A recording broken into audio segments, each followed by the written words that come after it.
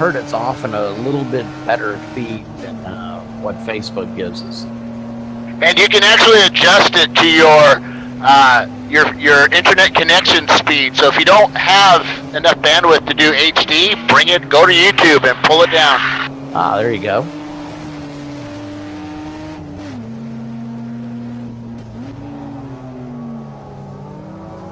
Yeah, folks, looks like we were having some problems maintaining the stream up to YouTube for some reason. And looks like our Facebook Live went down as well. No. And I think it's because of the way we set up the YouTube event for today. It looks like there was something wrong with it. So we are now streaming live to YouTube and Facebook Live, and we're recording. But thanks, Michael, for kind of watching out for us there. We appreciate that.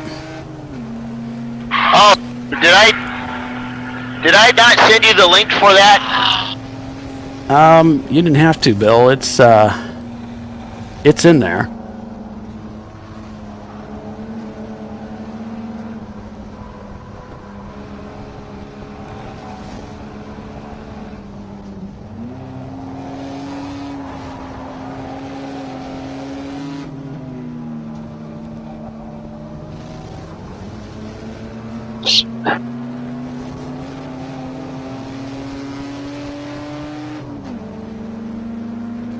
Okay, because I didn't. I need to go change the feed on Facebook or on the website thing because it's not on there.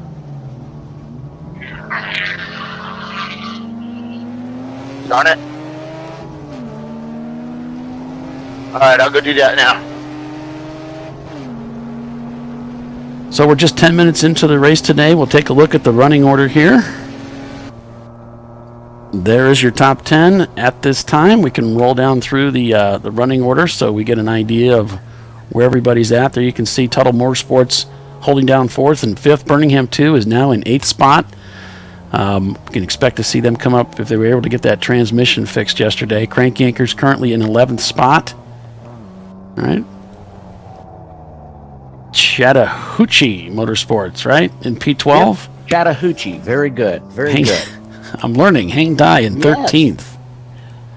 He can be taught. Lone Star Racers there in 14th. That's a team we saw in the top 10 yesterday. Ran most of the yesterday in the top 10. And look at this. Back again, 448 off track. Or 488, excuse me. Yeah, that's the backup red stripe racing car. Okay. So they were having trouble in the pits with the transmission, if I remember right, Doc? I think that is correct. It looks like they just went to the backup car instead. Oh, no. You're not going to believe this. 168, a black flag for passing under the yellow. That's the PMF Racing Mustang. Oh, wow.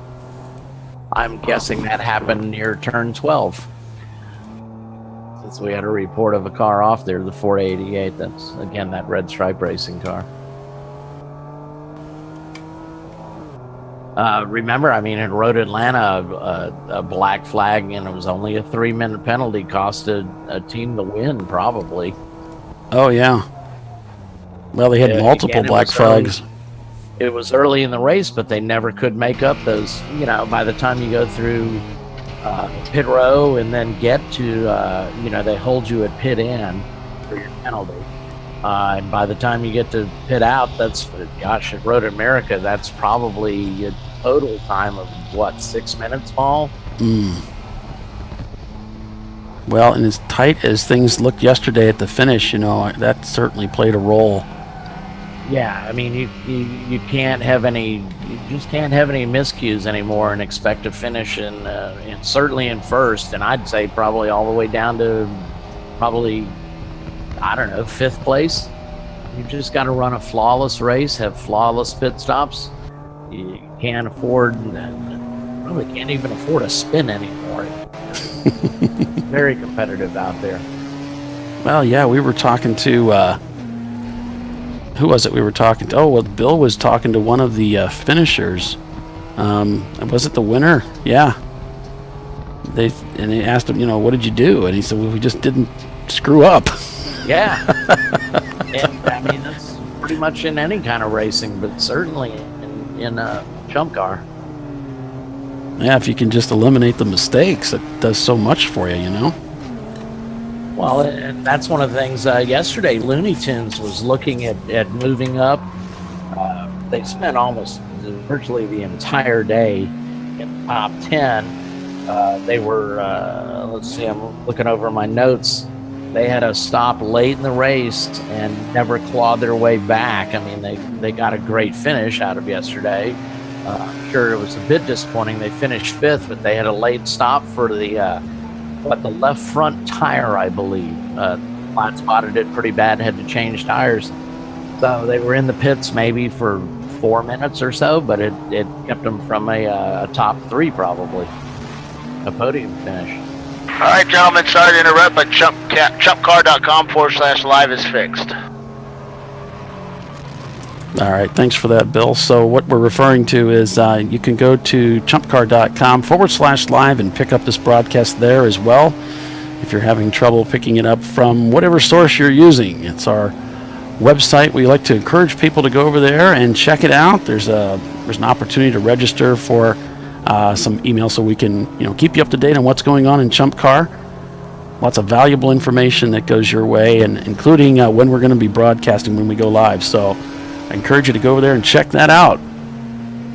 I wanted to point out our car running in second place. That's the 190 Superb. That's the Mercedes 190E. I don't believe he started yesterday. I show no finish for him and no laps turned, but there's another car running up near the front of the field that we didn't see yesterday. So there's a little bit of an unknown. Yeah, and there's Crank Yankers now up to 10th spot. Yep. So, I mean, we're seeing a lot of the same cars we saw yesterday near the top of this field early in the race. But they've got a long way to go. Yeah, we've got Tuttle Motorsports up in 4th spot right now. On board with those guys. Fastest lap time of 2:49. We were seeing lap times down around the 2:44 range in the very fastest of cars. Trying to remember what our fast time of the day was yesterday. Yeah, well, we didn't have our friendly RaceHero.io service running, so it's a little more challenging to find that, but if we can find that. Normally Race Monitor's got it on as well, but... So this is heading down into turn 11 with Tuttle Motorsports and their Miata. One of the orange ones. Yep. Running 4th and 5th with their 2 cars. Makes the upshift. The 107 car that's currently shown in 4th place they had some problems yesterday, so they finished 54th. So both of these cars are certainly capable, though.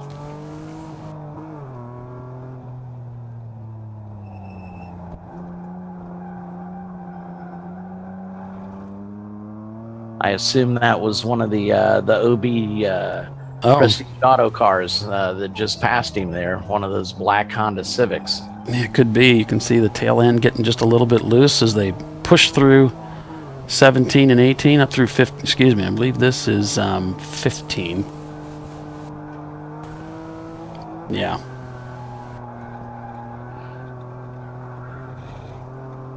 So there's your top 10 as it stands. Looney Tunes just going by in that Ford Mustang that won at Road America just a few weeks ago. Now Birmingham and Crank Yankers moving up past ISC services, right? So I believe I caught a glimpse in that last in-car camera of the KH Motorsports Ford Mustang. Finished 55th yesterday. Mustang looks good, but I need to get some more performance out of that car. Great group of guys. They're all they're based here in Texas, I believe, up in the Dallas area, if I remember correctly. I talked to them briefly at Barber last year. It's got that distinct Gulf livery, the pale blue and orange. Back on board with Crank Yankers Racing, now up to 9th overall. The driver is Misha. You're not going to attempt that last name? Goikberg? That sounds good to me. Misha, is that going to be German? Misha kind of sounds like Russian. Russian, there you go. That's why I can't pronounce it. That's Ah. any other language I'd be good with. There's the Miata losing it a little bit, getting a little loose there at the exit. Looks like Crank Yankers goes right on by. Yeah, they're on a mission to get to the front. Considering they started 40th and only, 7 laps in, Yeah. they're up to the 9th place. That's probably going to be another pass right there. That's the 4-banger Ringers Ford Mustang, a 91 model. Well, if you're just tuning in with us and watching today, you might be wondering what this is. Well, this is Chump Car, a grassroots wheel-to-wheel paved road course endurance racing series, which appeals to the pros for the same reason it appeals to the veteran drivers and first-timers. It's maximum bang for the buck with hours of track time on today's most sought-after world-class road courses in a fun, safe, and competitive environment. Chump Car attracts everyone from the most polished drivers to the rookie looking to experience what wheel-to-wheel racing is all about. And the best news is you can likely go racing right away, even if you don't have a car or a team, as there are always teams looking for new drivers. Basically, it boils down to this. If you want to go racing on the most iconic bucket list and some other third thing courses in the United States of America, you're in the right place. Yep. If you don't want to go racing, or if you want to go racing, not racing, you only have one person to blame, and that's you. And there's plenty of opportunity. Yeah. There are rental seats out there. There's on the Chump Car forum, there's a whole section on putting people together. And it's teams looking for drivers. It's drivers looking for teams. Yeah, so Crank Yankers now up to 6th, Doc, from that last lap. Yep. I'm not surprised. Guess who's right behind them? That'd be that Birmingham 2 Lexus SC300 who ran yesterday all day long with 4th gear only. So they've got that new transmission in there, and I'm looking for them to get up towards the front too. Now these guys, all the guys that you predicted that were going to be strong today, look at them. They're marching to the front. I'm telling you, I'm almost good at this. I'm telling you, you really are. Yeah. Hey, go to turn 12 camera. There's a car stop down there. Well, we got a car off in turn 12. Car number 71, we believe. Oh, this is that one would of be the Kodachrome cars. Oh, okay. This is looks like it might be a Miata. It's kind of hard to tell. Yeah. He's rolling again. Oh, he's back under power. Look at that. Oh. He's probably just waiting for a clear track to get back on. He looks like he's stuck in the kitty litter. If that's kitty litter, I don't know. It might be concrete runoff. It's kind of hard to tell. Yeah, the runoff, or the pebble runoff, or what do you call that? The kitty litter doesn't start until almost the end of that. That's all concrete down there. Okay. So he's back underway, it looks like. No harm, no foul. Hey, how's my level, by the way? I noticed last night it was really loud. It's great. You're a loud person, Bill. It's great. I'm hearing you fine. Hey, let's get people to share our video too. Let's make certain they share it, spread it around the world. Yeah, really, seriously. You guys, like I said, I'm monitoring the Facebook feed, but we'd really appreciate it if you share our feed. Get out there. I mean, I assume your friends are interested in what you do in your spare time. And, you know, everybody's bored with F1, so you might as well watch some real good racing. Yeah, exactly. And no spoilers today, folks. We don't get to watch the Formula One race until this evening, so I don't want to hear nothing. I've cursed Bill and Paul out both for that. Senna wins. Senna wins. Senna? Yeah, I doubt that. I guess we also need to give a shout out to all the mothers out there. Happy Mother's Day. I hope most of you aren't racing widows, but there's certainly a lot of ladies out at the track and a lot of ladies are racing in this series. At Daytona, I probably saw 20 ladies suited up. So this is, it's a great way to get started if you're interested in it. Yeah, I think we're going to see more and more of that, and that's encouraging. I like to see that. Lisa was asking if we're streaming to the YouTube channel, and I believe we are, Lisa. Verified. Yep. Yeah, we're out there, Lisa. We should be. She's on Facebook. I mean, I'll miss you if you go over to YouTube, but I understand it's we're up. Slightly better feed, so. Okay. So yeah, I've got a monitor up on that now, guys, so.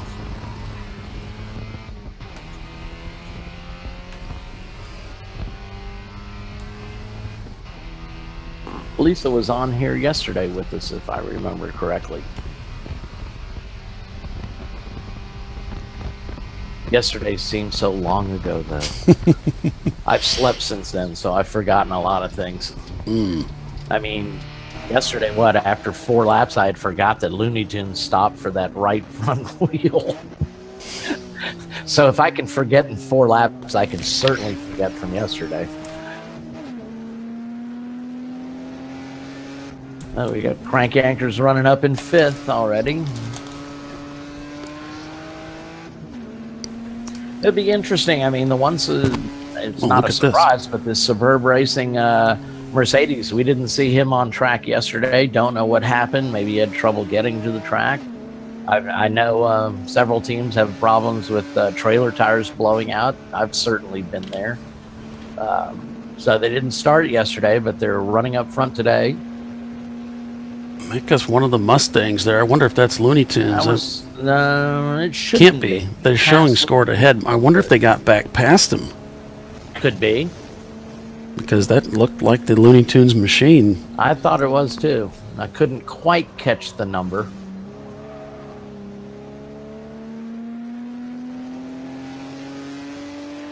Let's see if he gets back around him here as he heads down the front straightaway. If that American Iron has the legs. There he goes by. These guys are in a fight, Doc.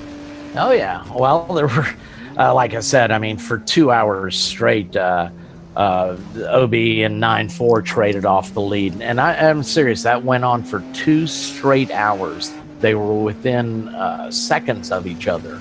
So they probably swapped the lead. I don't know. I wasn't paying all that much attention, but they probably swapped the lead 10, 15, 20 times. So, and it's always fun when you're battling for position, especially if you're running 1-2. Yeah, you can see being held up by a back marker here, trying to get the advantage. Whoa, we skipped way ahead. Yeah. Well, looks like he got by.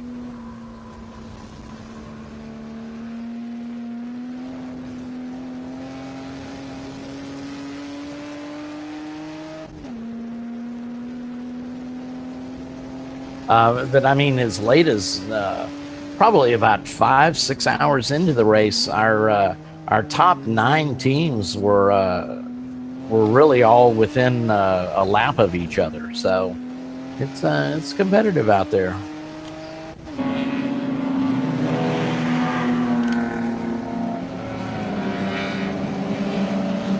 And of course, strategy plays a big part in these races. If you put 2 hours on fuel, that's only 3 stops in an 8-hour race, and I think all of them. I know the 9-4 Motorsports and the and Tuttle both stop at the same time with just under 2 hours to go. Yeah, these guys are in a great battle. This is fantastic. The BMW has the handling advantage, of course. And the Mustang relying on horsepower, torque to get out of those corners, to get a good run. This looks like, is this the Maserati? I'm not sure. We didn't talk about the bi-turbo yesterday. So this is what you love as a driver, is racing another guy for a position lap after lap after lap, playing to your car's advantage. He's loose. He's off the track. He's back on again. He just dipped a couple. Back in. Yankers. Got loose there a little bit. Pointed him towards the wall and recovered.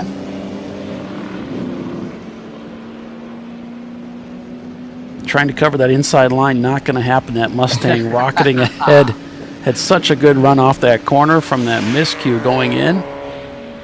Going to put a Miata between the two of them to see if that's going to slow down Crank Yankers at all. That very tight turn one, very tricky through here. Well, the guy gave him some room. Yep, very polite. I don't know what kind of horsepower that Mustang has. I know the 30 M20B25 motor that Tyler's running in the Crank Yanker got about 168 horse. So Crank Yankers. I run one too. Yeah. So Crank Yankers up to 5th right now with OB Prestige, the number 334 Honda Civic up to 4th. Superb Racing in 3rd, City Garage Racing in 2nd, and one of the TLM USA EC BMWs leading the way. We got a couple EC cars up front for a change. Yeah, we'll see if that lasts.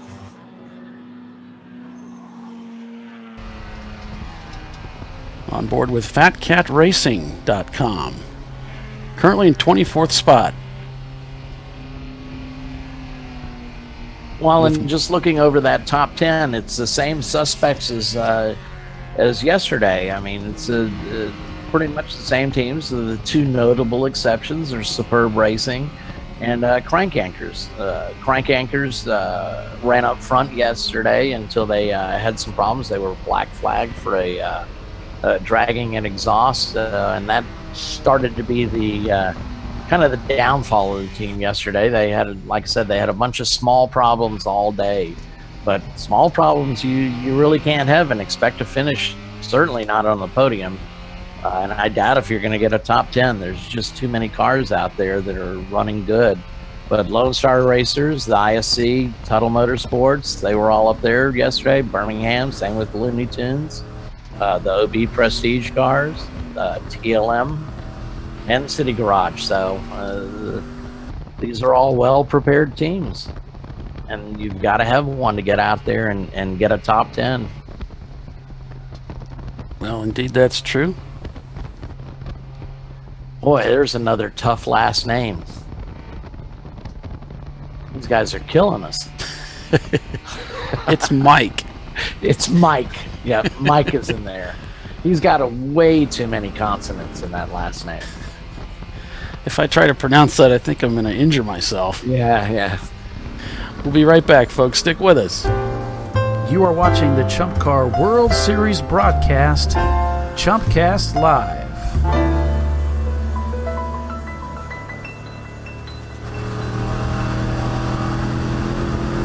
On board with the PMF Racing team and their Mustang. Doesn't sound good. Lost the back end there just as we came. We must have distracted him. That's a quick recovery.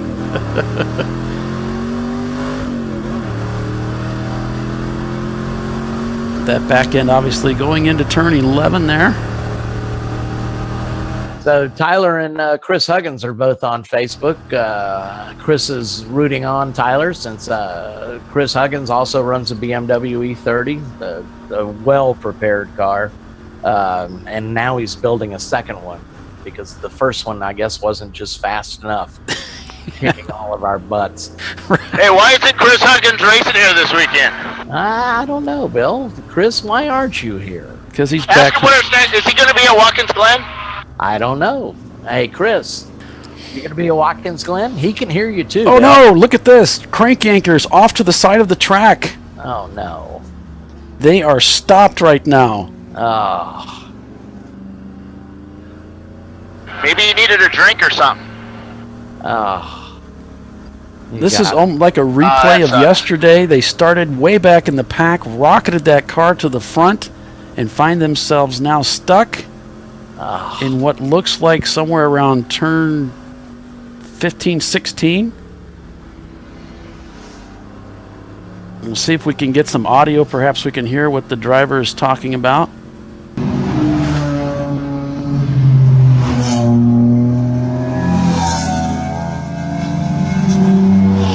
Once again, bad luck striking Crank Yankers Racing. We saw a lot of exhaust issues yesterday on multiple cars.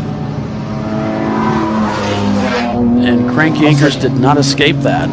Also getting a report from Michael there in race control that the Tuttle Motorsports car, the number 108 entry, is in pit row for a flat right tire, front tire. So that's going to shake up things a little bit. Those guys were running right next to each other. So we'll wait to see if we get any word back from control regarding Crank Yankers Racing and what's happening there, but they find themselves stranded. Tyler was commenting on Facebook that they have no radio, so they can't even talk to their driver. Yeah, that's what Tyler said yesterday. It was like zero radio. They just have to kind of figure it out. And I'm telling you, there's nothing more heartbreaking than if you're running up front and your car doesn't come by. I wouldn't know about that. Yeah, I wouldn't either. But I know about cars not coming by, but I wouldn't know about running up front. Usually, if I see my wheel go by, it's really heartbreaking. Yeah, this is something that Doc could speak, or Bill could speak into this, but it's not something that I can speak into at all. I've never lost. I've never body parts go flying up into the air, and things like that. It's all right. You get used to it after a while. Get used to it. Yeah, it's amazing what you can get used to. Never lost a wheel. I saw my car come by at Road Atlanta, and it's like, hey, wait a minute, where's the hood? Fire too. That's a good one. Yeah, that one I don't want to know.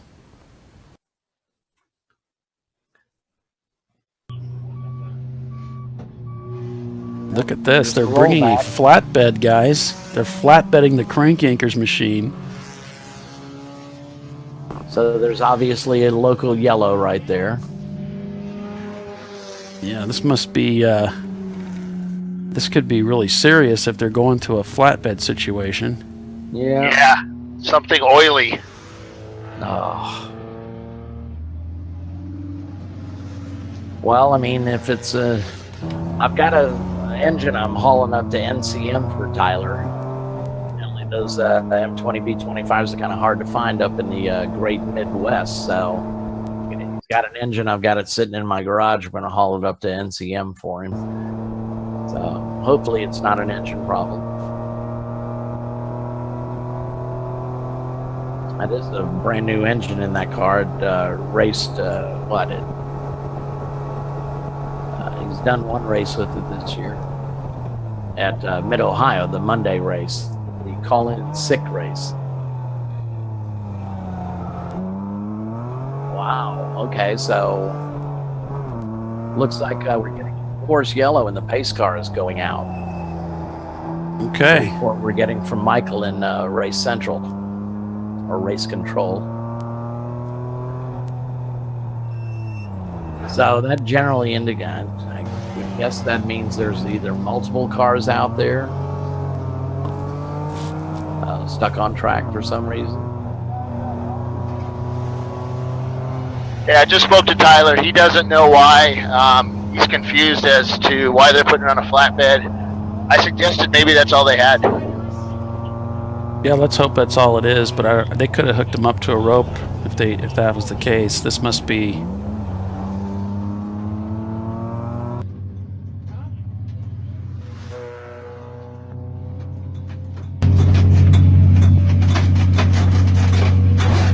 This doesn't sound good. Well, hopefully that's just the rattling of chain, not the rattling. I hope so too. Yeah. Was it making chunking noises, like maybe something stuck in the engine, the drivetrain's working as they're trying to pull it up?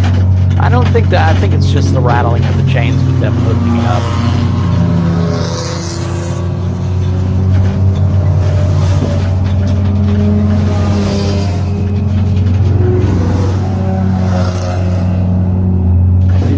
Clanking around, but I don't know if that's from the car itself or.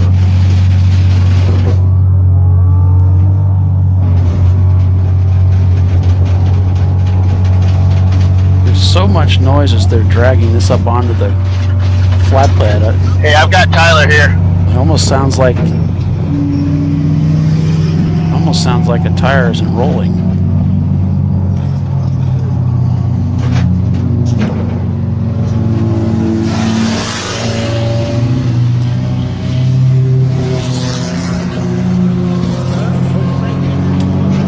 I have Tyler right here. All right, Bill.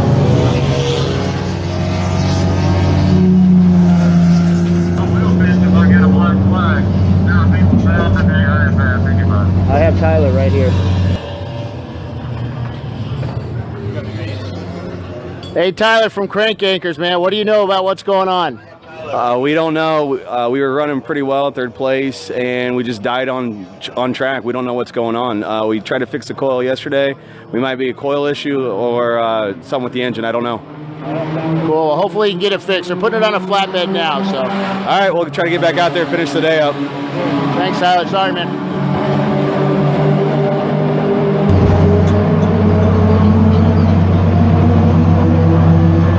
Okay, the pace car is out on track right now. All right, so we're going to be full course yellow here, even though it doesn't appear to be that way according to Race Monitor. But here is the running order. We'll go through that as the course goes yellow. There will be no passing for some time until they clear up that situation. You can see the TLM USA EC car leading the way with. Now it's Superb Racing in second in that C-Class car. City Garage Racing in third. OB Prestige in fourth in the 334 Honda Civic. Looney Tunes in fifth with Crank Yankers falling by the wayside. In P6, Birmingham 2 in their C-Class SC300 Lexus. Total Motorsports in seventh with the 107 car. Basil Weenie Racing up to eighth now. There they are. Up there today. Yeah, ISC Racing Services in ninth, and Lone Star Racers again in P10. I'm going to take a quick break there, Paul. All right. You got the helm.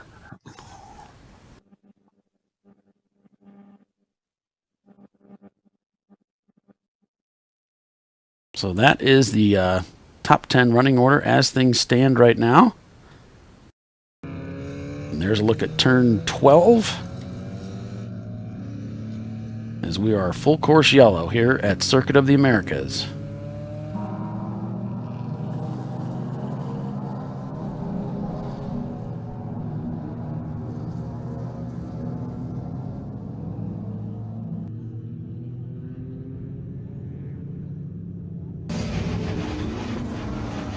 And this is where things stand so far for Crank Yankers Racing. A lot of questions, not a lot of answers, as cars being returned slowly off track. It looks like they're driving through the other side of the guardrail for some reason, taking the car back to the paddock area, no doubt, or the pits. Looks like they're making a left-hander here. So obviously a service road that they're using to transport the car. Looks like the pace car is now in the pits, so that yellow may have just been for the Crank Yankers machine as they flatbedded that car. 186. He's missing his right front wheel. Okay, we can send that. That's of course the Crank Yankers car.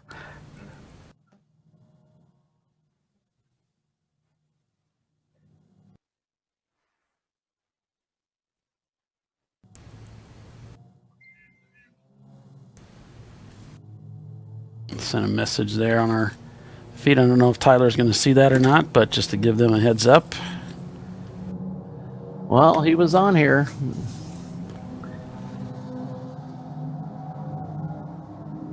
So thanks for the update on that, Michael. We appreciate it, and hopefully that message got back to the team so that they can begin preparing to resolve that. Looks like we're getting a report from Michael that the pace lights are out, so we expect to go back to green here soon.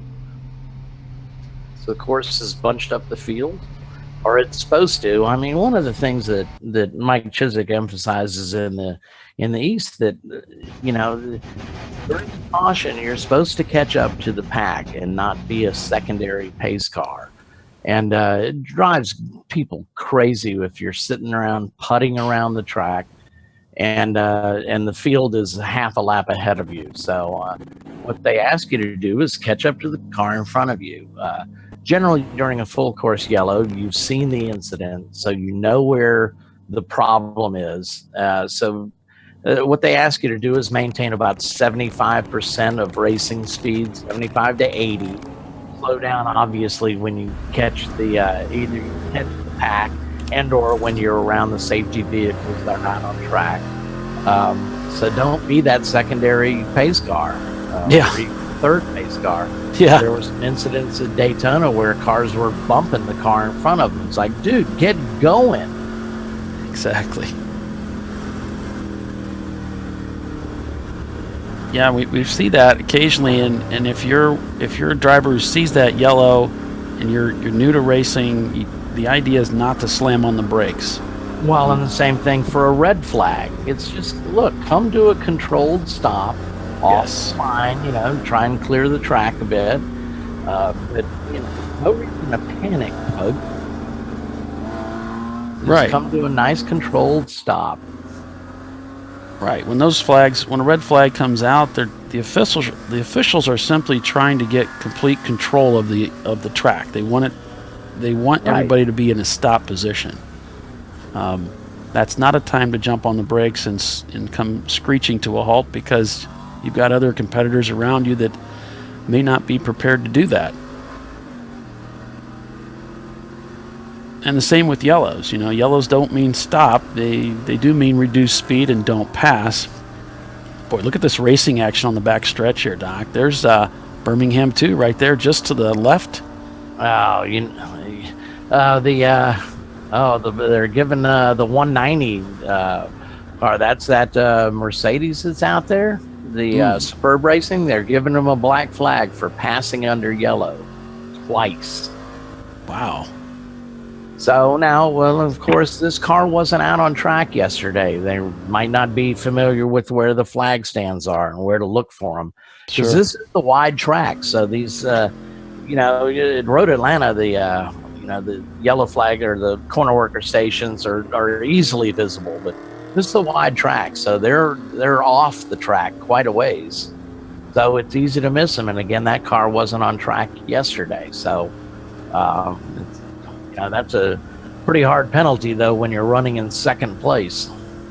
Well, it's not only a wide track, it's highly technical, very challenging. And for a driver who's inexperienced with the course, they got a lot going on. They're very busy. But that's where those Friday track days, those practice days, really come in handy for your drivers. You want to get them out there, get them familiar with the track, assign them duties to find the flag stands and call them in over the radio only when they see them, to make sure that they know where those stands are located. Creates some muscle memory for their eyes as they're driving out there. And you really do have to train yourselves to look for those stations. The one at Road Atlanta, when you crest the bridge, what used to be gravity cavity, going down into turn 12, the flag stand is behind the bridge, and so you're lining up on this flag that's painted on the crossover bridge, and then you just have to train yourself to glance over to the left and make sure that guy's not waving a yellow flag, because it is a blind crest. And like you suggested, Paul, what we have our driver do is on the pace car laps. Sometimes the flag stations aren't manned fully on Friday on track days and that. So we have our driver call them in. So turn 10, left. Just so you get used to where they are. And frankly, we're taking advantage of that NCM test day. It's $250. It's unlimited drivers. Yep. Good. 6 hours on track or so? So we've never been there. I've got Jason, one of my drivers, rented a seat out there at NCM, but now we're running the full grand course, and that's a long track. It's probably gotten almost as many turns here as COTA.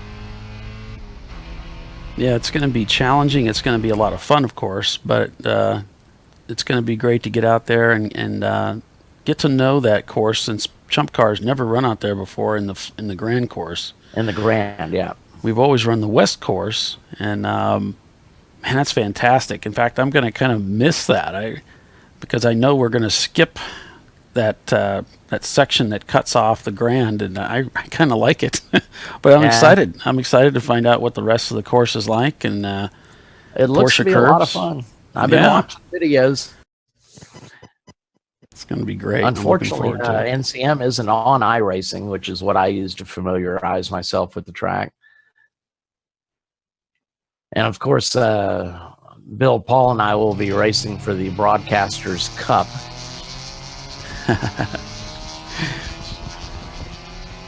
Yeah, we might have our own little trophy series going, just the broadcasters.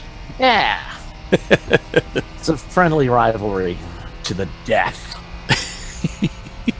Car number 808, black flag for passing under yellow as well. That's kind of coming late, but maybe there is a local that we're not seeing.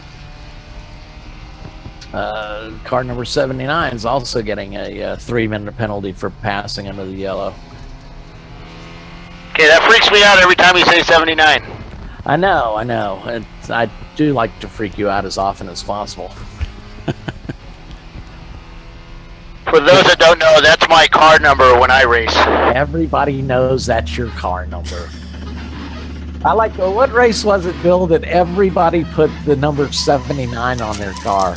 Oh, the championship. I made a suggestion that people put a number on the back of their car to help us, if something's wrong with your car, we can radio in and say, hey, car number 79, its wheel's falling off or something like that. So a bunch of people put car number 79 on the back of their car.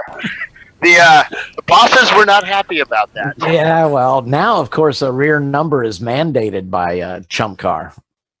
Another rule that I started. Yeah. I didn't know that. So now I got to put it on the back of the car, the top of the car, the sides of the car. Well, they'll give you they won't give you the number panels. Those you got to pay for. But the sponsor panels are free. The windshield. Oh, hey, Tyler's car is kind of really screwed up here. Like fenders are all smashed in. Sounds like he hit a wall. No, it looks like a tire issue. Okay, well, we had a report that he lost his front wheel. So we got yeah. Oh, I see why. The studs broke off. Ah. Yeah, they sheared. Okay. So a lot of damage to that fender. But for a passing yellow car number 808, that would be the minimum effort. He's getting a 3-minute penalty for passing under the yellow. So it looks like they need to change that hub out, and they should be able to get back in it here. Oh, yeah. Maybe just the rotor. I'm not sure. How's that E30 set up with that? The Beats the hell out of me. That's one thing we haven't broken yet. Yeah. Well, the E36, they don't have studs for the lugs. It's like a bolt that you put in that to hold the wheels on. So is that more of a traditional setup for an E36? Like the hubs are studded? We haven't had that problem yet. Well, you've taken tires off the car, haven't you? Well, yeah. Okay, so we the studs on our tires, but the studs stay with the hub, right? I believe so, yes. Yeah. Well, they're screw-in studs. Yes, okay. They are screw-in studs. Okay. I'm sorry, I kind of misunderstood what you were asking me. I don't understand what I'm asking either, so don't feel bad. I easily confuse myself. Touch it. This young lady just touched the caliper. She did it like it was hot. It's hot. It's hot. I wanted to see how hot it was. Curiosity. Buy a temperature gun. No, just touch it. Haven't you ever been curious? You just wanted to know. I've never been that curious. I burned myself on a stove when I was a kid. Yeah, well. All right, we'll leave Tyler alone to get his thing fixed. I think I'm gonna yeah. No kidding.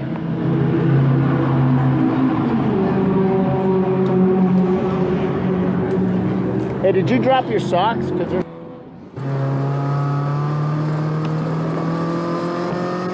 On board with the team, Hang Dai, currently up to P14 right now in that Miata.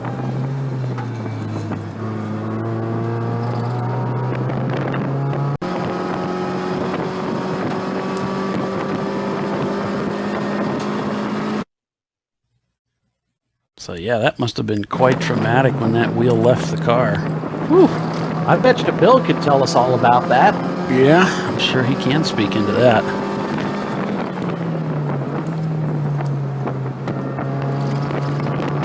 Your mind is trying to comprehend what's going on.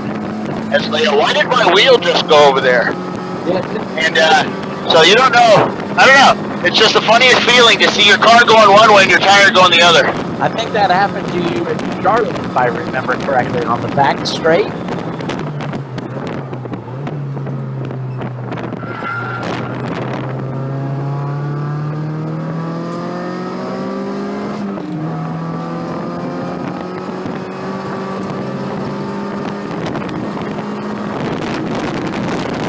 So there we can do a top 10 rundown here.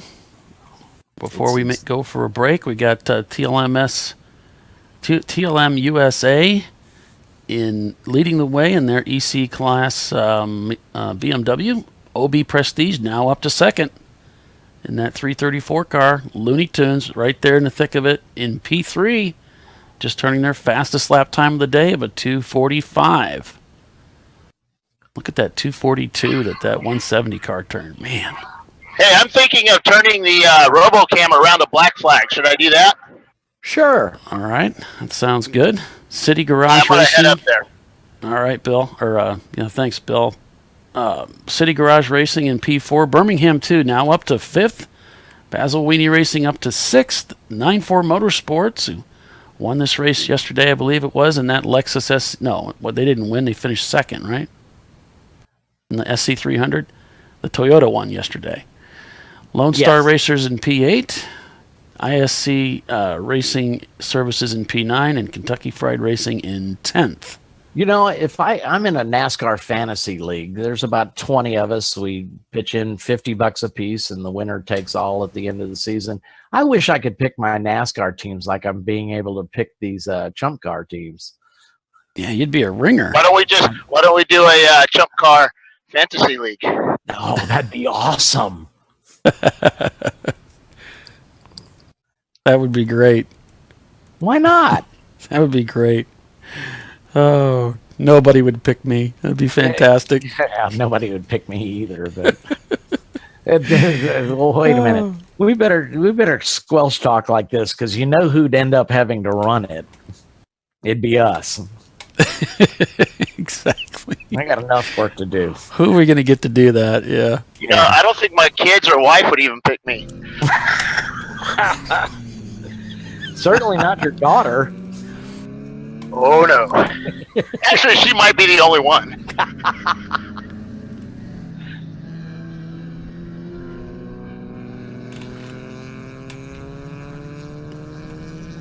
So stick with us, folks. We'll be right back.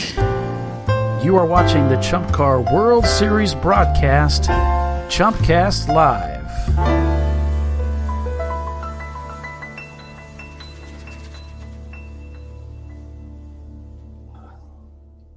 On board here with the Iron Wolf Racing Team, driving that Datsun 280ZX. These guys had quite a battle on their hands yesterday with mechanical issues. With the first hour gone, they find themselves down in 44th position, but they kept getting that car back out there over and over again. We always like to see that.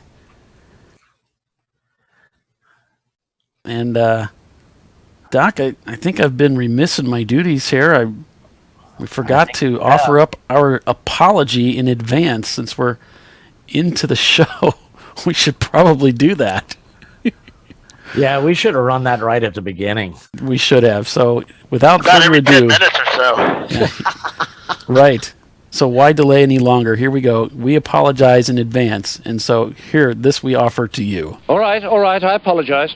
I'm really, really sorry. I apologize unreservedly. I offer a complete and utter retraction. The imputation was totally without basis in fact and was in no way fair comment and was motivated purely by malice. And I deeply regret any distress that my comments may have caused you or your family. And I hereby undertake not to repeat any such slander at any time in the future. I'm sorry and I'm stupid. I prostrate myself before you and beg your forgiveness. Jeez, I'm an idiot! I'm gonna go ask directions to our next huge, embarrassing failure.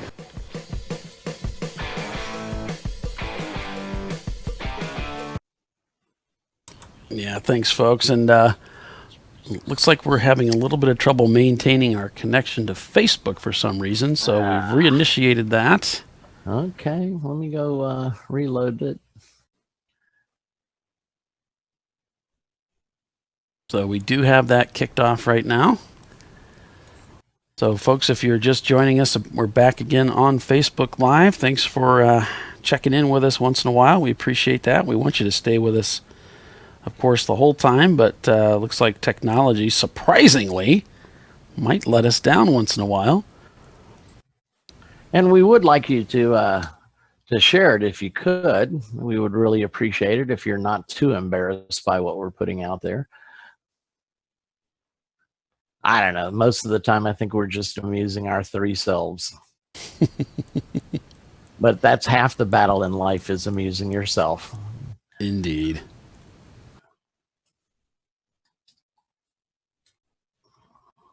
So we're on board with the Iron Wolf Racing team. Obviously, a little bit of feed issues there, so we'll step away from those guys as we look at turn 20 here at Circuit of the Americas. You can see cars progressing through turn 20 and heading out onto the front straightaway.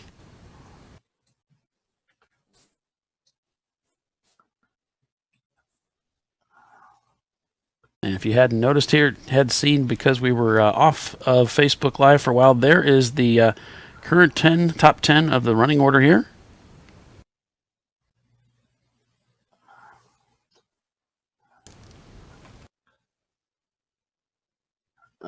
Looks like car number 512 has been black flagged. That would be the Deep Eddy Mazda Miata. They've had several off-course excursions.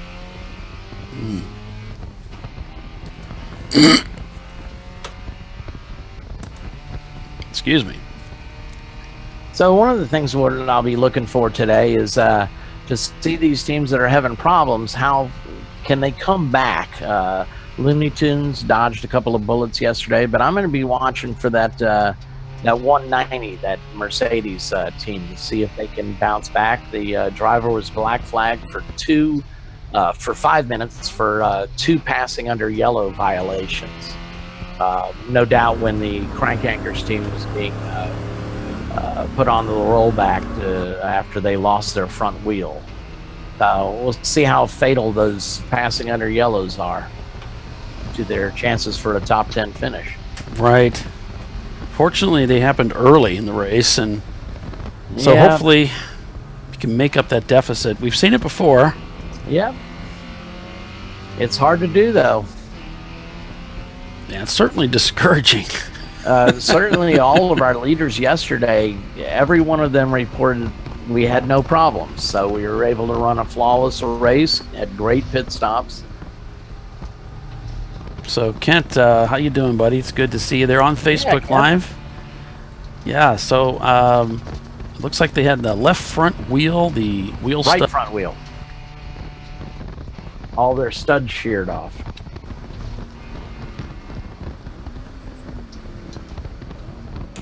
I just lost my microphone there for a moment, which is probably a good thing. There we go. I think my battery pack ran out. Our viewers appreciate it.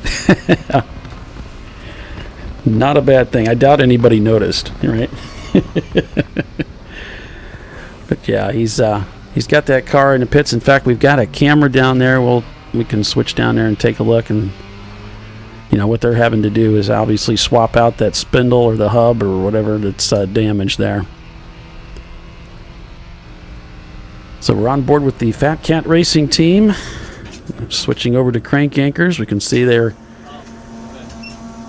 It's got somebody in the car right now.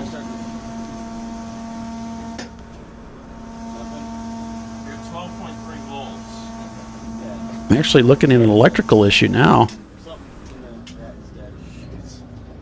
Some kind of a fuel-related issue, it sounds like, Doc. Stuff will drive you crazy. You had a problem with the coil yesterday.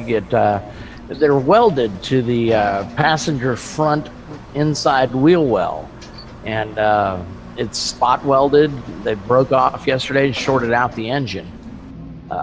I know we just re-welded ours because it is a problem that I've heard on other D30s. Yeah, one of the drivers was commenting there. Somebody said something about, that it was there was so much vibration when they lost that wheel that it could shake anything loose. Oh, I'm sure of that. Yeah, and you notice how much damage he had on that, on the fenders. Right. So we got a report from Michael there that the TDN Racing, that number 79 car, has they spun at turn 4, stopped, but they're back underway now.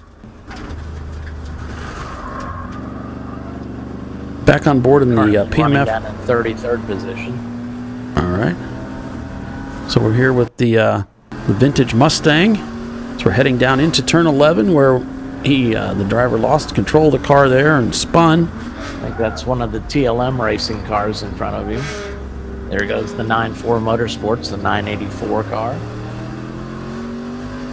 That was our first place finisher yesterday. Able to keep up with him on the straights here.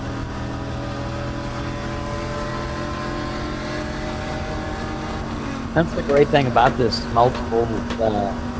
We have probably 12 different makes of cars out there. They all have their strengths. They all have their weaknesses. So we saw Crank Yankers trading places with the Mustang. Mustang had the horsepower advantage, but the BMW had the handling advantage. Right. So PMF Racing in their vintage 66 Ford Mustang now in P27. As he heads through 15 into 16, this looks like. There you can see that 251-foot observation tower just to driver's right. As they head down into this very exciting turns 17, 18.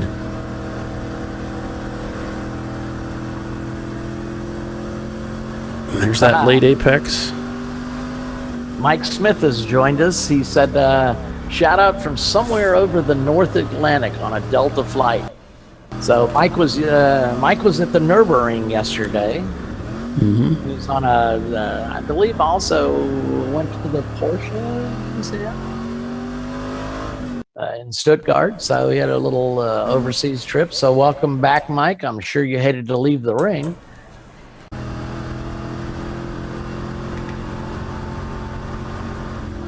So things developing once again for Crank Yankers here in Texas.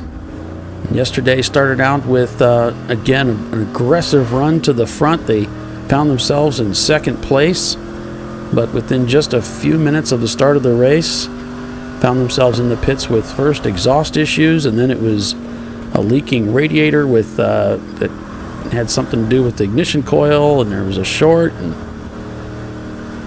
today it's a failed wheel hub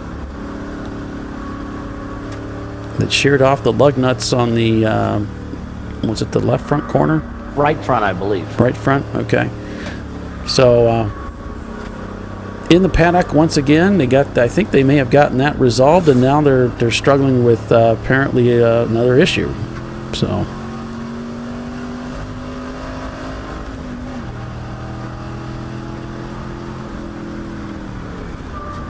That's a heartbreaker. It's a long tow. Yep, he's of course based out of Fort Wayne, Indiana, the same Paul. Yeah, he's my buddy. Yeah, he's a nice guy. I was friends with him on Facebook for a while, and finally got to meet him last year at Barber.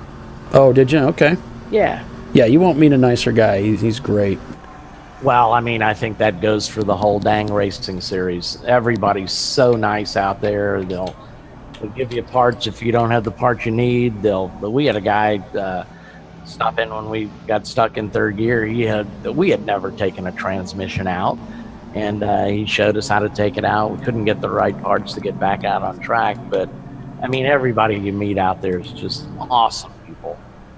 Friendly, you loan each other tools, you help each other out. Everybody wants to see everybody do well. Now, they'll race you like hell on the track, but once you're in the pits, it's everybody helps out. And it's just a great group of people to be around. And then pretty much you can say that about every auto racing series, but Chump Car, I think, is even a little bit more special, I think. Hey, Paulie, take a look at the RoboCam. Tell me what you see.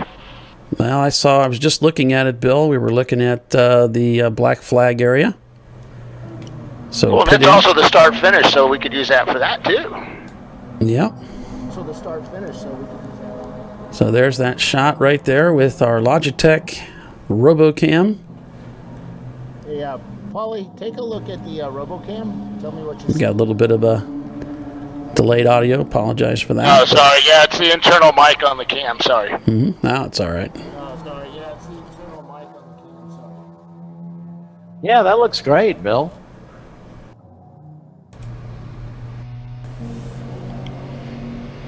On board here with fatcatracing.com. Now up to 22nd. With our good buddy Mike at the wheel. Mike, Drzayc. It even almost hurts to spell it. Drzayc. I don't know. I'll give it a shot. Oh, sorry. Yeah, it's the internal You are the man.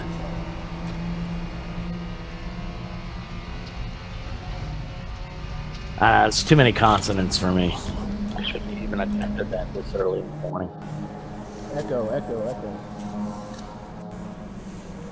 So there is let's go through the running order here. We've got TLM USA leading the way. Just an hour and 15 minutes into this 8-hour race today at Circuit of the Americas. It's the Chump Car 88 Enduro sponsored by Cool Shirt Systems. We're going to try to get Bill to get a hold of those guys so we can get an interview. Unfortunately, I got one yesterday, but for some reason the microphone wasn't working. So we're going to have to reschedule an interview. He had to leave this morning to go to another race. So yeah, we'll get him back. We've already got some things planned out. Well, if we can get him a message, an email, we can get him on the show through the bridge. I'd be happy to interview him that way. Yeah, we'd like to talk to him and hear about Cool Shirt Systems. They're our title sponsor for this race today. Well, we can get Andrea to get a hold of him via phone. He might be on an airplane, but he has to stop somewhere. Yeah. Boy, now we're really pushing it. So I want to do a shout out to Mike Knotts. He's watching us from Germany on Facebook. So welcome, Mike. I hope you like what you see. I don't know about what you're going to hear, but probably just a lot of nonsense. Well, that's what we specialize in. At the 45, the Kentucky Fried Racing BMW there that was just stopped at pit in. It's a little early for pit stops, so he might be having some problems in that car. He was running up the top 10 there. He's dropped down to 13th place now.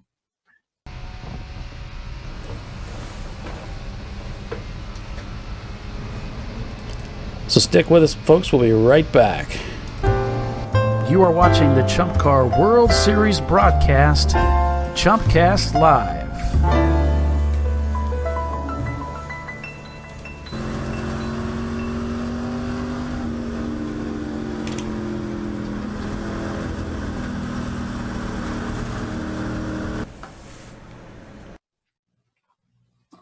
So this is a view from inside the PMF Racing Team and their 66 Ford Mustang.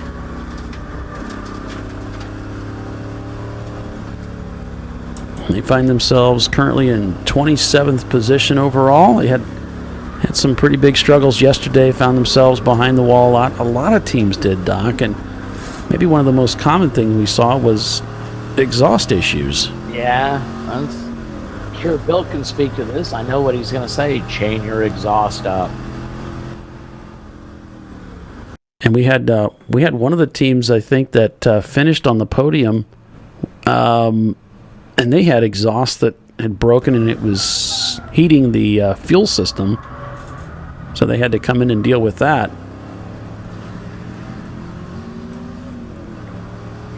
And we were just seeing one after another with exhaust issues. So Rodney Earwood's watching us. He's got the what do you call that car again? He's part of the John Allen Special Racing team. They were the 4-car juggernaut. So they kind of made fun of me naming them with the juggernaut label. But he's got a 280Z with the BMW engine in it. Car's wicked fast. He went by us at Daytona like we were standing still. Managed to had a couple of incidents. I think he said he dinged all 4 corners. I know Rich Santiago was driving the car and lost his brakes, went into the wall. I think he didn't do any permanent damage. They were able to get back on track. The ZMW, yep, that's what he calls it. Jeff Burdett has joined us. Jeff has been a volunteer of many races. I first met him at Barber last year. Really nice guy. He's a sheriff's deputy down in a little south of Atlanta. He's building up a Mustang to come race with us. His plan is to debut at our local track here, Atlanta Motorsports Park, in late October. I don't know if you heard me yesterday, Jeff, but Paul at some point during this race is going to be giving away a $200 race credit to a new team to Chump Car, and you would be qualified for that, my friend. So be listening. Yeah, definitely. We hope you have the opportunity to take advantage of that. and it's an exclusive Chumpcast Live giveaway. Only here, folks. Yeah. So we're on board here with the Iron Wolf Racing. So Mike Smith was saying this morning on my 2-hour trip to the airport, I was legally at 100 miles an hour plus for 50 minutes on it. I'm sure that was on the Autobahn. One of the great things about the Autobahns is, the European drivers know how to drive. You only get in the left lane when you're passing somebody. Otherwise, you stay to the right. And that's a lesson a lot of Americans could learn. Actually, Georgia started pretty aggressively ticketing people in the left lane. Because you're a hazard. I know you think you're being safe, but you're really not. Right. Now, I'll take the risk of a ticket if I can, cruise at the speed I want to. And you're being in the left lane means I have to pass you on the right, which is dangerous.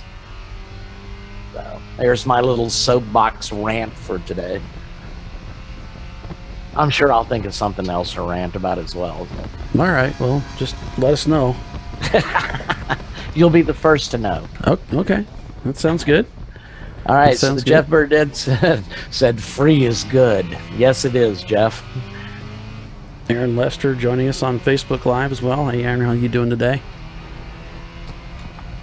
Appreciate all your help that we had at, what was it? We were at Road Atlanta, and Aaron was there helping us out with the broadcast. It was great. I was racing that race, so I wasn't able to help you out. I'm a little help even when I am being on the broadcast. So, well, you are appreciated. I appreciate that. I feel better about myself now. Good.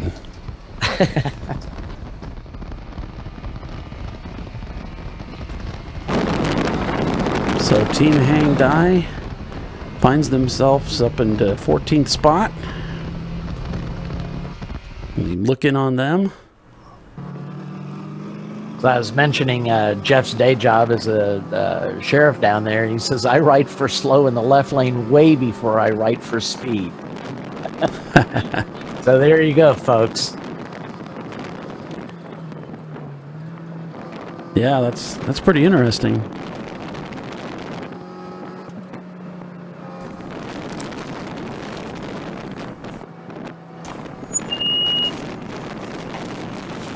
Sorry about that. A little bit of feedback.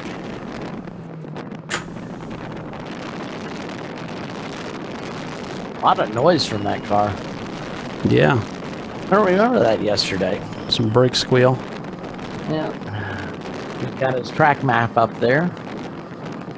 Not sure I'd be looking over there often, but I suppose if you go off, it's nice to tell the team where you went off.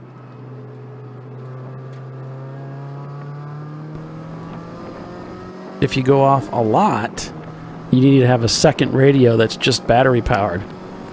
So that way, if you lose power, you've got a way to talk to them.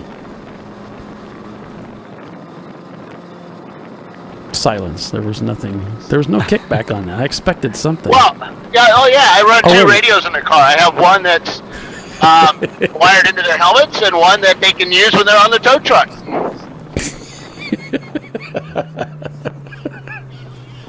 I don't know why. We learned that the hard way because, it's nice to be prepared when the tow truck arrives. It really sucks when you're sitting there, eating your ice cream and, oh, here comes the tow truck, and why is there a yellow car in the back of it? That car looks familiar. I didn't know there was another MR2 out here. Yeah, who knew? And what really stinks is when you have multiple yellow cars, so, oh, great, it's not mine. But you have that freak out second, Oh, sure.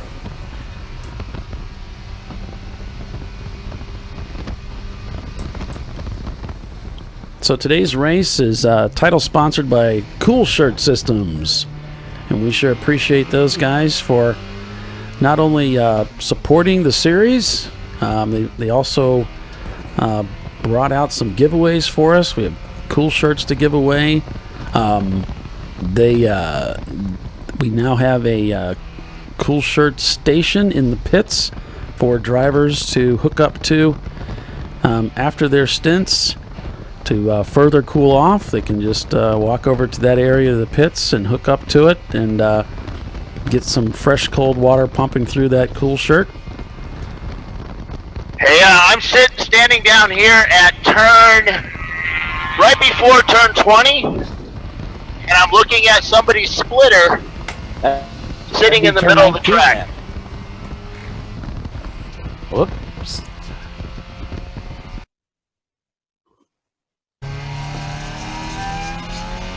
Everybody's.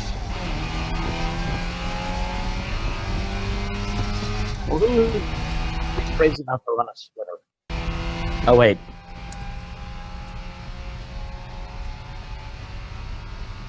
So Mike Smith was asking why. Doesn't the radio work off the battery? I assume if you lose power out of your battery, yeah, your radio's not going to work. I think he's killing power. We run a 12-volt adapter, like a battery replacement thingy on our radio. Gotcha. So it's always connected to the car. You turn the power off on the car and it shuts the radio off. Sure. Plus, it's much easier to have the guy grab a radio that's fully charged and be talking to me in the tow truck, letting me know what happened to the car and what parts I need to get ready, that kind of stuff. Sure. Well, I know at Road Atlanta, we had a red flag early in the race, and Jason, my driver, shut off the car. Well, the red flag was basically on the hill approaching, coming down into turn 12, back onto the main straight, and there we watched our car with no power just coast.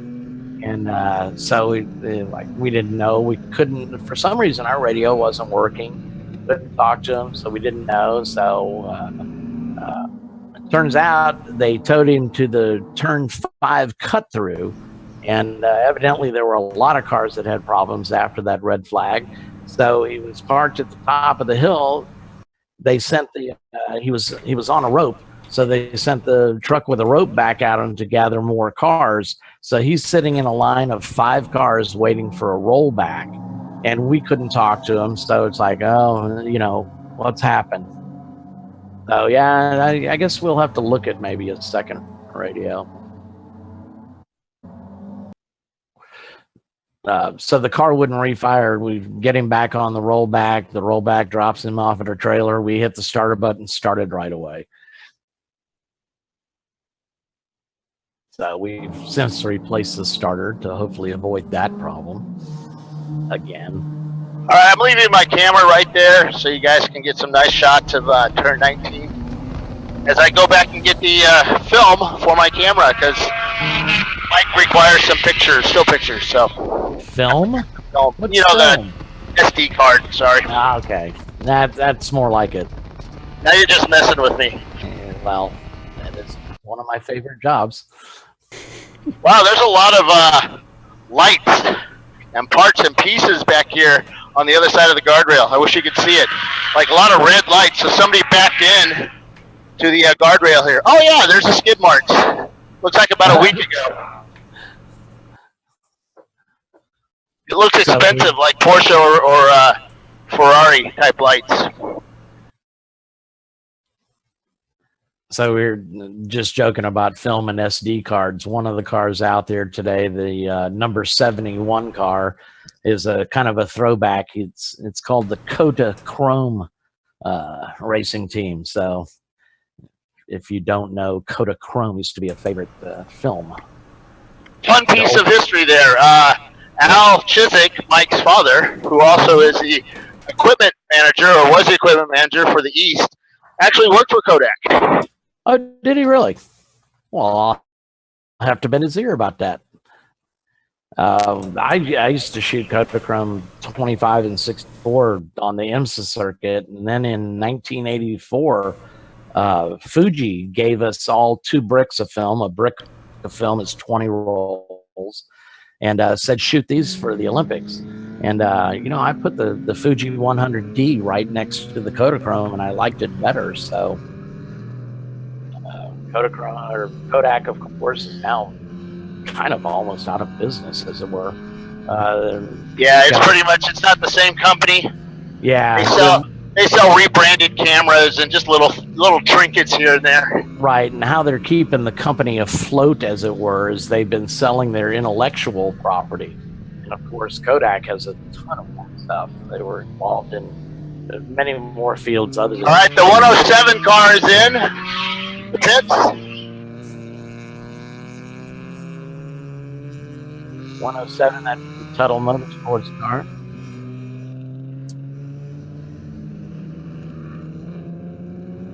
It's a little bit early for a pit in my mind after an hour and a half of racing. You certainly want to go, if you expect to finish up very near the top, I would expect you to go 2 hours. If nothing else, at least an hour and 45 minutes. So I would guess this is an unplanned stop for that number 107. Yeah, it could be. They did say they needed to gain a second a lap. Well, that's not to win this. So just a second a lap could reduce your fuel use. I mean, could increase your fuel usage by quite a lot. That's true, but I mean, this is well, and of course their sister Mitsubishi Eclipses. So their other car, the 108, was our second place finisher, about a minute behind the 9-4 Motorsports winning car. All righty. Oh, that we have the keys to the castle. Let's go, man. Yeah, I'm afraid so, Bill. It might have been a fatal error. Now we're on board with the Iron Wolf racing car, currently shown in 41st.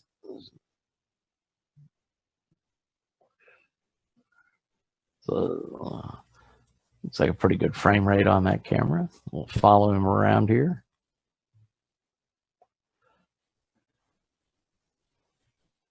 Just now entering the front straightaway after exiting turn 20.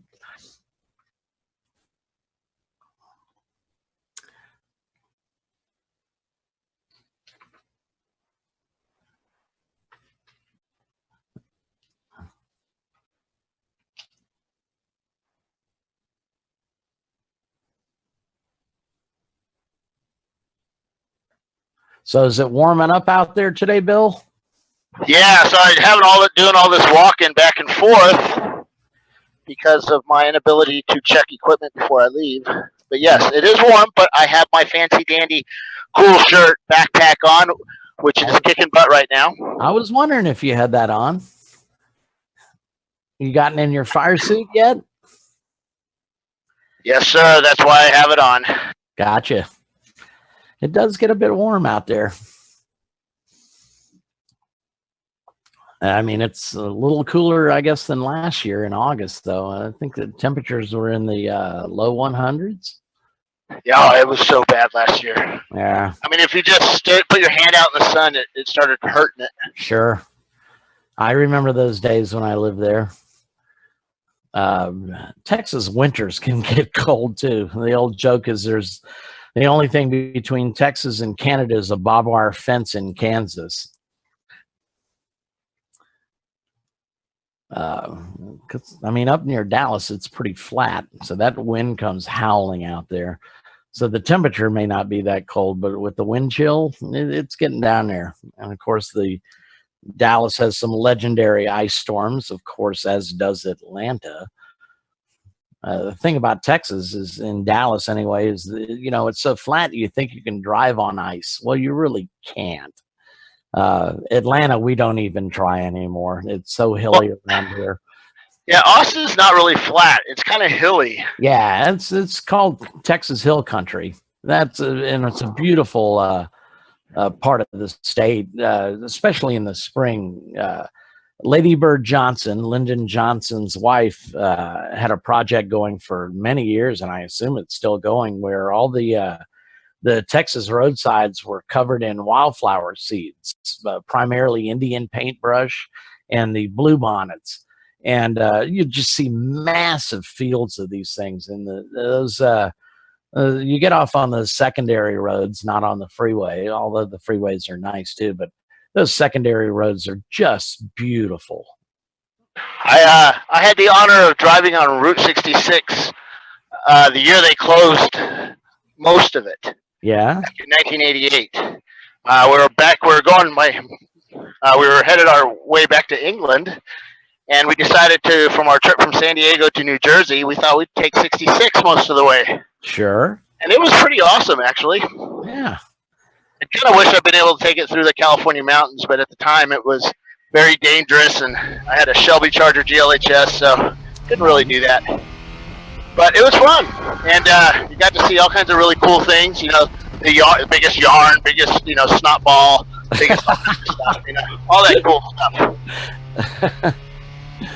stuff. Cross country trips are a blast. I love them. I like driving. I've done the West Coast to Dallas trip many times back in the. Back 30 years ago, when I worked for VW Porsche magazine, you proofed the magazine with blue lines, and so twice a month you'd make that trip just to have a look at the next issue, make sure it's all laid out correctly. And I like those trips. I had a little Scirocco, an '83 Scirocco I bought from my cousin. So every free part that came into the magazine for Volkswagens was put on my car. And that little thing would fly. Yeah, those are neat little cars back then. I always thought they were swoopy. They're a little out of my price range as a low-ranking Air Force member, but they were cool little cars. Yeah, I had the '83, I believe, was the year, and that was the year that Scirocco went to a rounded body style, and the cars were actually designed by Pininfarina, which was Ferrari's design shop. So it was a good-looking car. And like I said, I had every, aftermarket performance part on it. I finally, about 3 years ago, I finally sold off the last of the parts. Actually, I hopped on a Scirocco forum and said, "Hey, anybody want this stuff? Did you pay for the shipping? I'll ship it to you." I had Coney adjustable air shocks for it. I had several sway bars. Yeah, it sounds like me and Toyota MR2 Mark 1s. I've got so many parts.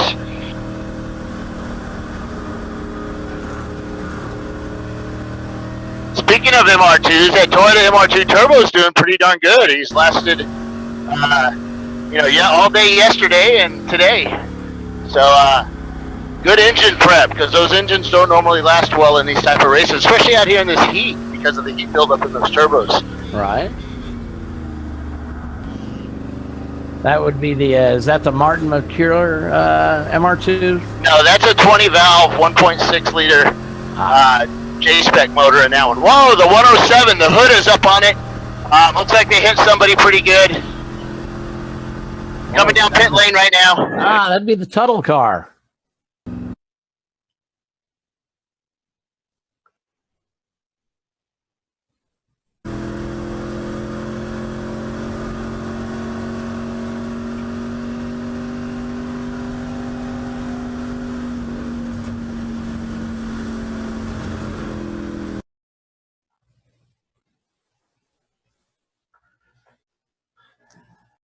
So we got a report from Michael that there's a car stopped at number 9, and I'm afraid it's the Birmingham 2 car, number 255, that Lexus SE300.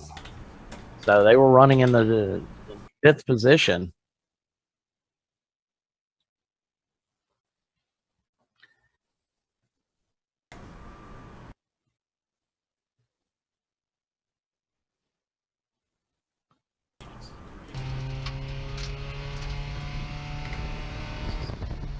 Yeah, we had a couple cars off track here at the same time. Looks like that was one of them.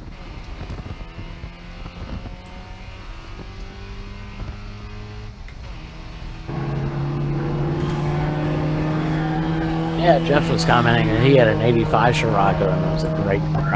I love mine. Mine unfortunately met its untimely device coming back from Los Angeles in the winter. I normally take 10 south, but my dad talked me into going up on 40, and outside of Albuquerque, in a snowstorm, a trucker didn't see me, and took me off the road. I rolled the car 4 times, ended up in a big drainage ditch. So that was the end of the Scirocco. Wow. Almost took you out. Were you injured? The 128's coming in. He's dragging the exhaust on it. Okay, thanks for that, Bill. What car number was that? 128? 128. I don't show a Little Miata. Little orange Miata. Okay.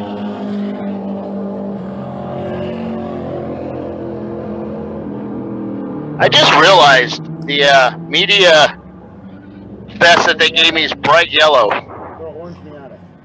Go figure. So yeah, 107's in the pit end with damage to the right front. So that was from contact out on course, we believe.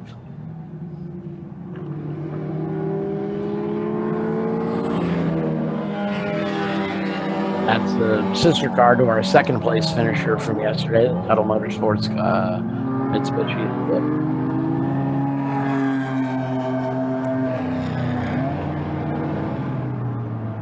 Well, we'll do a full race rundown here of the standings as they are. There are the top 10. TLM USA Matilda leading the way with OB Prestige in second. We've got Looney Tunes in third. Team that did well yesterday, but they won back in Road America just a few weeks ago. Basilini Racing up to fourth now. City Garage Racing in fifth. 9-4 Motorsports find themselves in sixth. Lone Star Racers in seventh. ISC Racing Services in eighth. The number 169 TLM USA Teresa Car in ninth. OB Prestige in 10th. And there we got 11/10 Racing in 11th position. 9-4 Motorsports in 12th. Birmingham 2 now down to 13. Of course, Doc just mentioning they found themselves stranded, so we'll have to check in and see if we can find out what's going on with those guys. Tuttle Motorsports in P18 with that 107 Honda Mitsubishi Eclipse. Fat Cat Racing in 19th. And it looks like we got a little confusion there. We got 2 19th place cars. Also the Dan Ratherby Racing. Oh, they're down to 20 now. Okay. Deep Eddy Racing in P21. Donkey Punch in 22nd. Unintended Acceleration in 23rd. Superb Racing in that Mercedes 190E in 24th. Minimum Effort. Car up near the front. Yeah, Minimum Effort. Black flag for 2 passing under yellows.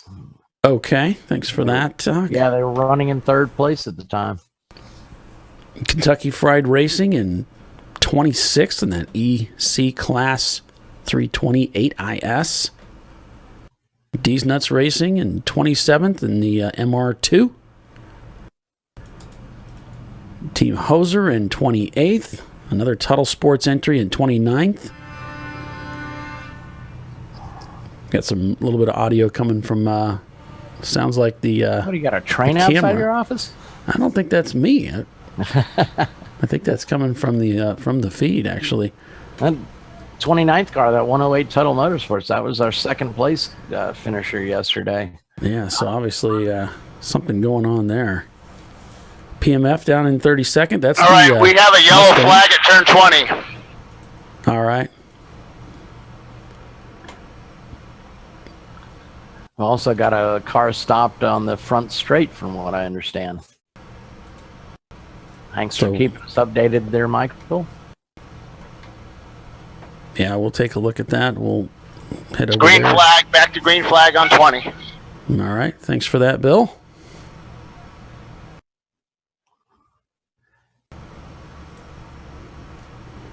And there's a look at turn 20 now.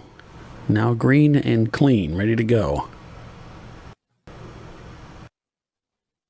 So if you'd like to find out more about Chump Car, you can head over to the website, chumpcar.com. There's a lot of information there available to you that you can take advantage of. The rule book is there. You can get registered into the forum and learn about Chump Car from those guys. You can also volunteer. You can sign up to be a volunteer at one of the many Chump Car races. You can also see the Chump Car schedule and see when a Chump Car race might be near you.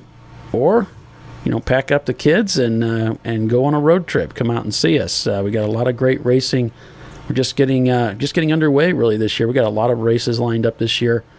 We're going to be at Watkins Glen in a couple of weeks. We're going to be at the National Corvette Museum in Kentucky, racing the Grand Course there. For the all-important Broadcasters Cup. It's something you're creating. I'm lobbying to have it named the... Is it made by Champion? Is it supplied by Champion? Yeah. Well, it's like my kids, you keep talking about it and you're hoping it's just going to become it's going to become a thing. If I just keep talking about it. Well, Mike is sitting over by the TV watching our broadcast, so I would have suggested. No, I'm going to suggest it. I think it should be the Broadcasters Cup, and then, of course, we got room for, sponsored by whoever's going to be out there. I'm sure RVA is probably the official sponsor, although I can't remember. I've looked at the supplementals, but... And with our luck, Dan Rather shows up and kicks all our butts.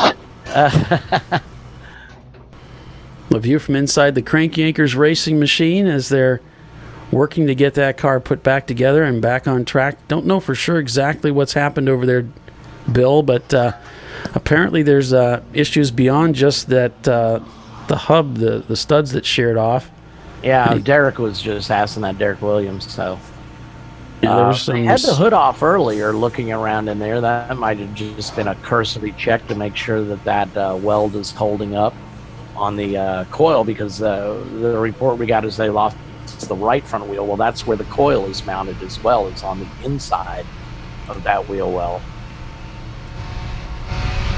Right, so these E30s using a traditional ignition coil, unlike our E36 that has a coil for every spark plug. Yeah, you got one of them cheaty engines. Yeah, distributorless ignition, whereas the E30, the earlier generation BMW, has a more traditional ignition system.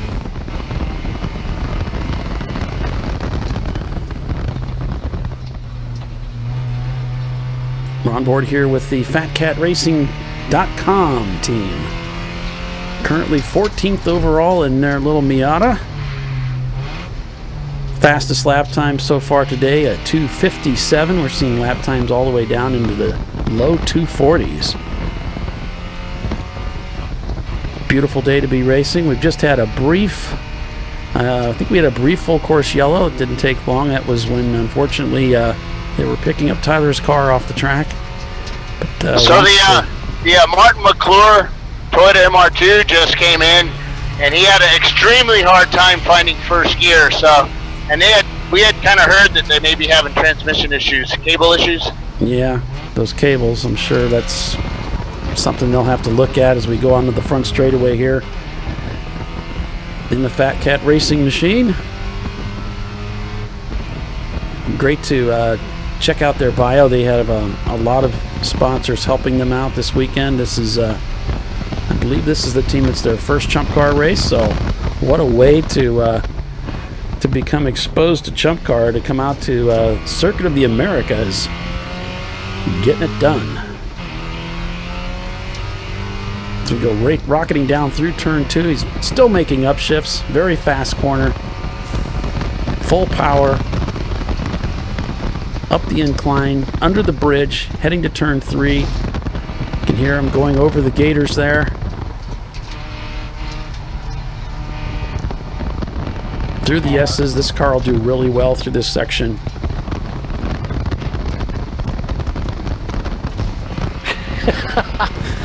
So, on the Facebook feed, several people are asking about Tyler and the Crank Yankers team. I said, what happened to him? He said, it's a broken hub. And so, I'm not going to even say who it said. He said, yeah, he must be using Toyota hubs. It wasn't a hub, it was the studs. It's the studs. So he's using Tyler studs. Tyler studs.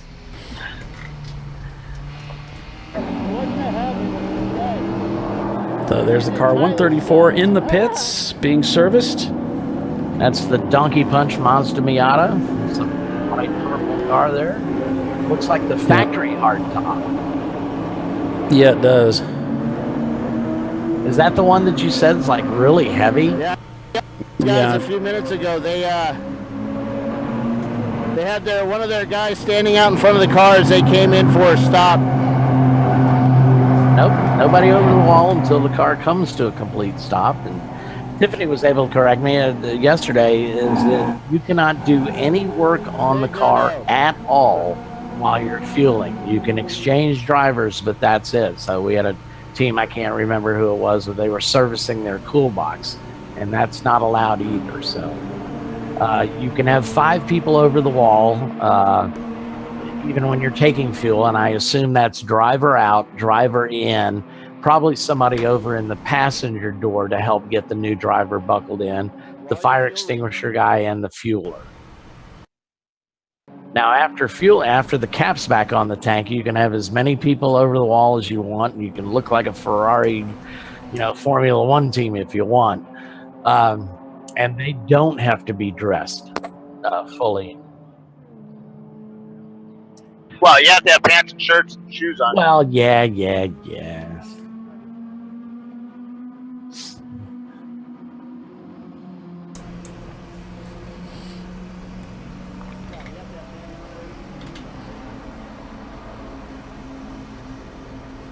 So you see the Maxxis decal up there on the right front fender. Maxxis is giving away tires this year to the top finishers. So I think it's a full set for the winner, and I want to say it's maybe 2 or a tire to the other podium place cars if you're running, of course, the Maxxis tires. Yeah, so we sure appreciate those guys. There's a lot of sponsors that have come on board with Chump Car, and we sure appreciate them. We want to take a moment to just thank them. So here are some of the sponsors, the many sponsors that support Chump Car. Chump Car World Series is sponsored by RVA Graphics and Wraps, a custom graphics shop that specializes in the design and production of the best quality made-to-order vehicle graphics. And by Lifeline. Lifeline uses the latest technology in motorsport, fire suppression, and extinguishing. and is the leader of in-car fire safety systems using Novec and AFFF foam. And Willwood Disc Brakes. Willwood Engineering is a global leader and manufacturer of high-performance original equipment disc brake solutions. And Cool Shirt Systems. Cool Shirt's personal cooling systems, vests, and garments offer comfort, safety, mobility, and durability when performance matters. And Maxxis Tires. Maxxis Tires International is committed to delivering high-performance, affordable tires to the world. And Frozen Rotors. Premium cryogenically treated brake pads and brake rotors by Diversified Cryogenics. And OMP Sport, one of the world's leading manufacturers of racing safety equipment and tuning accessories. And by Racing Radios, the leader in racing communications worldwide, providing quality and affordable communication systems for racers and fans alike. And DiscoveryParts.com, offering the best in auto racing safety apparel. Yeah, and Derek offered up the ChumpCast Challenge for the race within a race. I like that idea.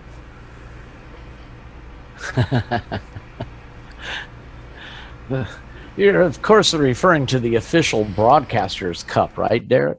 The official. I'm lobbying hard. Man, you are. Was that Derek Williams? Yes, it is.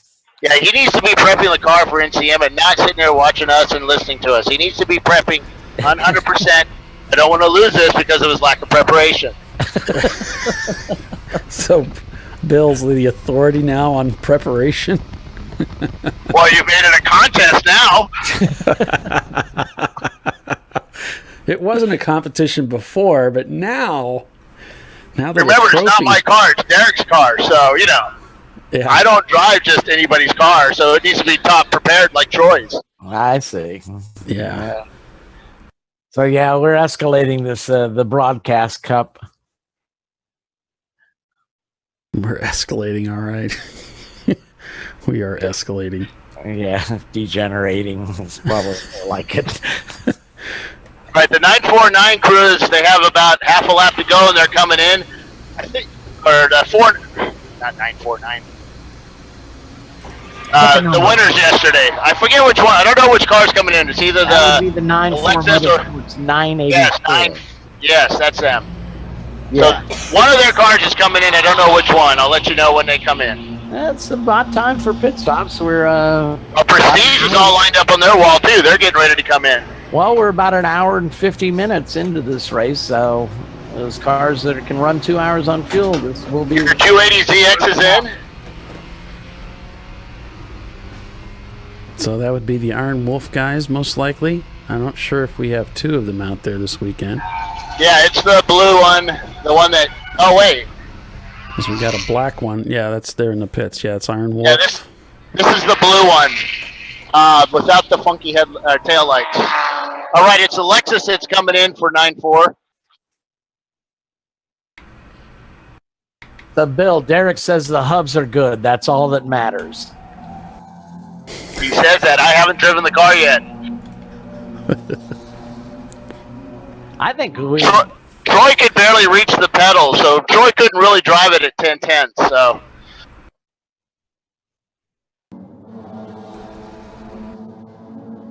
And there's a shot at Pit Inn. That's one of the TLM cars? No, that's... 6 seconds to dump 5 gallons of fuel. 6 seconds. What? 6 seconds. Wow.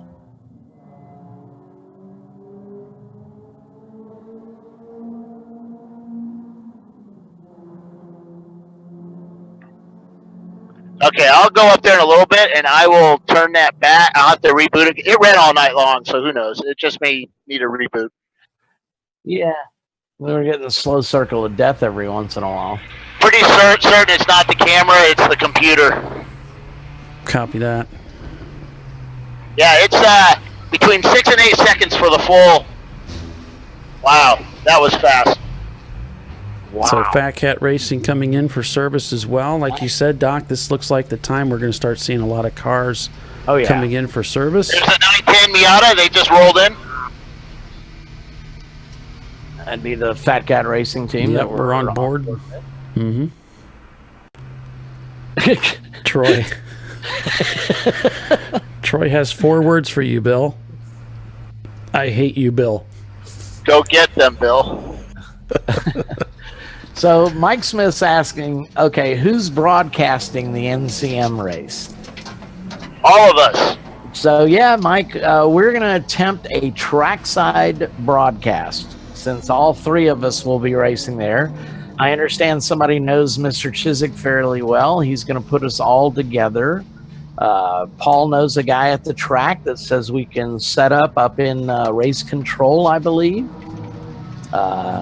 Andrea gave me permission to bring my son Nolan to the race. He's not quite 18, but he's a little geek, so we're going to see if he can help us out with the broadcast.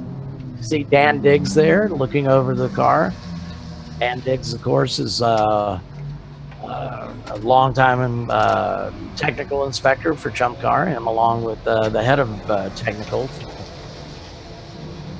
Of course, I'm going to try an in-car, and since I'm not going to have to work as hard because I'm driving a Celica, I'm going to try a broadcast from inside the car while racing. Let me hear the backlash on that one. Yeah.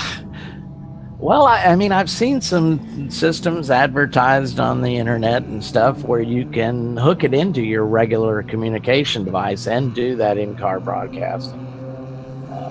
I kind of like to listen to music. Just kind of kidding there. Yeah, I like that. What was that Navy or that little 16-year-old kid that went and flew the F-16s that could only bomb Iraq with or Iran with listening to heavy metal music? Yeah. So we're getting reports that the 255 car is being towed off track, and the 797 Texas Thunder is done. They apparently have a misfire issue, so they have retired that car. Hey, Bill, Troy chimed in on your broadcasting from the car. He says, yeah, like Bill can do 2 things at once. Driving just comes natural to me, so everything else should be okay. Well, most everybody on Facebook is disagreeing with your self-assessment skills. Yeah, as long as my wife stays out of it, we're okay. Oh, I'm sure she's watching, right? Yeah, she yells and screams at me constantly for the way I drive. So get this, guys. Andrea's now telling me that we have a 13-year-old who's racing this weekend. I thought he was 14. I wasn't aware that we had a minor that was racing. I didn't know you could do that. He races. Yeah, he races karts and cars and all kinds of stuff now. He's actually pretty good. He was out driving a 996 or not a 996, a Porsche GT4. Is it GT4 or GT3? Which one's the turbo? I'm not up on my Porsches. Well, it was the really fast one. And he was driving that this weekend around the paddock and then on the track. So he's got some talent. And the way Chump Car works is you just have to have a valid driver's license in order to drive and to attend the mandatory novice meeting, which is generally held on the Friday late afternoon before a race. Right, it's not just a driver's license, but a competition license too will work. So. Right. Yeah, I was going to say, where do you get a driver's license at the age of 13 or 14? Well, in Texas, you can. Texas, right? Texas. In Texas, you certainly can. Oh, okay. I don't know about doing that anymore. Can you? I think like a farm truck license, maybe. Right. But it's still a license. All right, the 984 Supra is in.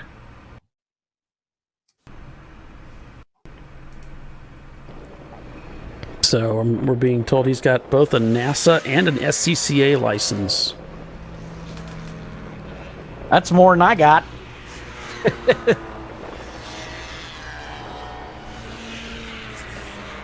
This is a look at turn 16, or excuse me, 16, At turn 6. There we go. And a look at turn 12. There you can see that 251-foot observation tower just off to the right there. That Bill won't go near. That Bill will not go near. And the timing and scoring pylon for the back part here.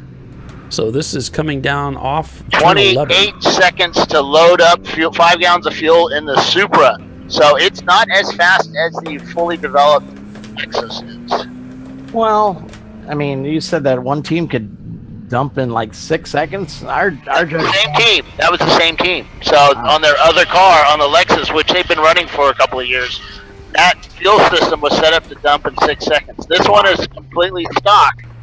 Most likely has the overflow valve or the flapper still installed and all that stuff. So it takes a little bit longer to put the fuel in. Well, I mean, my view is I mean, it'd be great to dump in 6 seconds. Our jugs dump in under 30 seconds. And we're generally doing about 2.5 on an hour and 45-minute stint. So, I mean, if you're going to be parked for 5 minutes when you take fuel anyway, sure, you'd like to dump, because once that you dump quickly, because once that fuel cap is back on, people over the wall don't have to be fully dressed. So we've got OB Prestige up to second now in that Honda Civic, with 9-4 Motorsports now in third. Looney Tunes and their Mustang in P4. 9-4 Motorsports in the Lexus SC300 in fifth. And yeah, we got to find out what happened to Birmingham, the Birmingham 2 machine. Yeah, I haven't had a report on what happened to their car. They went off track. What pit are they in? Towed in. They're in SC300. No, what pit location are they in, Doc? Do you know? Hang on a second. Birmingham. They are in pit 16, Bill. Andrea was kind enough to send us these sheets so we can get you that information as quickly as possible.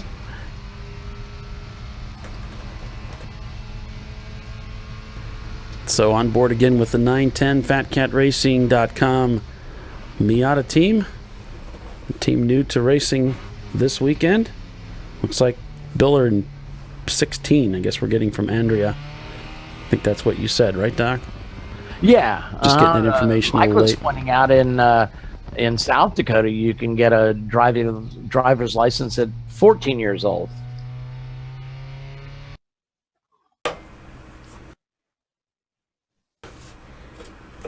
This the Iron Wolf Racing Team. So this is the Datsun 280ZX back out on track today. Paul's sentimental favorite. Good to see. Yeah, I got my my Peter Brock's Datsun Brie model that I brought in today for my my table cam. So you got a pretty snazzy shirt on there too. Oh yeah. I got my this is the Williams team, one of the older Williams team shirts. It's got the stripe livery on it. Martini Racing, I think, or Martini was the sponsor. Yeah, they went back to this. Hey, come over to me. I'm in the Birmingham's. All right.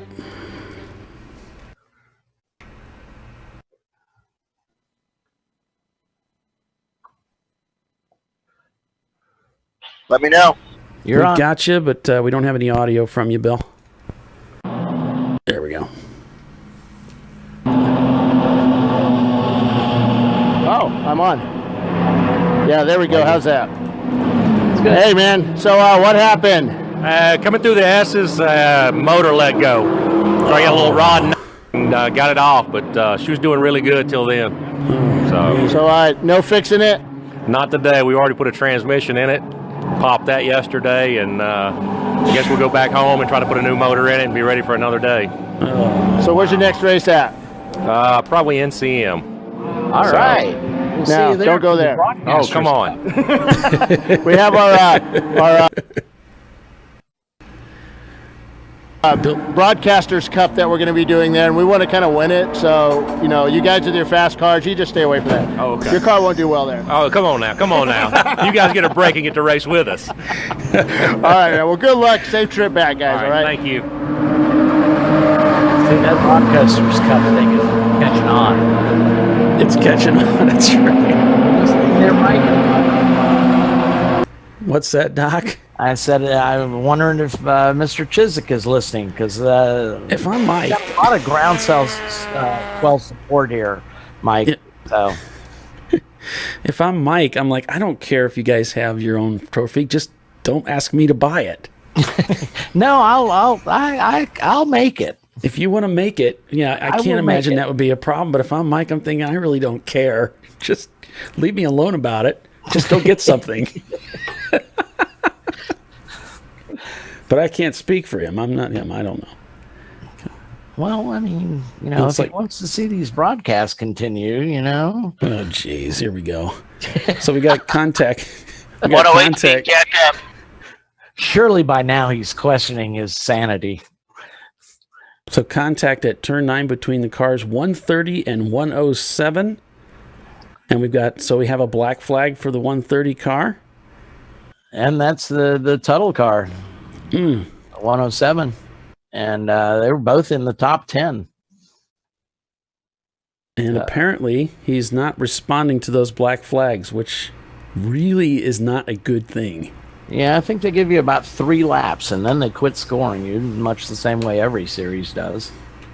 Yeah, and I wouldn't want to come back into the pits and get out of the car and try to explain why I didn't obey that black flag. So hopefully he'll see that and respond to it. I know for myself, I haven't had too many black flags because I'm usually not fast enough to pass anybody into yellow. I mean, I do so many few passes. The likelihood that I'm going to pass under yellow is pretty slim. But the times that I have been black flagged, I've learned from my SCCA days to just nod an acknowledgement to the flagger as I go by. Yeah, just stick a hand out the window. I can just nod. I remember Bobby. Come down to me. Bobby told us just nod, and your helmet is so big that even a little bit of a nod, they'll see that. All right, Bill, we're with you in the pits. What you got?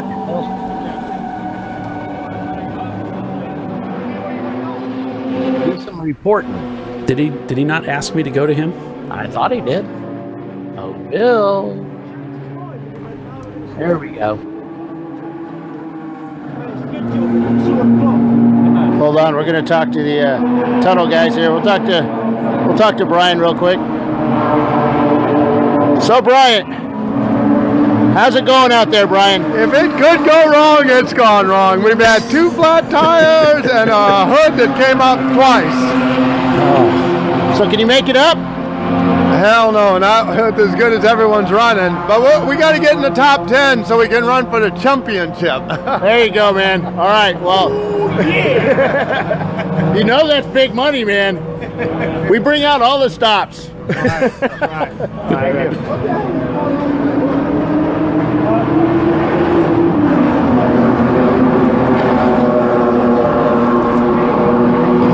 Thanks for that, Bill. So back on board with the FatCat.com racing team. So how's it going out there today? Fantastic. Today is great. We have, I believe, both cars in the top 10. We've been leading with the 170 car. Carter did a fantastic job. Carter, come over here. He did a great job. Wait a sec. Wait. I don't think we're live. Oh, yeah. We are live. Okay. Carter did a fantastic job. He led from the beginning. Actually, lap 1, he went from 10th to 1st. Yep. He got the fastest lap so far, so he's going to make the old man work for it. But I'll try to get him on my last stint today. Yeah. But so far, so good. Everybody's happy. The E46 went, I think we bought it in 7th, and now it's 13 with a novice driver. We have our most gentleman driver in our leading car now. We'll see how he does, and hopefully somewhere in the top 3 he brings the car back, and we'll go to the end. Cool, man. All right. Good luck. All right. Thanks for that, Bill. And we're getting a message now that looks like the Kruger team is now finished for the day due to an engine problem.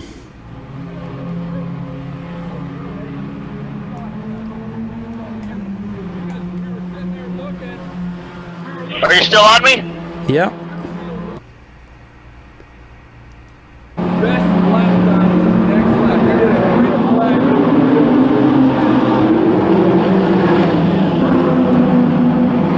on me? Yes, we Here's are. Iron Wolf Racing. How you guys doing out there? We're doing awesome. A lot better than yesterday. So we've got our fuel problem enough so we can race. We're going to run 1 hour and pit. So we're doing good. We're racing the other 280. We're right behind. We're right ahead of them. Same lap. Cool. Yeah. All right. Real racing. Good luck, guys. Thanks. Doing good. Can't hear. Yeah, these guys are having a great time out there, Doc. Oh, absolutely. There's a lot Especially of, if you've got somebody to race against. yeah, there's a lot of great racing going on there right now. We'll take a look at our race monitor feed. Here's our top 10 running order as things stand at this time. You can see there we've got TLM USA still leading the way in that 94-325. P2 OB Prestige in that A-Class Honda Civic. In P3 it is the Looney Tunes Mustang. The number 101 car that won the one race back at Road America just a few weeks ago. In P4, the number 840 94 Motorsports C-Class SC300. In P5, City Garage Racing. In P6, Basil Weenie. In P7, Lone Star Racers. ISC Racing Services in 8th. 11 10ths Racing in P9. And the number 221 OB Prestige Honda Civic in 10th. You know, Derek just commented on Facebook for that all-important Broadcasters Cup that the losers of the Broadcasters Cup Challenge has to refer to the winner by whatever moniker the winner wants for the rest. Oh, So I like the stakes that. are getting high here, folks. I like that a lot, yeah.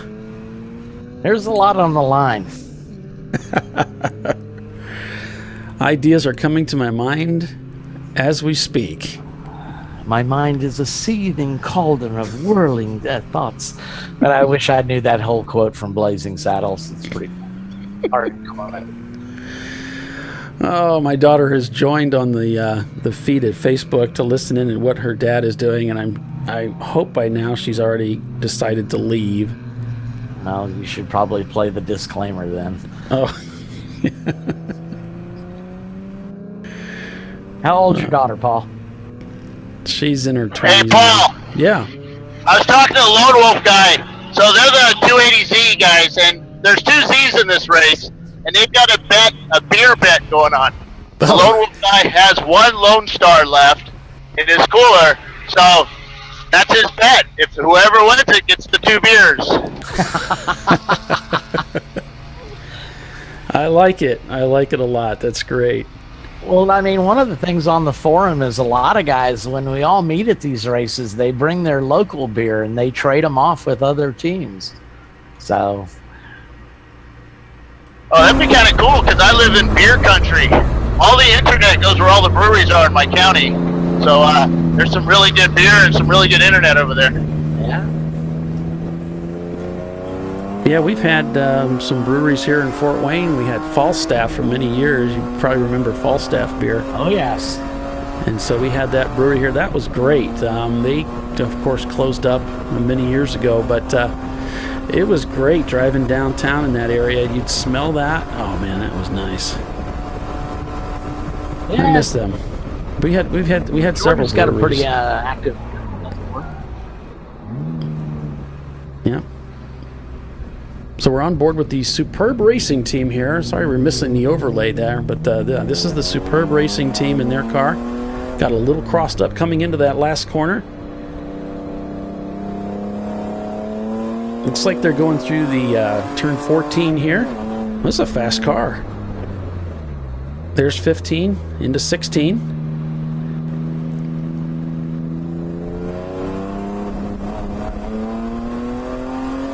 So we're heading up into turn 17. This is 17 and 18, the double right-hander that goes around that 251-foot observation tower, trying to impress my daughter with the stats that I remembered.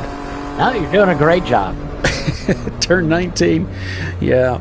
Turn 19, being careful not to run wide as you set up for 20. There's pit in just to the left. In fact, it looks like Docky's going into pits. He's off the gas. Sure is. So Jeff Burdett just piped up and he says, I just picked up a microbrewery as a sponsor. They're going to have a 1080 brew made just for our team.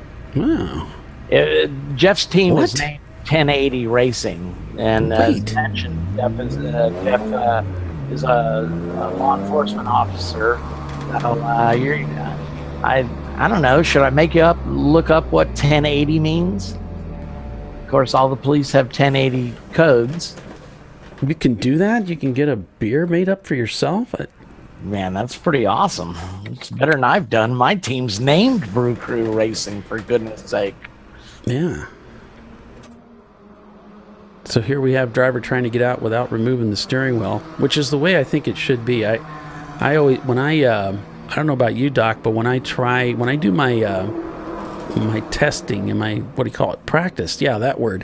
When I practice getting in and out of the car in an emergency, I try to do it with the steering wheel on, thinking that I may not have the time or the conscience to even mess with it. So really, can I get out of the car without messing with the steering wheel? Well, every second counts. Oh, absolutely. And I remember we were watching. I watched this video over and over again of a driver, unfortunately, dealing with fire. And of course, the way it happens so often, the car is still moving when it catches fire. Sure. And he went to release the steering wheel. Well, unfortunately, he was reaching into some of the area where the fuel and the fire was igniting because there was fuel mist coming into the car.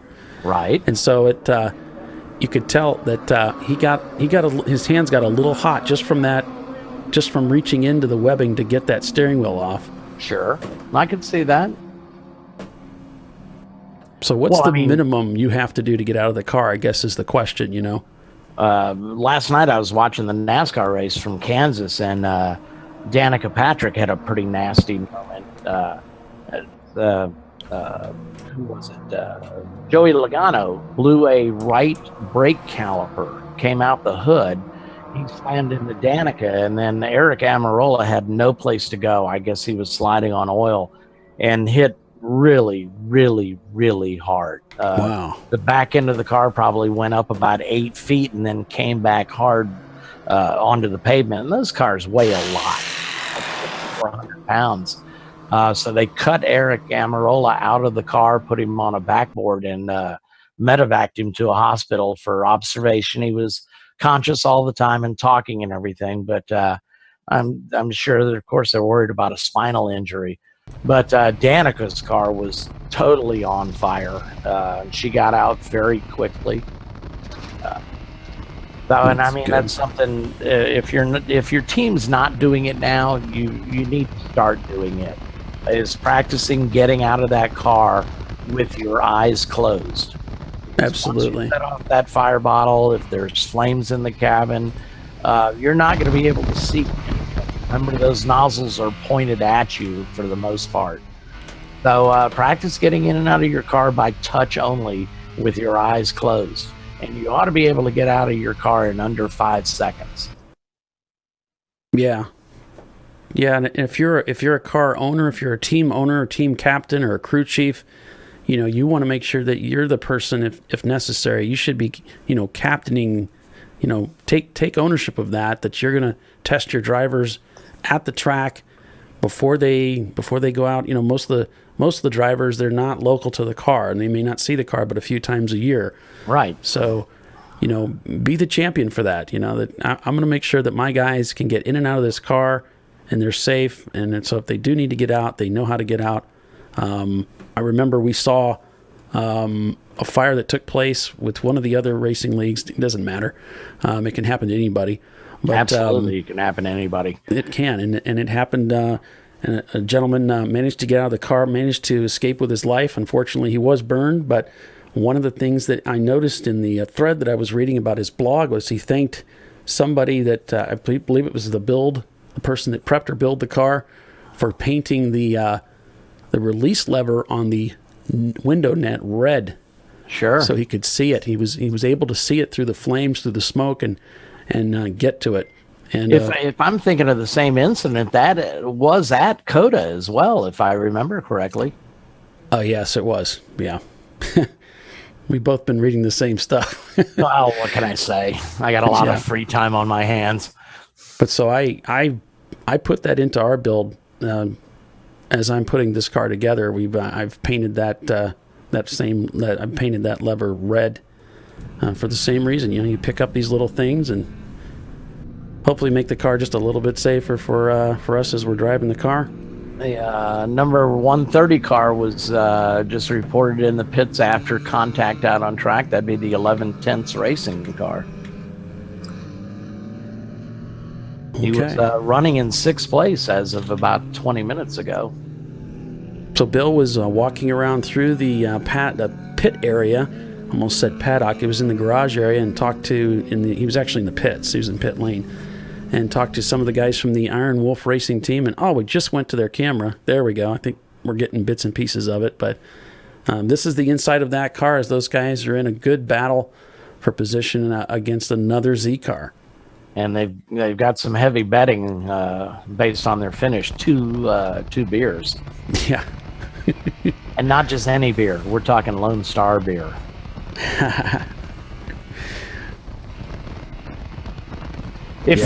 Just as you're wandering through the pits after the race and when teams are packing up and stuff, you can always tell the team owners because we're drinking the cheapest beer.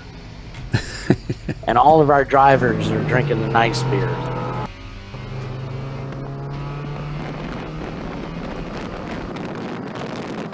On board with the team Hyundai Mazda Miata, now up to P16. Great to see those guys doing well. And getting back to our conversation about getting out of the car in the event of an emergency, Jeff pointed out you need to do that in your gear. Oh, yes, absolutely. You just can't do, shorts and a t-shirt and some flip-flops. You need to be full dressed, with your helmet on, visor down, because you've got things that are hooking up. Your cool shoes hooked up to it. Now, I understand it breaks away with very little force, but you've also got your, I don't know about most people, but our intercom is over our left shoulder, the hookup for that, so you need to undo that. And those helmets are bulky. They're kind of, and the other thing, of course, is, and one thing to keep in mind is you need to do this in your full gear because you're going to have a Hans device on. And if you've ever worn a Hans, you can't look down, very little side movement, and you can't look up very hard. So you're kind of in a tunnel vision situation. So you're not going to be able to see those belts at your crotch level to hit the quick disconnect. You're not going to be able to see your cool shirt connection. You're not going to be able to see your, just things like that. You need to practice the whole thing because your life may very well depend on it. Yeah, absolutely. Your life, serious injury, and Troy Trulio just chimed in. I see on Facebook saying, practice fire with Hans on also, and just kind of chiming in. Troy's been in that experience. It's a scary thing. Yeah, Troy had a fire at Barber that we just saw the plume of smoke. We didn't know what happened or even who it was, but he had a scary moment. Yeah, like so many of the accidents where we have fire in the cockpit, it was another one of those situations where it was at speed and the engine let go. Of course, that's what are you going to do? Somebody posted a picture on Facebook the other day. I can't remember where he was riding, but his car caught fire. It punctured one of the hard fuel lines. And I don't know I don't know what kind of car it was. There wasn't that much left of the front end to tell. But on the BMWs, the fuel lines run down the left frame rail. And I could totally see one of those getting punctured. Hot fuel onto our exhaust isn't that far away. It exited out the driver's side of the rear end. So if you get fuel spewing out of about your driver's door or something, there's a good chance it's going to catch fire. Well, and the other thing that's come up that I've come across over time is the way fire seems to work its way in through the firewall. With so many modifications that we do to the car, running plumbing and wires and everything up to the engine compartment, sometimes we don't do such a good job of sealing that back off from fuel vapor getting into the cockpit and igniting, from fire that exists inside the engine compartment blowing back like a blowtorch. I heard one guy say into the car. You're traveling at a high rate of speed. That air is pushing that flame and fuel and oil into the car. That's ignited. So you can imagine how awful that would be. And remember, I mean, typically in a race car, your driver's compartment is in a low pressure area. And so that fire is going to get sucked in. I know we have several holes drilled in our firewall there's an old trick with E30s. If you break a rocker arm, you can bang the rocker shaft through the firewall. But we plug them up. So we're trying to keep fire out of that cockpit by all means.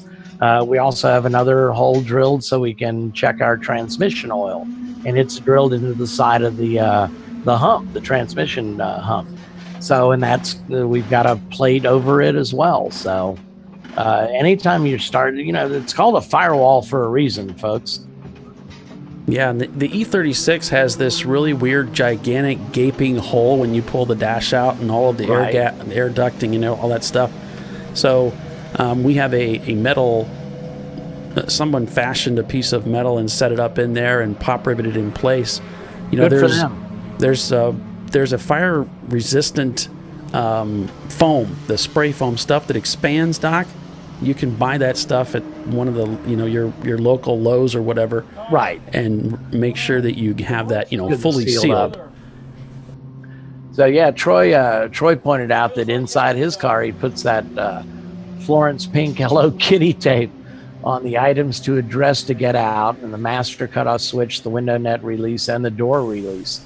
So, and those are all good things to have. I mean, the more visible you can make them, but you still need to do this with your eyes closed, and I'm sure Troy will agree with that. Yeah, he's talking about the fire suppression system. One of our sponsors, Lifeline's fire suppression, they have a more of the newer, innovative products that they offer for fire suppression. Let's listen into that as we listen to what products they offer. Lifeline is a fire suppression company. We focus on innovation and leading the market in the fire safety category. What's important to us is that we keep drivers safe, that we keep teams safe, that we spare equipment. It's motorsport, it's a dangerous environment. We certainly have gas and oil and combustibles that we're carrying along in a very dynamic environment. Fire is not uncommon. It's our job to put out the fire, make sure our drivers walk away safe, and make sure we can keep doing it. Our market-leading product is a Novec-based. It's a 3M Novec fire suppressant. And what really makes us special is the delivery system. This new 8865 3620 system puts that Novec, two separate systems, puts Novec in the cockpit, Novec in the engine bay in less than a second, immediately engulfing the area with a fire extinguishant. So by flooding the area that quickly, we're able to actually put out fires, save equipment, save our drivers. Obviously, that's the most important part. This is the new Lifeline 8865 certification system, our 3620 system, which has a separate cockpit and engine deployment. Specifically, the cockpit fires Novec through a piston system in under 1 second to flood the driver compartment and put the fire out. Our engine piece is fairly unique. Again, same piston-driven system. Floods the engine bay with Novec, and then a couple of seconds later fires a coolant system to prevent reignition. So not only do we put out a fire, but we also prevent a fire from reigniting. It's interesting as we continue to develop, as we continue to push and innovate. We're really working hand in hand with both motorsports and military. So what does a Wayne Taylor race car that's going around the track at 180 miles an hour have to do with a personnel carrier? very harsh environments, as we're at Sebring and this car is banging around, and the stress is on this fire system again to make this piece live, so that it's available, so that it will put out a fire when it's called upon.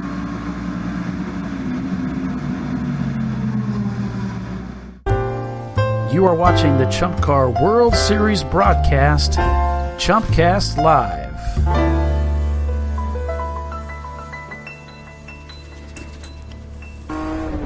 So yeah, some pretty cool stuff there from Lifeline. Yeah, we appreciate those guys. I know we've dwelled on this for a while, but it's really important, guys. Troy brought up another point that you can move your helmet back to make sure that you can't see. So just slip that over your helmet. And please, guys, get out there and practice your emergency. It's so important. It's more important than a driver change. Absolutely. All right, so we've been on our soapbox for a while. What's happening on track here? Well, we've got Superb Racing here is where we're currently, we're looking at them. So why don't we just look at the running order as things stand right now? Here we go. So it is the TLM USA team still leading the way in their EC class, BMW 325, OB Prestige Auto in their Honda Civic, the number 334 car in P2. In P3, it's the 101 Looney Tunes Mustang. Now they're in a podium position. Actually, they're technically in second because the EC car is leading the way. Right. Another EC car in P4, City Garage Racing, rather, and their 95 M3. In P5, Lone Star Racers in their A-Class Miata. P6, Basil Weenie Racing in their 325 IS. 94 Motorsports, the number 840 car, Lexus SC300 in P7. The ISC Racing Services A-Class Miata in 8th. In P9, it's the number 984. 94 Motorsports C-Class Toyota that won yesterday, that's right. And in 10th, it is the other OB Prestige Auto car, the number 221, that Honda Civic in 10th. So, and Paul referred to the fact, I don't know if how familiar you are with the way that Chump Car classifies cars, but basically you have 4 classes that are racing for the overall win, and they're based on engine displacement. So your A cars are your smaller displacement engines. The D's are the top of the line. The big, typically you see the Camaros and the Firebirds, the Mustangs up there. C class is probably about the most common class. Those are engines around 2.5 liters. But the EC cars are not eligible for the overall win. And if there are 10 entries, they are up for a class win if there's 10 entries or more. So when you look at these orders, you got 2 EC cars in the top 10. Well, that means everybody jumps up 2 spots. Paul, I'm rebooting the RoboCam. all right, thanks for that, Bill. And yeah, I don't know. This is interesting. I could have swore I saw Crank Yankers in the pits, but now they're back at their trailer. You can see the right front jacked up. Yeah, it does look that way. Oh boy, working on that wheel. It's heartbreaking for them. It's a long tow. Looks like the driver's in the car. Well. Yeah, they may have tried to send that car back out, Doc. They got the driver in the car, and it just wasn't happening. Yeah, I see him now. Well, this could be Ty.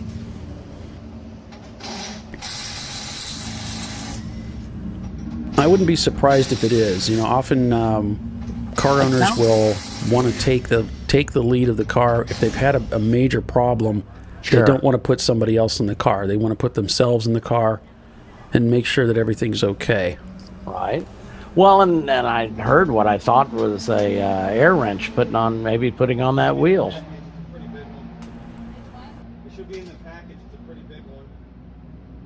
Let's see if we can listen in and glean a little bit of information. I'm using big words today. Man, glean. Glean. It's at least one syllable. That makes it a little. He was talking about a big package or something. I don't know what it meant. Yeah, right now they're showing Alan Scott in the car. Alan is another Fort Wayne guy, another one of my buddies. Yeah? You have friends? I do, but they're well paid. Ah, gotcha. Yeah, I don't have any friends. I have acquaintances. Friends are too expensive. So I can hear. Oh, we're hearing fluid leaking. Let's press it. There's nothing. Brake issues. You have to let off and hit it again. There's air in the system. Okay, so they're bleeding the brakes. Looks like they've got brake issues. Yeah, they're trying to bleed air out of the system. You just want to pull it, Tyler? Yeah, you can hear him working the clutch pedal and the brake pedal. Yeah, so we'll check in with them a little bit later. And the BMW, the E30, the clutch and the brake master cylinder, the same reservoir. Yeah, I'm seeing something pretty big sitting in the middle of the front straight here, right about 1/3 the way down, right in the center. It looks, well, I don't know. It just may be some sort of like duct tape, a big piece of duct tape, front end or some sort. But oh, he pulled the flag out. The yellow and red flag for something on the track was out just a few minutes ago, so that must be, yeah, it looks like a rag of some sort. All right, Bill. Thanks for that. I can give you another 10 minutes of describing the rag if you'd like. I don't believe that'll be necessary. Thank you, though. However, lunch break is coming up. We'll get back to you on it. Yeah, maybe that's it. So you can elaborate on that, yeah. I need to improve my my word usage, so. Oh, man. I think we all do, you know. I was reading some, somebody had chimed in and was talking about some of the mechanics of the broadcast, some things we could probably improve, and I'd say all of them. And I'm looking at this, I'm reading this, and I'm thinking, man, I'm just a racer, you know. I'm not. Yeah. I got plenty of room to grow. So I know. I read the email and I was just like, that's a great email, but damn. Yeah, no, and hey, look, we appreciate everybody's comments on what we're doing with the broadcast because we're here to serve y'all. But, you know, if you knew what we were working with, there's not a broadcast truck with 8 engineers, a director, spotters all the way around the track. You know, this is a microphone guys, camera guys. Yeah. So we're getting there. But I found it encouraging, on the other hand, that a pro would take the time to look at what we're doing, and he said, you know, I see good things here, and I think the reason he emailed us was because he saw potential. He said, you know, this is, you know, if you guys could shore up these areas, you may really have something here, and I can't disagree, certainly, but at the same time, yeah, we appreciate that. We appreciate some feedback from the pros. I know if you're an engineer, a broadcast engineer, I would love to talk to you. Absolutely, definitely got some areas that that we find frustrating and haven't really found an adequate solution. So if you have some of that background as an engineer, that's somebody I would like to talk to. You can email me at paul.veltum@chumpcar.com, or you can get on Facebook or message me and give me some information about how I can reach out to you. That'd be great. Well, I mean, and back at Road Atlanta, we were privileged enough to have one of our drivers has a friend of his. I think everybody in motorsports knows who he is, Bob Varsha. And he said, look, you know, we go through these same things too. And of course, these are multi-million-dollar broadcasters. And he said it with a straight face, so I don't think he was kidding. He thought we were doing a pretty good job. So, yeah, we when I was interviewing him, my microphone died, and so all I had was a lavalier mic as the backup, and I just basically attached to my shirt. So I just like moved in close to him, and without even blinking, I mean, I was within the no-go zone when it comes to right, personal comfort bubble. Yeah, so but he did not flinch. He went with it, and afterwards I said, I'm really sorry. He said, yeah, I noticed you're having a little issue there, so what He says that's the kind of stuff that always happens. It doesn't matter how much money you're spending. Right. You're going to have these issues, and it's the difference is how do you respond to those issues? And he said you did great. So I was like, yeah. You do a great job, Bill. It's appreciated, man. Absolutely. I'm used to working in adversity. I race a Toyota MR2. Familiar ground, as it were. And you work at a school as a technology expert, so you're an IT Well, guy, I so you wouldn't have go to on think. about an expert. I design websites. Everybody can design a website for the TV commercials nowadays. Wait. You're paid to be an expert, so just go with it. Just go with it. Yep. That's right. I'm an expert. Listen to me. Do what I tell you. If you really want to move up in this world, just attach consultant to that title. You know what? I should do that. Yeah. No, I'm not kidding. Those guys make the big bucks. I don't get it. They basically say, "Hey, go to Bill Strong," and get a lot of money for that. All right, RoboCam is up and working. All right, we'll check that out. I think I've got it figured out, guys. If I win, I want to be called, let me see, His Majesty, the Magnificent Lord Paul Veltum. I think that's what I'm going to go with. It's got to be a mouthful or it's just not fun. RoboCam is up and working. There's the Logitech RoboCam. Sweet. We'll be able to see his coming in for the black flags, who's coming in for their pit stops. Should I reduce the? I've got it running at 60 frames, I think. This will be fine.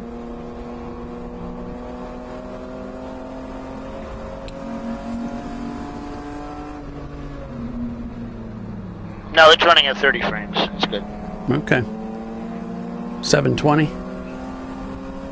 Yes, sir. Okay, so I got my name then. If I take the prestigious Broadcasters Cup, I'm so fortunate with my team. I want to be called His Eminent Eminence. No. How am I supposed to get that out every time, right? Exactly. I think we saw. There's a lot riding on this Broadcasters Cup. I want you guys to call me Troy Trulio. There would be so much confusion over that, though. And back to you, Troy Trulio. Hopefully he's still listening. Yes. I think we saw your rag out on the racetrack there, Bill, that you spoke of earlier. It's a great view from this car. Yeah, this is the PMF racing team. We apologize for not having the overlay on this particular feed. That's something that we don't control, but there are occasions like we're where in control of anything. Right. We're fortunate to be in control of our bladder. So, at 5 hours and 17 minutes remaining in this race, we're on board with the. I'm sorry, it's not PMF. This is the Superb Racing team. The number one. We'd also like to let people know that the clock at the top right of the screen is not the official time of the race. I forgot to tell you guys that yesterday. But it does have a really cool ring when it comes to 0.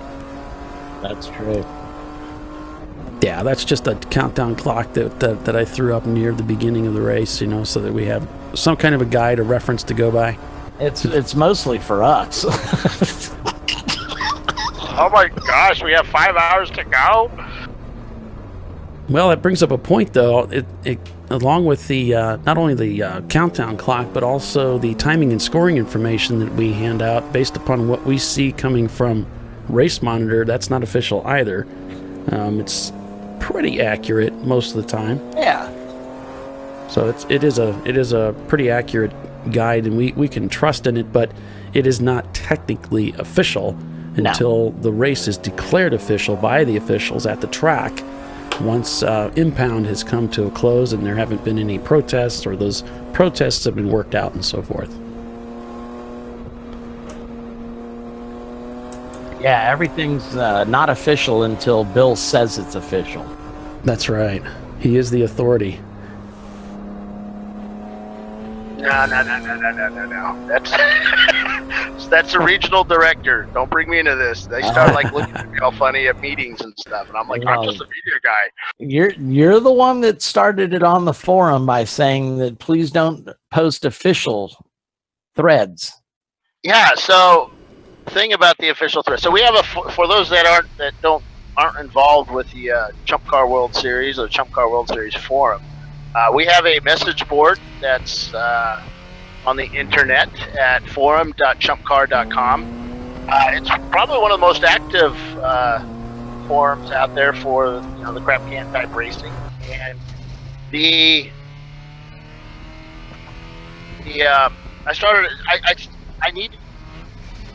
sorry, I'm getting massive feedback in my ear. Let me work through this. So I started a thread that basically said no more official threads because folks were posting official threads for each race.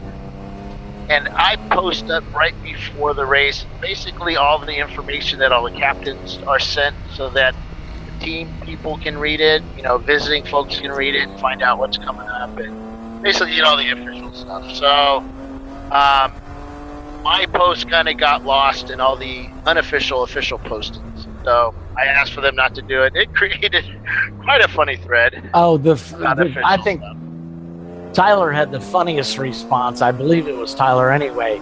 And it was like the third response to the thread. It's like, well, what are you going to take away from us next?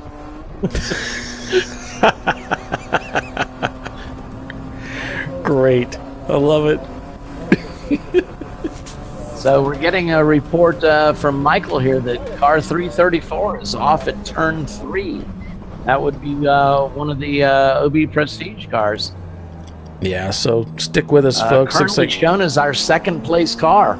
And we've got a car coming into the pits, one of the orange Miatas we saw earlier today at the front of the pack during the beginning of this race. But stick with us, folks. We're going to take a break for just a few seconds. We'll be right back. You are watching the Chump Car World Series broadcast, Chumpcast Live.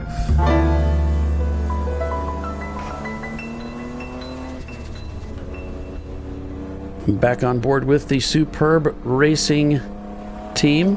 We are here at Circuit of the Americas. We are Chump Car World Racing Series and sponsored by Cool Shirt Systems. So we're getting an update on that 334, that Honda Civic of OB Prestige Auto that might be a suspected blown motor. And that was our second place car. Oh, there's the 28 Mustang going off track. Did you see that? Oh boy. Oh boy, what? I hate to see that. Yeah, that's tough. I mean, it's bad enough anything to blow a motor, but if you're running in second place, that's really gotta hurt. Yeah, back on board with the PMF racing team and their 66 Ford Mustang. Currently scored in 17th. Fastest lap time of 2:48.003. 37 Camaro is on his way back out from the paddock, coming out on pit lane. We got the Bubba Burgers. Car 287, that would be Team Hoser for passing under the yellow. 3-minute penalty. Yeah. And there's one of the EC BMWs just to driver's right there as the Mustang powers by. Heading down the front straightaway here at Circuit of the Americas up into turn 1. A 130-foot climb into a very tight left-hander here. Going back to power very fast down through turn 2 here. There you can see that 251-foot observation tower in the distance as he sets up this Mustang for... Yeah, for turns 3, 4, and 5. This is the S is down through here. Very technical. Left, right, left, right. Or wait, I guess it'd be right, left, left. And then into turn 6, which is actually an uphill turn, uphill grade. It's more of a sweeper. And now into 7. Set up for turn 8, which is really a double apex. We might miss that here with the loss of frames.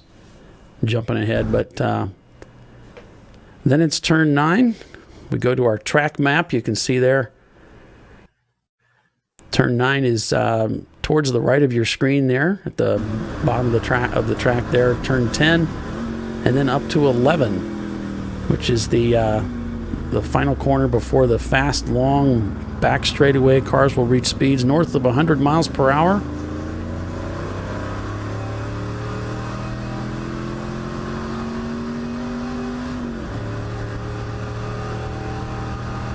This 3.418 mile road course with 20 corners. Heading down the backstretch here very fast through this section. Lots of fun. Making downshifts for this very tight turn 12 where we have one of our corner cameras.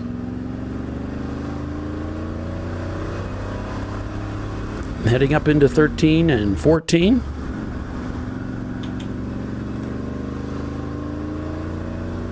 So you can see turn 13 and 14 about the middle of your screen, then on to 15.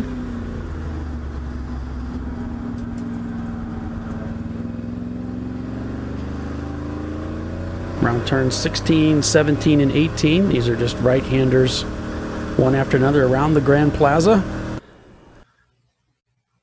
You can see this modulating power there as the car's wanting to drift off.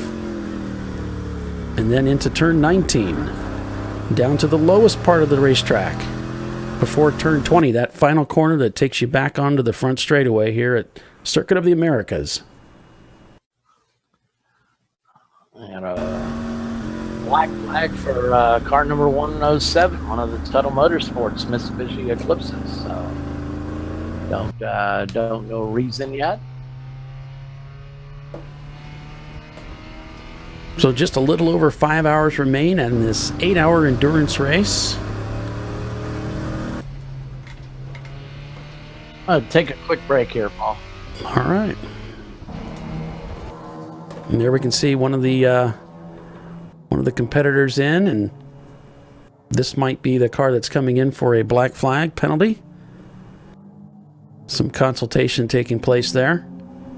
So essentially what typically a black flag penalty is going to be caused by passing under yellow. Now, we really haven't too many full course cautions. We've only had one today. We didn't have any yesterday. So that would be an infringement likely of a local yellow. It's what we call local, meaning it's a yellow that's thrown just in one corner. And the rules are that you're to slow the car and no passing is permitted. If you do pass under yellow or do anything else that might put rescue workers in harm's way, you're going to get black flagged and you're going to get some time in the pits to think about it.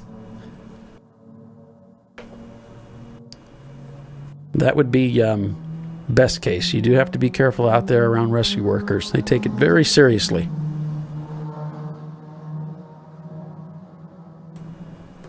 Looking at the top 10, you can see things haven't changed a great deal since the last time we checked in, but Dan Ratherby Racing now up to 10th. Those guys had a tough day yesterday. They were working their way up through the field gradually, as they have been today, and then came across hard times. They found themselves unable to stay on track, but they're up to P10 now. Ah, that'd be my favorite team name, Dan Ratherby Racing.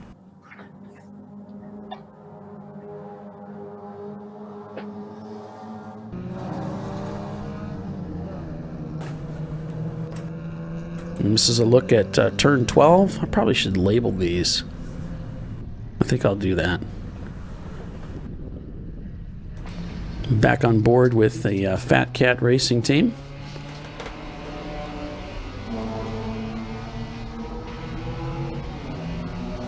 Find themselves currently 33rd overall.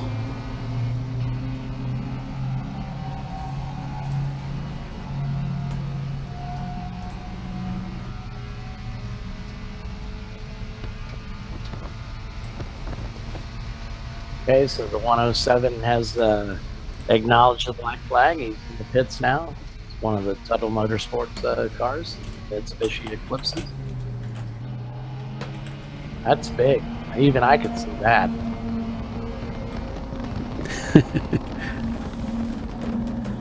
It's the old person font. Oh yeah, it's not going to stay like that. Oh, thank you. Now we're getting fancy.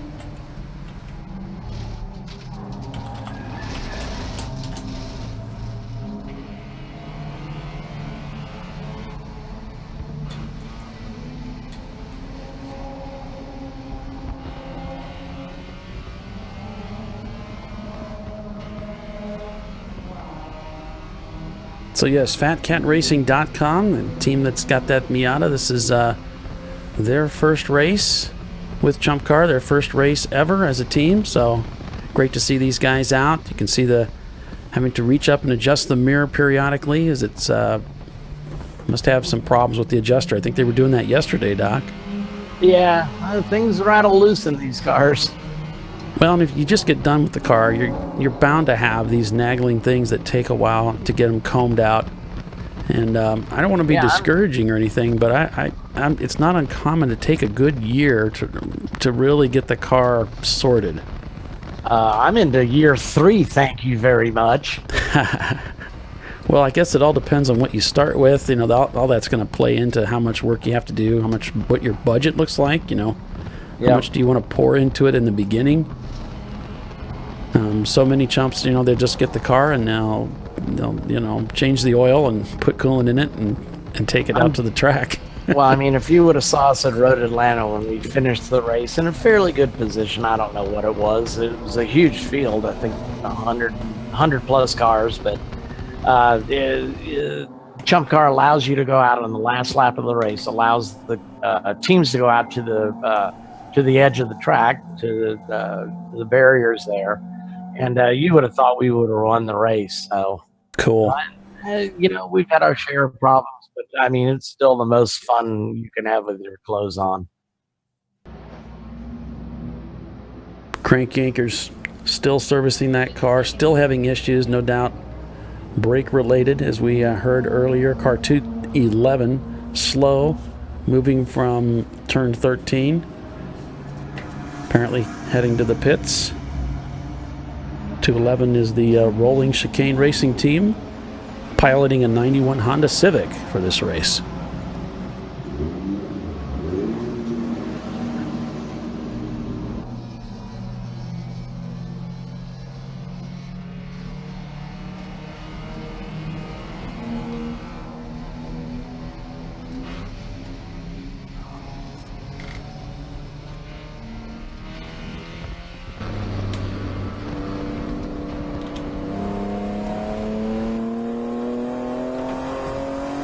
Well, we want to thank everybody for joining us today on Facebook Live and on YouTube Live and on our website page, our webpage, chumpcar.com/live for this broadcast. We also appreciate you sharing these feeds as you're watching on social media. So that way, we can just kind of spread information about what it is Chump Car is doing and how easy it is to get involved in racing, which is such an exciting sport. It's changed, it's changed my life. Actually, it's been a part of my life since I was a kid, and it's a great community. It's a great network to get associated with. You learn so much about people and about life, and it just becomes something that's very satisfying and a wonderful escape from all of the things that are roiling around up inside your head. When you get inside that race car, all that just kind of goes out the window, and all you're focusing on is that guy up ahead that you want to get. It's just a great sport. Great sport, great people.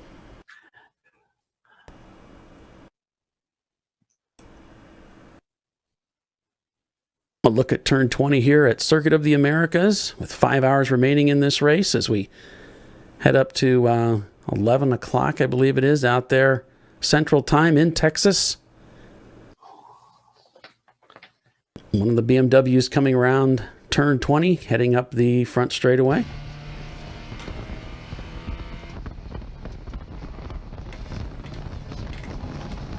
We checked in with Crank Yankers Racing just a moment ago. They were still servicing that car. If you're following if you're one of the Crank Yankers fans, and who isn't really? And who isn't? Yeah.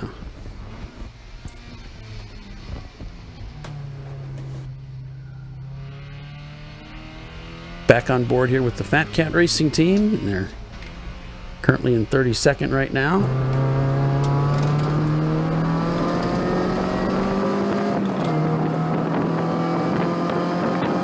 And the team Hang Dai, now 15th overall with that car. Another one of the many Miatas that are out here this weekend.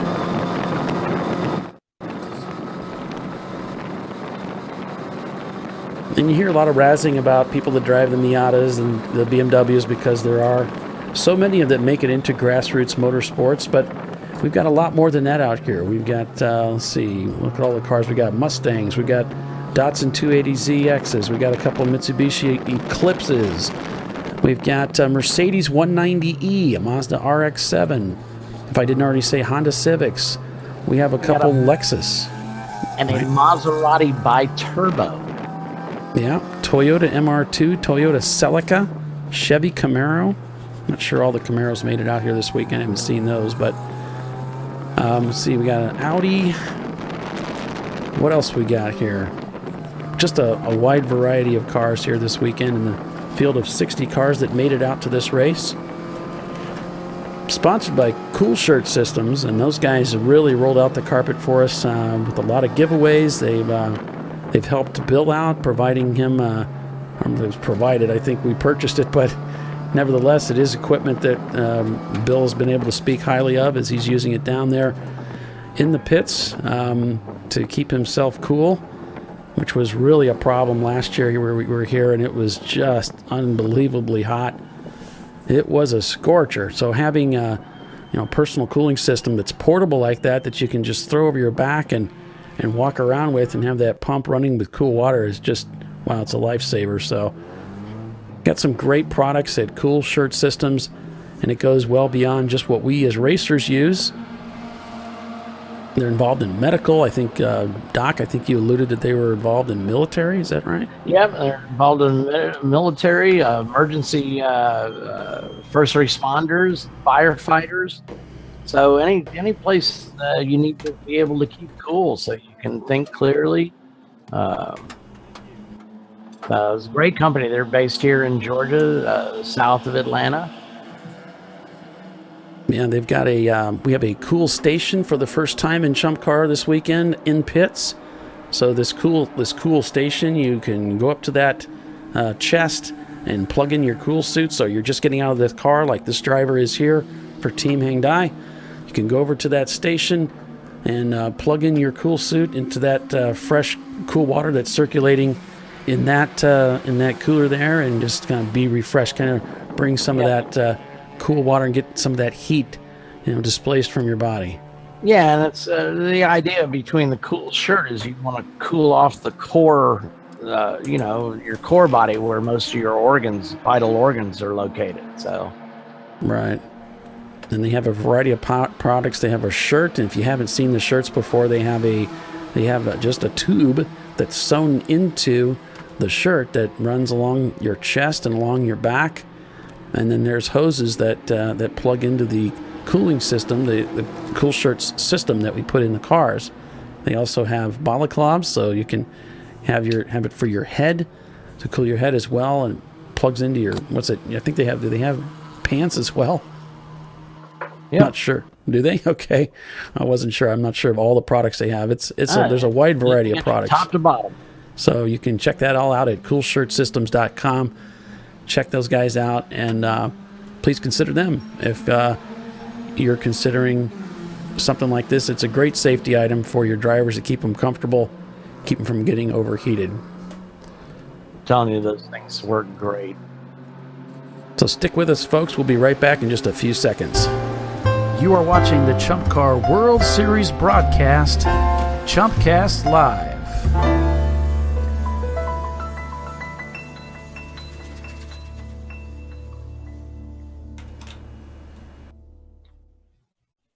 Here we can see Iron Wolf Racing is they've got that car in the pits being serviced right now as they get ready to send that Datsun back out. Looks like they're it looks like they're taping the hood down. This is one of those cars where the hood opens at the sail panel that's up there where the wipers are. It swings forward.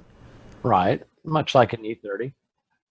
Yes, the E30 does that too. So this is apparently it looks like they're taping that section down. Maybe they're having a little trouble with it. It's not going to fly up like a traditional hood, but maybe it was just banging around. It wasn't secure.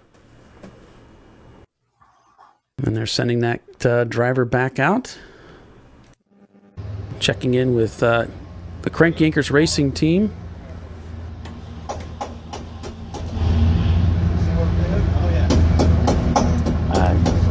Not good sounds. An update that the 211 is slow moving from turn 13 into the pits. I guess appropriately enough, that team name is called the Rolling Chicane Racing Team, and they're Honda Civic. I think that's the second time today, Doc. Am I right? That they've had a problem, or maybe it was yesterday. It's becoming a blur. I can barely hear you over the engine noise there, Paul. Oh, okay. Well, how's that? That's a little better. Maybe I need to crank it up a little bit. Still trying to work out the bugs in this equipment. The return that I get in my ears is that this is clipping really badly. So to me, it's too loud. Huh? It's clipping a little bit. Okay, I'll back it down just a little bit. So yeah. Go ahead. Kind of the most annoying thing is we're not getting a full frame rate, so the engine's coming in and out. Oh, okay. So it's not a steady sound from them. Gotcha. If that makes any sense. Sure. On my end, I don't know why I would start making sense now. Oh, I like it. I like it. Back on board with the Fat Cat Racing team and their Miata.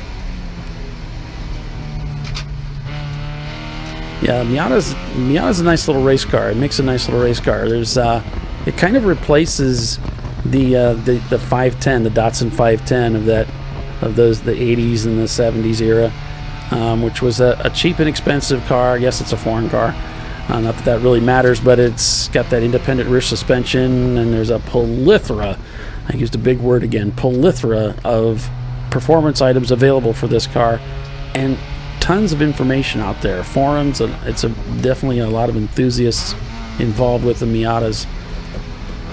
So there's a great support structure if you're interested in racing a roadster like a Miata.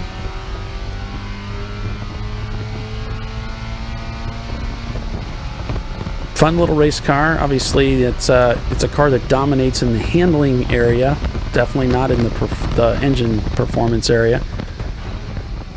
But it's a lot of fun to drive because of that. You know, it changes the game a little bit. Your braking is exceptional. Your rolling speed through the corners is exceptional. The maneuverability of the car is very good. Trail braking, maybe not as forgiving as you'd like it to be, because it is a very short wheelbase. It seemed to be the cars that I drove were fine at slower speeds. Here we got a car up ahead that's looks like it's shedding some smoke, Doc. Yeah, I can barely hear you, Paul, over the engine. Really? Okay. How's that? That's much better. Okay.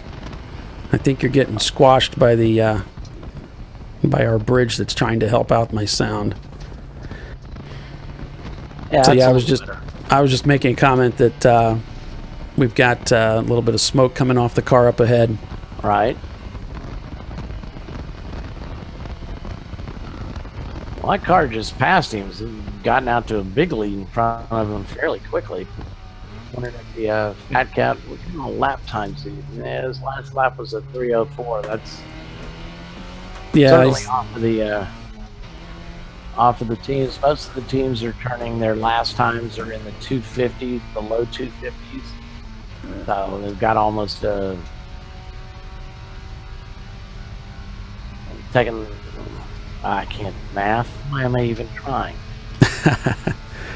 Yeah, he's about 5 seconds or so off the pace, but it's a new racing team. It's probably a stock Miata. They probably haven't really done anything with it. Sure. And this is about where you would expect to be. So you see these Miatas finishing so high. Part of that is the driver, but there's a lot that can be done to these cars, and it does make a dramatic difference. But when they're bone stock, you're going to kind of get run over a lot. Sure. Well, I mean, it takes time to build up your car. Sure. To get everything you want on it, learn from your mistakes. And I think a lot of guys just want to get out there and start driving. They look, we'll perform, going to do the performance thing as we go.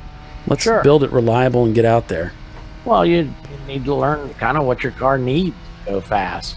And of course, you get on the forums, you look at other people with similar cars to yours, they're like, yeah, that's a good idea. We'll incorporate that at some time. You kind of make your priorities on what you need to work on.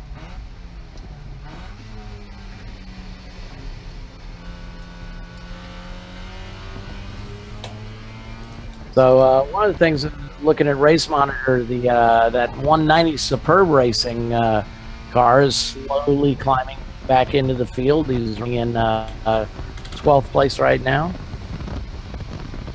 All right. He got an early black flag when he was running in 3rd place about an hour into the race. He got a black flag for passing under the yellow twice. So he had to come in and serve a 5-minute penalty. And welcome back, folks. Looks like we lost our Facebook feed for some reason. I'm not sure I thought so. What happened there, but I think we're back up and running. So you refresh it. Yeah, relaunched it. We got kicked out. So we'll just take a look at our running order as you're coming back online with us. For those of you that are watching on Facebook, you can always check us out at our website's a little bit more reliable.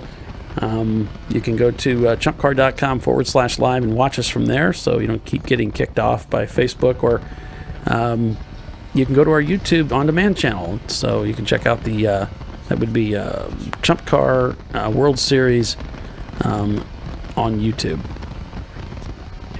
So there's our top 10 running order. We'll go down through the list here so you can see where everybody's standing right now. We can talk a little bit about some of the things that have developed throughout the day. We have the TLM USA team currently leading the race in this EC class. They've been in command of this race pretty much since the beginning. Looney Tunes is now up to 2nd, Doc. It's great to see those guys doing so well today. I told you they had something to prove. Well, I think they kind of predicted it a little bit. I think they were being a little bit modest yesterday when Bill was talking to them about, hey, are you guys going to get up there? And here they are. So P3 Basilwini Racing, they've really worked their way up through the field as well. Lone Star. Good call on my part. Patting myself on the back here. Yeah, it's all right. Don't hurt yourself there. And Lone Star Racers in P4 in their A-Class Miata. In P5, 9-4 Motorsports in that SC300. And the winner of yesterday's race in P6. That's the 9-4 Motorsports Toyota, the 98 Toyota in P7. Excuse me, I thought I saw a change in position. OB Prestige Auto in the 96 Civic in P8, 11/10 Racing in P9, ISC Racing Services, and in P10, Dan Ratherby Racing. Well, there's the Flying Gonzalez brothers in P11 again. Good to see those guys up front. Superb Racing in 12th. The TLM USA Teresa car in 13th now.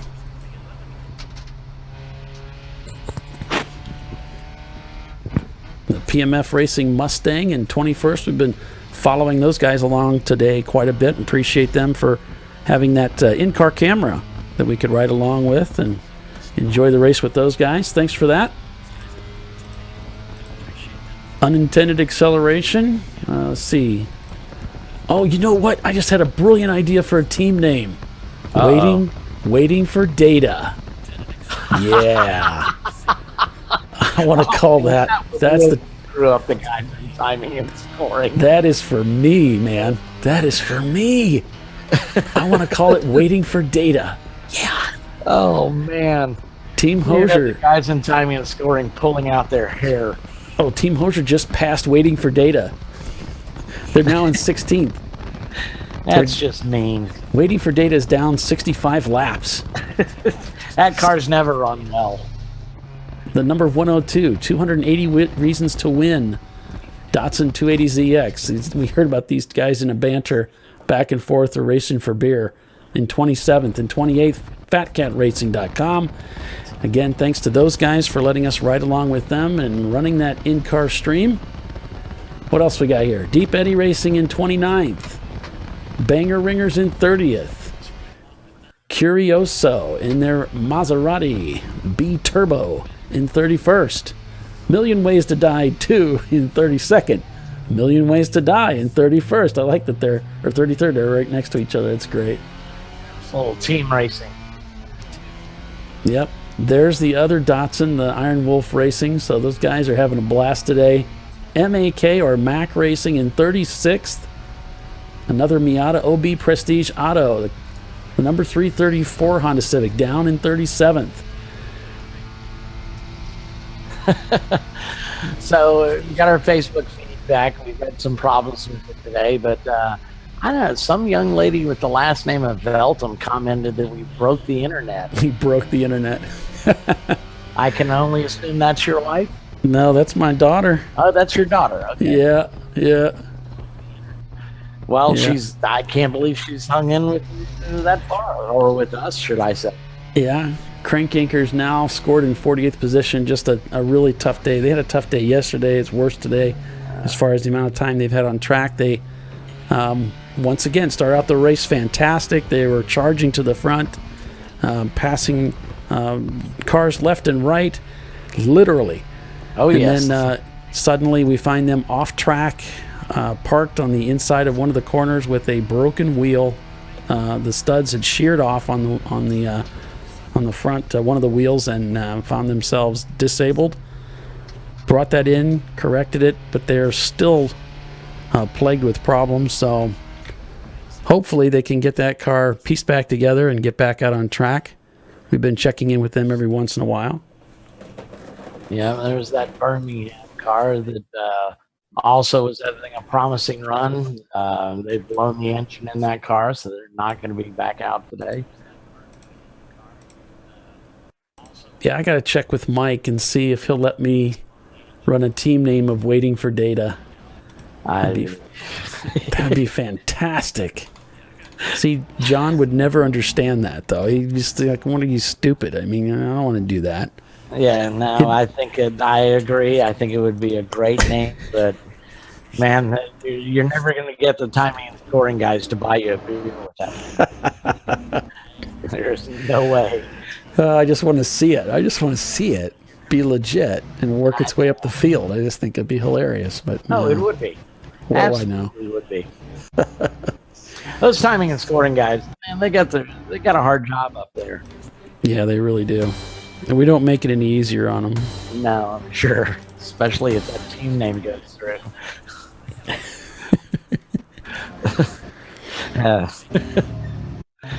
So we are at where we got 4 hours and 41 minutes remaining in today's race. You're watching ChumpCast Live. We'll be back in just a second. You are watching the Chump Car World Series broadcast, ChumpCast Live.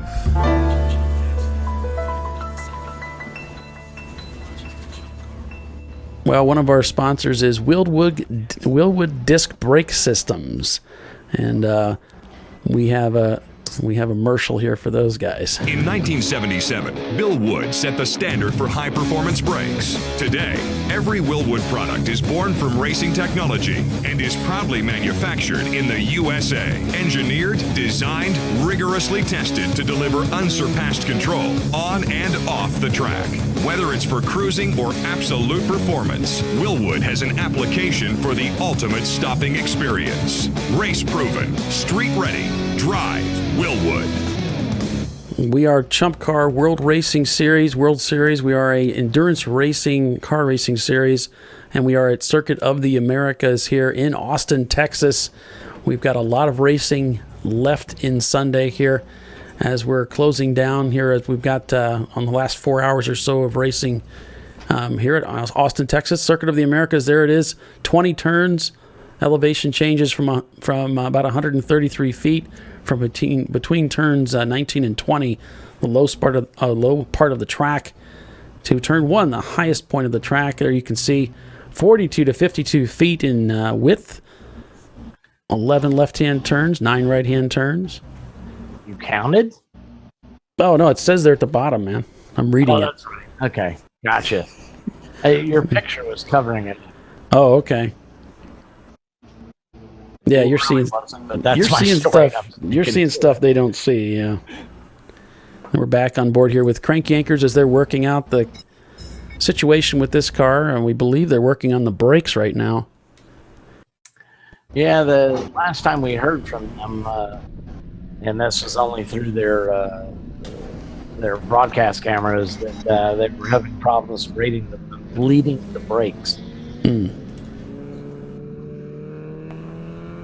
Do you guys? Is that something that you get into? Do you do that? Do you bleed brakes, or do you have somebody doing that for you? Oh no, we do. You do it? Are you using a pressure system like they use on a lot of the E36s, or what do you use? As far as to bleed them?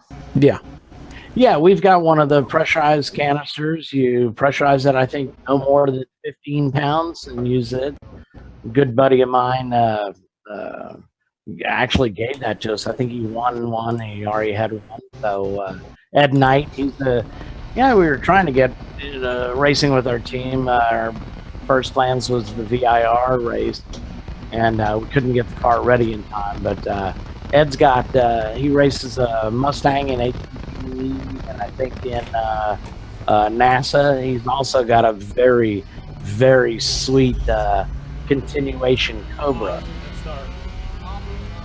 Nice. Those cars actually carry dual titles. That's pretty cool. I've never seen it in person, but it looks bad to the bone in pictures. You know, it's got the chrome exhaust running down the sides. I'm guessing this is the Deep Eddy team. Right, you are. That's what it appears to be. Another one of the with some problems. Yeah, there's a lot of people looking under the hood. Looks like they've got a funnel there, so add some oil. That's what it looks like. Oh, that looks like no, that's a radiator, I bet. Yeah, that oil looked like water. Come in paper cups. Oil fillers do when you stop at the gas station, but you remember the old oil cans? Oh yes. Those were like a cardboard coated, wax coated. That's true, they were. Yeah. But yeah, I remember those. And you'd use like a can opener to puncture them so you could pour the oil out. Those things, yeah. Didn't want to get on the wrong end of one of those things. Oh, come on. I remember setting points. Oh, yeah. I've done that. Timing lights. Oh, yeah. Still got them. I got a couple of those in my garage. Yeah. I don't know. They're not doing much on the modern car. Yeah, I don't imagine they are.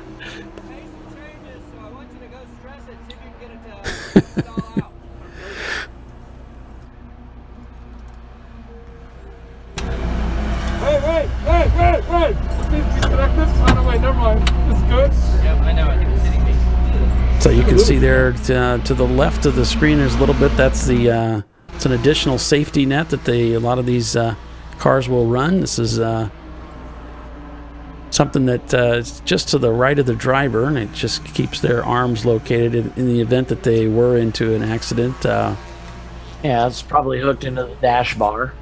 Right. And Goes it's more, right to the more vent. of a body. Keep your body in this driver's position. There's great video out there of cars wrecking on tracks when they did not have that net, and they actually will come over all the way over the center tunnel of the car, the body, and sometimes the seats. So if the seat breaks off the mounts, it keeps you in that center location. Oh, okay. I guess that's something I need to consider then.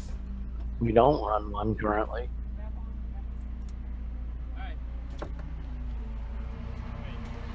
And he's got what looks like one of those Longacre mirrors, and so I decided to do one of these not so technical tech tip videos about rear view mirrors. Let's take a look at that. Hi everybody, Paul Veltum here. Today with a tech tip, and we need to do some tech tips once in a while. I think we need to have at least a couple tech tips for every show that we do, and we need to get some other guys involved. Get tired of hearing my own voice. So, but here's a tech tip I think you might like. We've been seeing a lot of guys going to the Longacre rear view mirrors as they do their car builds. If you're in the process of building a car, maybe you've gone with the Longacre mirror and you're just not happy with it. If you don't know what I'm talking about, it's a rear view mirror that has I don't know if it's concave, convex, whatever that is, the technical term for it, so that you have a wide area of angle of view, and it mounts to the roll bar. Unfortunately, the problem with them is they break very easily. So your driver gets in the car, he reaches up to grab it, and he moves it to adjust it, and it breaks in his hand because it's very thin. Not really bashing on Longacre or anything like that. I mean, maybe if we set the adjustments a little bit looser, they'll work better. It's just one of those things that maybe it's not working out as well as everybody would hope. And so I went to Johnny and said, hey, Johnny, why don't we get one of the wink mirrors? And he's like, wink mirror? What's a wink mirror? And once I described it to him or showed him a picture of it, he realized what it was. If you don't know what a wink mirror is, really, it's a very simple and a great solution, I think. It's really old school. My dad was using these on his race car back, I think, in the 70s. So these go way back. So basically what it is, if you can't see really well, it's just a long bar of mirrors. There's 4 of them here, and they're just staged all the way down. And then just some really simple adjustment here. You just mount it to your roll cage. And it's got an L bracket that comes off of it, and so you can move this, you can swing this up and down, so it'll move like this up and below the bar, and you can pivot it up and down and then tighten it with these knobs. It's very simple, it doesn't break. It's $15 from Jegs. Seriously, it's like $15.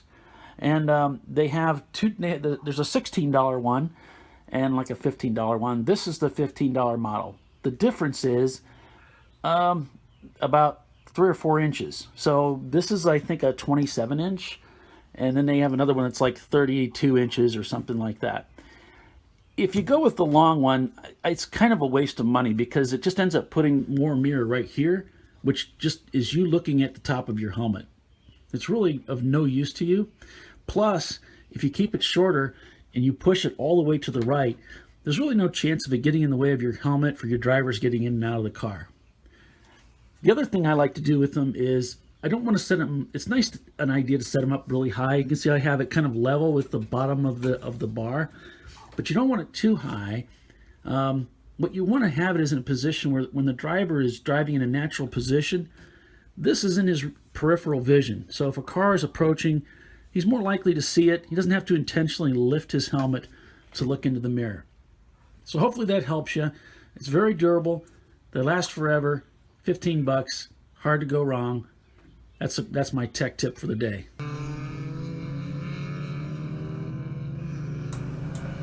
So hopefully that's of some help to you folks as you consider. I see a lot of people using those concave mirrors, convex mirrors, whatever they are. And I've used them. Huh? Convex mirror. Convex. Thank you. Yeah, I've seen quite a few guys using those. I've used one in one of the cars I drove. Didn't really care for it myself. I'm sure some guys are fine with it.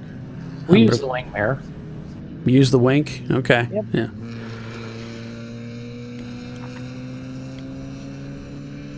Yeah, and of course in Chump Car you have to tape your outside mirrors as well, so that if they break they don't shatter glass all over the track. And my wife has asked me about that. She said, well, isn't it kind of hard to see, what's coming up? It's like, no, because you really don't need to see anything clearly. You just need to know there's something there.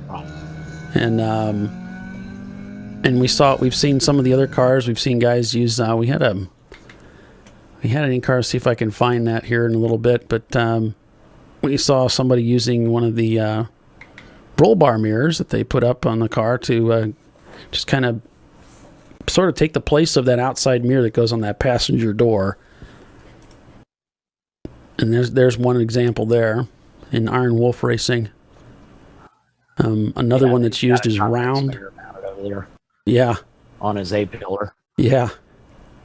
He's got a really large mirror inside the car. I'm not sure where he got this stuff, but... That thing's huge. Yeah. So I just happened to glance over a race monitor, and we have a new leader. Oh, yeah. Let's talk about that. We've got Looney Tunes now moved into the front of this pack.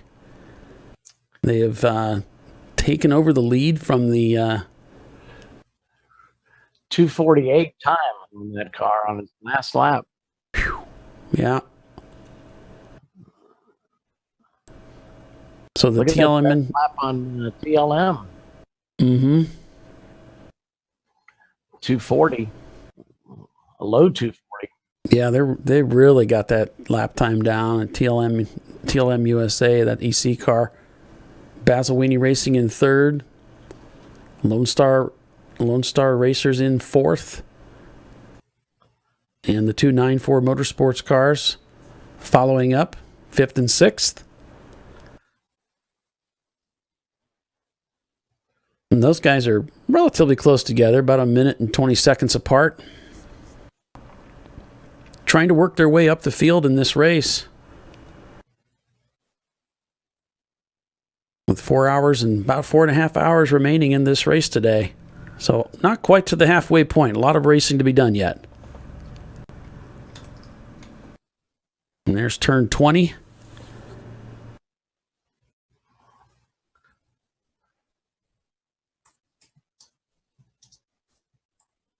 So we're out here at Circuit of the Americas. Our title sponsor, Cool Shirt Systems. Yep, we're going to be giving away 12 of those shirts at the random draw at the awards presentation after the race today. So that was pretty cool of them. Yeah, that worked in cool again.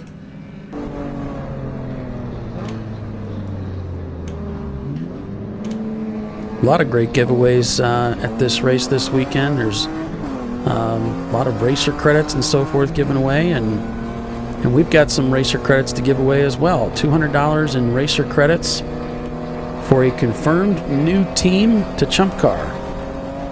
If you are a team... Again on your microphone, Paul. Okay. Let me check that. So we got a report from Michael up in race control that the 107 is being black flagged because he's dragging his splitter. Of course, one of the Tuttle Motorsports Mitsubishi Eclipse. Okay.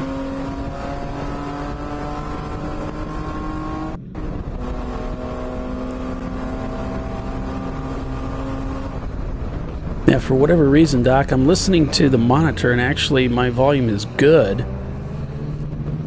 Huh. So it must be something the way the bridge is working since you're listening to me through the bridge. I'm actually ahead of you a little bit in volume level. I can hear the cars fine, but I can barely hear you over them. That's what it is. It's the cars are, you're getting squashed. Those noisy things.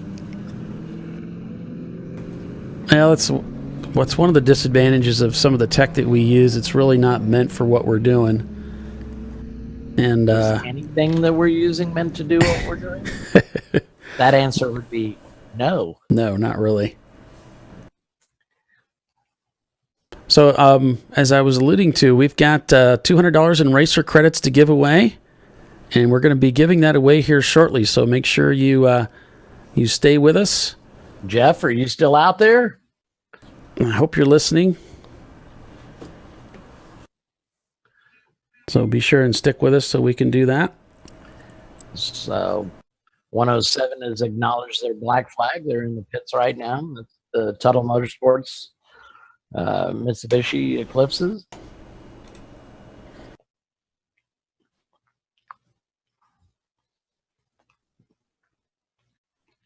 That's the sister car to the second place finisher yesterday. Had a monumental battle with our eventual race winner, the 94 Motorsports Toyota.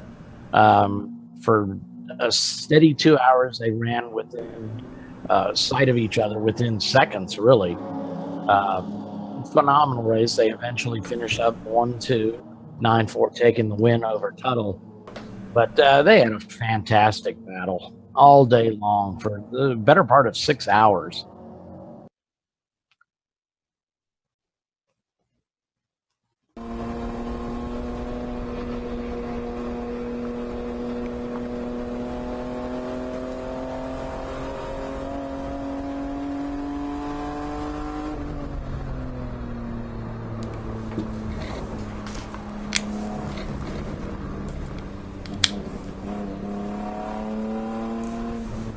So we've talked about in the past, what is the best race car to go racing with? And I guess if you ask 10 different guys, you get 10 different answers. But some of the arguments are, well, go with the cars that seem to do the best, that seem to be the most reliable, that kind of thing.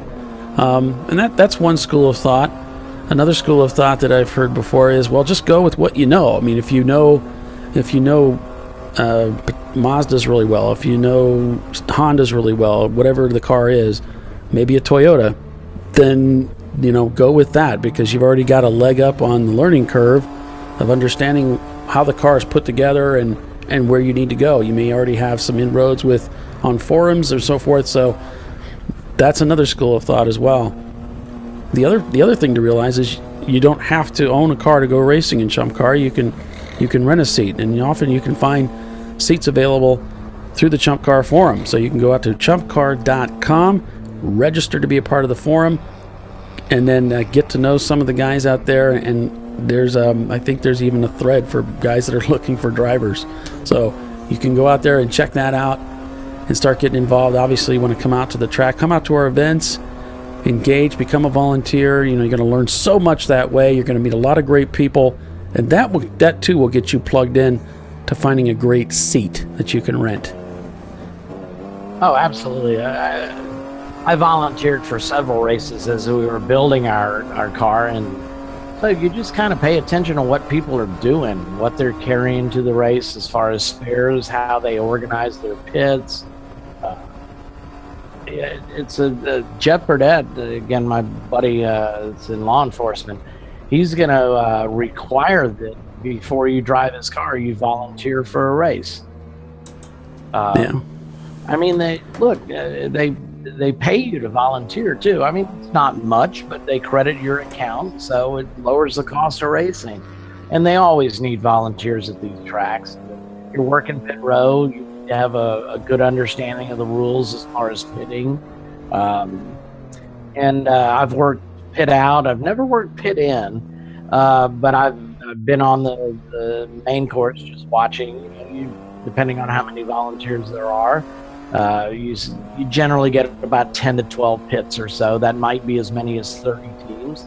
So you watch their pit stops, and you get a good feel for who the good teams are. You watch them, and they get flawless stops every time. Everybody knows what they're doing, and then you watch those poor guys that just kill themselves in the pits. It takes them maybe a minute and a half to jump 5 gallons in their car. So you kind of need to fill your car up. I suggest 30 seconds. Bill reported earlier, there's a team out there that dumped 5 gallons in like 6 seconds. That's unbelievable. So you pick up good tips just by watching these teams execute their race. Right. And again, you get race credits. They feed you lunch. You get to know the staff, so you know who does what. They're all great guys. I see Dan Diggs sitting out there at Pit Inn. He's one of the technical directors. Yeah.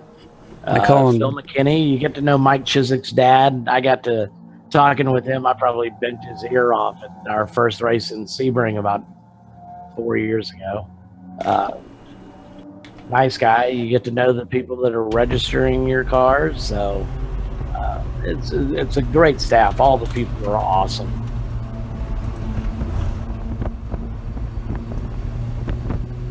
Yeah, as we were talking about, going and volunteering and getting involved and that kind of thing, I was thinking about, because you got into talking about, you can see how the pits are laid out, what people are bringing, that kind of thing.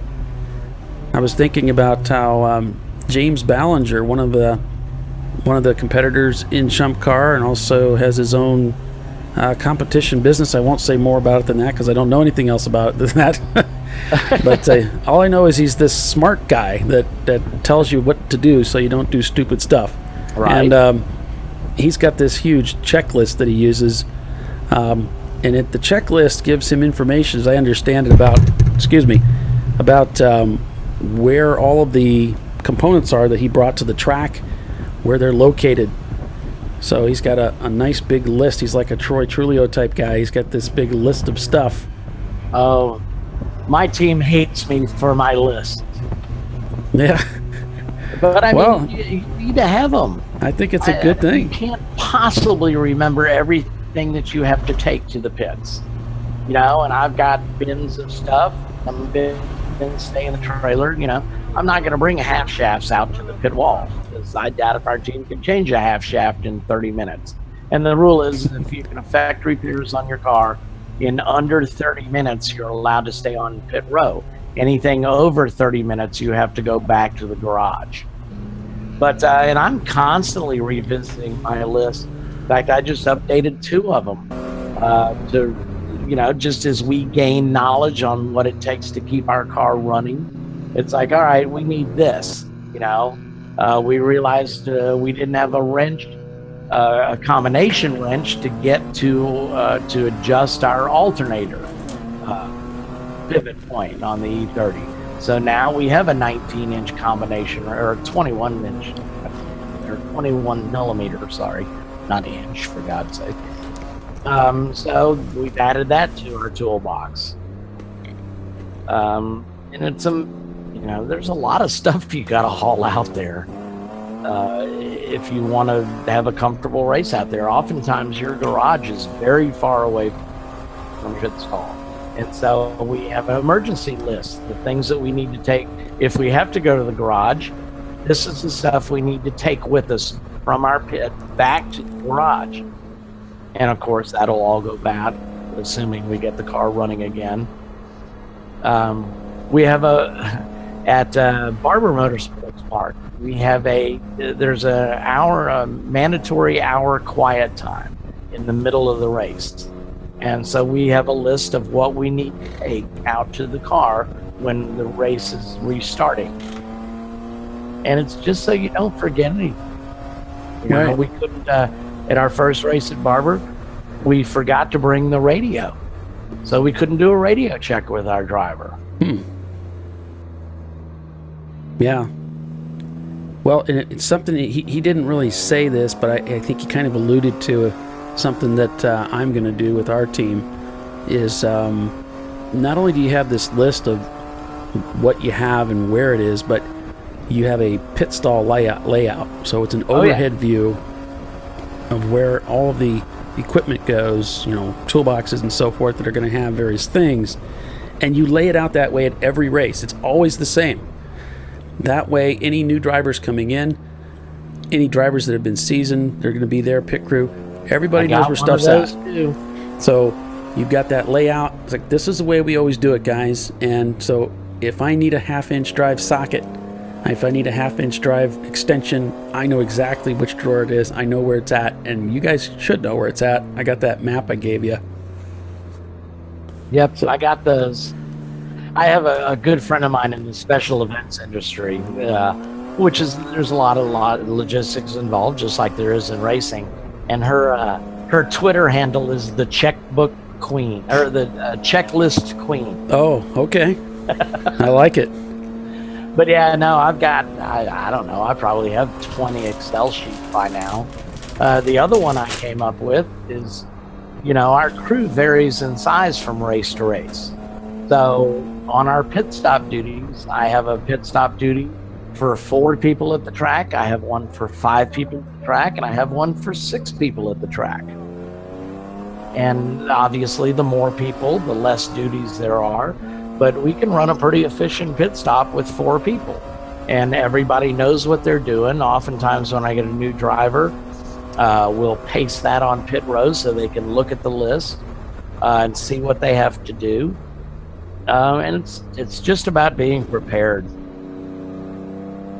Right. I even made a video. We had a guy that the car owner had a lot of gauges, a lot of switches. We had a lot going on in that car. And we had drivers that would show up that weren't even in the United States. So we wouldn't meet these people until race day or Friday if they came out to practice with us. So I made a video where I walked through and showed people where things were at. Where's just it seems when I think about it, I'm trying to explain what I did. I had one guy say, "Really, a video? I mean, is that really necessary to have a? Why would you need to do that?" Well, his wife was in the car at the time, and guess what? It was running hot, and she didn't know where the temperature gauge was. Right. Well, it's because there's a lot of gauges in the car for whatever reason, she couldn't even find it. Right. Well, I explained in the video how those gauges were organized so that they would know before they got in the car what to expect. Sure. That's a good idea. So over on Facebook, our good buddy Alon Gorin has joined us. If you're not familiar with Alon, he's runs an E30 out of Florida, a well-prepared car. He's an awesome guy. It's a very fast E30. I always look for him up near the front. And the other thing about this guy is, I'm telling you, if you ever pit near Alon, you're probably going to gain about 10 pounds. His empanadas, his wife's empanadas, I should say, are paddock famous. At Road Atlanta during the test day, I think she made about 200 of them. And they strolled all through the garages, or not the garages where the haulers are, and passed them out to anybody that wanted one, and they are phenomenal. Empanada? Empanadas, yep. Well, what is that? What's an empanada? Lord. You Northerners. An empanada is basically think of it as a. See, I don't even know. It's basically a sealed, kind of like a meat taco almost. They're deep fried, and they are just a little slice of heaven. Gotcha. Oh, they're so good. Hey, boys, this is Mike Chidlick. What you doing over there in the studio? Hey, Mike. Well, we're trying to get some sleep here. If you could keep it down. Yeah, we'd appreciate that. Well, I'm doing my best here in registration, which is far from the racing action. But your food story caught my attention since we're all having lunch here right now. Cool. Wait, you get lunch? Oh, yeah. See, the Dakota's got a cafeteria. This isn't a concession stand. This is a full-blown cafeteria with servers, and they got great food over there. So we had barbecue today. Mr. Strong is finishing his lunch as we speak. Nice. Well, everything's bigger in Texas, Mike. Yeah, I suggest the barbecue, though, as opposed to the cheeseburger, because barbecue is pretty good. Yeah, you can get cheeseburgers anywhere. So yeah, Mike, we're inside the Crank Yankers machine right now. They're rolling back out of the paddock onto pit lane. It looks like they're getting ready to roll back out onto the racetrack with that car, so that's good to see. Poor Tyler's had a heck of a weekend. He thought he had all the bugs worked out yesterday after 4 separate problems. He was confident this morning of a podium finish, and early on I saw him being towed off the track. So hopefully this weekend is the culmination of his bad luck for 2017, and he can get back to his winning ways later this year. Yeah, he's definitely had a tough weekend. Tough weekend for those guys, and he's got a weapon of a car now with the changes that he's made. Yeah, I don't know if you were watching Race Monitor, Mike, but he started off in 40th, and they were up to inside the top 10 within, 4 laps? Oh, yeah. I mean, he was right there in, 4th or 5th place right away. Yeah. So, folks, this is... I'm sorry. Did you... Go ahead, Mike. I was just going to say, were you aware of Tyler's secret weapon this weekend? You notice his car looks different? Yeah. Yes. Looked like he knocked all the paint off it. He claims that he saved 40 pounds 40? on his race car. Well, I could save 40 pounds by stop eating so much pizza. I wouldn't have to touch my car. I could stand to drop 40 pounds, but yeah, that's off of me. So, well, guys, it's been great talking with you. I'm going to head back to pit road. I got to meet some guys for lunch, and Mr. Phil Strong is going to get back on the headset with you. Hey, Mike, one quick question. We're going to do all those fantastic giveaways from Cool Shirt and from Chump Car at the awards ceremony later on? Well, Cool Shirt has given away their supply, but we have other gift certificates from our other sponsors to give away, plus obviously our trophies. So that's just for tonight, but look for our other sponsors and their events coming up this summer to give away their own products at an event near another racetrack. Cool. Thanks for keeping us updated. Yeah, thanks, Mike. Good talking to you. That's Mike Chiswick. He is the Chump Car COO, the Chief Operating Officer of ChumpCar World Series. And by the way, Mike does do periodic videos about every other week to keep everybody up to date on what's going on in Chump Car, what's new. And you can check out those videos by going out to our website. You can also like us on our Chump Car World Series Facebook page so that you can get those videos as they come out. Bill Strong puts those up so that everybody can get that information. Really valuable, and it's also very concise, straight to the point, short videos, 5 minutes, and that can keep you in the loop as to what's going on in Chump Car.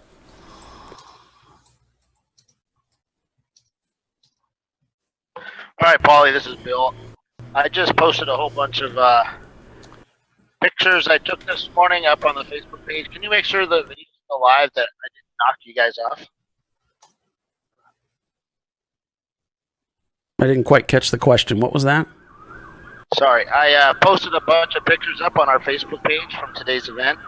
Can you make certain I didn't kick you off the Facebook feed, the live feed? Oh, okay.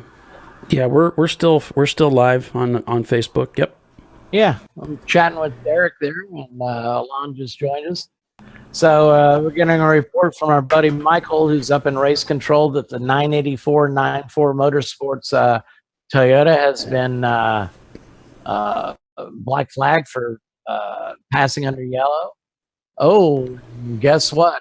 Guess who else got dinged for passing under the yellow? That'd be our leaders. 101 Looney Tunes. Oh no.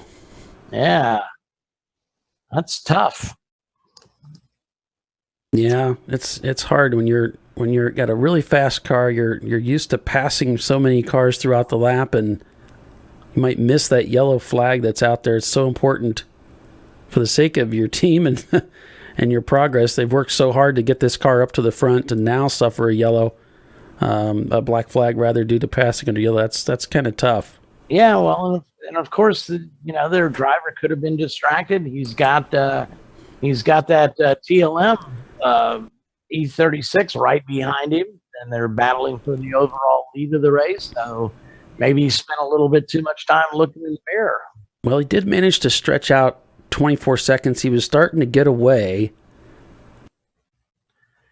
287's been dinged also for a passing under the yellow.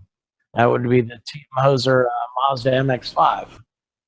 Yeah, I'm not sure, but I just get the feeling this has to do with because we have so many cars on track and we've got some really fast race cars that sometimes the cars are obstructing the flag stand on the way in. So the driver isn't seeing those flag stands, and I'm not making excuses for the drivers at all. I think it's your responsibility to present your car in such a way at the corner so that you can see those flags to make sure that what you're doing is okay. And it's something that we've talked about it before. I think that's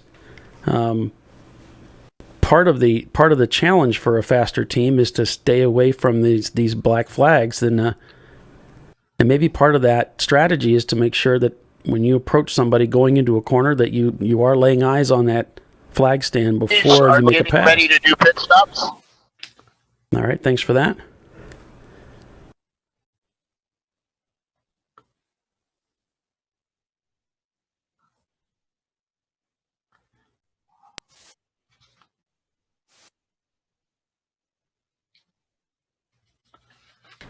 Yeah, I'm back on pit lane now live. I'm back on pit lane now live. We have it on good authority that you have already taken your lunch break. Okay, so we've got you here. I could stand to eat something. You realize, of course, this leaves Bill unsupervised. Well, no, I'll hang out with them for a while. You can. Well, no, you can go eat. I just had a banana not too long ago, so why don't you take a break and I'll babysit Bill. Stopping, he served All his right. time penalty. Now Turn his volume up a little bit. And driver change.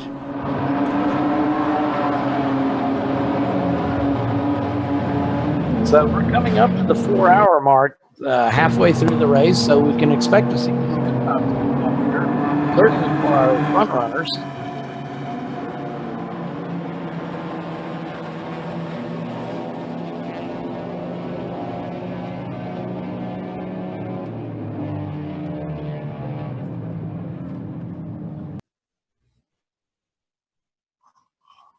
Yeah, and if we could see his camera.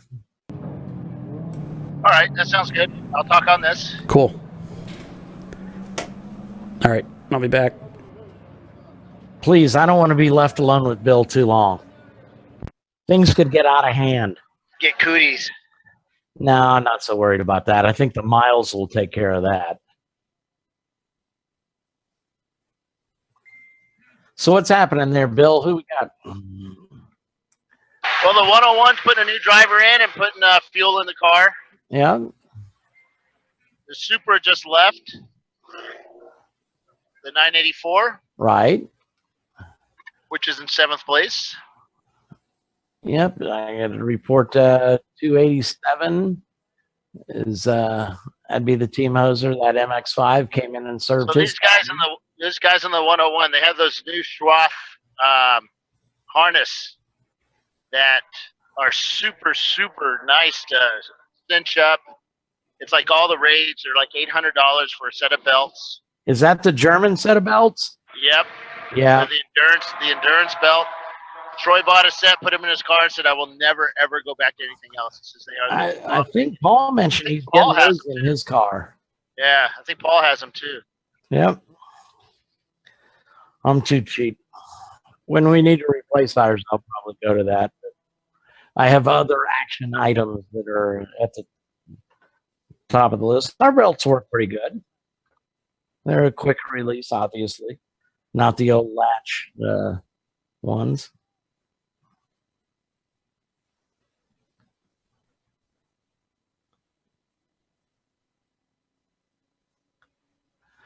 So what do we got here? We got Team 170 still leading. Of course, everybody's coming in for pit stops right now. We're at the halfway mark. Yeah, pit lane is getting really, really busy right now.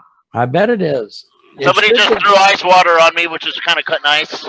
As they're emptying their cool suit, I got a foot full of it.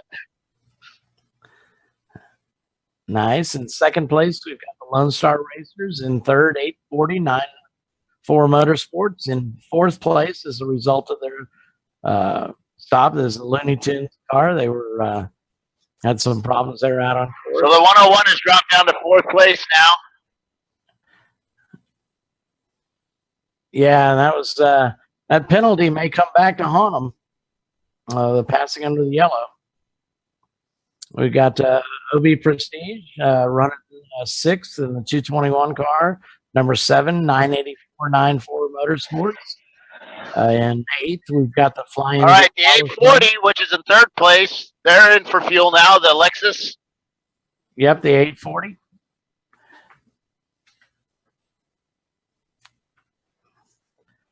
So rounding out our top. That's the car that can take fuel in under 6 seconds per 5 gallons.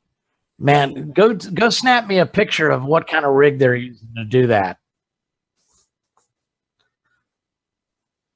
So rounding out our top 10, 108, the Tuttle Motorsports car. And in 10th place, the other TLM entry, the E46, number 169. So that rounds out our top 10. Hanging in there is some of the other cars we expect to be up near the front. That'd be ISC Racing Services, the Dan Ratherby Racing, EC Car, and 11/10 Racing. And I think the These Nuts car, Bill, is in 14th place. I think you know that guy pretty well.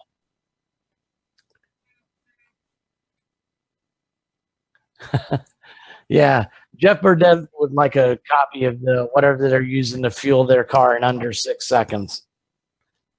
It's just a Hunsucker with a 3-inch or 2.5 inch hose on it that fits directly into their fuel fill. Right?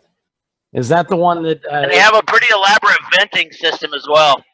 Right. But I mean, other than that, it looks like a stock jug.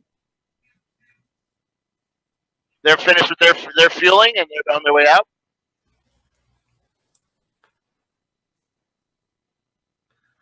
I'm kind of comfortable with hours at under 30 seconds. We seem to have plenty of time in the pits. We've never gone over 5. So the 221, the Prestige car, is in 4th place. Yep, that's another one of the OB Prestige. Got a 3-car effort today.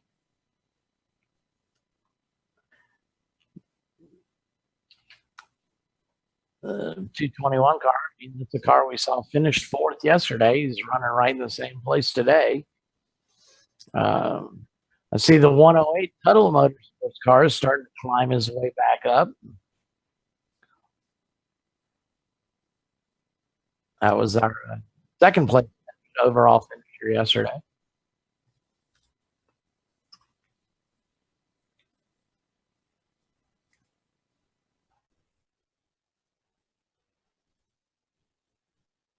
So I'm noticing, I don't know if you noticed this, Bill, but I mean, do you see these teams that are in the business of racing? They all seem to be doing pretty well. There's a couple of independents out there, but more and more it looks like the teams that are in the racing business are starting to figure out this thing. I mean, you look at TLM, 94 Motorsports is the multiple car team, OB Prestige, of course. So ISC Racing Services. I know the Winding Road team was up there earlier today. I'm not quite sure what position they're in now.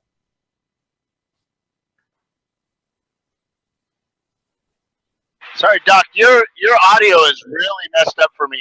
Like, we're hearing echoes like crazy. I think it's Paul's speed is causing something to do with it. All right, well, I'll let you take it then.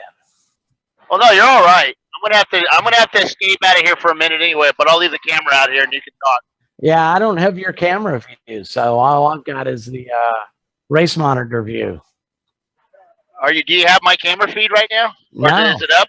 No, I've got race monitor up. I'm looking at Paul's screen. That's all I can look at. Now I've got yours. See, looks like the 221 team is finishing up a stop. That'd be the Honda Civic of OB Prestige. Spreading a little kitty litter there.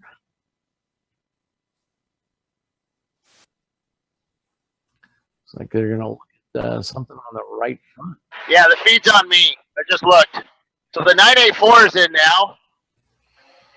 They're in 6th place. They actually came in. I think they got shut back out so that the leading car, the 840, could fuel first. Right. That's that whole team order. So this one uses different fuel cans. They use smaller diameter hoses on them to fill them. Ah, I've got the biggest hose I can get in our car.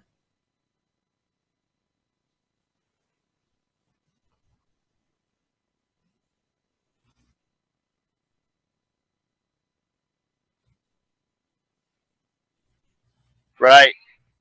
Yeah, it's just I'm hearing myself and Doc over and over again. Yeah, it sounds like Bill's in the bottom of a barrel to me.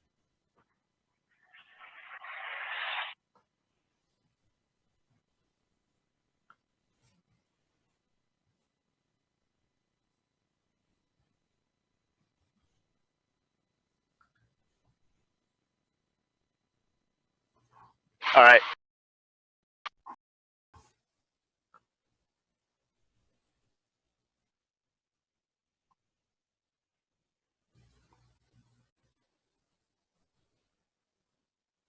Seems like Bill's at a loss for words. Ha ha ha. That's a joke. Sorry, I need to go offline just for a minute. I need to reset some stuff, but I'll set my camera here on the front straight, looking up. Cool.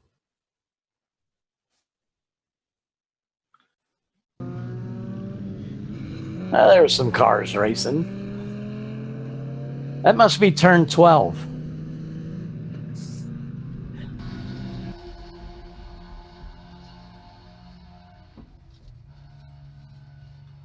This fat cat's been in for a while, hasn't he? Maybe not. Can't recall seeing them come in, but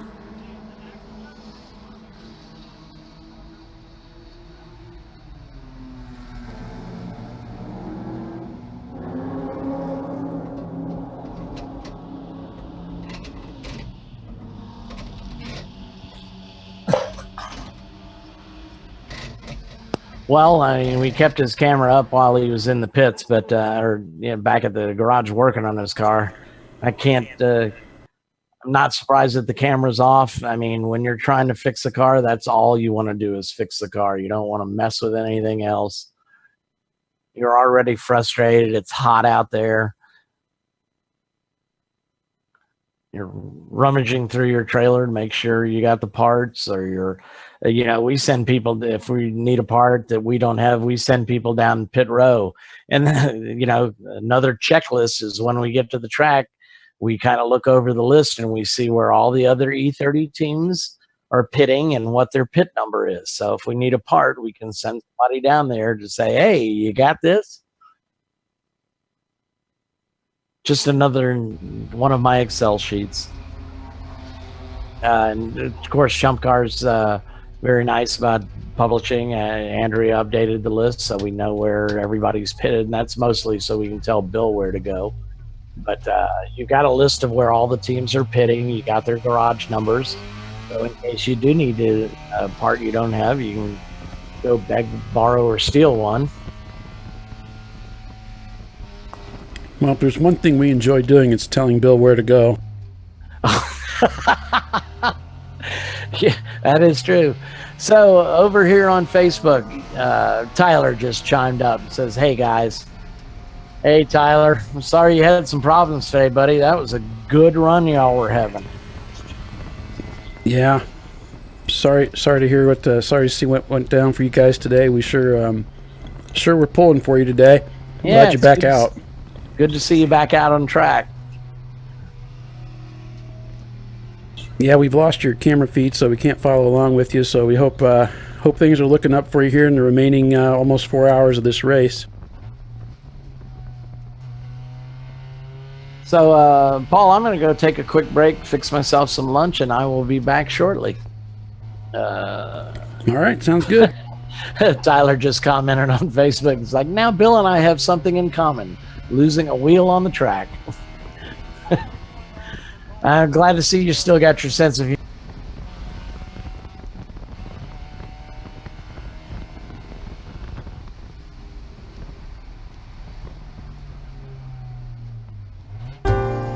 You are watching the Chump Car World Series broadcast, Chumpcast Live.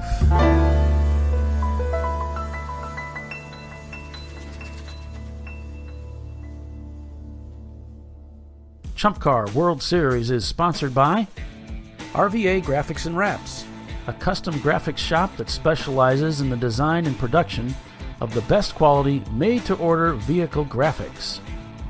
And by Lifeline. Lifeline uses the latest technology in motorsport fire suppression and extinguishing, and is the leader of in-car fire safety systems using Novec and AFFF foam. And Willwood Disc Brakes. Willwood Engineering is a global leader and manufacturer of high-performance original equipment disc brake solutions. And Cool Shirt Systems. Cool Shirt's personal cooling systems, vests, and garments offer comfort, safety, mobility, and durability when performance matters. And Maxxis Tires. Maxxis Tires International is committed to delivering high-performance, affordable tires to the world. And Frozen Rotors. Premium cryogenically treated brake pads and brake rotors by Diversified Cryogenics. And OMP Sport, one of the world's leading manufacturers of racing safety equipment and tuning accessories. And by Racing Radios, the leader in racing communications worldwide, providing quality and affordable communication systems for racers and fans alike. And DiscoveryParts.com, offering the best in auto racing safety apparel.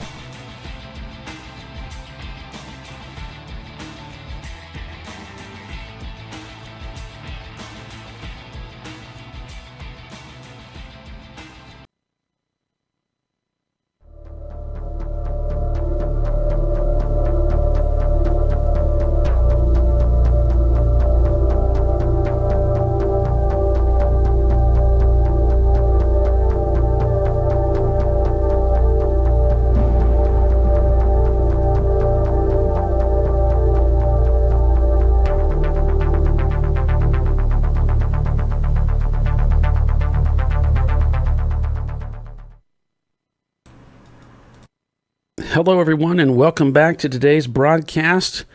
You are watching the Chump Car World Series presented by RVA Graphics and Wraps and Cool Shirt Systems Chump Car race at Circuit of the Americas. It's the 88 Enduro Endurance Racing Series, and we are here at Circuit of the Americas, as I said, on day 2 with 3 hours and 48 minutes remaining in today's race.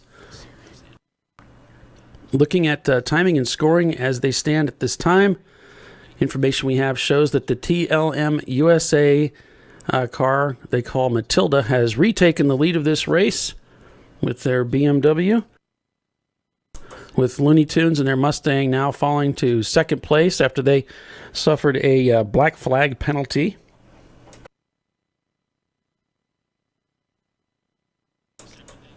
It's the Lone Star Racers in P3, 94 Motorsports in their Lexus SC300 in 4th. Basil Weenie Racing in 5th in their 325 IS. And the OB Prestige Honda Civic, the number 221 car, in 6th. Dan Rather B Racing is now up to 7th place in that Mazda MX-5. The other 94 Motorsports car, the number 984, is currently in P8. In P9, it is the Total Motorsports C-Class Mitsubishi Eclipse. In P10, the ISC Racing Services A-Class Miata. As we just see the OB Prestige Auto car just turning their fastest lap time of the day with a 247.232. It's looking like our fastest lap time of the day so far has been rang in by the number 170 EC BMW 325 at a 240.182. So those guys getting that car around the track.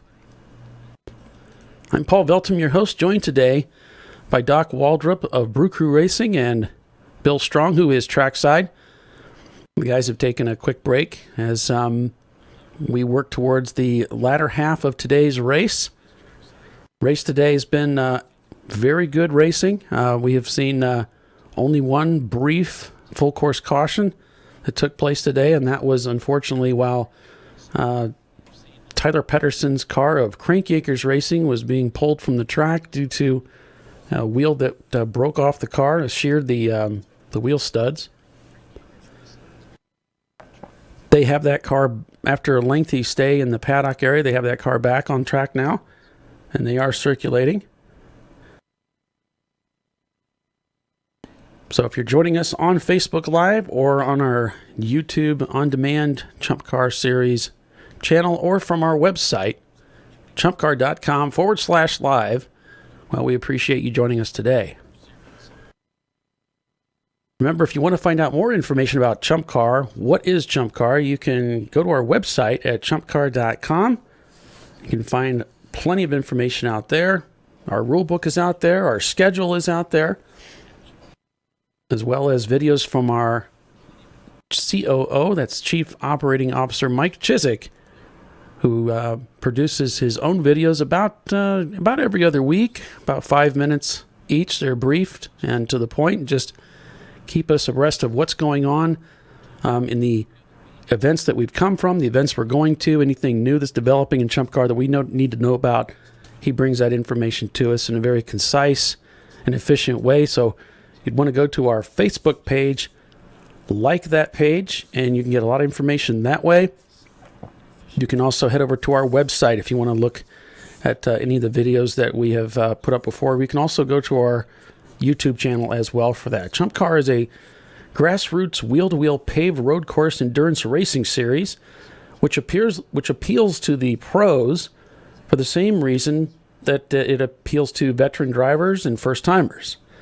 It's maximum bang for the buck, with hours of track time on today's most sought-after world-class road courses, just like Circuit of the Americas, in a fun, safe, competitive environment.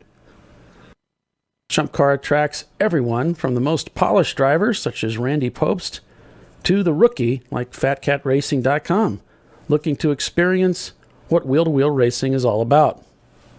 And the best news is you can likely go racing this coming weekend, even if you don't have a car or a team, as there are always teams looking for new drivers. Basically, it boils down to this. If you want to go racing on the most iconic bucket list tracks, well, you're in the right place. So you can head over to our website and get involved. You can sign up to be a volunteer. You can get signed up into the forum, learn a lot about Chump Car, and get to know some of the guys, and that'll go a long way towards helping you get started in this sport. So we hope you'll do that.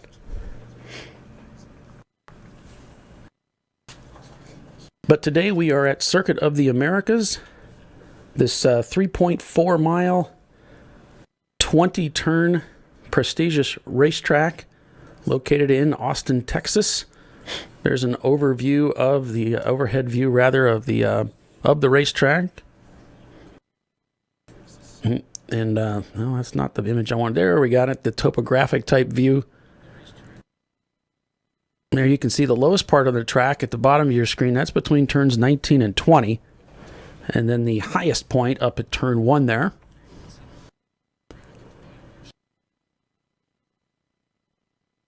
Takes a little over 2.5 minutes to get through for our Chump Cars today.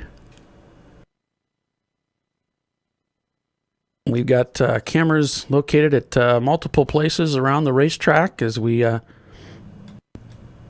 put forth our effort to bring you information. We can go through the running order rather. Okay, safety truck just went down the front straightaway, lights blazing. All right, thanks for that, Bill. Appreciate that. We have a stalled car on the front, on the right-hand side. Driver's right. On the straightaway? Okay, I see. Yeah, it looks like an orange car. I can't really see it well, though. Okay, I can kind of see it. Just take you to this view. If you look to the very far right of the image here to the screen, you'll see what appears to be a car just underneath the bridge there. There goes the safety vehicle on the outside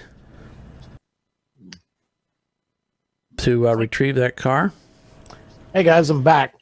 What Hey, did I Doc. miss? What did I miss? Oh, man, it was amazing. I knew it. Dang it. All right, so Michael just posted from Race Control there that the 910 car has been black flagged for a blend line violation, as well as our leader, the 170 910 entrance. I believe that's a first because we had no blend line violations yesterday, which put us at the top of the list for organizations that have not had blend line violations. Actually, I think we're the only one. Yeah, that's a new team. That was my first black flag, was a blend line violation. I think it was the first time I put wheels on track, I violated the blend line. It was just the way to be baptized into racing is to be black flagged immediately when I go out on track. Ouch. Well, this is a new race team, so they're not familiar with it yet, so I'm sure that now they know. Well, I don't see it showing up on timing and scoring yet on Race Monitor, but again, the 170 team that was reported for a blend line violation is our leader. Oh, you're kidding. The TLM E36. Oh, wow. So that'd be a costly penalty for sure. This is a welcome sight. You got a blend line violation. My first race at Sebring back in 2014, Here he comes. I managed to spin on like the fourth lap. Oh. All right, he's going into the black flag area right now. Actually, I didn't spin. I slid.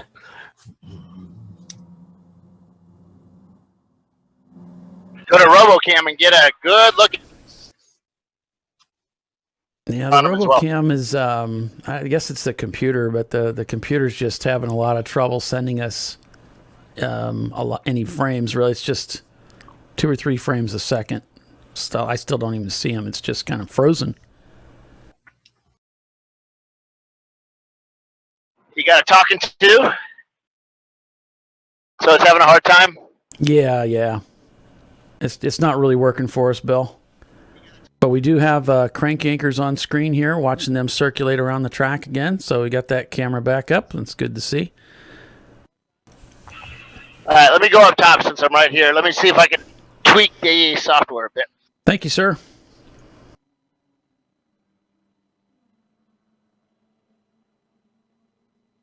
So we're on board here with Crank Anchors Racing Team, a team that's, we were talking to Mike Chizik, our COO, a little bit earlier.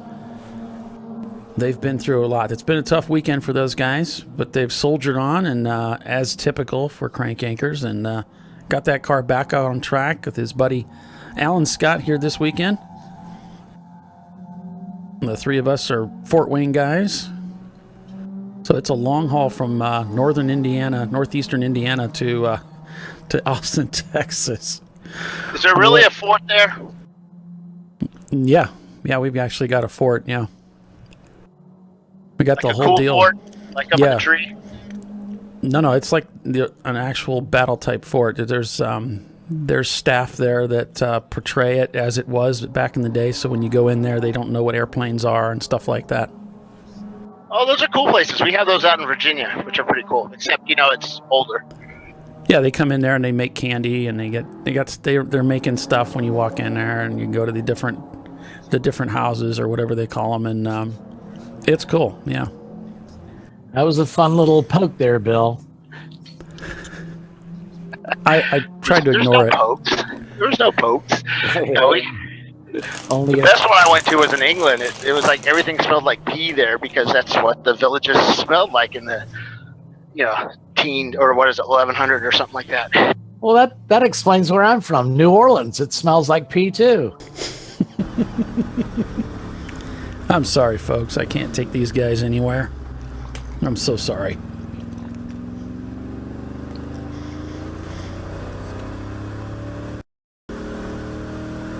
So we're on board here with the PMF Racing Team. This is a 66 Ford Mustang, putting the American iron out there on the track today.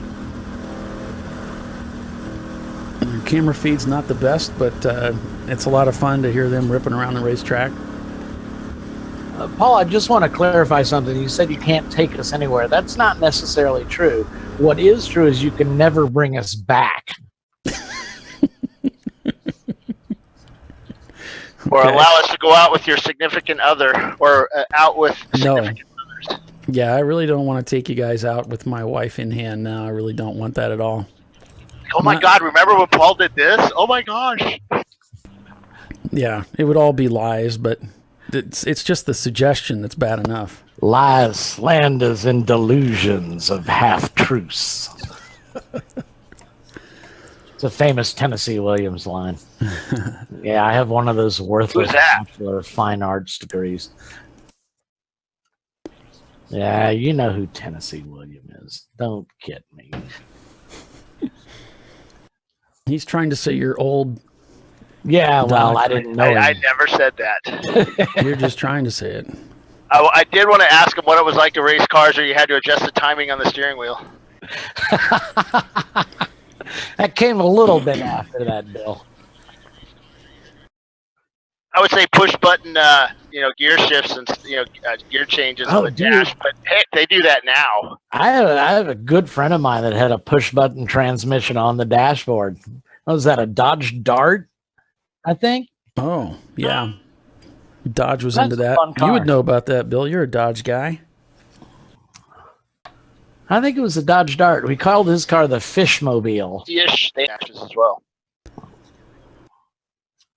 Yeah, we didn't quite catch what you said there, Bill, but your input's valued. Because I was born in 1962, so. Yeah, see, you're not that much younger than me. On board with Fat Cat, those guys that were black flagged for violating the blend line. What are we talking about? Well, the blend line is a painted line on the road course that separates the exit of pit road from the racing surface.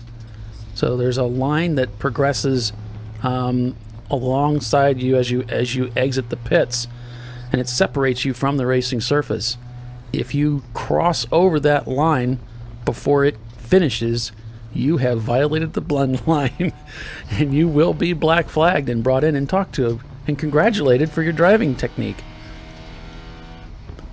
And it's a safety issue. That's all it is. We're trying to keep the track tries to keep the cars at a certain place on the racetrack as they exit onto the racing surface to keep them from getting into the racing line. The 79 Celica is now on black flag. See if that camera works, because I'm sitting up here trying to make it work. All right.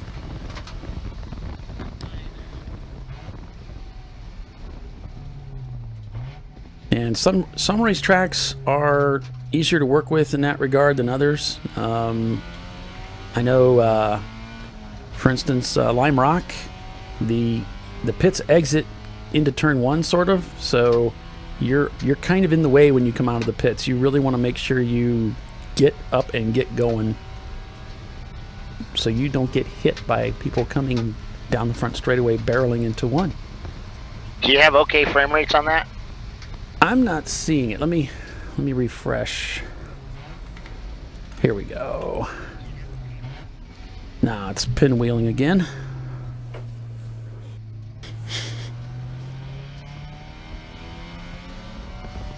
I have good throughput on this side. That's strange. Well, let me try the RTMP feed. Just a moment.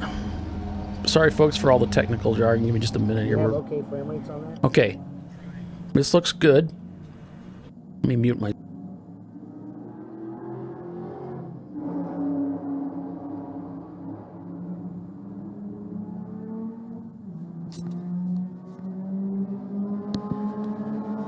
I have good throughput on this side.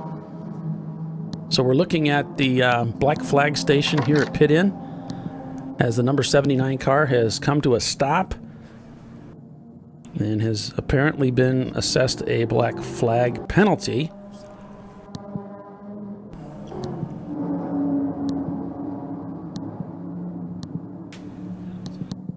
And typically this entails about a 3-minute stop, and then they will release that car and let them go on their way. Yeah, he's in a 3-minute for a passing under the yellow. And there's another car coming in. Looks like one of the OB Prestige Hondas. It doesn't quite appear in the frame that you're seeing, but I can see it from another version of what we're looking at. Here we go. And this is turn 20. here at Circuit of the Americas. This is the exit of turn 20 heading onto the front straightaway, looking over the arm cove there.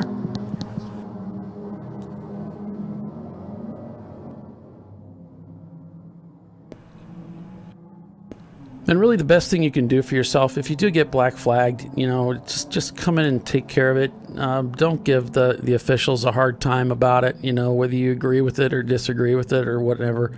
You know, if it's illegitimate, if they're bringing you in for something and they've made a mistake, you know, you can let your crew chief take care of that. They can talk to the officials, the race director, and work that out. But don't give these guys that are working pit in, don't give them a hard time over it. You know, just the best thing you can do for yourself, trust me, is just to take it and then get back out there and get back after it. Yeah, I mean, the guy that's holding you there at pit end, he doesn't have anything to do with it. All he knows is the radio down to him. He says, car number 79 is coming in. He's been given a 3-minute penalty for passing under the yellow. And that's all he hears. He doesn't know the backstory that a guy waved you past or, you know, whatever other excuse you can come up with. All he's doing is what race control has told him to do. That's his job. Which is total nonsense. I didn't do it. Oh, yeah. I didn't do it. They don't know what they saw. Right. It's kind of like shooting the messenger. You know, it's really not. He's not making the calls. He's just there when you come in. This wouldn't happen in NASCAR. Oh, we hear that one all the time. So Letta here is on Facebook. She says the live feed is down. I don't know. Is our Facebook putting out? She commented on it. But we'll take a look here. That means the screen is frozen up. Well, for once, it looks like I will disagree because I'm watching both of our feeds and the software is showing an output. So we think we're up. Let me check the audio. See if I can.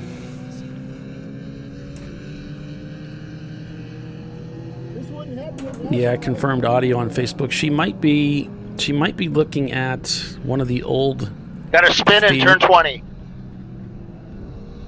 One of the old feeds. She might be looking at that. Well, she's. Yeah, I don't know how the comments work. Yeah, car 808 just spun off in 20. And he's back rolling. All right, Bill. Thanks for that.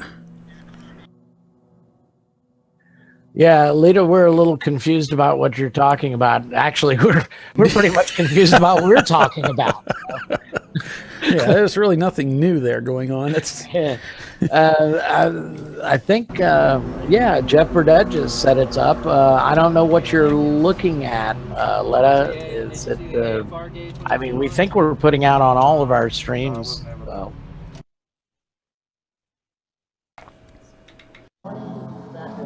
All right, so Jeff's on, and I know we're going to do that giveaway sooner or later. We didn't do it while I was out at lunch, did we? No, the giveaway is coming up in about 30 minutes or so. There you go, Jeff. Was this the giveaway of the Brew Crew car? No. Are you prepared for the next race? No. That car is destined for glory in the Commentators Cup. Destined for glory. Do you like that? I like that. Oh, that was with an L. Glory. Okay. Destined for gore.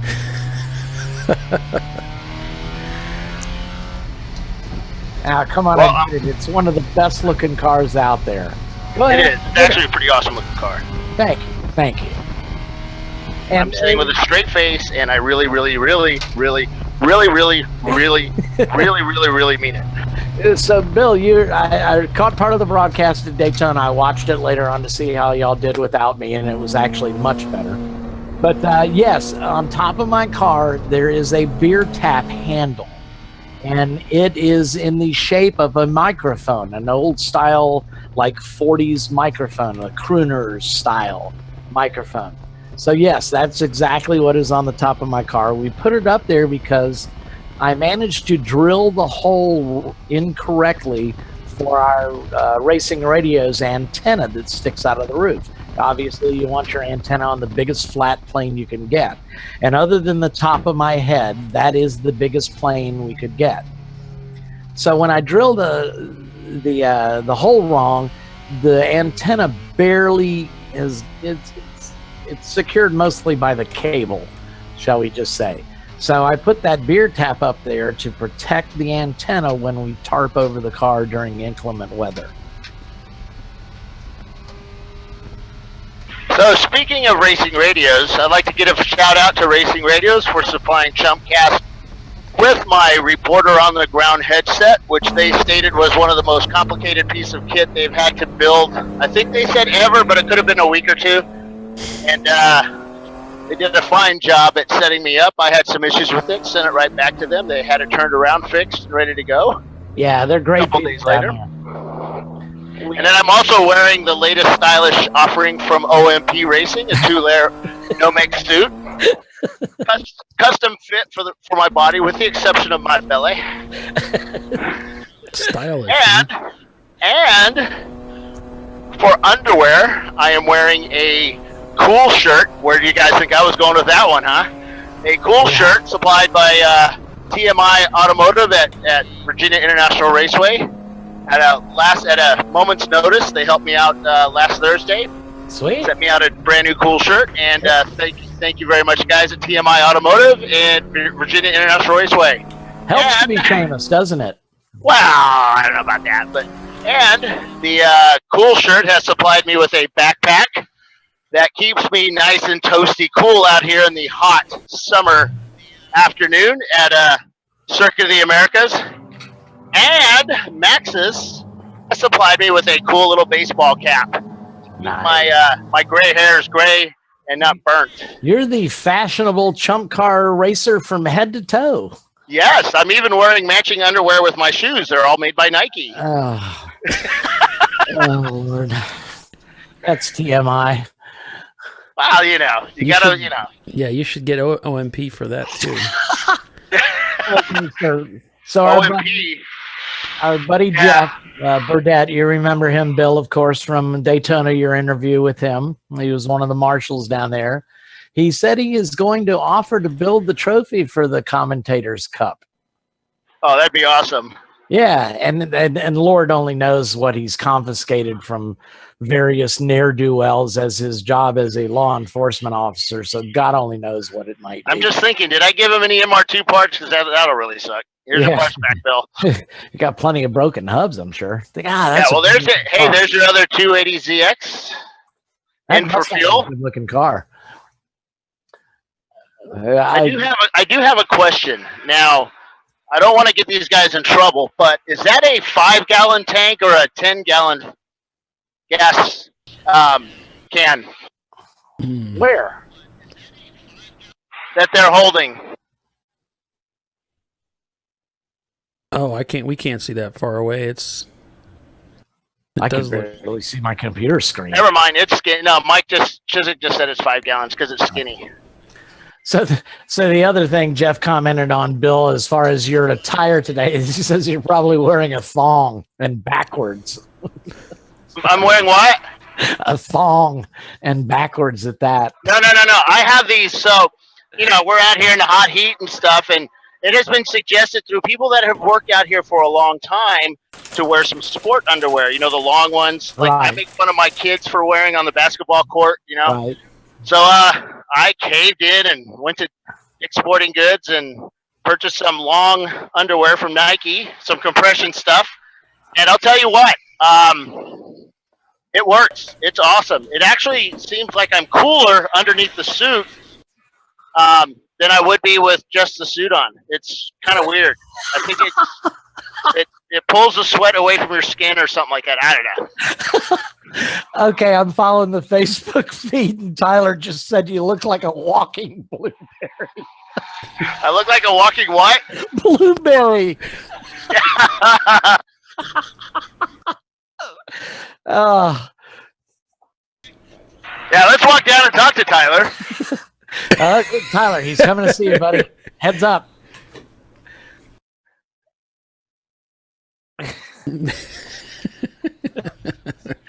Oh man, it's just going to get better I don't know and better. if you folks watching are amused, but we're certainly cracking ourselves up. Right. And as I've pointed out numerous times, keeping yourself amused is half the battle in life. Well, if there's one thing that men are good at is laughing at their own jokes. Yeah. And Bill probably takes more ribbing than any man on this planet, other than maybe Donald Trump.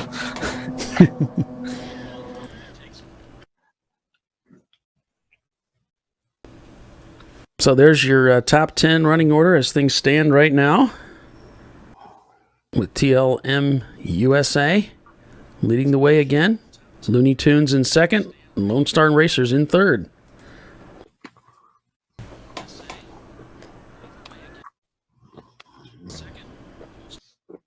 And Bill, we've got your video, but we don't have the audio, of course. We've been talking to you on the bridge.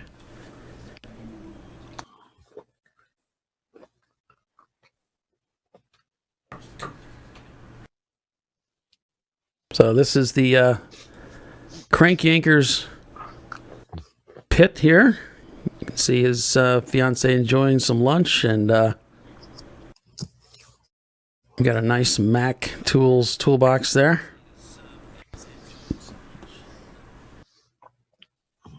I'm sure this conversation is going to go well. What could possibly go wrong? Yeah. Well, I mean, come on. The interview with Tyler yesterday was Tyler sitting in Bill's lap. So it can only go up, I would like to think. Right.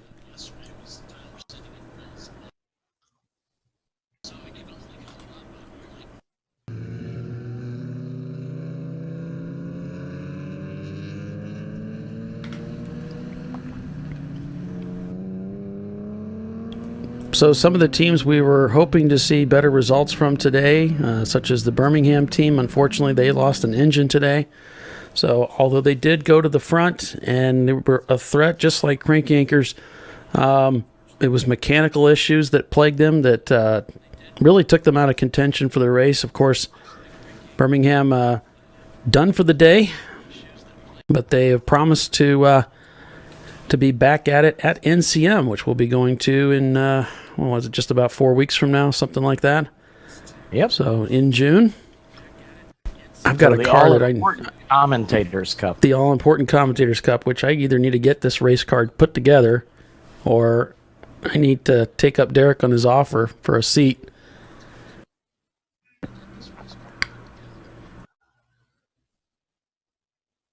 Oh, Bill's battery died, Tyler's telling us, so he'll be back with us soon. Okay. We're on board right now with Fat Cat Racing. What's that, Doc? Keeping up with what Michael's feeding us from Race Control. Looks like the 808 has been black flagged for multiple offs and a spin, and the 429 is going to be black flagged for a mechanical, something dragging on the car. They're on pit row right now. Oh, okay. Bill's gone off to change batteries. Yeah, I'm on board with the Superb Racing team. So, of course, we never had visual confirmation, but if the 170 team that was black flagged for the blend line violation has served his penalty, it didn't cost him the lead, which is kind of almost unbelievable since Looney Tunes is right behind him, only 8 seconds behind him now. Maybe I don't know what the distance between them was before the black flag, but there's no way he serves a penalty for a blend line violation and retains the lead. Right. They've been on lead lap. Well, as I recall, Looney Tunes suffered a black flag as well when they were leading, so they've kind of traded off time together. That's right. But Looney Tunes was leading at the time, if memory serves, so they're not leading right now. What are they back? Just 8 seconds. So they're right there. In fact, their last lap time was 3 seconds quicker than the leader. Yeah, I'm keeping a running note since I have to write up a race recap, and I didn't go back and look at my notes. Well, you got a lot going on there. I get too many. I'm not that good of a multitasker with electronic devices.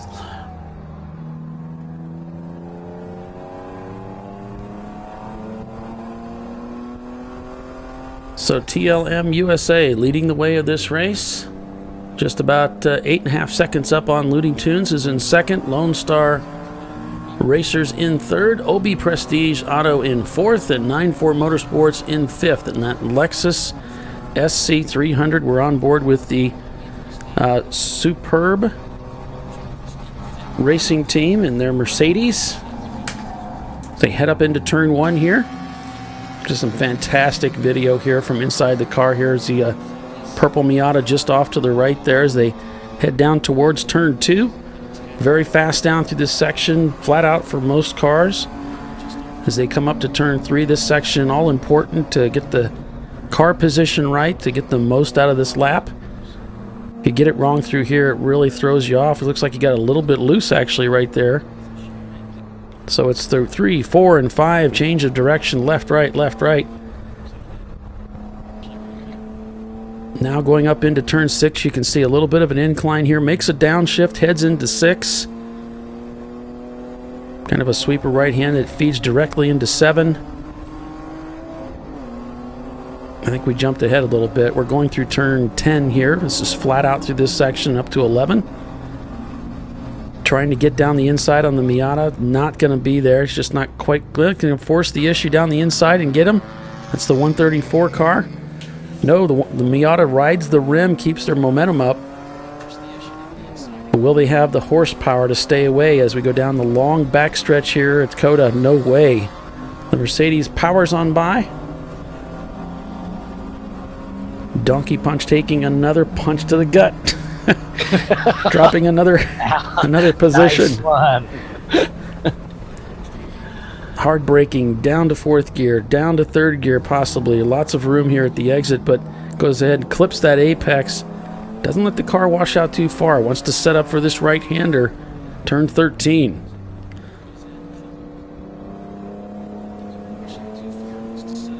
Lots of fun through this section, very fast.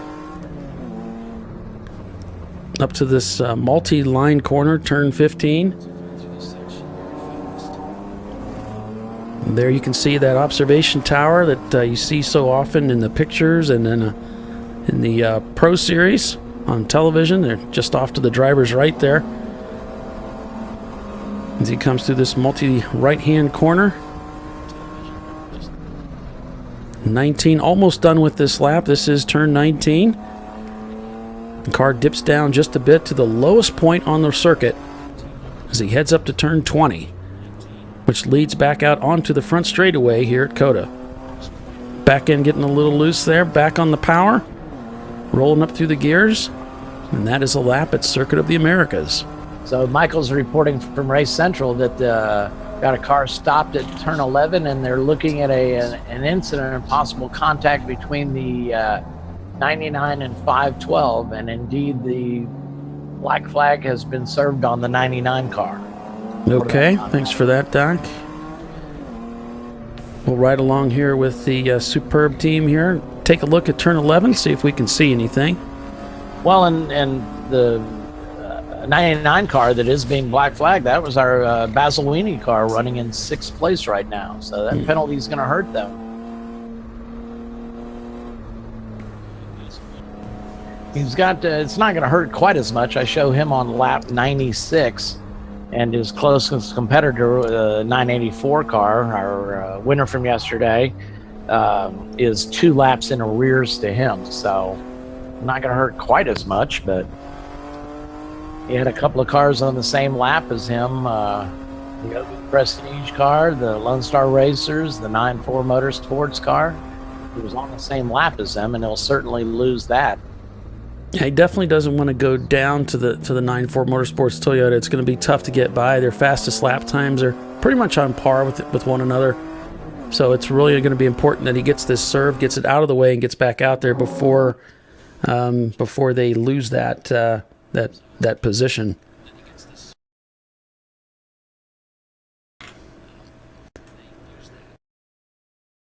Looks like we lost the feed there on those guys, so we'll go back inside the Fat Cat Racing team car.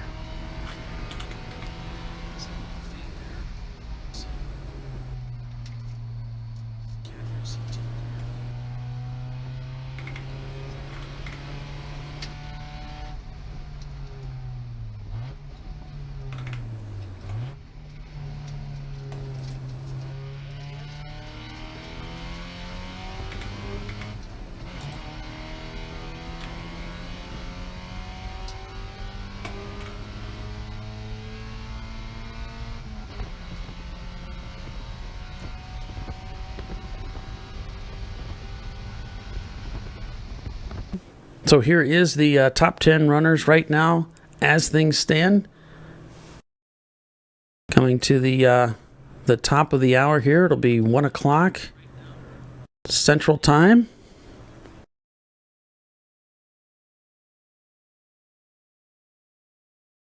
We are working on trying to get like a ticker, new style ticker for our broadcast, but I'm not sure where things stand with that. But that is something we're trying to get,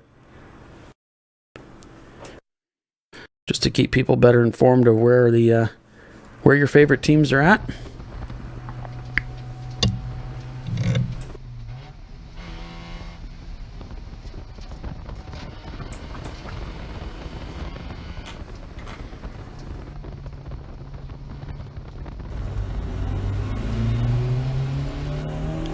And it's the Deep Eddy Racing team rejoining the race now, just coming out of the pits. There you can see the blend line.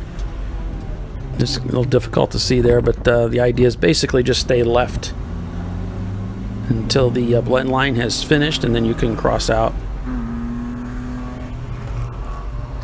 Yeah, the one blend line I know that is really important is the blend line at Daytona coming out of the pits.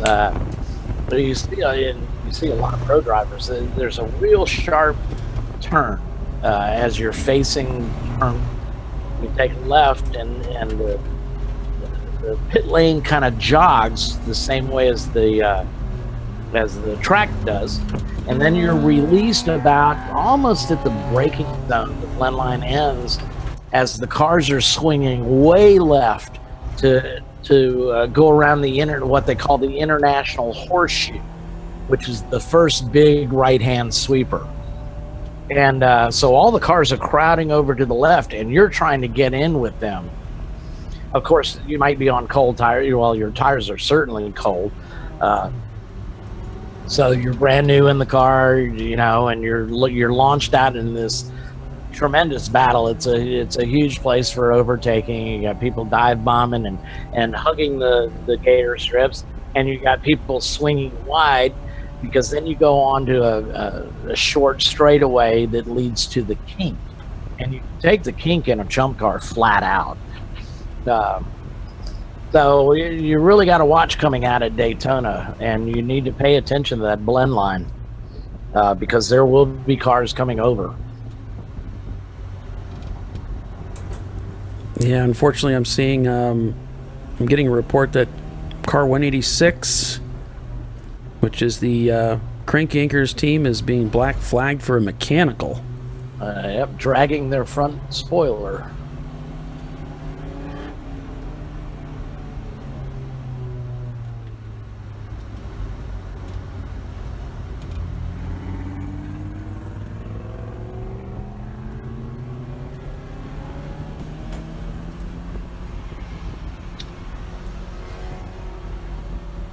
Looks like we lost that Facebook feed, so we'll get that going again. That'd be much appreciated. It's about the only thing I have to do. All right, folks. So thanks for joining us. Looks like we got released from Facebook again. Yeah. Make sure that we're there. Yeah. Bill's got a sweet picture of that, the pace car. So we were just mentioning we got a black flag that's been issued to the Crank Yankers racing team for a mechanical.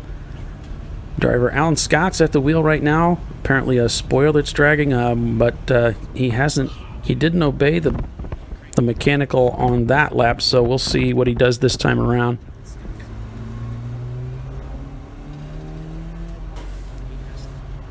He's back in the back, just coming up through the like around the 14-15 section right now. So the way they issue that black flag mechanical, it looks like a black flag, but it's got a big orange dot or red dot in the middle of it. It's nicknamed the meatball.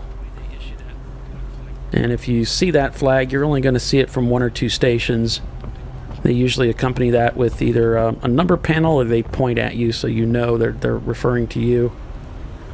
Yeah, some tracks have even a lighted one. At Road Atlanta, they light up your number. There's no way to miss it. And it's at a place where you can see it coming from a long way away. It's on the back straightaway entering the Turn A, Turn B complex.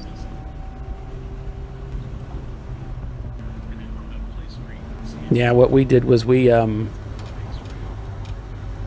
I talked Justin into putting the car number on the dashboard. We have so many new drivers coming in that really couldn't expect them to remember the car number.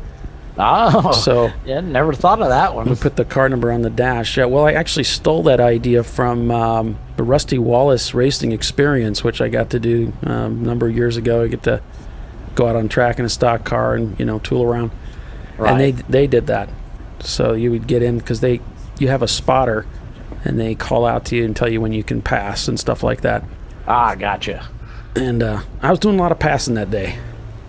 There's a lot of guys that passing. I was doing a lot of passing. Sweet. Well, passing, passing is good. Yeah, it was. I was giving it all that I could, and a lot of the people that go to those things, they have zero racing experience whatsoever, and they're just kind of putting around the inside line. Right. It's just the experience of being in the car is the biggest thing. And you're highlight and handsome, huh, buddy? And I'm like, I've been racing a number of years. I'm ready to go. Let's see what this car will do. I got 550 horsepower to play with. Let's let these ponies run. Right. So anyway, they put a car number on the dash, and that's actually a pretty good idea. I think I'm gonna steal that. So it looks like Crank Yankers in the pits right now to deal with the mechanical issue that they're having. And whoops, there we go. Back in the car with FatCatRacing.com. And team new to Chump Car out here enjoying full day of racing, full weekend of racing at Circuit of the Americas, the premier Formula One Grand Prix track, the only track in the United States to host the United States Grand Prix currently. They also host I believe they still host to the Super V8 series, so from Australia, so they bring those cars across the pond, as they say. That's some great racing. Yeah. Boy, those guys, they really, so much of it is just the way they cover it. I don't know what it is, but it's so exciting. They do a great job. Their announcers are awesome. Yeah. They're not like us at all. Oh, yeah. No, they're pros. Those guys do a great job. A lot of fun to watch. If you don't know what we're talking about, it's called the Super V8 Australian series, and you got to check it out. It's pretty awesome. Yeah, I think they run on I think it's Fox Sports 1 on Wednesday nights. They'll usually have Australian supercars and the either the British or the German touring car series. And that's also great racing. A couple of high energy announcers there as well, so. Yeah, Mike brought up something here from Facebook. Are they using a pit wall this weekend? The answer is yes. They are using a pit wall, which I am completely floored. I can't believe that they run Formula One out here without a pit wall. And Daytona's like that. Separating the track, but I don't think any Formula One track has a true, what we are used to as a pit wall. It's all open, because you see those cars, they pull in. If they need to take them to the garage, they put them on those pivot boards and back them in. Oh, I see what you're saying. Okay, yeah. No. I'm talking about those concrete barriers. Yeah, I'm talking about the barriers that separate the track from the pits. Yeah. Like Daytona. Like Daytona doesn't have it. I mean, you could go, feasibly a car could make it across the grass into the pits, right? Oh, yeah, certainly. That's pretty scary, but I guess they're out there ways. They figure if they're going to wreck, they're going to go to the wall. They're not going to come in here, but... Well, no, that's not true at all, though, because you've seen accidents like that. Mark Martin had a terrible accident where his car basically, his pit was just past an access, a break in the wall where you could go back to the garages. And it's typically cars that have mechanical problems can pull through there. They don't have to go the length of pit row, because often it's because of a blown engine or something like that. Well, anyway, there's the wall stopped, and he impaled that car on that wall. Yeah. That was, of course, several years ago, and I know it was Mark Martin because he was my favorite driver. one of the Bush guys, can't remember Kyle or what. I never can keep him straight because I'm not a big fan of NASCAR. I don't watch it a lot, but he spared the wall, broke his leg. Oh yeah, that was after. They put safer barriers up there. And that was the same year he won his championship. So it used to be you had to start every race, but now you don't. They've made some new rules with the chase format and that sort of thing. So I didn't see Mike's comment on Facebook feed, and I'm on there. I saw a little pop-up notice that said he commented, but I don't know what's going on with my Facebook feed. I know we're live on it. Yep, we'll be back in just a few seconds here, folks. Stick with us. You are watching the Chump Car World Series broadcast, Chumpcast Live.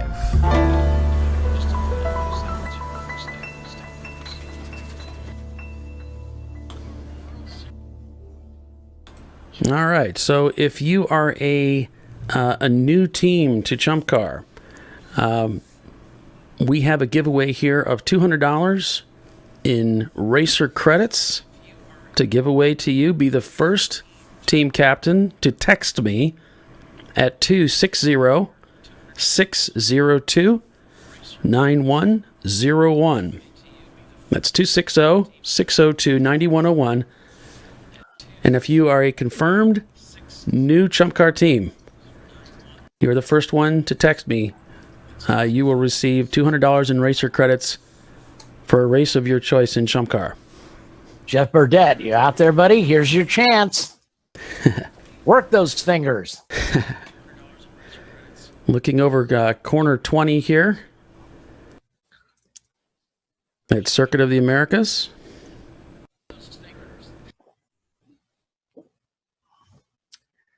All right, I'm back on the chat on Facebook, so thanks, Mike. Just had to refresh my screen there for a second. Got a pinwheeling picture here. This is from inside the PFM 66 Ford Mustang that's out here this weekend, pounding around the pavement. They found themselves in the garage quite a bit yesterday, but they've been turning a lot of laps today. So. Oh, Jeff missed the phone number. Oh, well, the number is 260-602-9101. I hope you got it that time. That's 260-602-9101 for the first person team captain who's a confirmed new team. That's $200 in racer credits going to you. And that is a giveaway exclusive to Chumpcast Live, courtesy of Mike Chezik, our COO of Chump Car. All right, Jeff, that was almost like a personal favor I called in to you to get that number repeated. I owe Paul now. I think he owes you some beer. Okay, I'm back. Sorry, I had an equipment malfunction. You're sorry you're back, or you're sorry you were out? Both, because that means I have to go back out in this hot heat. Actually, Tyler commented, he said it's not too bad today. There's a gentle breeze blowing, I guess. Well, he wouldn't know because he's been sitting outside. I keep going in and out of the air conditioning. Ah, yeah. That's how you get sick. My mom used to say that. Well, don't think of me as mom. But I said, Mom, we don't have air conditioning. We were so poor.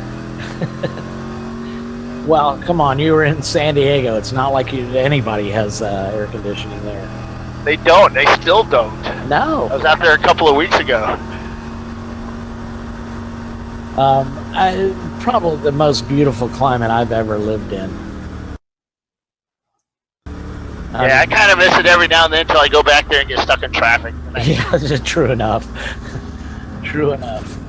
Yeah, but I used to live on the hill overlooking Old Town, and it was just gorgeous days. You're overlooking Mission Valley, and then later on I moved up to where Bill went to high school, up Claremont Mesa Boulevard. I was an enlisted man, stationed with an F-14 squadron at Fighter Town, USA. My home. Yeah, Top Gun school. Yep, and that was of course that was in full bloom when I was stationed there. Yeah, it's a fun place. It's a little overpriced now. My parents bought a house for 20, I think, I want to say $27,000 back in 1970, and the thing's worth like $750,000 now, which is just insane. Oh, it is. When I came back, I did one cruise on the USS Enterprise with my squadron, and when we came back, we moved up to a little town up there called Poway, and it's a beautiful little city. I imagine it's now a sprawling metropolis. Yeah, it's sprawling. It was a little cow farm when I was there. Yeah. Some hot chicks interspersed in there. Yeah, those are fun times in San Diego. All right, we got a lot of cars in the garages here, guys. The Tuttle, both cars are in there. Well, we're getting a message. We're getting a message that car 186 has been black flagged coming into the pits for smoke. That's, of course, our good buddy, Tyler Peterson with Crank Yankers. Oh, it seems like there's snake bit this weekend.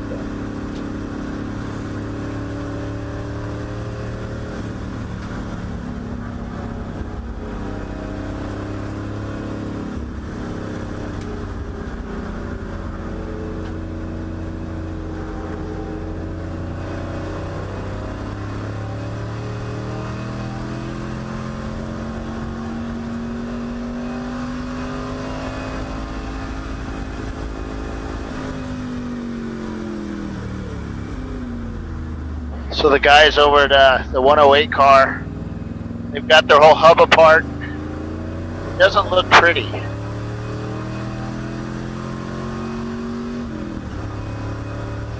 Did we ever get a winner for that $200 race credit there?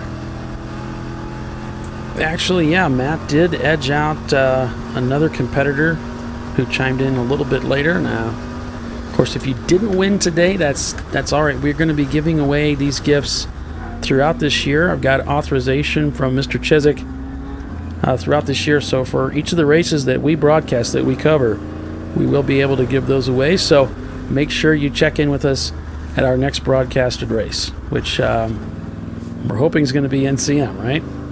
Hey guys, come to me. No, it's going to be Watkins Glen in 2 weeks. Make sure you check it out. Yeah, hang on a minute here, Bill.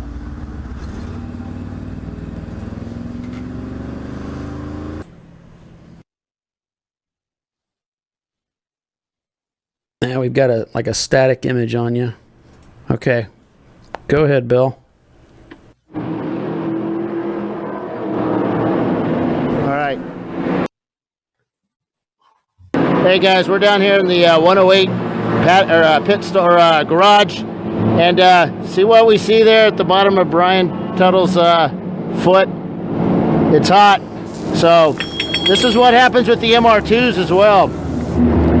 So that's what it should look like, and that's what that one looks like. They kind of broke it.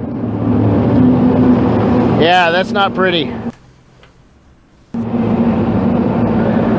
Wow. So they'll get it fixed. They'll probably get back out there today. Yep, they'll get back out there. And wow, yeah. That kind of sucks, man.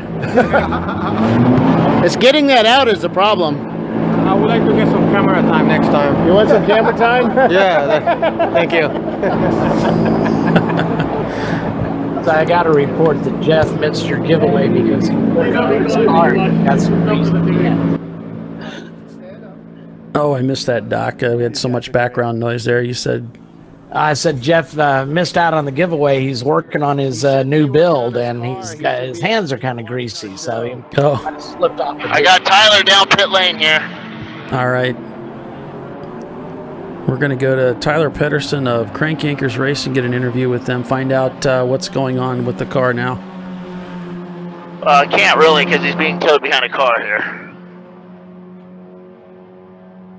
Just dive in the other side of the car there, Bill. we need this interview. This is important. There's one of the Miatas coming up from behind. The dejected look of the driver kind of sucks. Yeah, I know that feeling. They try and try and try. Yeah. It's been a long weekend for those guys. Yeah, maybe they should have kept the paint on. I know Tyler's going to be going that over his head on the long drive home. If I hadn't taken the paint off. Yeah, I somehow doubt it. Yeah, I'm not shaving my paint off to save 40 pounds. It'd be easier for me to lose weight. I think Troy should.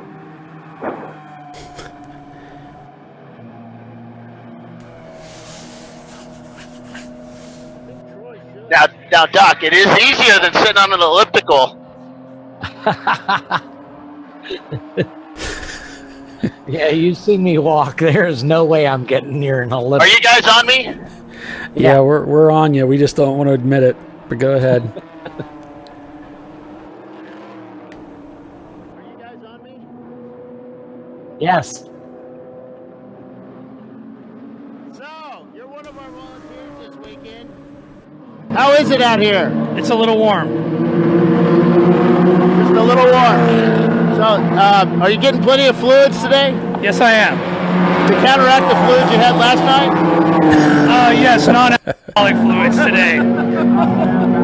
You have anybody to say hi to back in Colorado? Yes, my wife and my son, Heather and Ben. Hello. All right, so any problems up and down pit road? Anything you've seen that guys have been doing they shouldn't be doing? Just cars falling apart due to the heat, maybe the... I don't know. We've got a lot of cars. The Florida team is having a lot of problems. So how about safety concerns? Anything? Not yet. No, none at all. Cool. All right, man. Take care, Bill. Thanks. Hey, Josh. So there's a word from one of the many volunteers that come out to Chump Car events. And, of course, as Doc had alluded to earlier, that could be you. 13 car back in the pits. And you can pick up racer credits or towards your upcoming races by volunteering. And that's something that Crank Yankers has done many times as a team. That's a great idea. It helps, anything helps.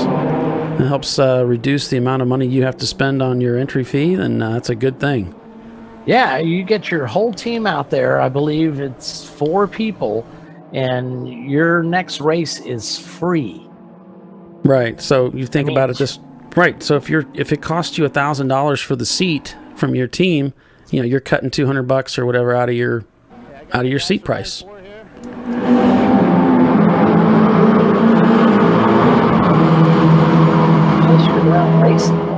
I mean, you on me? You get paid for it? Yes, Bill. Go ahead.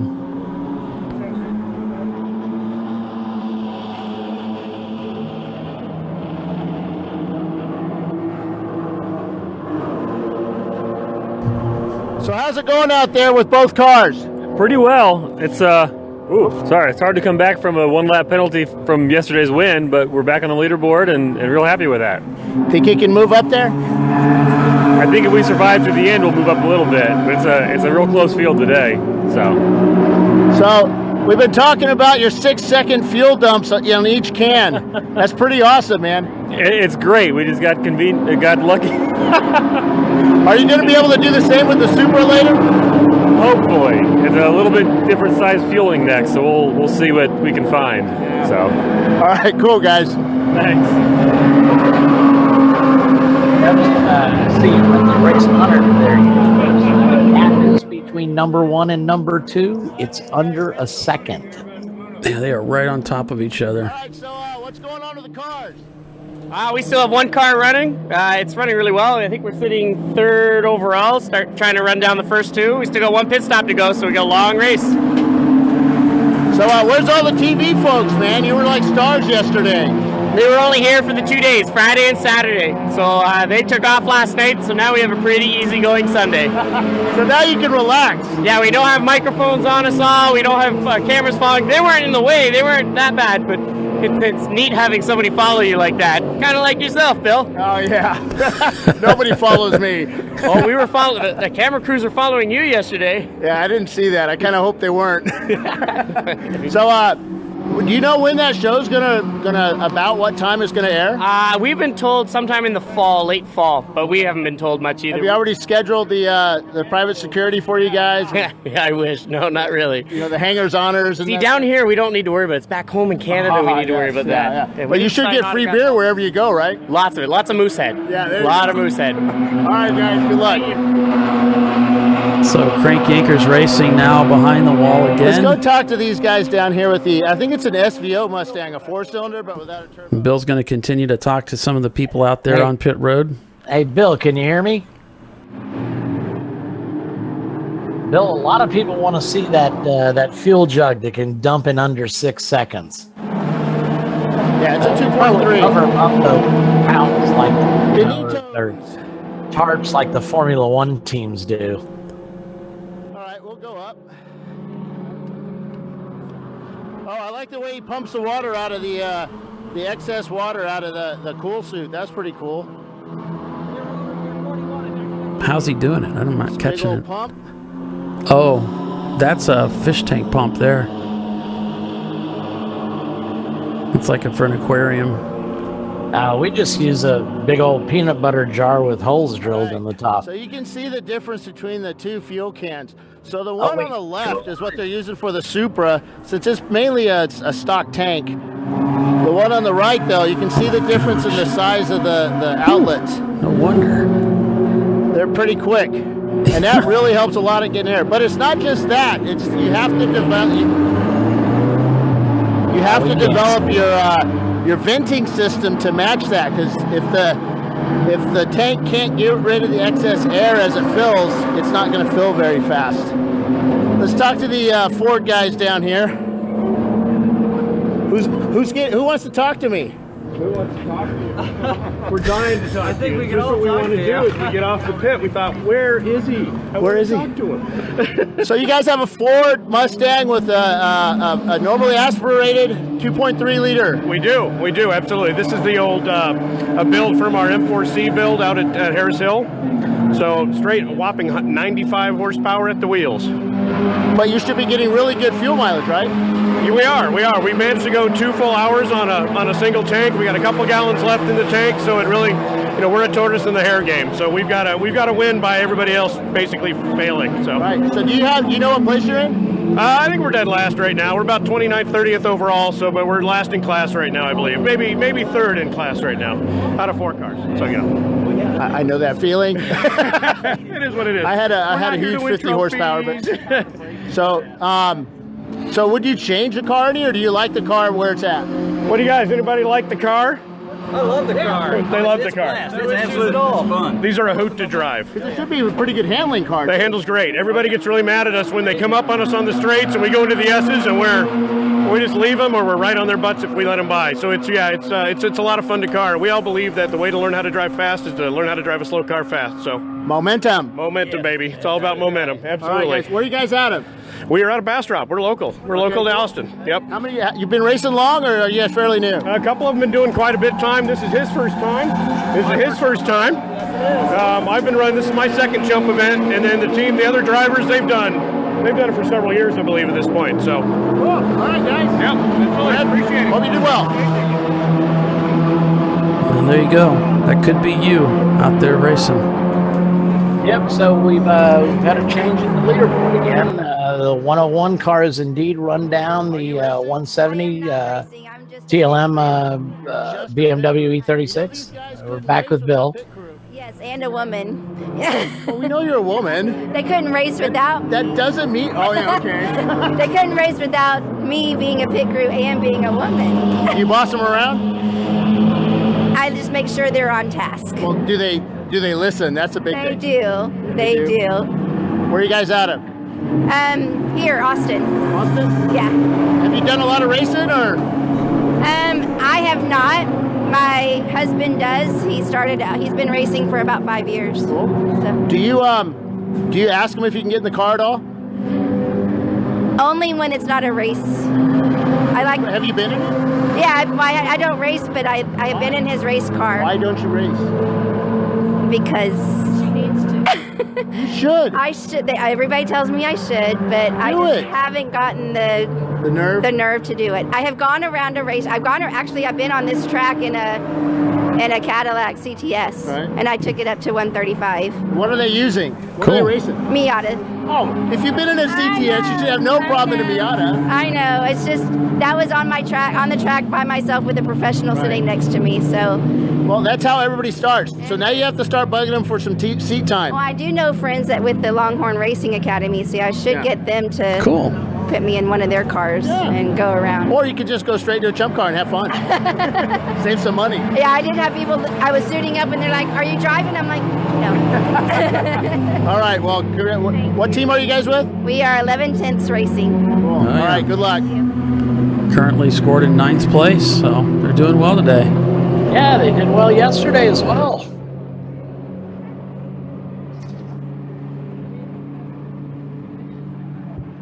So sorry about that earlier. We were getting some interviews there, and we were stuck on Tyler's in-car video there. My mistake.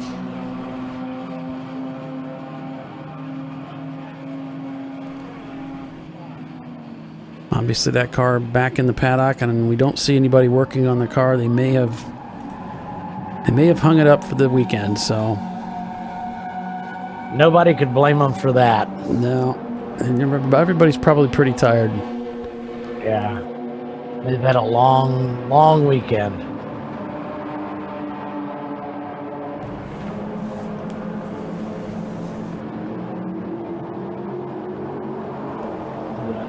Moser MX-5 right there.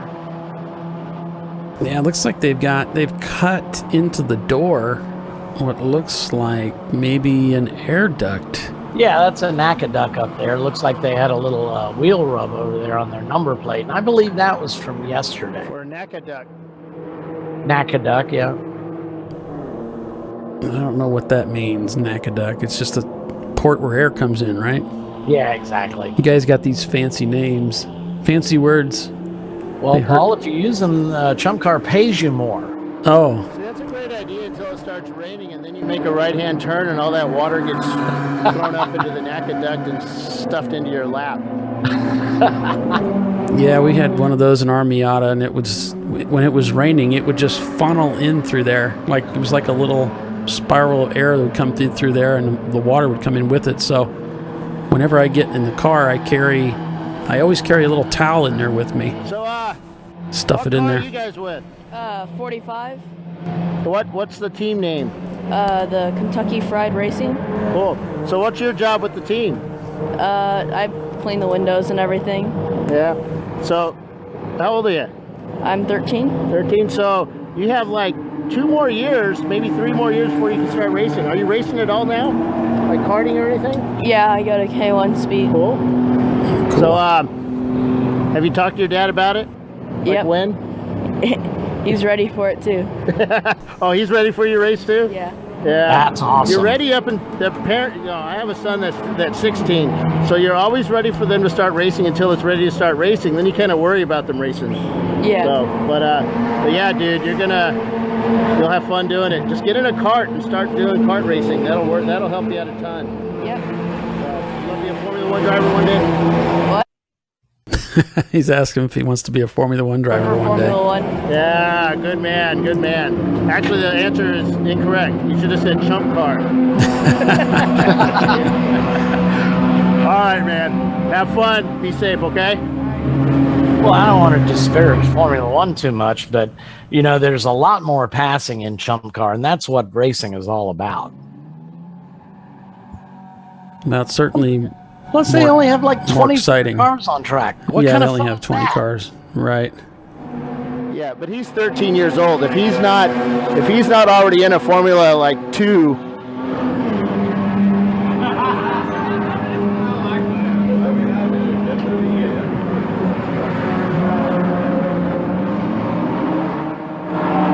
Yeah, I have a friend of mine. His son is racing. All right, let's go up here to TLM and see how they're doing. Florida. He's in the Rotax Cup. And is finishing he's racing Juan Montoya's son, and he's got a number of podium finishes. So, and this kid's He's young enough where if he sticks with it, and he certainly seems to be fast enough, he can make it. Battling it out for first. So, are both cars still up there? Both cars are still there. I can't hear.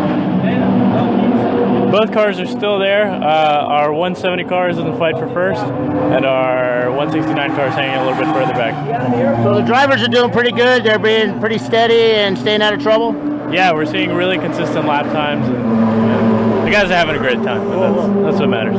You think he's over there like looking at you saying, I hope he's saying everything right?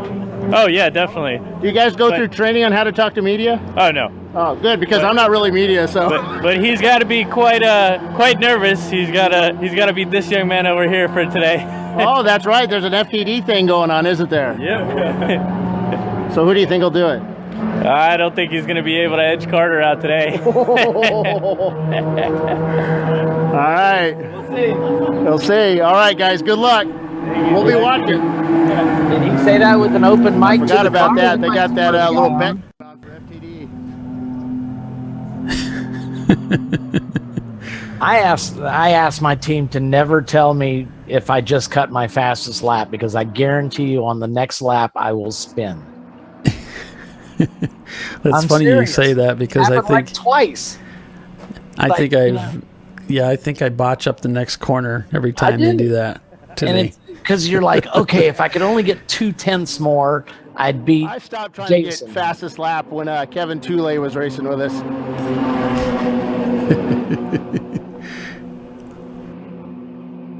Yeah, it's almost guaranteed I'll spin. Yeah, Justin used to do that to me all the time. He'd call me up and say, hey, you're doing great. Now, with Troy and I'll go for fastest lap with Troy, but that's about it. I'm not that good. That's that D's Nuts team that Bill's familiar with. It's a good looking MR2. It's not like Bill's car at all. So the MR2's still out there turning laps. What place is the MR2 in?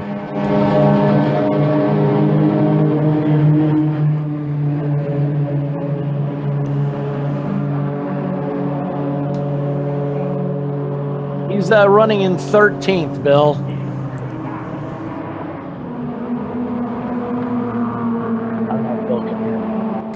Yeah, I think he can hear you. It's just a big delay.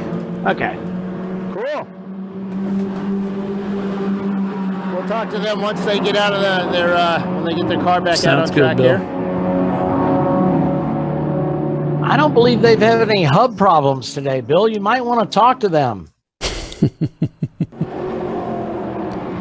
It's a 2-liter turbo. They're not going as fast. Ah, gotcha. Got the Blistine Maxxis. They got the Maxxis tire sticker there on their car. One of our Chump Car one of our Chump Car sponsors. As we come up to just about 2.5 hours remaining in this weekend's race at Circuit of the Americas.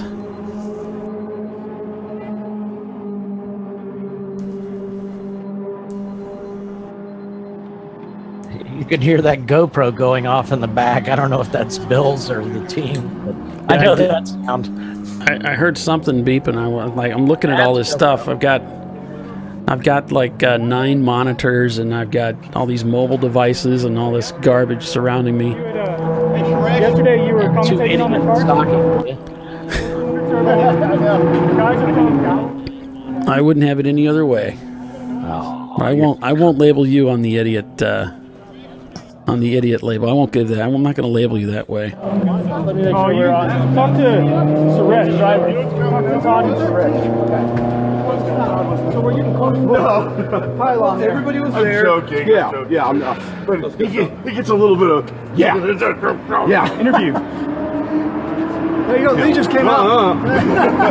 You want to talk? No. Oh, come on. So, how's the car doing out there, man? Car's feeling a little floaty, so it's loose in some of the turns, but otherwise it's handling pretty well.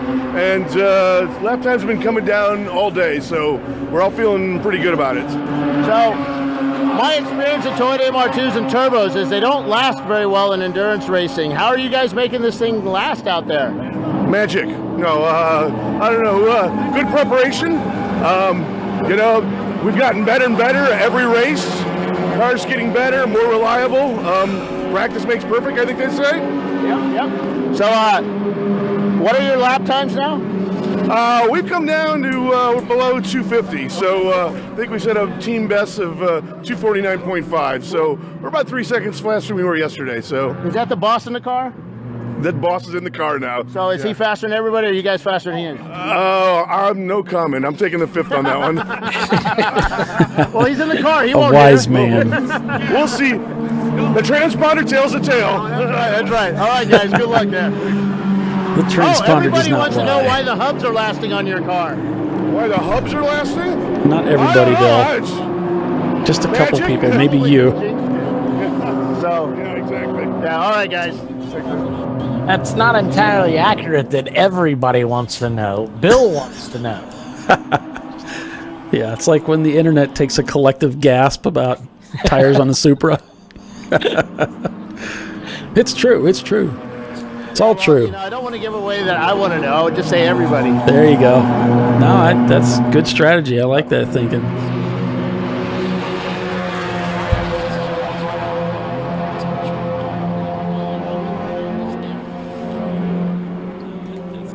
All right, folks. So stick with us here. We'll be back in just a couple seconds.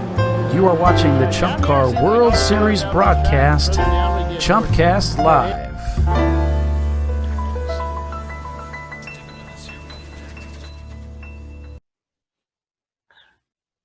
So Bill is down there in the pits in the heat of the day and back there talking to teams and so forth. We should take a look at our running order as things stand. There's there's from 10 down to 19. Here's your top 10. Looney Tunes has retaken the lead of this race in that Ford Mustang after both Looney Tunes and the second place team suffered black flags due to passing under yellow. With OB Prestige in third, Lone Star Racers in fourth, and 9-4 Motorsports in the SC300 in fifth. And the Toyota Supra is now moved up to sixth, that car that won here yesterday after serving their penalties and so forth. So looks like Bill's going to take a break. And we're going to look and see what cameras we have that are managed to hold up to the heat. Looks like the PMF Racing team's camera's still up and running in that vintage 66 blue Mustang. And there you can see heading down the front straightaway here at Circuit of the Americas, that clear blue sky, just a few clouds in the sky. As he heads up through turn one. Currently 14th in 14th place overall.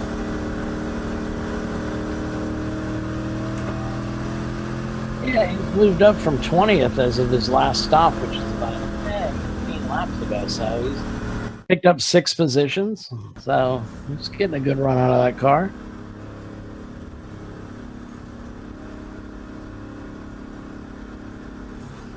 Yep, those guys are doing good. They're having a much better day today than they had yesterday. They found themselves off track in the garage area several times, working on that car. So you're looking at our first 2 place teams, the Looney Tunes Mustang, and of course TLM in that 170 E36. You know, they're cutting their last time on the Looney Tunes car was a 249.40, and the TLM car was a 249.567. He's about almost a second behind, so they were within visual sight of each other easily. So, and you know, they're out there just having a blast. Heck yeah, man. The race the way it ought to be. Can't beat that. Get out there and give her heck. That's it. Heading down the back straightaway here.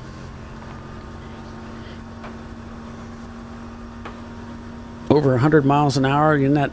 And Bill was interviewing that young lady in the pits there, and she's saying, "Well, I've been on a Cadillac STX out here on track at 135 mile an hour. You know what? A Miata's not going to hit that on this track, so she could definitely do this." Oh, yeah. And the only way, if you know you can do it, is to get out and do it. You know, You got to start somewhere. Our team on race weekends, Allison, you know, she's got the bug to go racing. She took a Skip Barber school, and I said, you know, the only way you know if you're ready is to get out there. Because the one thing that's going to be different is the traffic, and you just got to see how you can handle a car running next to you at speed. And you really don't know until you're out there doing it.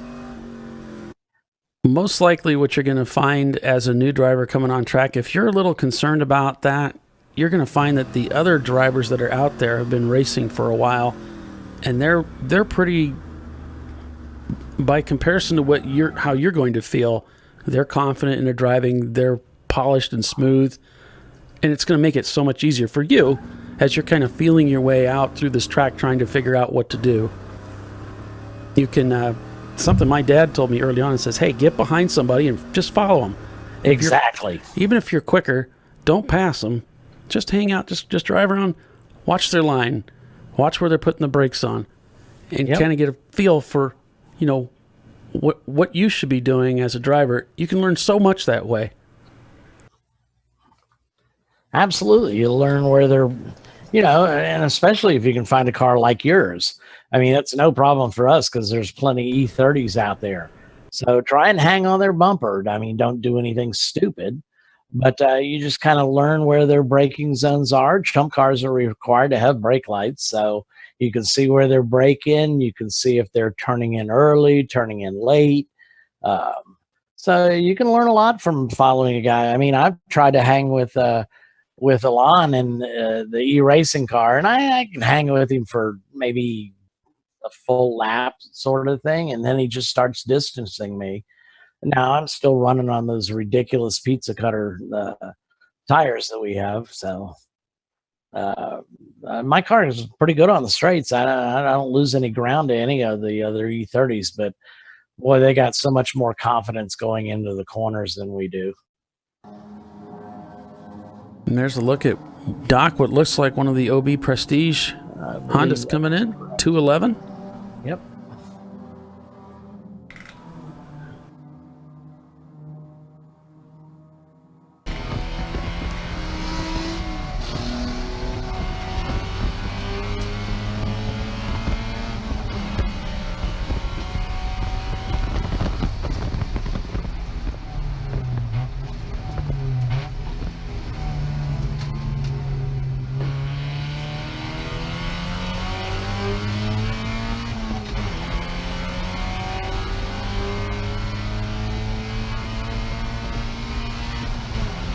Clark Wagner chimed in.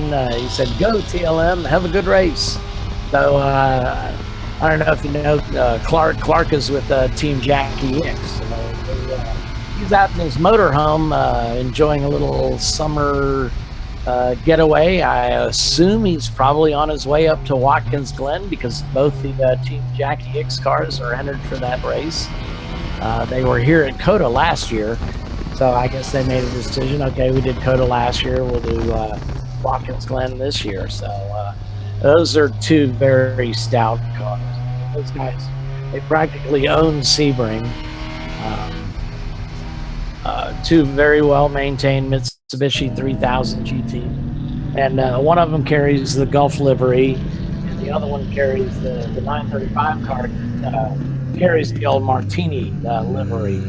And the neat thing about that 3000 GT, just a nice little touch, is on the original car, car number 66, they cut off the back rear quarter panel about mid wheel, so it has that kind of 917 look to it.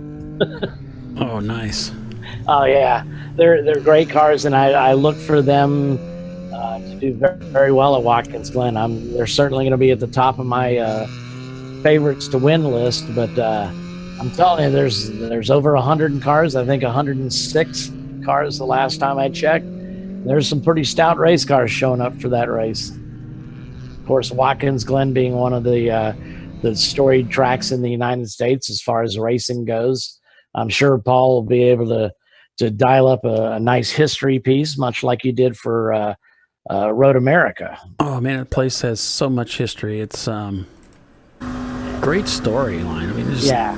Well, and of course, there's a famous bar up there that everybody gathers at, and I guess the Canadians that come down for the race are well known for pretty much drinking the Americans under the table, doing car bombs. And I can't think of the name of the place for some reason. Yeah, I wouldn't know. It's famous, and I can't think of it. Hold on, I'll tell you in a second. Yeah.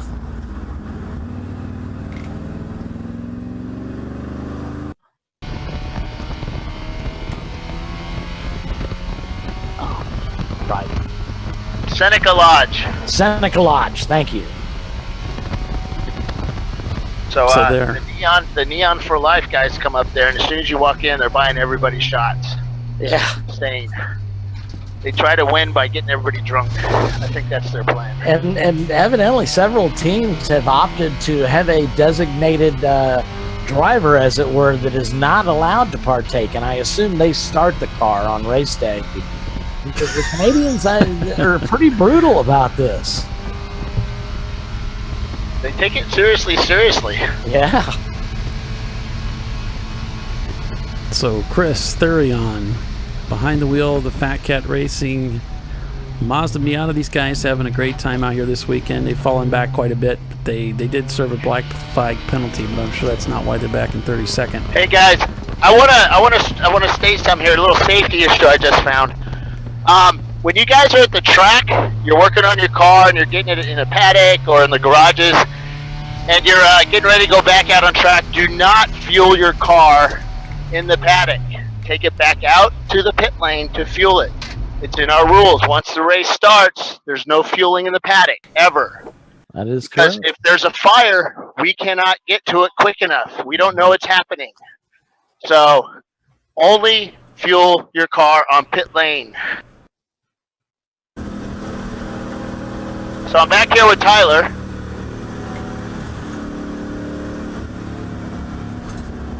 All right, Bill.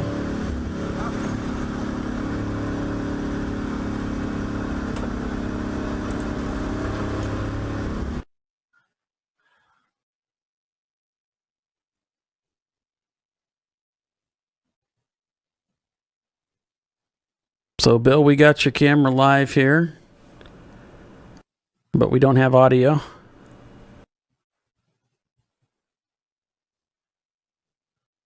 We do not have your microphone. So he's probably going to have to reset that. Let me see.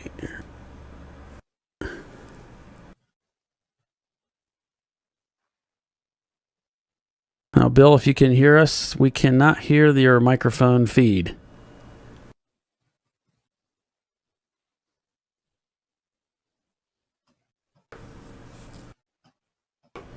Hello, Bill.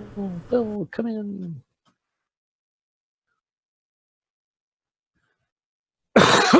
Excuse me. There we go. And there is the car up on jacks.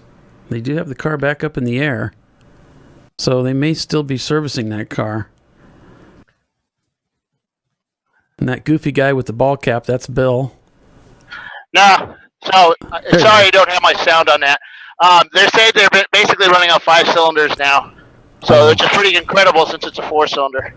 And I kid.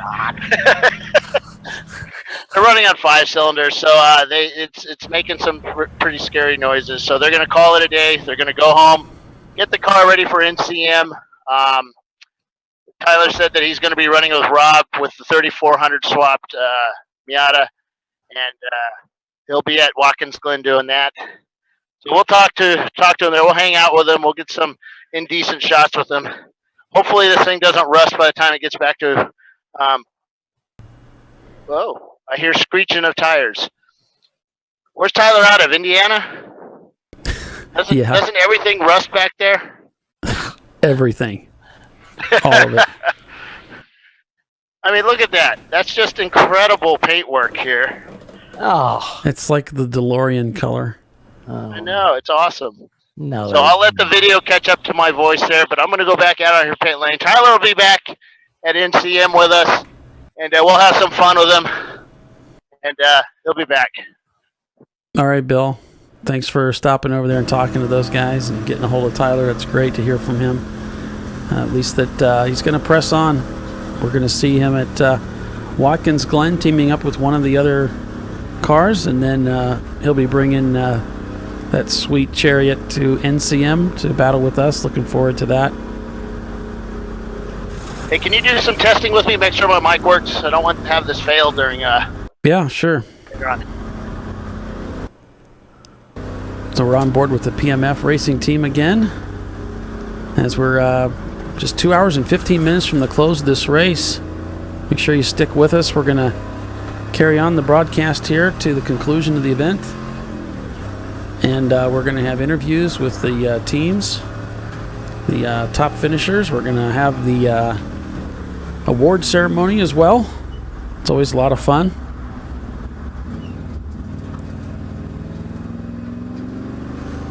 As the Mustang lugs out of turn 11 onto that long back stretch here. Winding up through the gears. And there you can see just to the left is that 251-foot observation tower.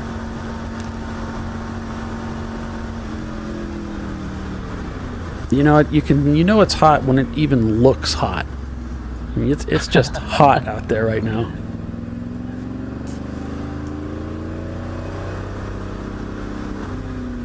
So yeah, if he's running on only 5 cylinders, you know, that unbalances the engine, and it's just not fun.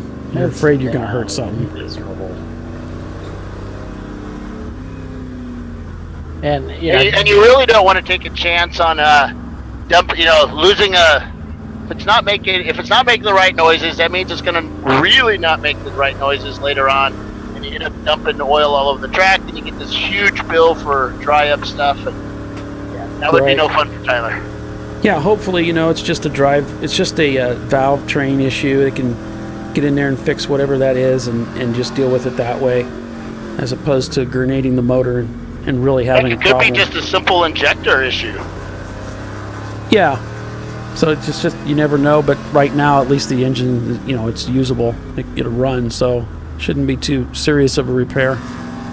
We hope. Or AKA it makes it easy to take it on and off the trailer.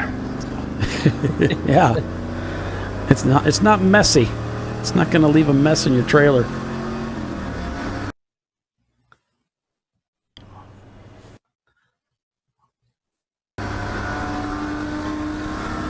So there is your running order. We'll go through the running order here. We've got, there's your top 9 right there with the TLM USA, Matilda EC, BMW 325 leading the way with the OB Prestige Auto B-Class Honda Civic in second. There's Lone Star Racers taking over third position right in front of us as Looney Tunes falls to fourth in their D-Class Mustang. Yeah, I'm wondering what's happened to the Looney Tunes car. They proved they could go a fair amount of distance on fuel, and now suddenly they're dropping down. It's a little early to be pitting because you actually want to pit about 10 minutes from now. So there's 2 hours to go, so you made your last stop. So, well, yeah, they just dropped another spot, Doc. Now they're down to fifth. Yeah, and they're probably pitted before the timing and scoring line, because I had their in lap or actually I don't know if it's their in lap. They had a 305 where they've been running in the high 248s. So he's limping back probably for the. I don't know what's going on with that car. It's got to be pretty disappointing though. Well, P6, we've got 9-4 Motorsports and that Toyota Supra that won here yesterday. P7, we've got that Waiting for Data team. Currently 19 laps down. But they got 99 laps in, baby. Basil Weenie Racing Team in P7 in their 325 IS. In P8, the 11 Tenths Racing Team, we had an interview with them. Bill talked to them a little bit earlier in our broadcast in pits. In P9, Dan Ratherby Racing, and that MX-5, it's an 06 MX-5, it's a newer one. What else we got? Flying Gonzalez Brothers in P10. Superb Racing, we've been following along with them quite a bit through their in-car camera. Appreciate those guys putting that out there for us in their Mercedes 190E. The ICS Racing Services A-Class Miata, we saw them up in the top 10 earlier today. They've dropped down to 12th. The other team car, the other TLM USA team car is currently in 13th. We got the PMF team that we've been following quite a bit today as well, and their Mustang is in P14, as we said earlier. D's Nuts Racing in P15. There's the Hang Dye Racing team. We were able to follow along with them as well. They too were running an in-car camera. Shots Fired, we talked about them a little bit down in P19. There's the Kentucky Fried Racing team there. Bill interviewed one of the younger teammates there in the pits. 280 reasons to win. We've been following that black 280Z quite a bit. Yeah, it's because it's your favorite car. There's the Waiting for Data team car, currently in 26th. We appreciate the in-car from that 280. Yeah, well, that was from Iron Wolf that we were getting that, yeah. We appreciate you guys doing that. Million Ways to Die there in 30th. Fat Cat, we've been following them on in-car camera as well.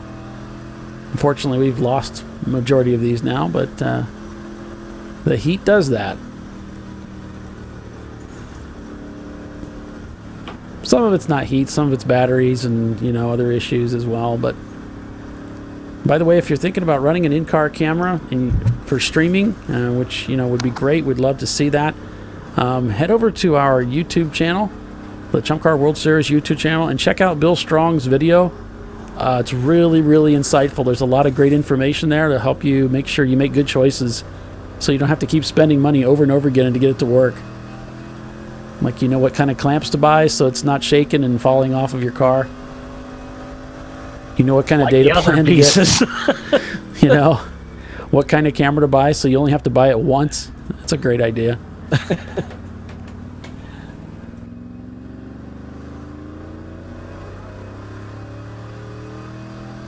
I always tell the guys I wouldn't mind putting a camera in my car, but nobody would watch it, so they say, stop it. There's a sucker born every minute. Yeah, if anything, they'll stumble upon it by mistake. All right, so it looks like the Looney Tunes car is back out on track. He had that 3:05 in lap, I guess, and then he had an 8-minute 10-minute stop. And I assume that's the out lap plus his mandatory 5 minutes in the pits. But of course, he's outside of the 2-hour limit on drivers, so he's going to have to come in. If he comes in and he takes fuel, he's got to sit there for the 5 minutes. If he comes in and just does a driver change, because again, you can only drive for 2 hours at a time before you have to get out of the car, and that is something that time and scoring looks at. He doesn't have any time limit. So once again, we're going to see how long that Mustang can go on fuel. Right.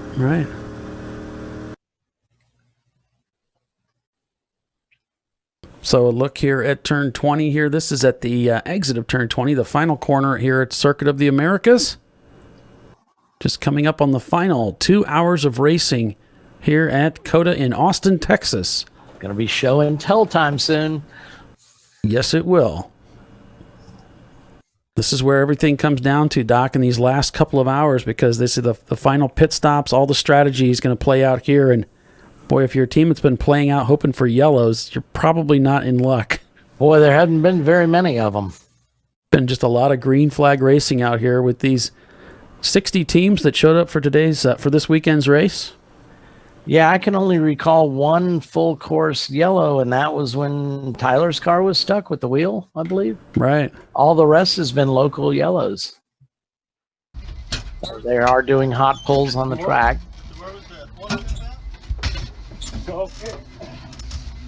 Here we got the Fat Cat Racing guys. We've been following them around. He got that hood up, unfortunately. You can hear their GoPro beeping. Somebody shut it off finally. The thing is annoying.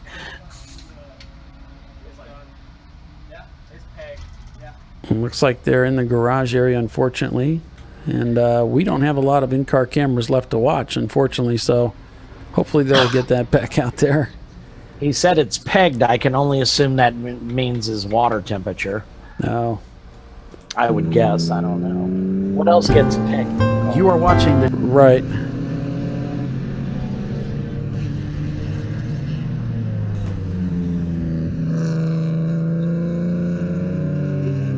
Well, at least he was able to bring it in so they can look at it. This is looking at turn 12 here.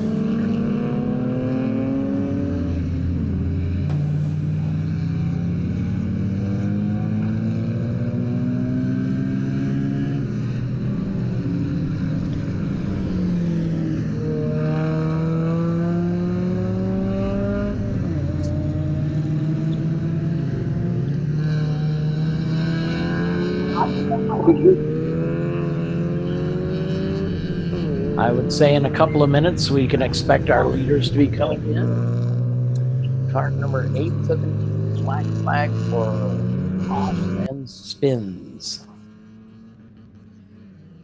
That's the hang die car that we were in car with. Oh no. Yep, for multiple offs and spins. Looks like the PMF Mustang is currently in the pits.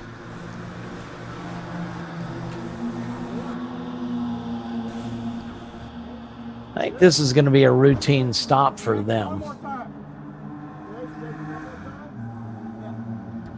on that lap belt. Seat belt. Seat belt. Pull it. Pull. Stop. Looks like they're trying to get that driver buckled in right now as one of the crew members is getting ready to service the cool suit system, no doubt. Gotta be hot in that Mustang with that tin top.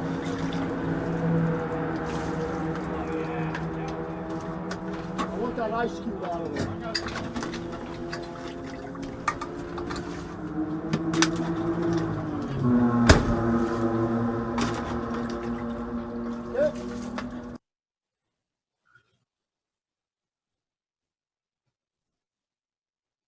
So we've got quite a few teams now coming into the pits here as they get ready to make for the final stint in this 8-hour endurance race. So Michael was just commenting from race control that the 817 car had a couple of spins, some offs. So generally what they do is they bring you in and they just talk to you. It's like, hey, buddy, you okay out there? What's going on? It's not necessarily, sometimes there's not an actual penalty assessed. They just want to talk to the driver. It's like, hey, buddy, what's going on out there? So, and you never know why a car's had multiple offs. Maybe his tires are worn. You never know. So they're just going to check on, err on the side of caution. Here's a 6-second fuel stops. Damn. It seems less than that, actually. Here we Look go at the again. size of those hoses. 1001, 1002, 1003, 1004, 1005, 1006. We've got a countdown clock. Sorry. I was just amusing myself.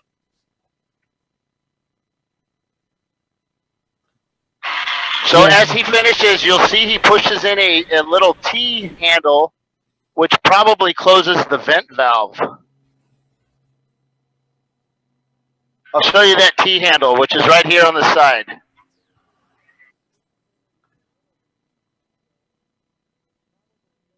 Oh, God, that is quick.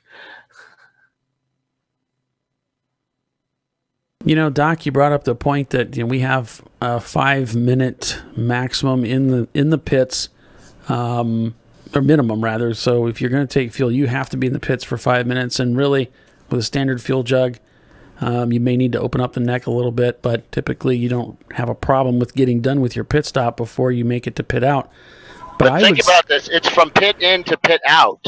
It's from pit in to pit out. But what Doc is saying is that if they're like with our team, when I raced with Justin, we would often get to pit out before the clock was run out. We still had time on the clock. But the other thing to consider, though, as a team owner, is that hey, the less amount of time it takes to fill the car, the less amount of time my crew is exposed to a fuel fire possibility. So if we can fill the car quicker, it's safer for us. Well, that's certainly true, and I mean not only the safety aspect, but also, after that fuel door, the cap is back on. Anybody over the wall does not have to be fully dressed. And when it's a hot and humid day, you got that shield down. And if you're not breathing down, where you get that your hot breath fogs up your screen, then you can't see anything.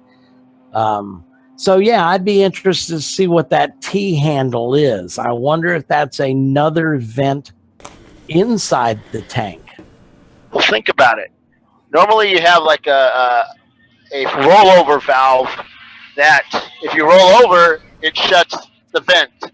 But if you have a secondary vent, you can open it up, which is that. You can let the air out, the excess air out very quick. You can make that vent as big as you want. So you shut it manually and it securely shuts it. Hey, can you guys do a mic check on me? Go right ahead, Bill. Air out very quick. You can make that vent as big as you want. So you shut it manually and it securely shuts it. Yeah, it sounds Can you guys do a mic check on me? It sounds good. Test, test, test, test, test, test. There'll be a delay, so test, test, test. Yeah, you're good. So yeah, I wonder if that car is, and this is an area I'm a little confused about. I had to draw pictures in order to do our surge tank just to get in my head what I was doing. But are they running a fuel cell, or do they just have part of the fuel cell apparatus, i.e. that rollover valve? Come back to us in the bridge. I'm pretty certain that's a stock tank. And then they've got it modified, the vent modified to flow faster. Right. Well, because I don't have Hunsucker jugs. I've got another brand, Easy Fills. And what I did was I put an internal line into the tank out of the normal vent, just so that air doesn't have to travel up through the fuel because it disrupts the flow. So they've gone one up further and put in that rollover valve so they can vent the main tank as well. Most likely, I don't know. It's a pretty cool idea, one that I'm actually going to look at doing possibly. Well, I've got to look at it too. Well, and it's not even there is a bit of a competitive aspect to it, but again, I really like this from the safety standpoint. I think this is something that we need to look at. So the 280 car is being flatbedded and pulled in, just so everybody knows. The tank, like normal people do, like us, and it's not really closing all the time. If you can mechanically close it, that's so much safer. But they must have the stock vent in there too, because you can't completely seal the tank. Otherwise, you're creating... Liters in for fuel. Liters in for fuel. Otherwise, you're creating a vacuum in the tank. All right. We're going to be seeing a lot of stops here. Yeah, there's the OB Prestige Automotive team coming in for their pit stop. OB currently leading this race. So right at about the 2-hour mark. Yep. You can see driver change taking place there.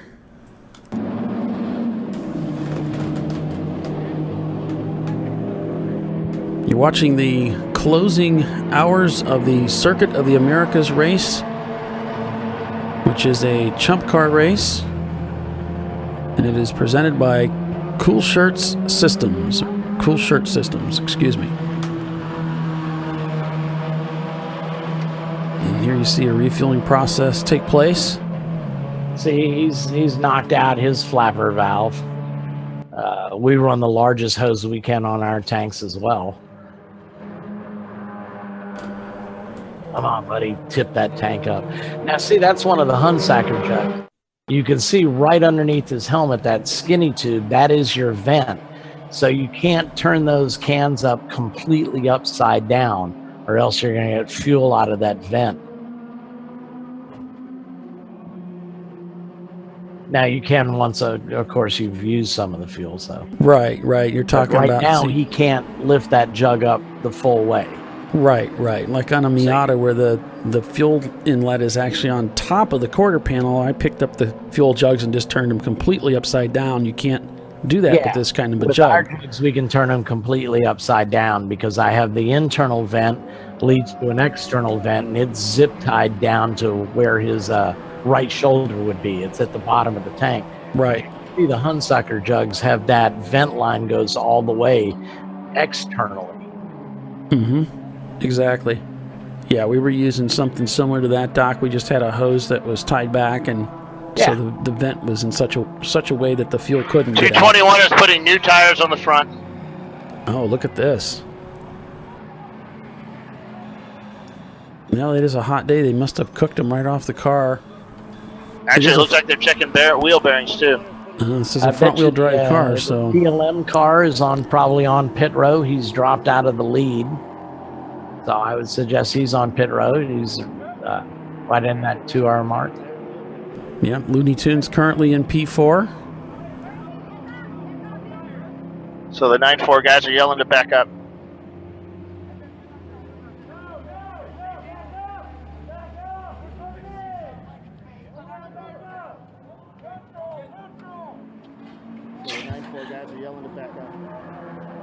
Here comes the Supra.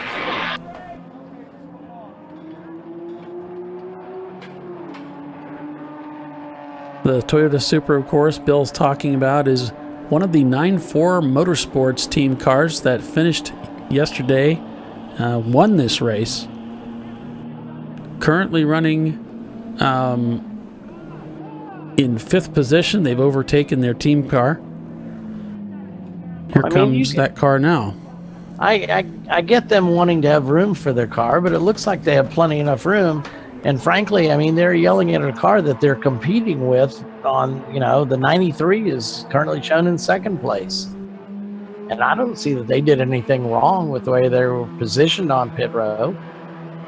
And I don't know who's yelling at who, but there sure was a lot of yelling at somebody. We don't know exactly where they were. We just know where they are now. Right.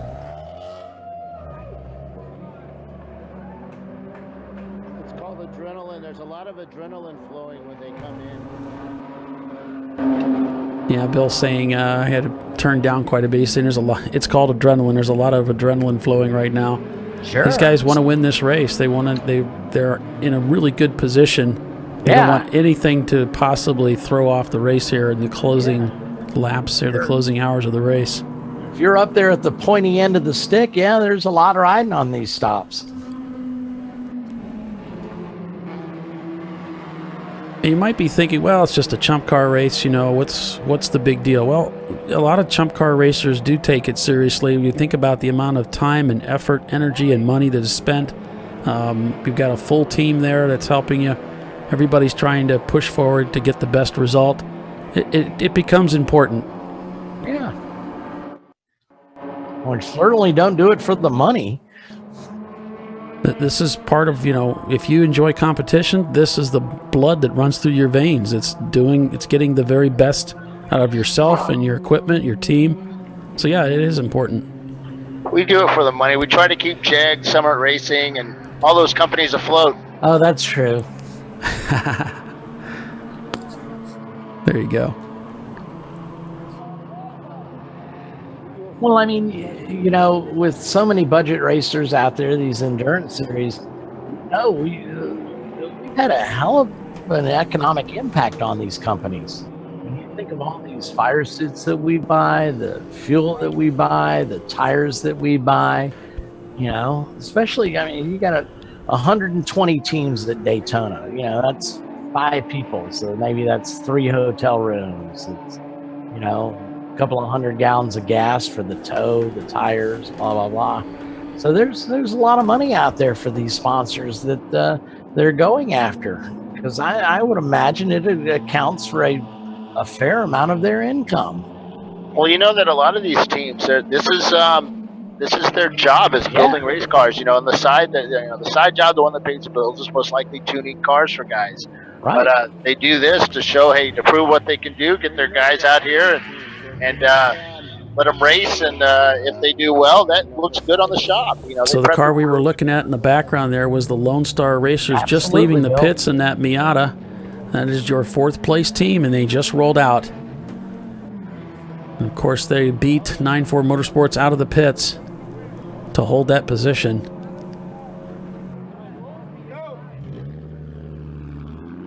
There goes 9-4, so in pursuit down pit lane. Now we'll see who gets held at the exit. That could play a role in who gets out first and who doesn't, but it's going to be close. Yeah, I think 984 should probably get to the end of pit row with a bit of time left on his clock. That was a pretty efficient pit stop.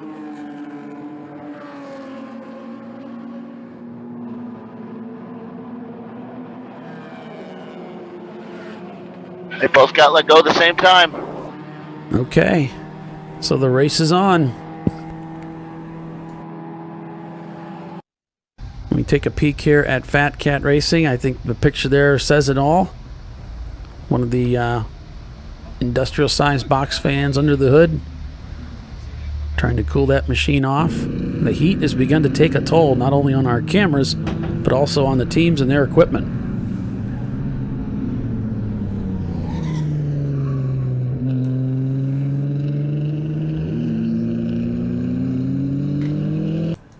There's that picture.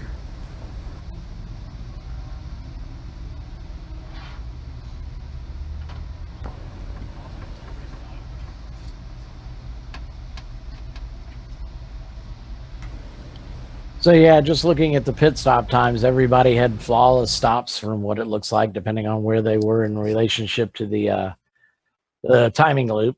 So TLM shows their total time, and this counts part of their in-out lap, depending on, again, where they're in relationship to the start-finish line or the timing loop.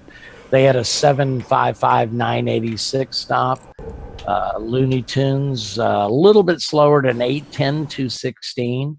The OB Prestige car had a 7:43.977. And the Lone Star Racers, well, it hasn't recorded their stop yet. They've got to get past the timing and scoring loop. So all of them reasonably great stops. Right. And anybody comes in now, their chances for the win are pretty much over. You've got what you got now. Right. Right. You don't want to be caught having to come in after this point in the race, because it's going to be it's just going to ruin the race for you. The black flags, everything you've served up till now needs to be done and out of the way and behind you. This is that last stint, that last sprint to the end. You know what's cool is the 190 Mercedes that just went by me here, and it sounded so good. Yeah, he was up there earlier in the race. He came back for a little while, and then he got sidelined again. I don't know what might have happened to him, but that's our lone Mercedes out there. Oh, I'm sorry, he's up into 7th place now. So they had a nice recovery. I'll look back through my notes and see what happened to him. Oh, he was the black flag for the passing under the yellow. When he was running up in 3rd place about a half an hour into the race. So he's still recovering from that.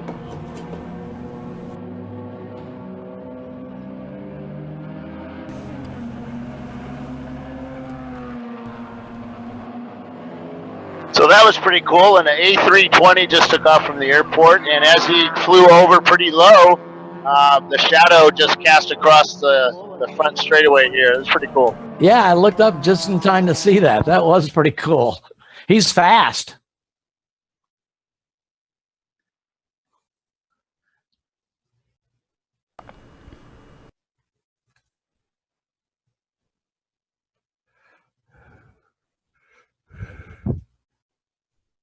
Today's race sponsored by Cool Shirt Systems.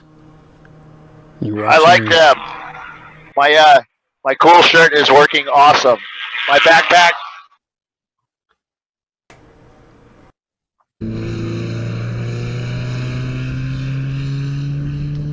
Yeah, So Bill's got Lone Star Racers team just came up on their pit stop, and it was a 7:22, 7:38. So great stop for those guys. Yeah, this is turn 12, which is at the end of the backstretch, that long back straightaway, heading into the very tight turn 12. It doesn't look so tight from here, but it is when you're approaching it at over 100 miles an hour. I thought there used to be a sign up in the air there that said turn 12. Huh. Turn here. Turn here. Turn left. And there's one of the OB Prestige cars going through. I don't know. I think the best turn signal sign in the world is that Sebring, that cone that sits up at the apex of turn 1. The cone is embedded in the fence.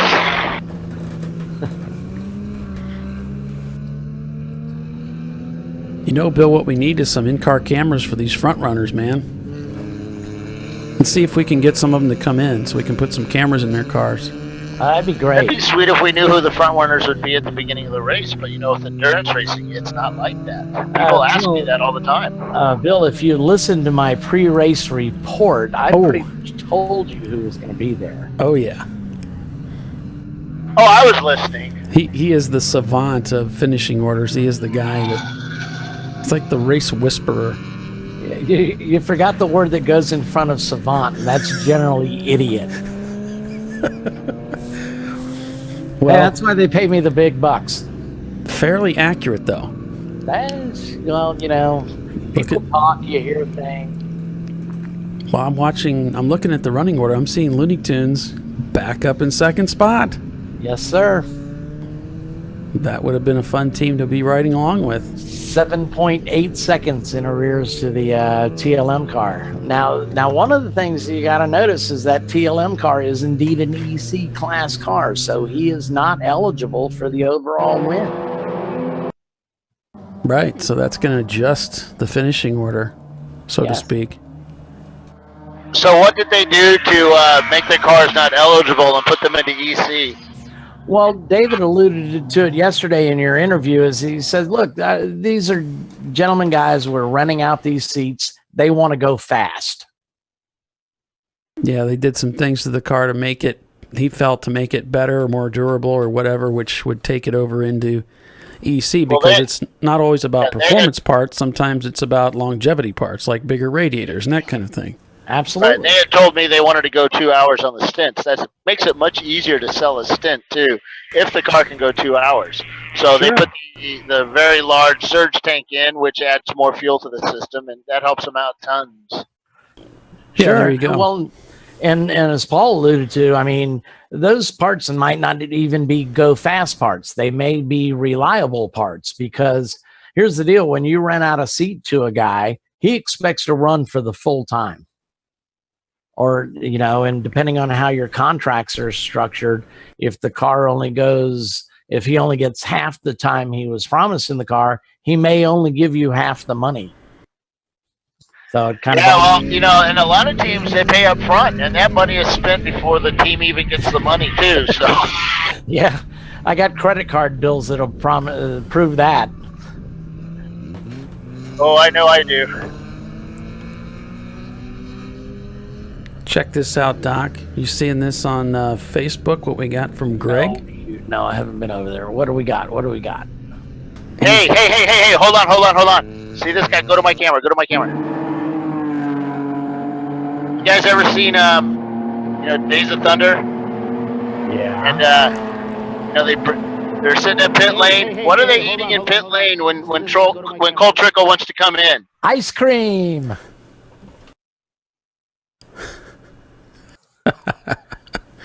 Here it comes. Ice cream! Ice cream, we scream, we all scream for ice cream. So go ahead, continue on your thought there, Doc, before we were so rudely interrupted. I've already forgotten what I was talking about. I don't remember either. Whatever it was both compelling and thought-provoking. Well, that wasn't me then. You're thinking of somebody else. We were talking about contracts and yeah. So yeah, I mean, guys are paying up front and they're guaranteed a certain amount of hour, and of course, a lot of it's a leap of faith. If you're going to rent a seat, you kind of want to know what the car's like, what their finishing order is, because you're going to drop a fair amount of money. A lot of the teams, the rates range from $800 to $1,200 for a pointy end of the stick team. So and then you've got your airfare. If you're a first-time driver, you have a rather large expense for your driver's gear and stuff. Then you got hotels. Most of the teams will feed you at the track, but it's generally kind of just like lunch, and of course Gatorade and water and that sort of thing. But you got meals, so you got airfare, ice cream, hotel. So you're probably into this race weekend for what? $2,000 minimum. Sure. So people structure their contracts different, but I mean, we charge $1,000 a seat for my car, averaging, depending on where the races are. So sure. And then they have the equipment costs and stuff. Sure, they spread that out over time, and all my guys pretty much run with me about 10 races a year, so it's spread out pretty good. Yeah. 10 races. Yeah, Bill gets out there a lot. Not this year. This year I'm too busy doing this, but last year I think we did 11 or 12 races total. Oh my gosh. How can you afford 10 races? I operate my team as a business. Oh, so, okay. Yeah, that's how you do it. He's got sponsors too, Paul. We have sponsors, and but it's a lot of credit cards too. Yeah. So I don't, I'm a state employee. I don't have a lot of cash, so, and my wife doesn't share her money, so. Well, you get that volume discount on hubs, right?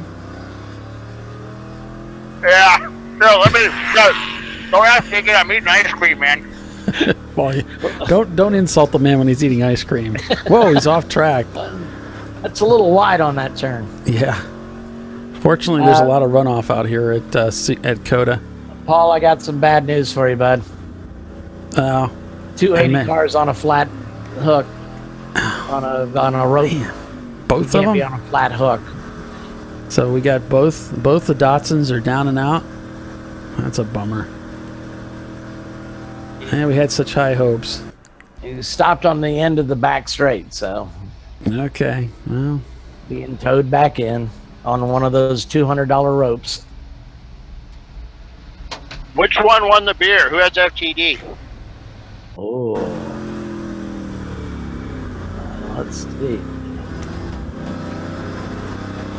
Let's see. What two cars are we talking about? The two Datsuns, right? So 280 reasons to win. So yeah, Bill, I don't know if you heard this or not, but I've got an idea for our team name. I was going to call it Robinson Racing, but I think I'm gonna get a hold of Mike and either Mike Morrison or whoever's going to run that NCM race. I'm going to change it to Waiting for Data. Ours is DDR Racing, and last night we were trying to figure out what DDR stands for. You should have heard all the responses, which are not repeatable on the air right now. I would have to change the rating of this to R. Well, of course, the military's famous for coming up for acronyms.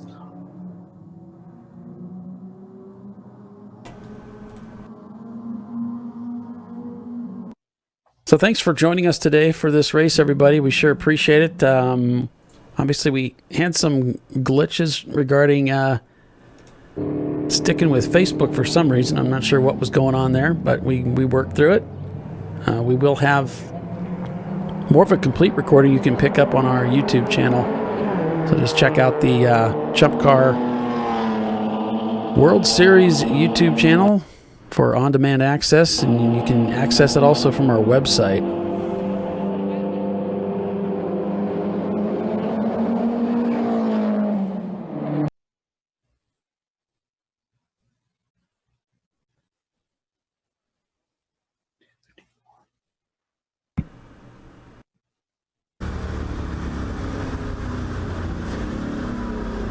Okay, so the bet between those two Datsun teams was for fastest time of the day between the two cars.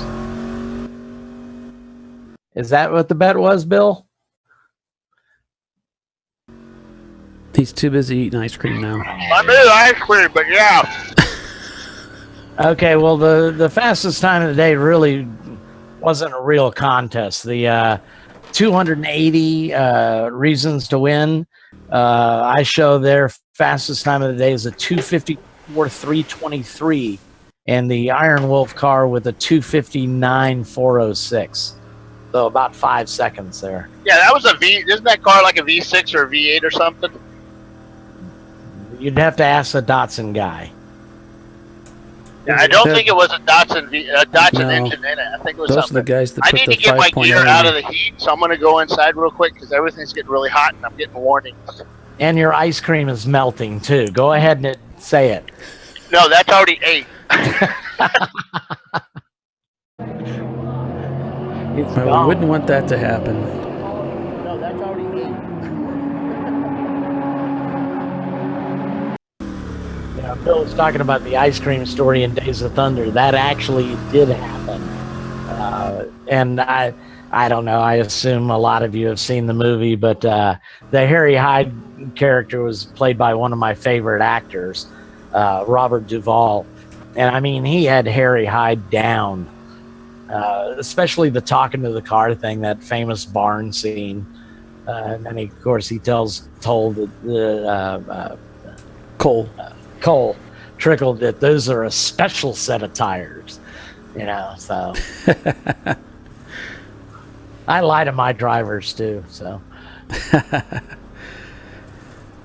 Yeah, and I know none of them are listening. Maybe Jason might be. I don't lie to Jason. He tows the car.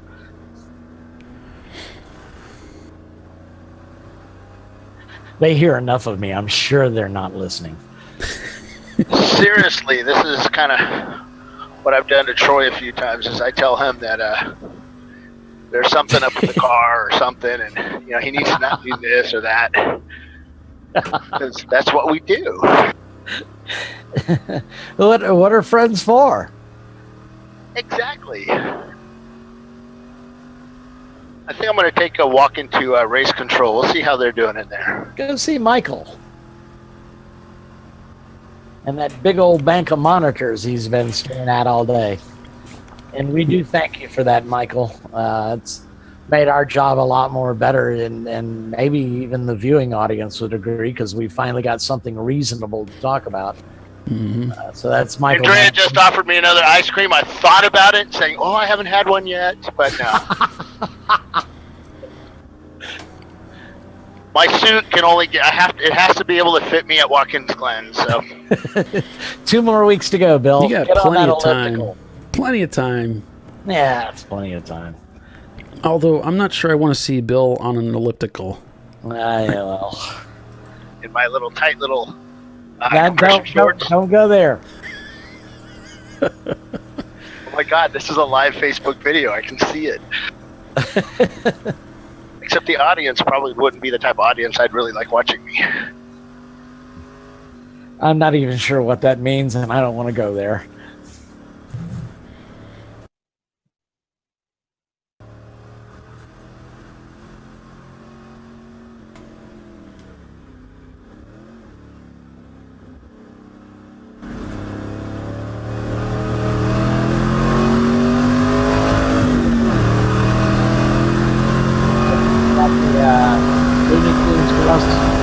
Across the timing loop, so I show them 14.3 seconds in arrears to the TLM E36. You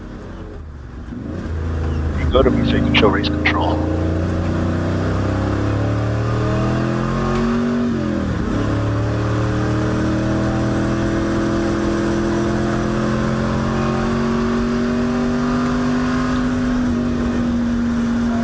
So just an hour and a half remaining in today's race, folks. Stick with us. We'll be right back.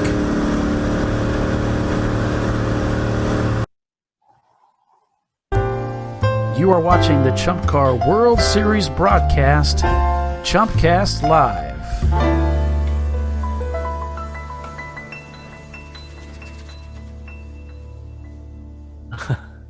Here we have a view from inside the race control. There you can see all of the monitors. Although we're pinwheeling, you can still get an idea of what it looks like with all of the monitors they have up, viewing each of the corners and other areas of the racetrack as well.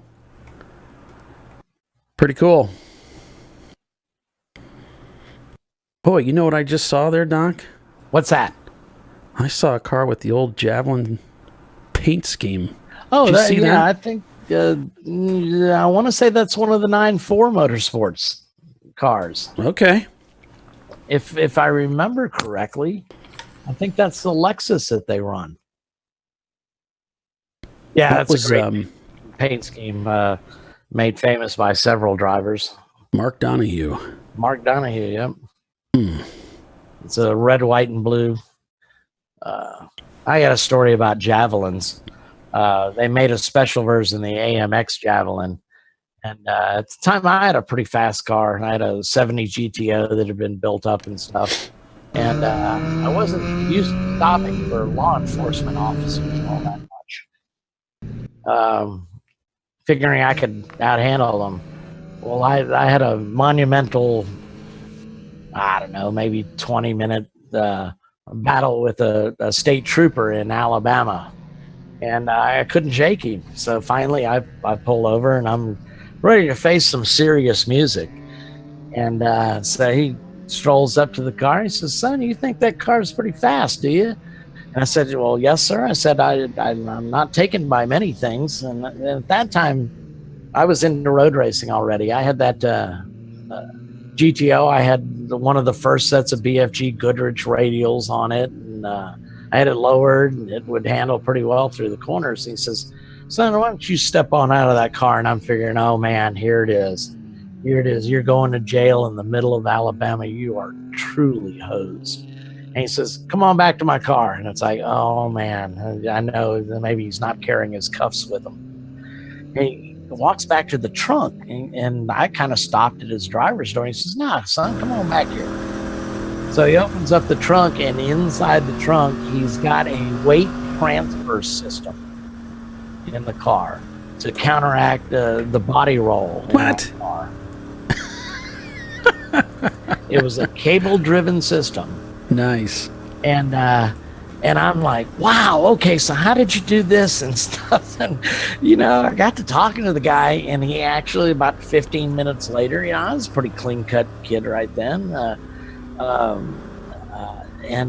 He totally let me walk with a warning. Wow. And I had never seen something like that in my life. Yeah, there was a guy back in the late 70s, early 80s that we raced with. Of course, I wasn't racing at the time. I was just a young man, but I was just a boy. But his name was Bruce Nesbitt. And Bruce had I think it was a Toyota. And he had rigged up bars in the car that would adjust the suspension as he'd go through the corners. See? That's kind of awesome. It was that kind of thing. And they let him use that for quite a while.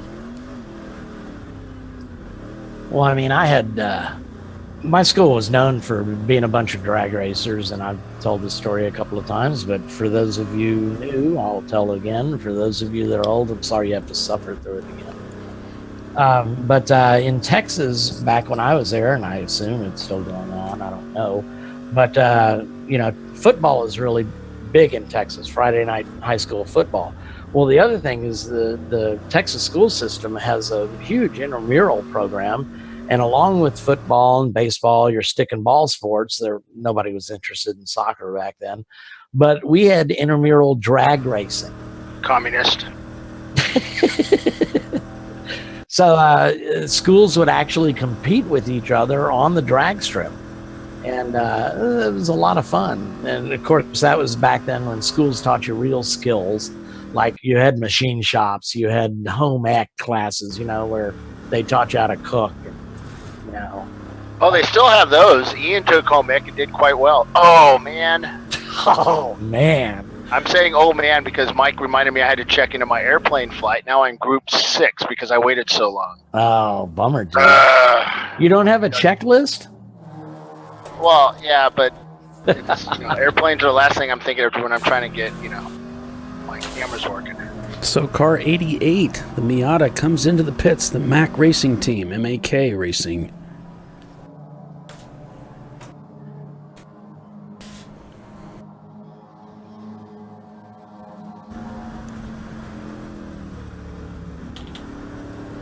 So our 2 leaders are still in touch with each other. Show the latest gap at about, 16.428 seconds? Yeah, I'm seeing that. You might not be able to see him even on the long straightaways, but I'm sure his team's talking to him. And like I said before the broadcast, that Looney Tunes, they're based out of Fort Worth, Texas. They won 2 weeks ago at Road America. So they want to win. Yeah. Yeah, they came up a little bit short yesterday with the 5th place finish. They had a late problem with the right front wheel, I believe.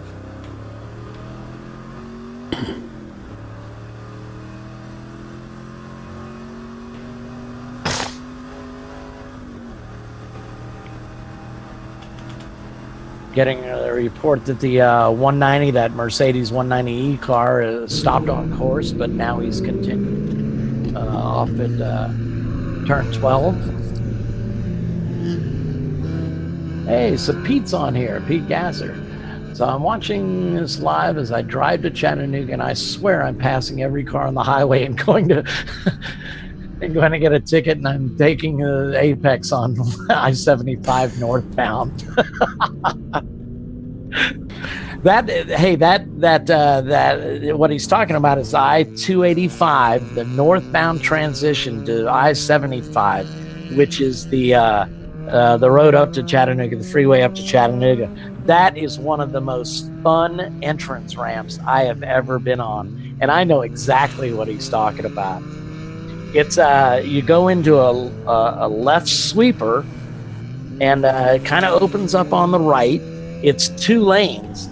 So, depending on, and everybody's braking like crazy for it. They have these massive warning stripes that look like a more suited to an airport. Right. And then you come up a hill, and 285, the traffic that's coming westbound is also joining you on the right. So you got your 2 lanes and their 2 lanes. And kind of does a nice jog to the left, and then an uphill climb into a slight right, and then downhill onto the freeway. And it's one of the most fun entrance ramps. And I probably shouldn't say anymore. Yeah, they've got entrance. They've got there's a ramp. They have that kind of thing in Chicago, and the big signs that say, "Hey, stupid, we're going to turn sharp. You better slow down." Yeah, they have that in when you're heading up into Michigan out of Indiana on 31. You're running it. You're basically driving off the highway into a town, and you go through and you do a loop, and that's when you're heading up. I think it's into. I think they have that going into Kalamazoo, but I know they have that going up 31 into Michigan as well. But yeah, Chicago's crazy like that. You got all kinds of stuff merging and peeling off, and everybody's flying, and speed limit is not even. I mean, you might as well not even look at it. You better just keep up, or you're going to die. Fords, do the best you can. It's fun. I love going through Chicago. My wife, not so much. Yeah. But I thrive on it. I love it. I hate it. I have to always land at one part of the airport, and I got to hightail it to the other side, which is 8 miles away. Well, that's walking, though. But he's just talking about the experience of being there. I'm talking about driving through it. Like when I drive up to Road America, I always go through Chicago. Oh, we've been around it. because GPS said don't go through it. But I had a really bad experience driving through there with our trailer going to Road America a couple years ago. I think we lost 3 trailer tires. We jumped the truck. We jumped the trailer. We lost 3 wheels. Yeah, it was a very expensive trip for me. Well, that's our first race at Sebring. Coming back, you know, we fell out at about the 7-hour mark with the thrown rod bearing, and you know, so we may or may not have stayed up till 6 a.m. on Sunday morning drinking. Well, if the GPS tells you not to go through Chicago, do not go through Chicago. Yeah, I use Waze myself. Yeah, I use Waze. Yeah, well, Google Waze gets us lost for some reason, but Google Maps incorporates Waze now, and it actually does pretty well. Yeah, it's the same map. I think Waze for me works the best, but yeah, you don't go anywhere in Atlanta without Waze. I don't know. The city of Atlanta was built on a bunch of cow paths, so like 80 ways to get to anywhere. Kind of all depends on what you want to see as you go by. Wow, look at the difference in speed between the Mustang and the OB Prestige Civic.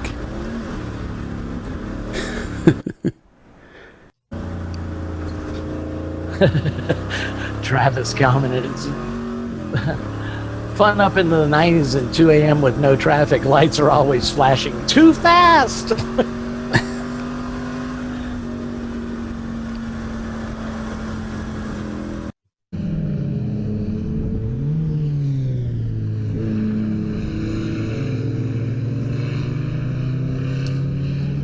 But yeah, I think we all have our favorite entrance and then exit ramps. I'm constantly working on that skill set of apexing them perfectly, you know.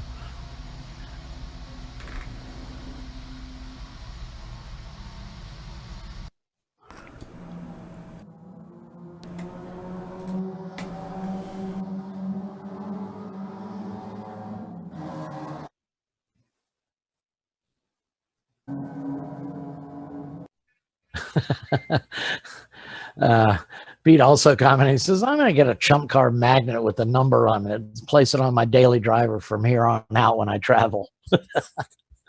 I don't know if y'all know Pete.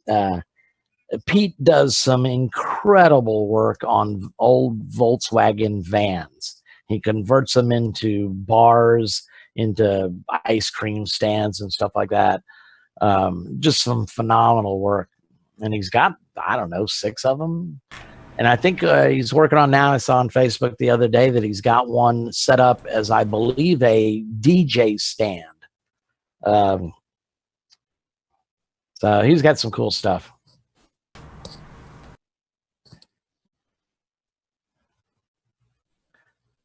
Yeah, just less than an hour and 20 minutes remaining in this weekend of endurance racing, presented by Cool Shirt Systems.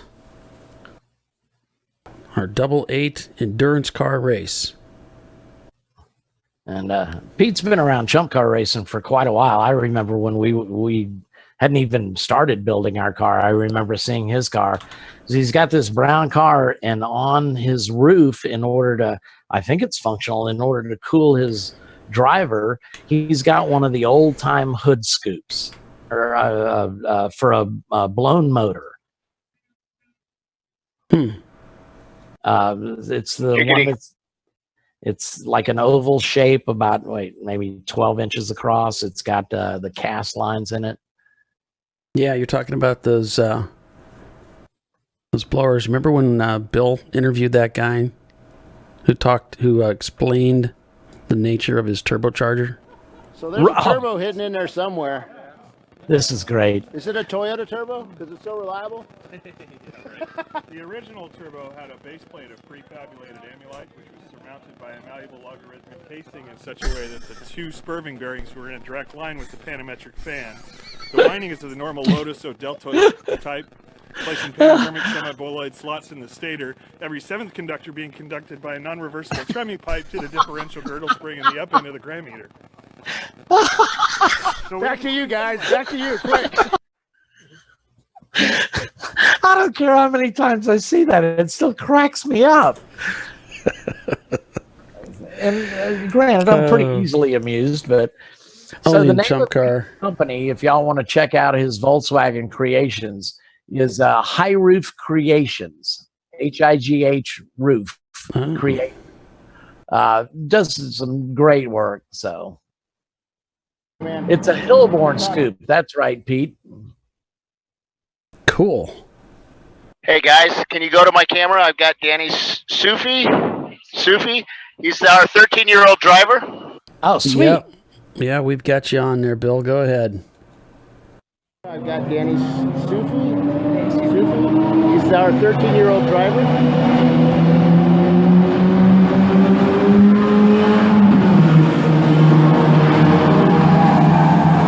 All right, I got Danny Sufi here. He's currently 13 years old, and he's a race car driver, and he's driving out here. Who are you driving with, Danny? I drove with Bo Rivers and his Curioso team car in the Maserati Bi-Turbo, and then I drove with Jay Monkman and his number 130 Miata. So when did you start racing? I started racing when I was 10.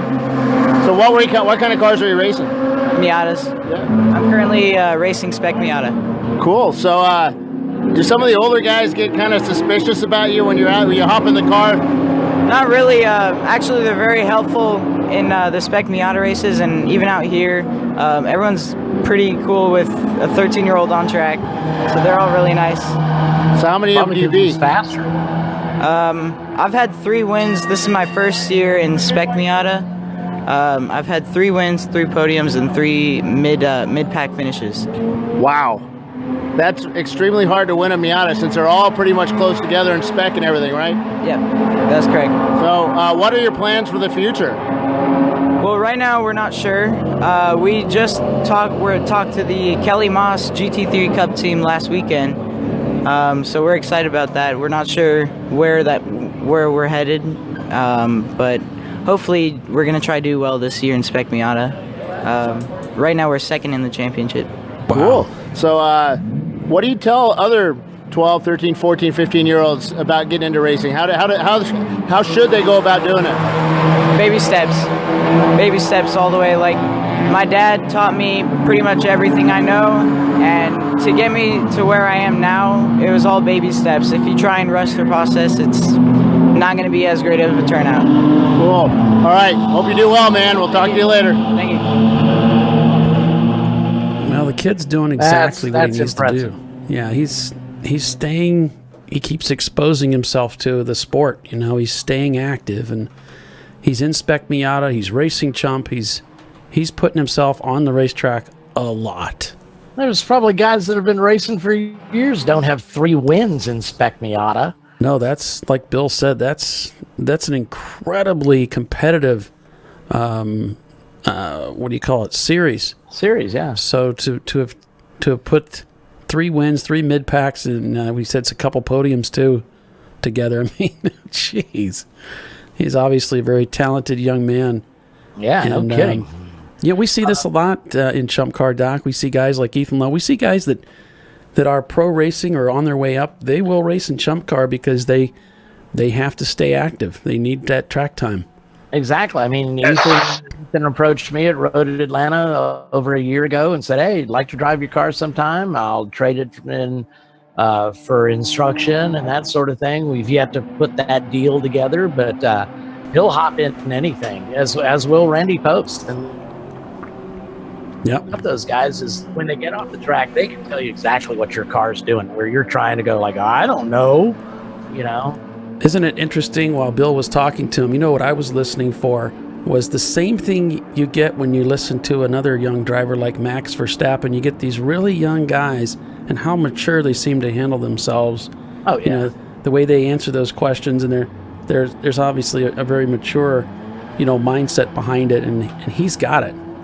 Oh yeah. Well, what's funny is he was sitting on the floor. It looked like he was playing a little video game on his phone. As soon as he saw me, I signaled him, and he stood up very professionally, straightened out his shirt and came up to me and sir. So it was, that's very, very good to see that. I like it, and I wish it happened with more kids. Absolutely. As the old saying goes, you know, you get your kids involved in racing, they'll never have money for drugs. Exactly. Oh, I guess that's one way to look at it. We'll be right back, folks. Stick with looking us. at Michael's. Oops. You are watching the Chump Car World Series broadcast, Chumpcast Live.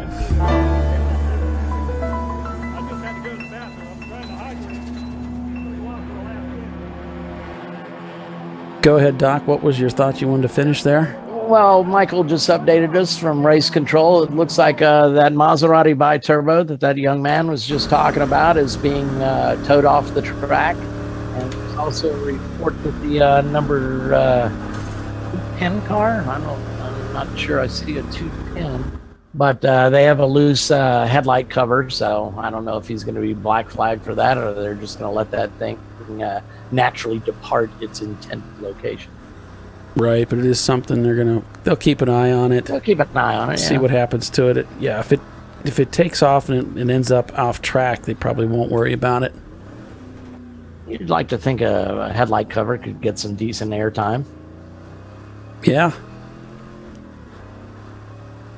It's your 280ZX over there to the right, isn't it? Oh man, it may have been. I wish I could just caught a glimpse of the number. Someday we'll be able to do instant replay. That'll be cool. Oh, on the fly. There you go. But who would want to listen to us again? I can't imagine what kind of masochist would do that. They'd probably just turn it down. I would like to think so. So looking at our two leaders here, it looks like the TLM car is slowly putting some time on him. It's the gap up to first place is now 35.8 seconds. So, but again, that TLM, I mean, nothing bad about to say about the car. It is an EC car, so it is not eligible for the overall win. So that's looking more and more like Looney Tunes. How about that? OB can close the gap on him, or perhaps the 849 Ford Motorsports car. This is like a replay of Road America. We're starting all over again. We've got Looney Tunes leading the race. We got another car right behind him. That's just Chump Car racing is awesome. Isn't it something? Yeah, if you folks missed the Road America race, it was a similar situation. We had Looney Tunes racing, and this is a Ford Mustang that they're piloting in an '89, and so they were leading the race. There was a Porsche 944 that was behind them that was chasing them down. And the thing of it was that what nobody was sure about was if Looney Tunes could make it on fuel. They had been down. They hadn't pitted in, what was it? They were trying to turn 69 laps on a tank of fuel or something. Well, actually, I got to confess here, that was a bit of bad reporting on my part. I missed one of their pit stops. Okay. So it wasn't as close as we made it out, but I mean, it was still a close battle. Well, they called their driver and told him to conserve fuel, and he basically didn't. Yeah, so it had something to do with it. It might not have been as dramatic as I made it out to be. No. No, and that was entirely my fault. I owned up to it for him and everything. But we're kind of going back to that same thing here again. Yeah. Well, I mean, come on. Look at the VIR South race this year. You want to talk about a close finish? Exactly. Well, was it within a second or something? I can't remember back that far. Sonoma, our first race we broadcast together. Remember the Datsun Z in the first day's race? Lost it by a lap. What they do, run out of gas in the last lap or something? Yeah, lost a podium position. Ugh. And I think it wasn't that the car that was driven by the longtime professional driver, John Morton. I don't think so. Those guys were having fuel problems that day. Remember? Okay. Those. It was the white and green. Was that the Everything Incredible team? See, you're young. You can remember things. I think I'm mistaken on that. I can't recall now, but it was. It was more great racing.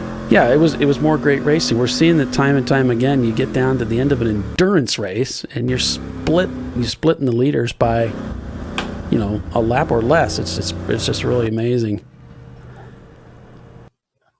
So there's their difference. 42 seconds it looks like between Looney Tunes and the overall leader. And I go back and I think about Sebastian Vettel. He would do this thing when he was racing with Red Bull. He would be leading the race handily. He's got it under control. He's going to win the race. And what would he do on the last lap? He would crank out the fastest lap of the day to make sure that he would get it. And I remember somebody asking him, why would you do that? I mean, you've got this race in hand and it's important. Why would you push it on that last lap? And he simply said, the satisfaction. And that's Looney Tunes, why would they want to take over the EC car? Satisfaction. Exactly. I mean, they've got this thing right now. They're in command, but they want to be in front of that EC car. Oh, absolutely. And again, regardless, the 170 is not eligible for the overall win. But, you don't want an asterisk next to your win. You want to beat everybody out there. Sure. And if you don't, you probably shouldn't be racing. You are watching the Absolutely. I mean, for instance, this battle that's coming up for the Commentators Cup. Now look, and Jeff's promised to build a trophy. The Lord only knows what it will be like. Awesome. So Pete says, I have an idea. I'm going to log into Racecast Me and broadcast myself live. So if I get a cop behind me, I'll start running and you guys will have a live feed of it. Don't do that, Pete.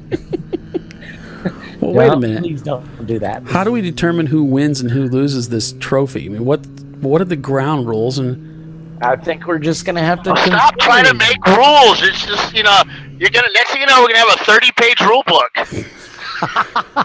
Well, tell me. Okay, I misspoke. I don't need rules. What's the criteria? How do I win it? I don't know. It's a 2-day race. It's easy. Just have the name Bill Strong and you'll be all right. Oh yeah, whatever. So I think. I mean, if I win the trophy, do I have to finish ahead of you on both days? It is an accumulation. I mean, what are we doing? Why don't we do this to make it fair? We take the average, or we just accumulate.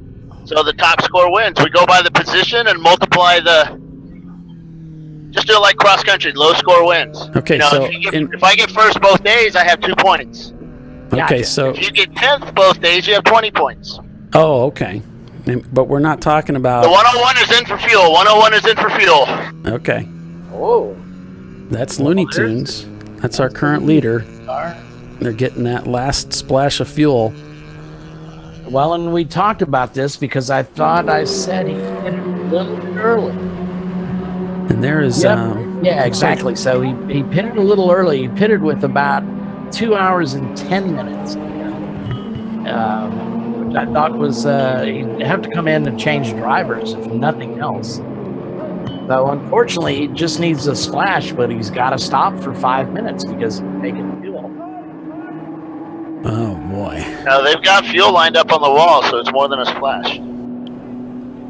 Well, I mean, he's stuck there for 5 minutes. You might as well load the car down with fuel. Well, see, that's the thing. Fuel is weight. I mean... they've got fuel lined up on the wall, so it's more than a splash.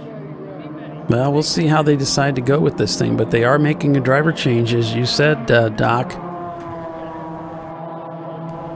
Yeah, they had to make a driver change. So we're almost to the top of the last hour here. Sorry, the wind keeps grabbing my camera. If you're on my camera, it's pouring. Yeah, we're on you, but wind's getting pretty high here. So the wind is picking up out there at Circuit of the Americas, and we're closing in on the final hour of racing today in this 8-hour Chump Car Endurance Racing Series race.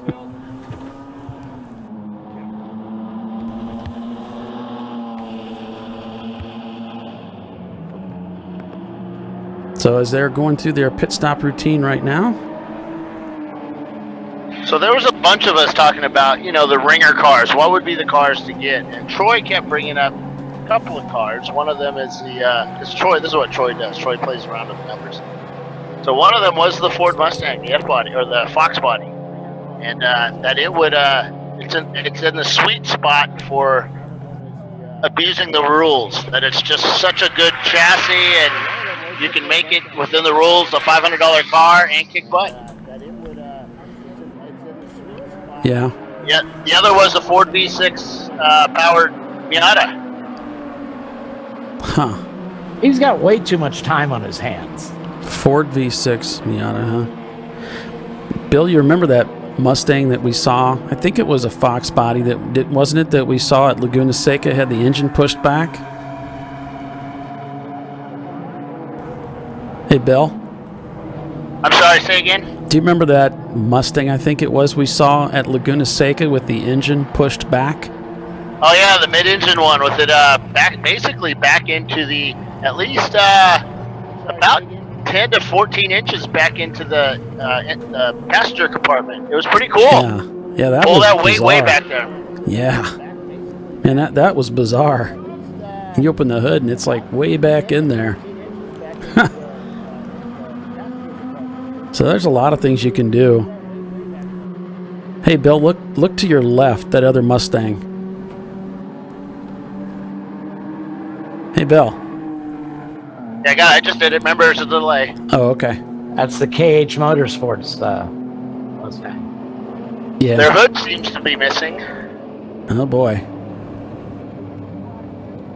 I just did it. Remember, there's a delay. Oh, they got a seat issue. They're trying to tighten up the seat, it looks like. The seat's just moving around for the guy. Their hood seems to be missing. Well, we're still seeing Looney Tunes scored in second place. Oh, they've got a seat issue. But they've got to be overtaken by OB here shortly. Only back in about 2 minutes. Yeah, well, they haven't crossed the timing loop, so we don't know what that stop cost them. Well, there they So go. interesting thing I just saw. As the Mustang pulled out, the 101, when he got into second gear, there was a really big puff of smoke that just came out of the car. I don't know if it wasn't from the exhaust pipes, but it looked like it was from up front of the car. And there he goes. Yeah, he's smoking when he accelerates. Like, kind of big time. Now that engine could be getting tired. I know I am. Yeah, me too. I think everybody is. Well, the Camaro that just came out of the pit lane, he came out of the paddock and then went back up. There was sort of a four-way car party at the top of turn one there, and it didn't look friendly. Oh, yeah. That's one of the things about this track that's always crazy is that exit. Everybody ends up in that tight left-hander up there. You see that with the big open wheel cars, too.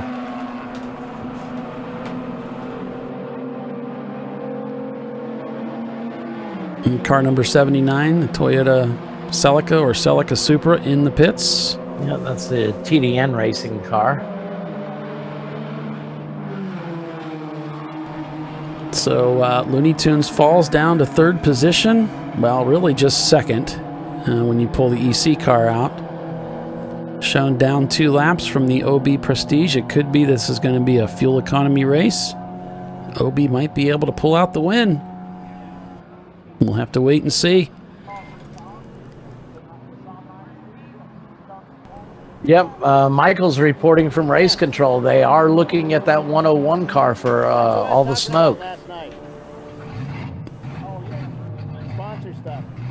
Yeah, now if it's smoking on the gear change, that could be different things. In the old days, when we used to have a lot of issues with valve guides, when you decelerate, you'd get smoke coming out of the engine if the valve guides were worn. But from what I understand from engine builders today, they don't have too many problems with valve guides and seals anymore. Well, I've always been told that all machinery is built with a certain amount of smoke built into it. Let that smoke out, it never works properly again. No. That's electrical components. You got to listen to Bill. He's the IT expert. That's true. I will defer to Bill's better judgment this once. Yes, you let the magic smoke out, it stops working. So 9-4 Motorsports moves into third in that Lexus SC300, turning their fastest lap time of the day with the 2:45. They must have their hot shoe in the car right now. Getting it done. Chasing down the leader. It's show and go time. Yes, it is. This race is winding down. And this a view from Bill's camera Okay, looking... the 60s Mustang just came by here, just right now, and he pulled away big time from that group because he was at the top of turn one. So, the Mustang's coming in now. 101 going into the pits for smoking. Yeah, He made he's one smoking lap. big. A lot worse. The car is hurt.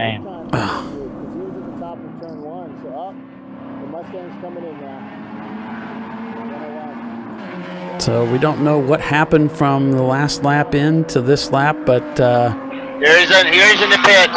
I'm sure our ace pit reporter will find out what's going on with that car. It's actually coming out from under the hood, the back of the engine.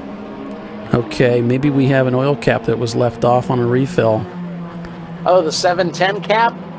Yeah. If they topped off that car, and you will see this, they may have been in a hurry. They're trying to get the car back out there quickly.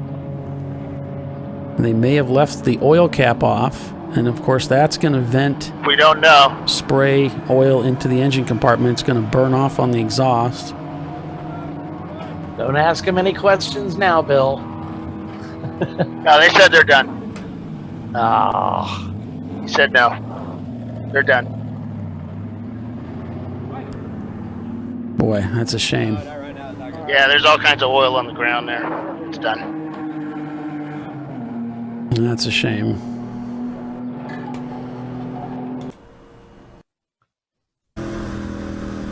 So those guys off for an interview.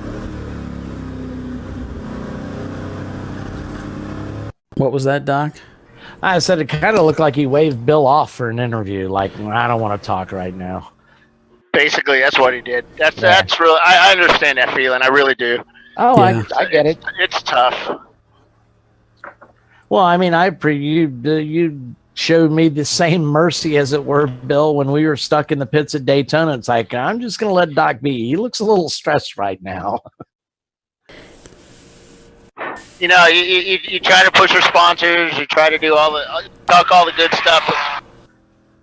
But when you're you just spent 7 hours trying to win this race, and you're just so close, and then boom, just something bad happens. You know, that really sucks. I know that feeling. Yeah, of course, the forever debate, is it better to go out early and realize you never stood a chance, or is it harder to get so close to the finish? You put hours and hours and hours. Yeah, that's one of those questions that you answer at the time that it's happening, because you look back on it, or I look back on my losses, and it's like, you know what? At least I did it. I participated, and I did what I needed to do, and we tried it, and it failed, but we ultimately worked our way up to a win. Yeah. Win. So, but hey, it's better than nothing. A lot of guys have never got that win. But that's why we do this, isn't it? Yep. So we got a report of a car stopped up on at the exit of T11, turn 11. Don't know who it is right now, so. Yeah, safety truck's coming down pit lane, so probably headed out for that. I need to get in the shade again. Electronics are giving me the, hey, it's too hot. You might want to dip them in that big cool shirt ice cooler, Bill. Hey, don't laugh. I have a Samsung S7. I can do that.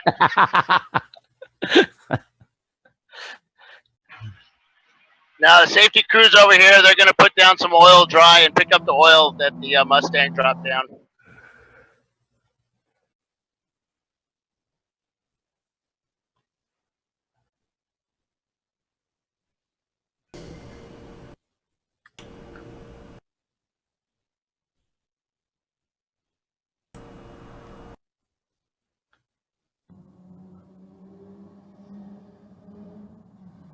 How much longer we got to go here? 50 minutes? Yep.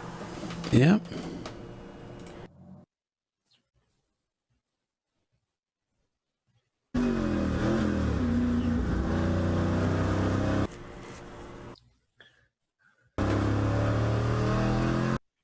Hey, I'm going to do something a little different for this finish because of the heat.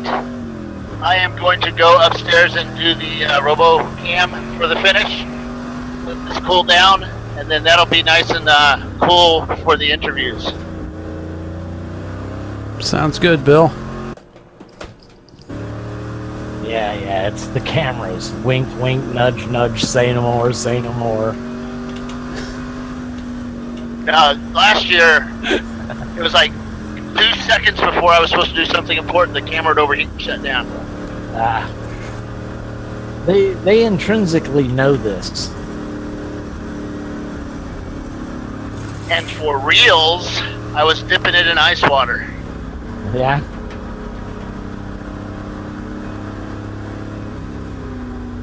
Hey, the 280 is under power and it's headed back out it's in the paddock right now, headed back out to the track. So this must be the Iron Wolf team, and I was just looking for their camera, didn't see it. But that's good to hear. I'm glad to hear that they're heading back out there.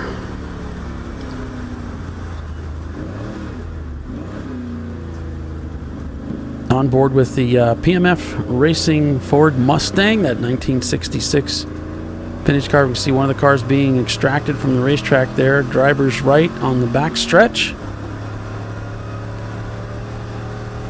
And if you're just joining us, we were watching what looked like a sure win for Team Looney Tunes. They came in for a splash of fuel and a driver change, and for whatever reason, the engine decided that's it, it's had enough, and as they were progressing out of the pits to rejoin the race, we saw the telltale smoke coming from the back of the car under the hood, and it's race over for those guys who won at Road America just a few weeks ago,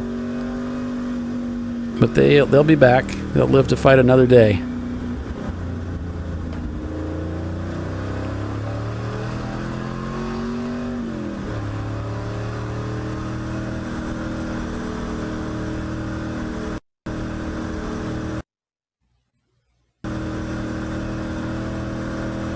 So whether you're joining us on our YouTube live channel or Facebook Live or from our website at chumpcar.com/live, we want to thank you for joining us. This is the closing stages of the Circuit of the Americas race,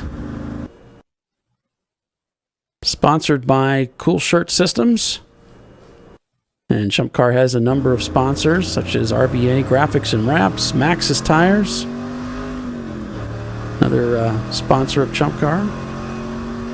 Okay, number 71 Miata just rolled in for fuel, or into the pits. I don't know if they're doing fuel yet. That's the Kodachrome entry. Yeah, this is that car coming in to pick up their clock. Yeah, Let's zoom the RoboCam over there and let's see if we can see them. Those roofs looks like they got that roof section too. They've cut the whole C-pillar out. Just lays up on the roll cage there.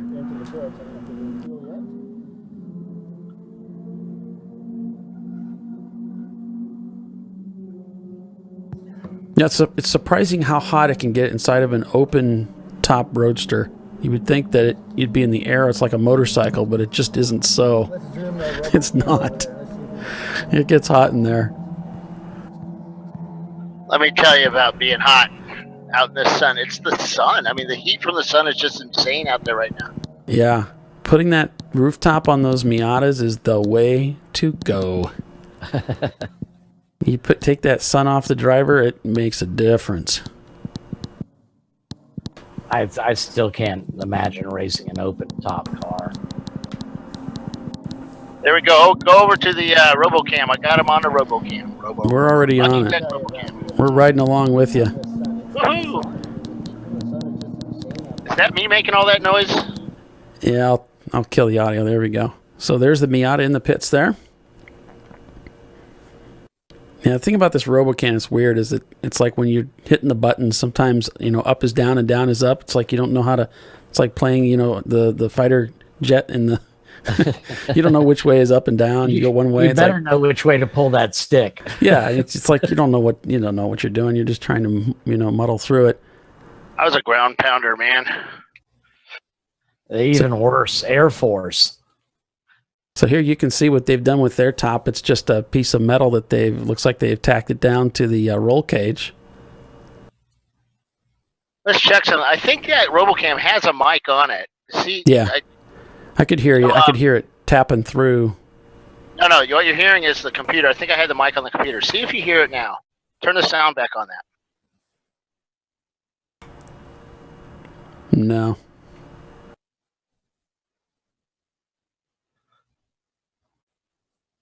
Well, there the image is frozen. Oh, there, let go. I can see that wind blowing that easy up, so it is kind of windy out there, isn't it, Bill? Yeah. Well, and the other thing about putting a roof on the Miata is you'd either need a rooftop like that or you need a window net up there. Right. Because if you don't do that, if you leave it completely open, then you have to wear the arm restraints, right, which is a complete hassle. So, and that roof net, there's a right way and a wrong way to install it. According to the rules, it has to be, I think it has to be installed so that the bottom of the net is at the bottom of the bar. The bottom of the net. Yeah, something like that. If you're going to do a net instead of putting a rooftop on like that, which I recommend the rooftop because it keeps the sun and the rain off your drivers and it helps you with aero. Wink, wink. If you're going to do the roof net, make sure you check with Phil and make sure you get that on there right, or bring the ties with you or whatever. So if you have to change it, you can change it at the track. But I believe you have to have it under the bars. Well, that makes sense. Yeah. Because, you can't get it taut enough. The idea is to keep your limbs inside the car. Exactly. So on the top of the bar, it's going to have some give. Yeah, we've all seen that. I'm sorry, Doc, go ahead. No, so, your limbs could get outside the bar. Right. And if you haven't, I think we've all seen the video of the Miata driver rolling over through the grass and his arms are straight out in the air. He didn't have the arm restraints on, had no roof. That was an English race. Yeah. I remember that one. Once the G-forces get a hold of your arms, your hands, and pull them out, you're not going to be able to pull them back in. It seems silly, but we don't know what the condition of the driver was. From what I understand, he just had a broken arm at the end of it. Yeah, he was okay. So we had some friends that were racing at that race in England, and they said the guy was all right, just had a broken arm or sprained arm or something like that. So it's pretty scary stuff to watch, But yeah, that's why these precautions are in place. There's a video that surfaced about a year ago. They had an old famous drag racing car, the Hemi Under Glass, and he was at Irwindale Raceway, which is a oval track out in California. Jay Leno. Yeah, Jay Leno gets into the passenger seat and takes as a passenger takes a ride in the car. Well, I think he's wearing a helmet, and I think shoulder bars. I'm not really sure. I can't remember. But all I remember seeing when the guy, he didn't get the car wound down enough before he hit the banking, and he rolled the car a couple of times. And here you're looking at Jay Leno, and his arms are flailing around outside the car. So, he very easily could have lost an arm. Yeah, and I'm pretty certain they'll never allow him to do that again, the insurance companies. Yeah. Wow. I'm sure that, everybody took a collective gasp, as you would say, Bill. God, no kidding. Well, we talk about these hardtops. Now, I'm the owner of a Toyota MR2 Spider with a hardtop that I purchased from a guy that got it from England. And the hardtops aren't available here in the States. It's just like the Miata hardtops where they bolt on. There's a latch on the front top of the windshield. A pillar, and then there's 2 latches on the where the B pillar is. So there's a couple of videos I've seen over the years where cars, I think they were out west, both of them, at Sonoma, and I think one was at Thunder Hill, where they were driving track days, and they got the wheel off a little bit, and they ended up rolling the cars with those hardtops in place. And those hardtops, they don't stay with the car. Those things come off almost instantly. Yeah. And then what ends up happening is if they don't have a roll bar, then now they're exposed to the dangers that happen, because you're only, A-pillar's the only thing supporting the car from flattening itself. So most of these cars are pretty strong, but that hardtop does basically nothing. Yeah, in fact, that's how the hardtop that we got, that we put on Justin's car, had been tossed, and it was damaged, but it was like usable. You know, it's good for racing. You wouldn't probably put it on a street car, but it's good for racing. It was that kind of thing. But you should always have a roll bar over the top, underneath that thing too. There's a company called Hard Dog that I believe they're in Atlanta, but a Hard Dog, they build roll bars for the MR2, and I know they do them for the Miata that fit directly under the hard tops, which are nice because that's not exactly an easy thing to build for. Hey, Paul, could you do me a favor and check the Chump Car Facebook feed? Sure. We probably need to reset it anyway to catch the end of the race and impound in the award ceremony anyway. Okay. Yeah, we're currently live. We've got some people watching there. Okay. But just to be on the safe side, folks, we've had some problems with our Facebook Live feed getting cut off. Yesterday we were getting the warnings. Today we were it was just kind of happening. So we're going to go ahead and take a break from Facebook Live. Just take just a minute here, and then we'll rejoin. So please catch us on the other side. You are watching the ChumpCar World Series broadcast, ChumpCast Live.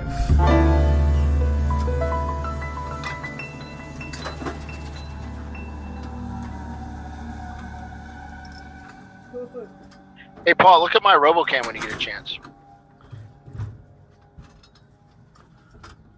It's like our PMF Mustang is in.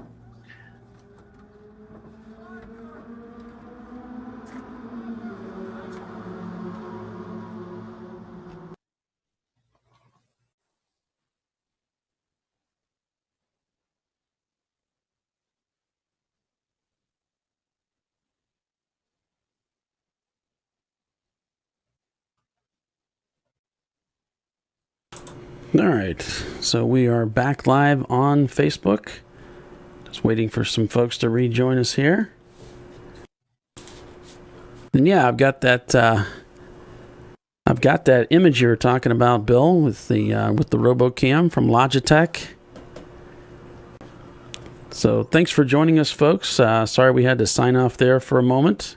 We appreciate you coming back and joining us for the remaining about 37 minutes of this race. You can see here's our top. We'll show you our running order along with the top 10. It's the TLM USA EC at the point of this race with their 94 BMW 325 and that really cool Marlboro color with the white and that almost like a neonish, orangish, reddish color. Car really cool. And then the in P2, technically leading the race, right? OB Prestige Auto and their Honda Civic. In P3, it's the 94 Motorsports C-Class SC300. In fourth position, it's the number 93 Lone Star Racers A-Class Miata. In P5, it's 94 Motorsports in their Toyota Supra that won the race here yesterday. In P6, the number 99, Basil Weenie Racing C-Class 325 IS. In P7, looks like we've got some data conflicting there, so probably the Dan Ratherby Racing team in their EC MX-5. You know, when we first got to your team name waiting for data, I went down through the list and there's no cars missing, so that's just a bogus entry or something. Yeah, it looks like it's just a glitch in the system. Again, that's one of the reasons we disclaim. What glitch was that? P7 is like duplicated. One of them says waiting for data. The other one says Dan rather be rating. It's number 555. Yeah. Yeah. He's looking at the pylon out there, I think. That's a nice finish for that car yesterday. They stopped on the main straight at one point rather late in the race, so 555, or as otherwise known as triple nickel. I kind of like their team name, Dan Rather Be Racing. That's clever. Yeah, minimum effort there in 15th. Orange Thunder in 16th. Shots fired in 19th. The Hang Die team in 21st. Million Ways to Die and their Miata in 27th. TDN in 29th. Rolling Chicane in 31st. Kentucky Fried Racing in 33rd. Iron Wolf just turns their fastest lap time of the day, finding themselves in 37th place. 108 laps turned today. One of the Tuttle Motorsports entries in 41st and the other in 44th. Tough day for those guys. As well as Crank Yankers Racing. Another tough day for those guys, and Birmingham too. Yeah, I feel bad for both those teams. Yeah, Kruger Racing, Altune Racing, they had to hang it up early as well today.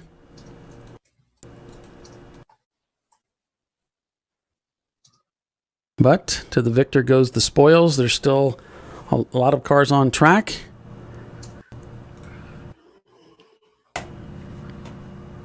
And we've got a little over a half hour racing remaining in today's endurance race. Oh, that's a good shot. I like that. So this is looking at down pit road, down the front straightaway from the pits, looking at turn one. You can see how incredibly steep that climb is. You know, they say it's 133 feet. They don't say how short of a distance you're making that climb. It's a very steep, very abrupt climb. And you're looking there at the scoring pylon. Those letters aren't actually blinking. That's the frame rate of the camera, I think, catching the refresh rate on that pylon. So it must be kind of thrilling to see your name up in lights, your team number up in lights on the at Circuit of the Americas. I'm sure every one of those cars has got a guy down there at the end of pit road taking a picture at some point. Yeah, when we went to not North Carolina, Connecticut or New Hampshire. We went to New Hampshire Motor Speedway for a Lemons race. We had the pylon up and working. That was the first time we'd ever been there with the pylons working, or been to a race with the pylons working. And to see our car for Mod Squad's number up there was the coolest thing. We were snapping pictures of it like crazy. Oh, I bet. I know last year's race at COTA, both the Team Jackie X cars were up on the pylon, and they got a picture of it. The other place that will be running later on this year with Chump Car is at Barber Motorsports Park, and they've got a pylon that's easily visible from pit row, and they run it for us. Charlotte, we had our 79 up there a few times. That was kind of cool. And I know we've been extolling the virtues of COTA and a lot of other fine tracks across this country, but if you ever get a chance to go to Barber, go. I mean, the place is incredible.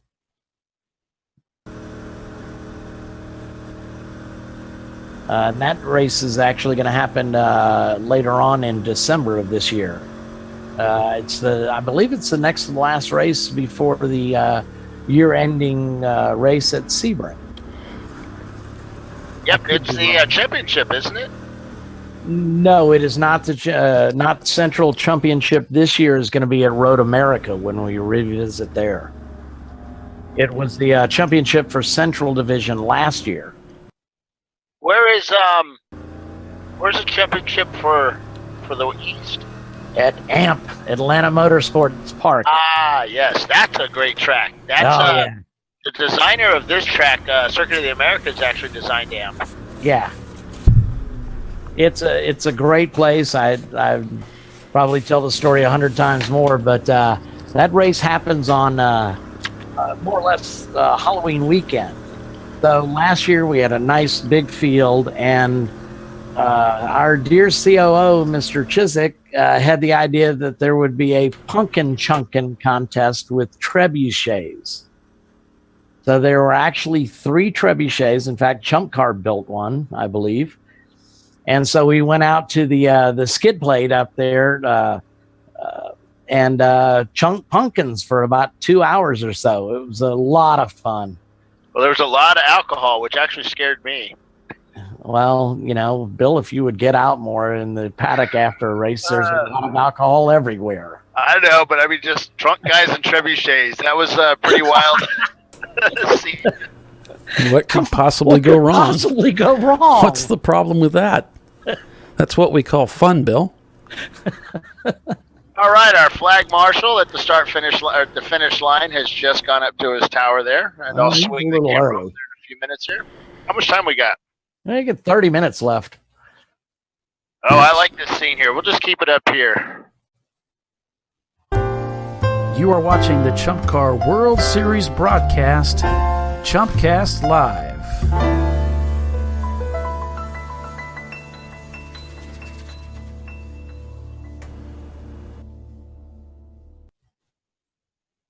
So we have reached the half-hour mark remaining in today's endurance race here at Circuit of the Americas. The close of the Chump Car. RVA Graphics and Wraps, Cool Shirt Systems, 88 Enduro at Circuit of the Americas here in Austin, Texas. I'm your host, Paul Veltum, joined today by Doc Waldrop of Brew Crew Racing and Bill Strong, who is our man on the ground there, trackside commentator and camera jockey.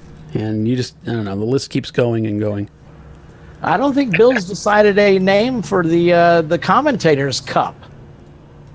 Oh, no, he did. Troy. We have to call him Troy Trulio. Yeah, you have to call me Troy Trulio. Oh, we got to call you Troy Trulio. The greatness, or AKA greatness. That'll confuse everybody. They already don't know whether your car is green or yellow. Oh my goodness, yeah. So if we start calling you Troy Trulio, you talk about Troy and I run kind of matching Toyota MR2s. His is a lot faster, but they ours kind of look like each other except for the colors. His is green, mine is yellow. We both basically have the same sponsors. Our sponsors basically drive for both of our teams, and so a lot of people think, they come up to me and say, "Man, I love your car and all the wins you have and stuff." It's just sometimes I play along. Sometimes it's like, "No, that's not my car, man. That's torture." And he really hates it because sometimes he's even standing there when they do it. Perfect. Oh, it's just too funny. Like you said, if you can't mess with your friends, who can you mess with? I know Tyler's profile picture on the Chump Car forum is a picture of Bill. Oh yeah. Yeah, isn't it like a picture of him and then he took Bill's face and stuck it on there over here? Yeah, we used to do little Photoshop stuff. We went through a phase there where we were doing selfies with each other, just trying to catch each other off guard. And so then, we couldn't get the picture, so let's just start photoshopping us on each other. It was pretty funny. Then he got a girlfriend, and that kind of ruined everything. Well, now it's his fiance. Yeah, now it's a fiance, and fiance. Bill's disappointed. Yeah. Well, the last year at this race, he brought her out to the race, and he's introducing her to everybody, and I'm on air, and he says, "Hey, I want to introduce you to my fiance," and I just paused for a second. I looked at him. I said, You like girls? Her mouth dropped. He went with it. But oh my god, that was so funny. Just the look on her face was really funny. Yeah, it's classic. Of course, we're looking at turn 20 here, heading out onto the front straightaway. And this image at the end of the front straightaway, heading up to that iconic turn 1, the top of that 133-foot hill. Yeah, that Toyota MR2 that just went by, as he shifted up into 4th gear, it did a really nice shoot of flames out the muffler. I'll bet you like that. Yeah, I'm an NA guy, but the turbos look good when they shoot flames.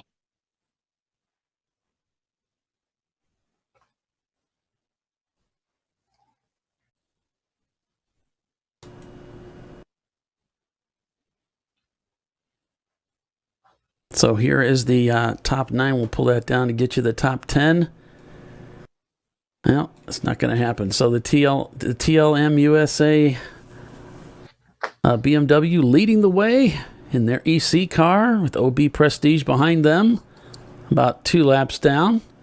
But that's going to be thrown out as they won't be scored the same way as the rest of the field because it's an EC car.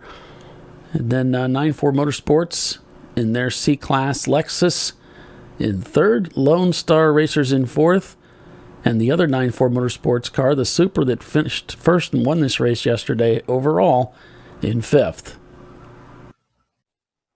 There's 11/10 Racing, Dan Ratherby Racing, Flying Gonzalez,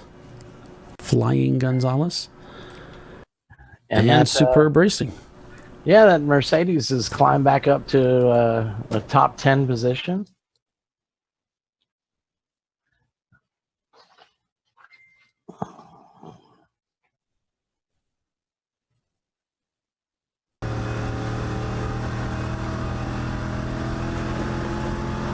And there's that Datsun out there again. I think every time why is it when we transition, it looks like a car off at driver's side left on the back stretch, Bill? Boy, that was in a bad spot. It's just like right in the middle of the back stretch it was all the way off to the left, but it was like directly between the corners, so it's like right in the middle. But I didn't know this. They've got like an access road that rides around the outside. It's like where they picked up Tyler's car, they were driving him around the track, like behind the guardrail all the way around it. Yeah, that's how I get to the cameras. I was going to ask you this morning, if anybody knows what the record is for the outer loop time. Not that I kind of found out what I could do with the minivan, but I'd like to really know what the outer loop record is. And it's not very smooth, so I like to also know how far the record is for jumping a minivan. Not that I ever did that. No, you would never do Mike's listening. Just in case Mike's listening, yeah. Just curious. I'm sure since you travel with Mike now a lot, he does take out the insurance waiver on the rental car, correct? I don't know. I just show up and hop in. He says, "Gad, why are you late?" So yeah, I don't know if you guys have noticed this, but we've had it a couple times here. When the Mustang reaches the Bubba Burgers bridge, the frame tends to freeze right there. I don't know if either of you have ever tried Bubba Burgers, but I've actually got 3 in the fridge over here that I cooked up the other day. I do like them, but we got a report that car stopped on the back straight is the number 336 Flying Gonzalez Brothers EC car running. Oh no! 9th place. Oh no! Oh, just 20 minutes left. Well, they're probably sending an EV out there to pick them up. I'm sure they don't want to leave them out there like that. It's in a very fast part of the racetrack. In fact, right now we're progressing around the section here. We're getting ready to head back onto the back straightaway inside the PMF Mustang racing team. So he's done 29 laps since his last fuel stop, so I assume it hasn't run out of fuel, so. Oh yeah, good point. The number 44 just to the left there of the Mustang. I got to reboot RoboCam. For some reason, the software just stopped. Okay, it's a city garage BMW M3 trying to get by the Mustang. Looks like the Mustang's short shifting here through here. So he may be reacting to the yellow. Taking it very easy through here. Yeah. And there is an EV vehicle out there checking on that driver.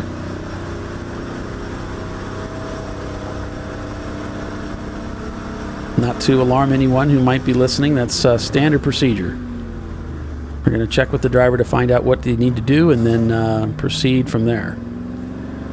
So the M3 gets by on the inside and going to begin pulling away.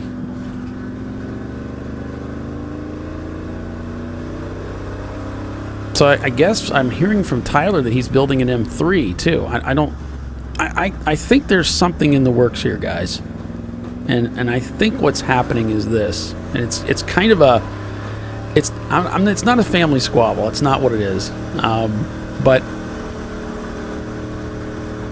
there's the team owner, my team owner is friends with Ty, and I'm friends with Ty. Excuse me. And we've been kind of racing together and doing different things, and to make a long story short, we're building basically an M3. And I think he's building an M3 because he wants to kick our butts. Well, he is not eligible for the Commenters Cup, even though I suggested he might help us out on the technical videos that you want to produce. So I'm ruling him out. He is ineligible. And that judge's decision is final. Is it? Okay. So I'm getting a report here from Michael that got caught passing under the yellow. That would be your second place car, the OB Prestige Auto Honda Civic. What? Yeah, no, I'm not kidding you. That's what. Well, wait a minute. I just updated. It says no black flag. Oh. So maybe they've looked at the tape and went, no, the yellow wasn't out right then. I'm not sure.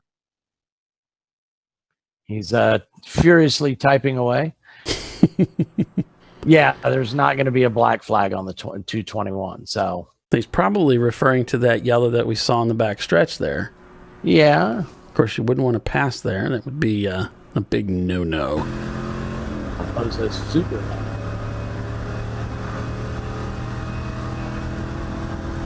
Well, our cameras are giving up on us again. Uh-oh. Yeah. Yeah, I don't know what's up with mine. I'm sorry. I can't get the thing working. It's not software. It basically is telling me that preview is not available, and I don't know what that means. Yeah, I don't know. I know what it means on a GoPro is when you look at your camera remotely. Oh, I got it. Okay. So they're going to flatbed that car that's stranded out there on the back stretch, it looks like. The other thing, of course, that can happen is if you don't know, maybe somebody waved the 221 past them. I'd be a little wary of doing that, simply because the corner workers might not see that driver wave you past. I'd just as soon stick with them and not pass him. But maybe that's the reason they withdrew the black flag from that car. Well, it's amazing to me that I don't know how. I could never work in race control. I could never keep all of this straight as to what's really going on out there. Broadcast straight. No. What they're able to do is just, yeah. I would never ever be. I would not put myself in the situation to be in anywhere close to control of a race. Yeah. Nor would anybody sane actually do that. There's just too much going on. I mean, I think if nothing else we've proved, we shouldn't really be in charge of anything. Anything, right? much less the fame, fortune, glamour, and glory of racing. And it's all there, let me tell you. It is. It's all there for the taking. About 16 minutes remaining in today's race, folks. Stick with us. You are watching the Chump Car World Series broadcast, Chumpcast Live.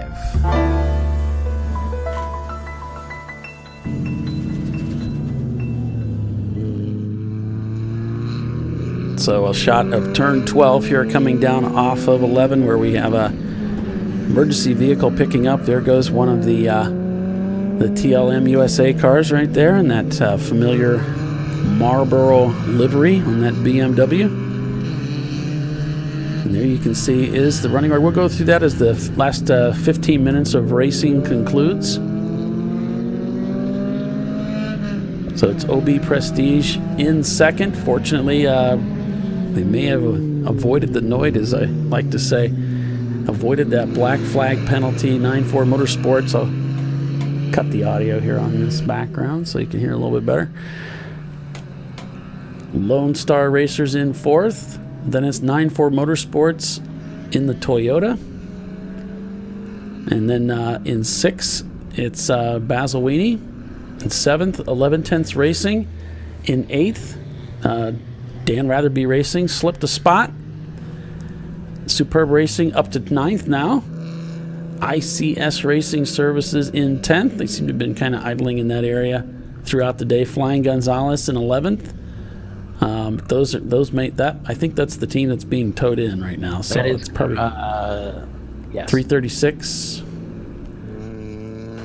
It's probably. It looked like a BMW that was. No, it is. Okay. What else we got? D's Nuts Racing in 12th. In 13th, it's the number 808 Minimum Effort. In 14th, it's the 168 PMF Racing.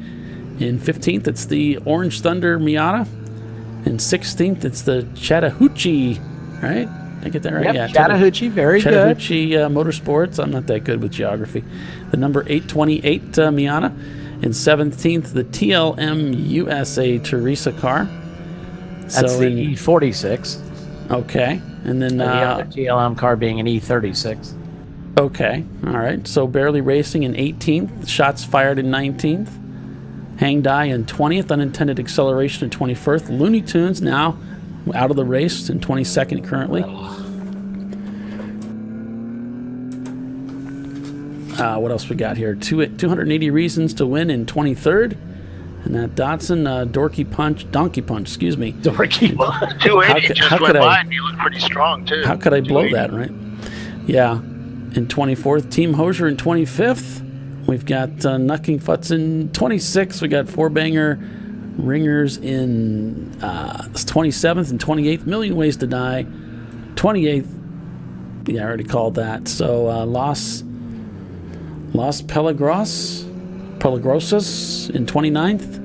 Had to break out the Spanish there. TDN Racing in 30th. 31st, Rolling Chicane Racing in 32nd. City Garage Racing. Iron Wolf now down to 33rd.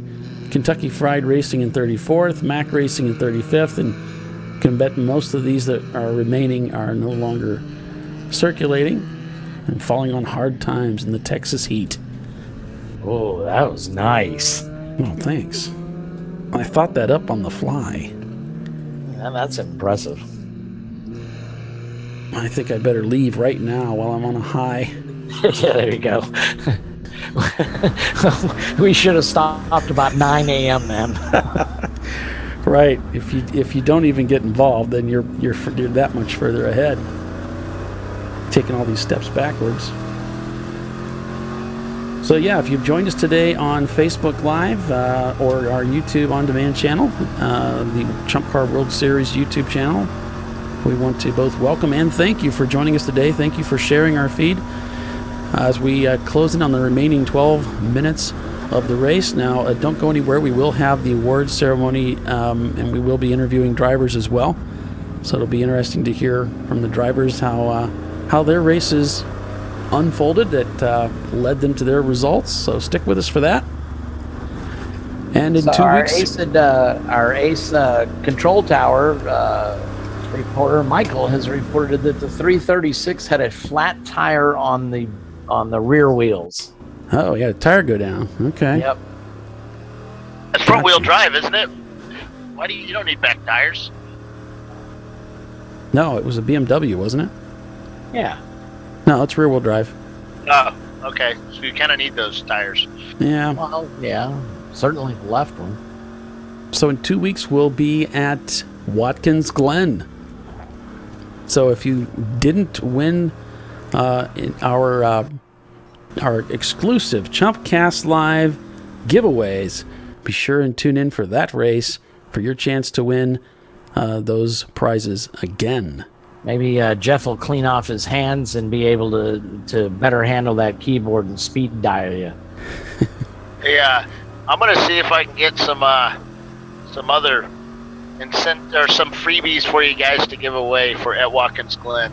Don't know what yet. Let me talk to our sponsors, see what I can get.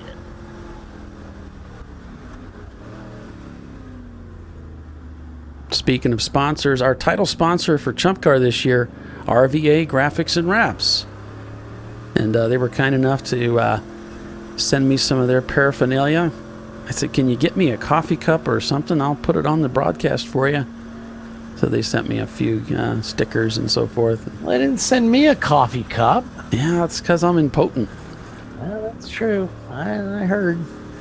Okay, so I just talked about Jeff. That's my buddy down here. That's the law enforcement officer.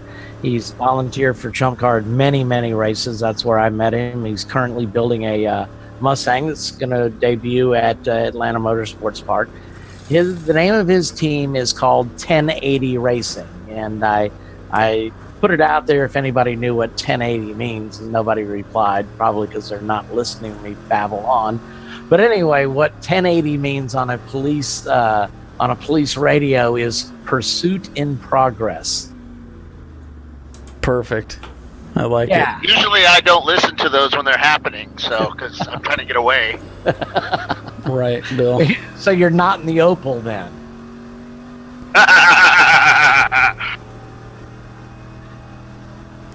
He's probably driving his BMW, I hope.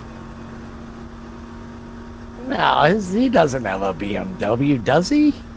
Yes, I have a bunch of cars, man. Yeah, he's got a I didn't know you BMW. did the secret handshake down a BMW, though. I have a 2004 330 Xi sitting in the shop. Engine sitting in front of it. So if anybody ever wants to come out and help me put an engine in, come on out. It's been sitting there for like 5 years. I'm sure Amy loves that. Yeah, I have to hear about it every now and then. And Ian has to remind her just because that's the way he is.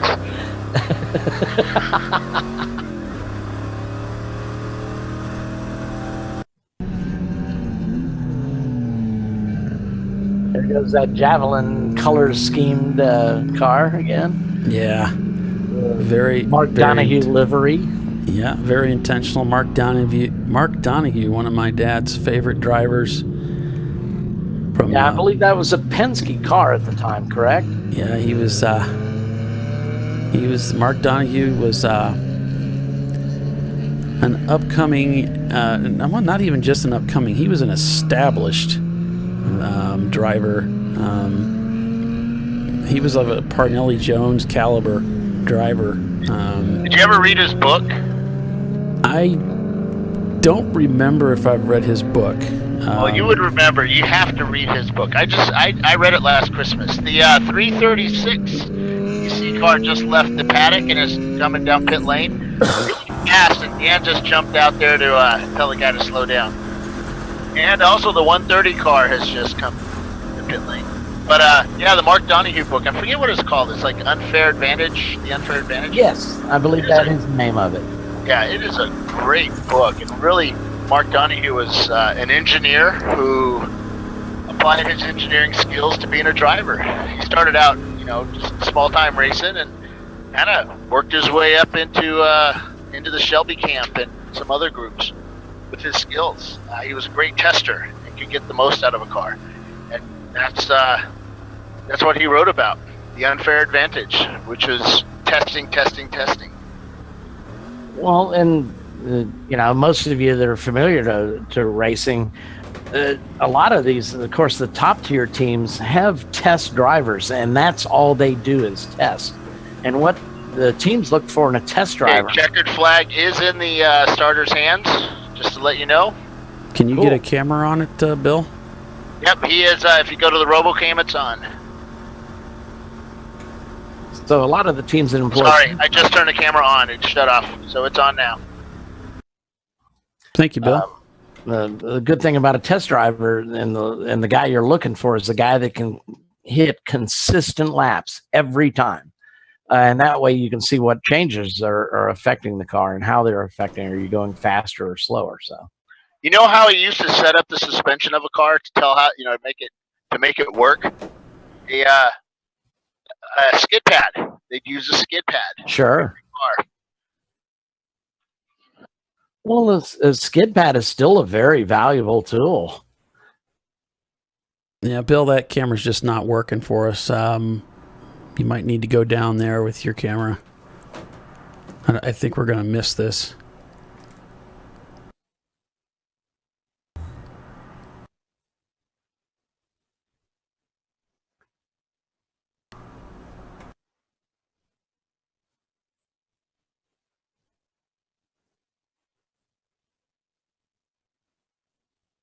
Do you have it? We'll take a look here.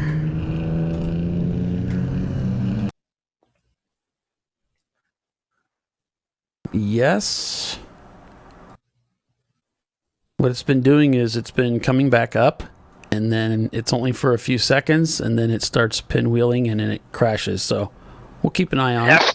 Probably something with the data. Is it my camera's doing that or the RoboCam? The RoboCam.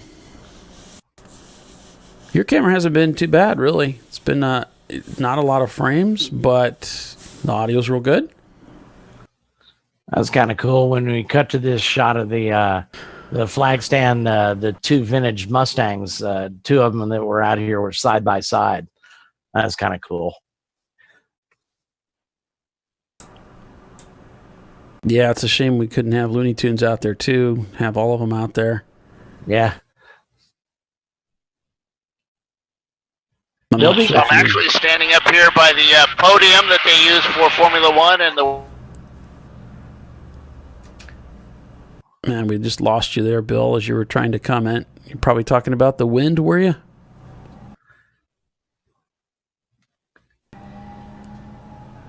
Yeah, we've lost your. We've lost communications with you there, Bill, but we do have the RoboCam up. And check. And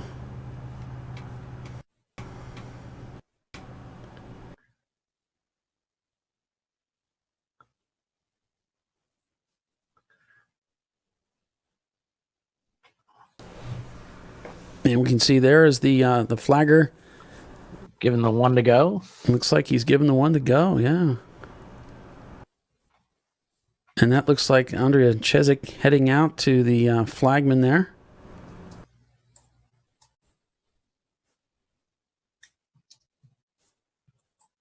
Looks like she's communicating with the starter.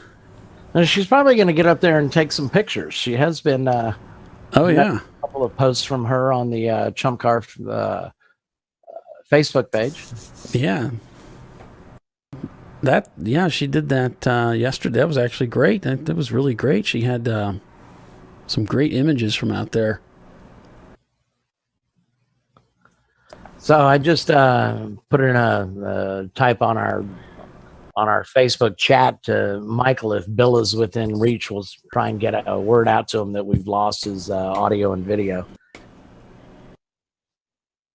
Yep, so we're showing just one lap to go. Here is the top 9 runners. And unfortunately, we typically show the top 10. We just got that blurb there in 7th. It's ISC Racing in 10th. Running in 7th. There we go.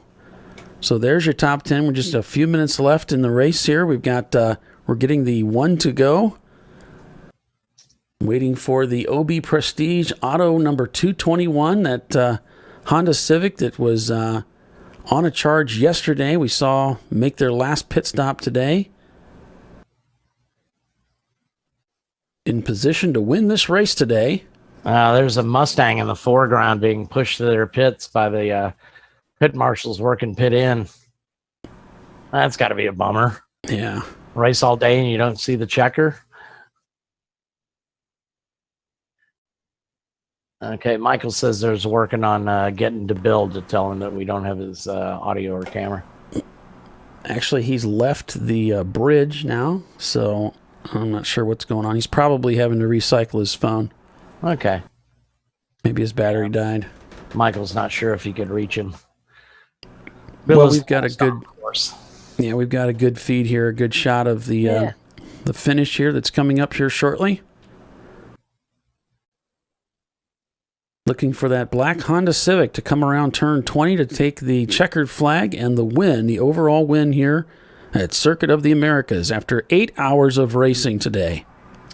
Yeah, I mean, the first car, of course, we're going to see is the TLM BMW, and there it is right there. They will tick the checker.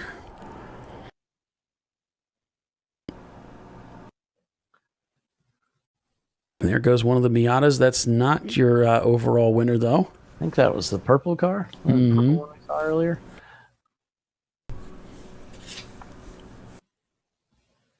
The whole Passela cars coming. Yeah, the Supra. Checker. The other TLM car. Mm-hmm. You can tell that Marlboro livery.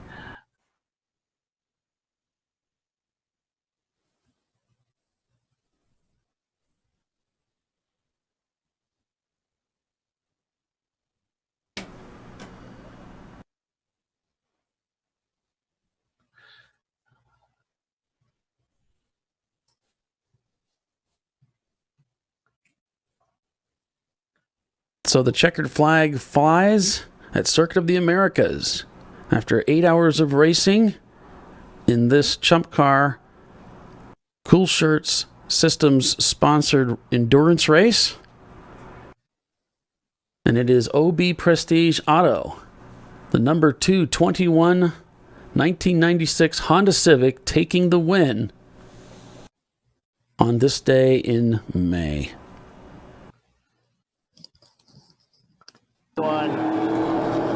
There we have Bill. There we got Bill back. Thank goodness. So the final order is first place is 170. Well, the guys will tell you back at the studio there. Once we get these guys done, everybody done, I'm going to collect my gear up here. I'm going to head down. And when I start talking, you guys can come back to me because I have no communications with you right now. I'm really sorry about that. That's the all right, temperature Bill. has got a hold of our gear. There's a 37 Camaro. He's in and out of pit all day, but he finishes this race.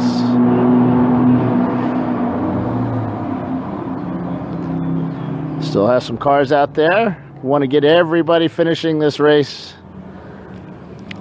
Here comes the 79 Toyota Celica. This just changed hands. It was being sold a couple of weeks ago, and a week ago the guy bought it, and now he's racing it, and they finish 8 hours at Circuit of the Americas. Some local guys.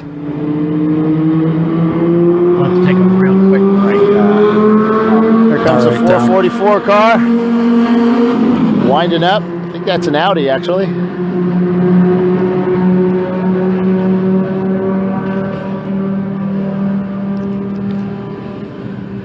Should be one or two more cars out there.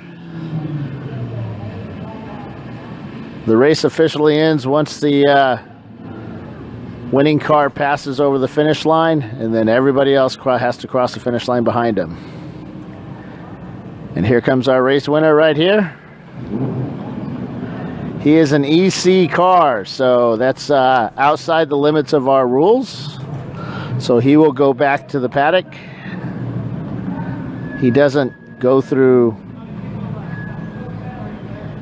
Let's see how they do that. Normally they don't count him. They just send him back. Yep.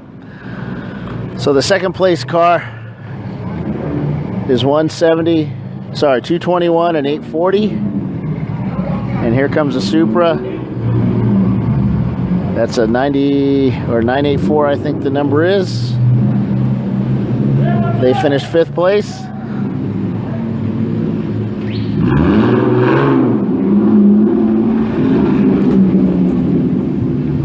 right, so we'll let them get all sorted out. I'm going to send it back to you guys.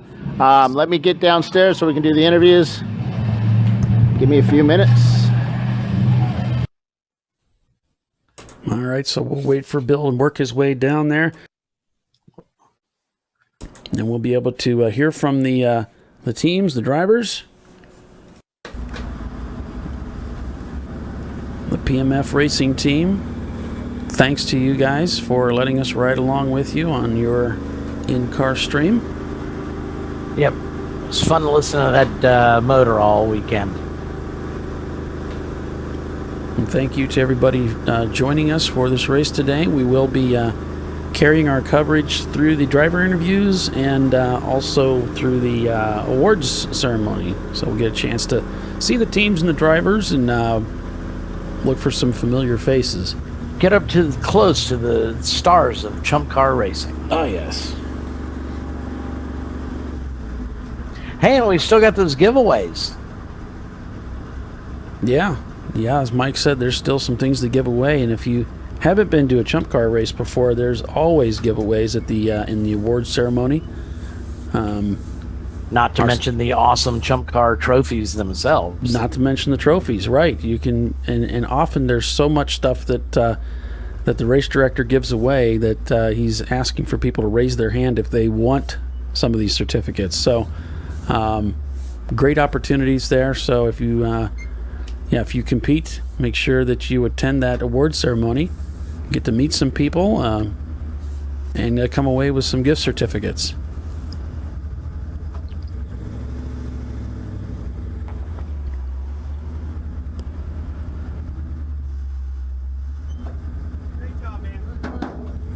So that's Mike Morrison there congratulating the drivers as they come in for a great day of racing, even though these guys didn't finish on the podium. That's your race director. That's the type of race directors we have in Chump Car. They will go out of their way to make contact with each driver and thank them for driving with them or congratulate them for driving with them. Yeah, Mike Morrison's a really great guy. I volunteered for one of his races at Barber last year, and I raced our car the previous year. So, I mean, Mike's maybe met me for a total of, I don't know, maybe an hour and a half or something. Remembered me when we were down at Daytona at the Grassroots Motorsports party. So, really nice guy. I went out to dinner with him and his crew, the timing and scoring guys. There were about 12 of us or so. Just had a blast. So a lot of hooping and hollering going on down here in Impound as drivers get out of the car and teams greet them.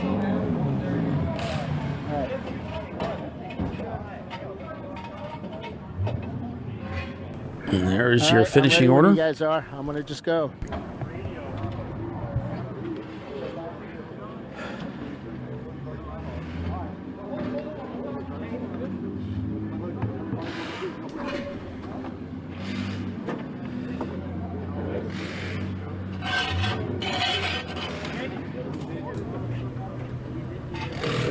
Let them get ready, get the car ready for inspection, and we'll go talk to them just a second. 221 is our winning car today. They've been up here a few times over the last few months.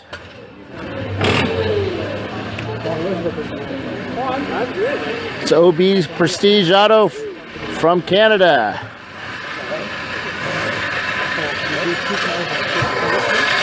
Who wants to talk? Trevor, you want to talk? Trevor wants to talk. We're here with Trevor. Were you in the car? I was. I finished the race there. Woohoo! Congratulations, man. Thank you very much. How many wins is this year? This is only our first this season. Oh, yeah. You guys had a bunch last year, didn't you? We had a bunch last year. Yeah, we were fortunate to get a bunch last year, so hopefully this will continue for this year. Cool. So the 221 car, the others kind of had some issues today. This one performed pretty flawlessly. Yeah, we didn't have many issues with this one at all. This one just ran tickety-boo all day long. So what's the secret to winning this race here at Circuit of the Americas? Consistency. Come back with the same thing you did last year. Did this car win here last year? If it wasn't this car, it was one identical to this. And this was the one that finished first and third last year as well. So tell us about the car. It's a 96 Honda Civic with a non-VTEC Integra motor in it. So, being a rear-wheel drive guy myself, so tell me what it's like to drive this car. I mean, how hard is it? Is it easy to drive, or? We find it simple to drive. You have to lead with the nose, and you catch it with your foot, right? It's not like catching it getting off throttle with a rear-wheel drive. You actually got to get into it to catch it. So you kind of think differently about it. We find it's almost like driving a Porsche, a rear-engined, rear-wheel drive Porsche. You got to catch it with the rear.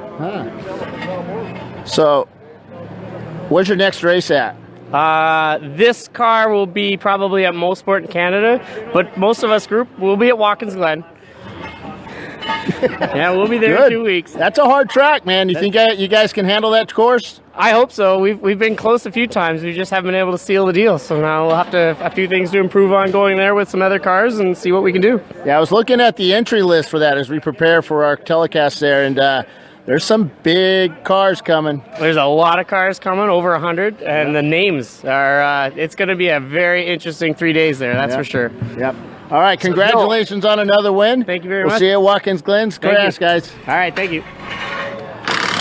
And those guys are 840. Throwing down the gauntlet there. Isn't this the Encore from last year?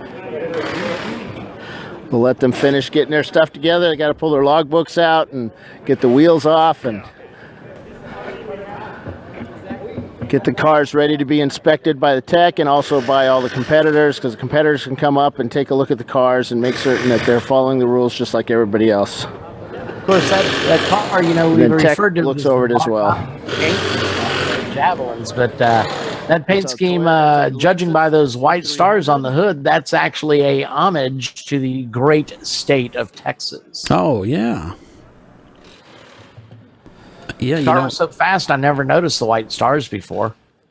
Was the Javelin painted with the stripe angles in the other direction? Like anybody really hit it? Well, in the back. I can't remember. That are leaning left. I wonder if they leaned forward. The remark was, anybody hits this red, white, and blue car, it was a win for ISIS or something like that. Yeah. Of course, we're looking at the 9.4 Motorsports entry, the 92 Lexus SC300 that finished second in place. What size fuel tank? That's a stock fuel tank. They've got a stock fuel tank in there they can fill within a matter of milliseconds. Yeah, that's what that is. That little thing that you can see up there is a little lever for the vent. That's a pretty cool little setup. Looks really safe.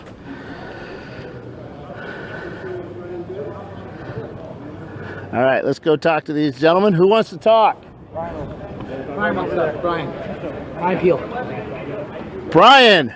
Hello. Another podium finish, man. That's right. It's great. It came home second. Top off a great weekend for us here at 9.4 Motorsports. We had a couple of new drivers in the Lexus this weekend. They did an amazing job. For never having wheel-to-wheel experience, they turned some great laps. They became very consistent halfway through the second session, and I couldn't be more prouder than those guys. They did a great job. Cool. Tell us a little about the car, man. Well, this is a Lexus SC300. We changed the paint job. It used to be silverish blue, and we did some red, white, and blue. Tried to be patriotic. I think it was pretty fitting coming to Austin. Fits right in. So we're glad it was debuted here and proud to show it off. Cool. Where's your next race at? We're planning to go to Autobahn and then up to Brainerd and Gingerman, Road America after that. So we'll probably be up north for a few races here. Cool. All right. Congratulations. Second place. Circuit of the Americas, man. Thank you. I appreciate it. So that goes along with their first place from yesterday. So the next car is the 840 up front. Oh, same team. And then we've got a third place with the 840. The Toyota Supra. And they're all up there with the other car. Let's go talk to them again.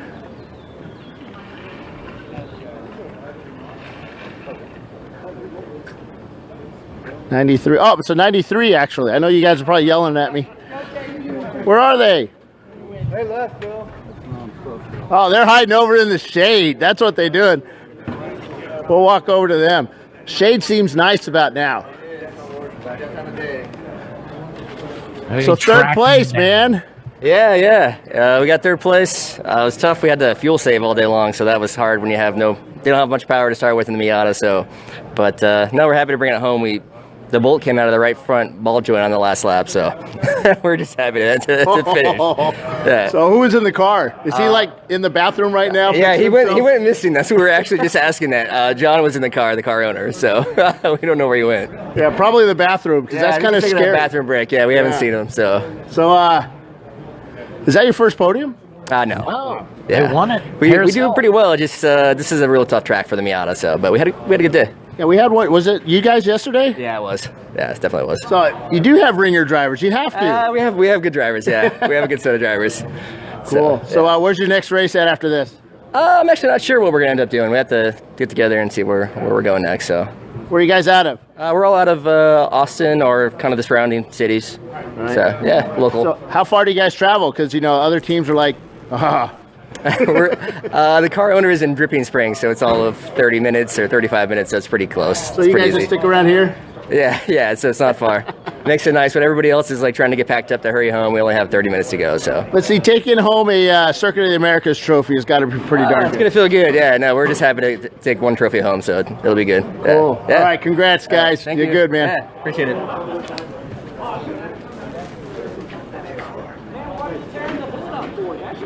They actually won at Harris Hill earlier in the year, in early March, Bill.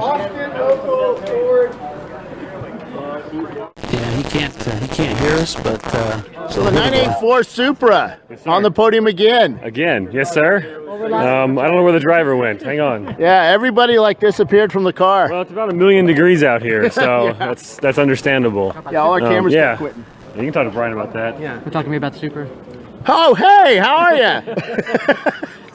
We haven't seen you in a while, man. Yeah, it's been a minute. So, the Supra, again, collective sigh across the internet. Everybody's reassessing the cars they own. 18-gallon fuel tank. So that kind of extends out those stints, which helps with that power.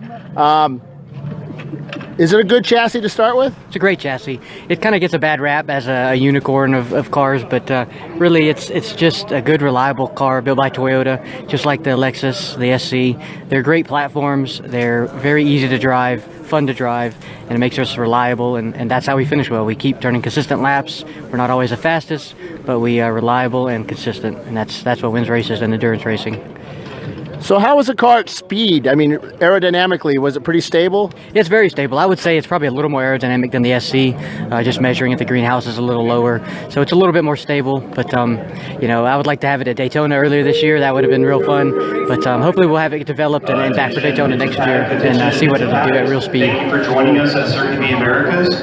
You guys put on a fantastic I can't hear anything show. anyway. I'm live here, but nothing else. I don't know what they're telling me to do. Please return your transponders to the registration. We should begin the award ceremony in approximately 20 minutes in the media center. I'm not done, Michael. Approximately 20 minutes in the media center. Again, thank you for coming out. So where are you guys going to race the Supra next? It'll probably go. We'll have to choose between the Supra and the Lexus for those northern races. We'll have to go and reevaluate the weekend and see what we think will be the most reliable and the easiest to work with.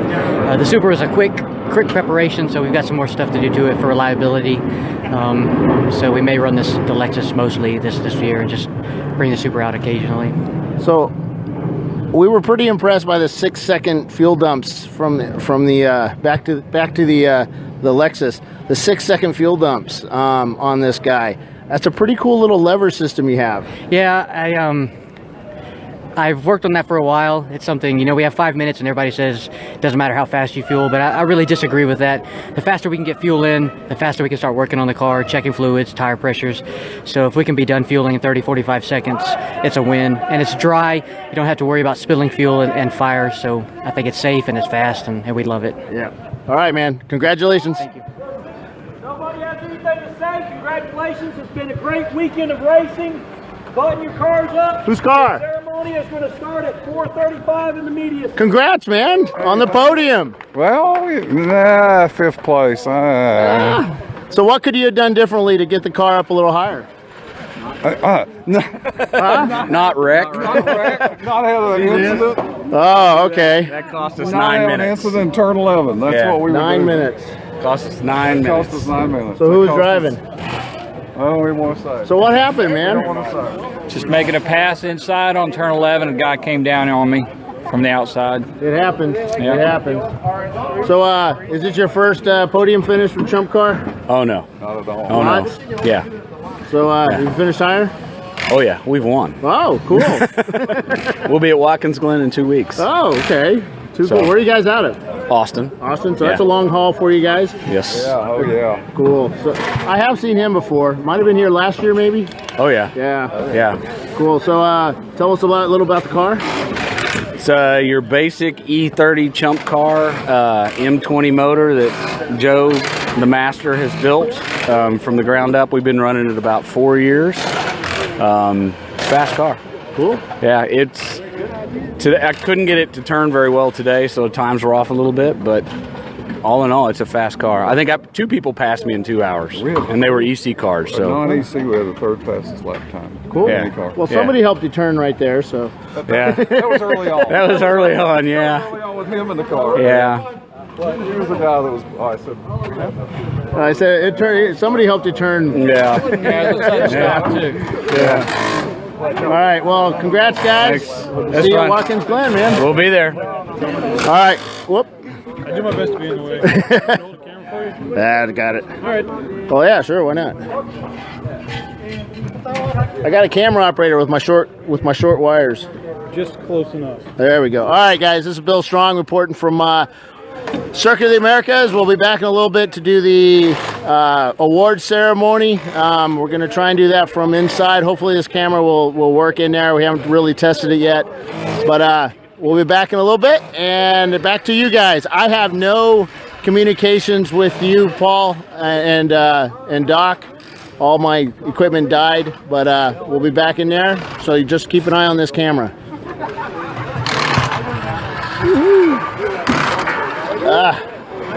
Yeah, everything done. All right, so we'll just stick close by here as we head towards our award ceremony. Hey, Paul, you might need to reset your microphone again. All right.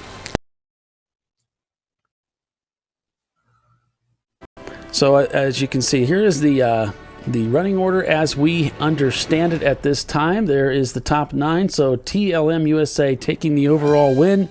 Of course, an EC car, so they will be moved. They went back into the paddock. They're not included as part of the top 5 finishers of OB Prestige taking the win. 9-4 Motorsports in the Lexus SC300 taking second. In third place, it would be Lone Star Racers in the A-Class Miata. In 9-4 Motorsports taking fifth in their 98 Toyota Supra, which won here yesterday. So we'll go ahead and scroll down through the list here as Bill gets into position for the awards ceremony. Excuse me. Boy, that late race flat tire really hurt Flying Gonzalez brothers there. They end up finishing 15th.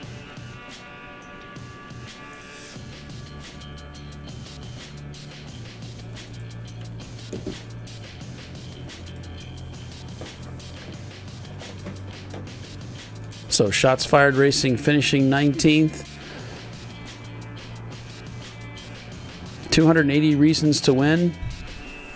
That 1980 vintage Datsun. Whew, going way back.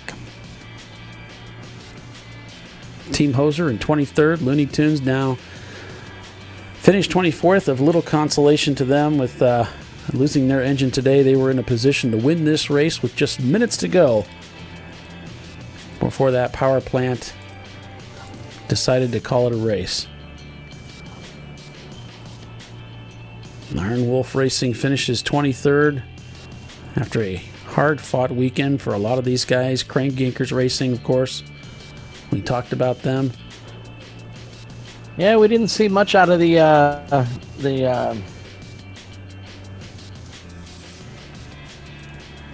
Winding Road team. I saw them down in 50th.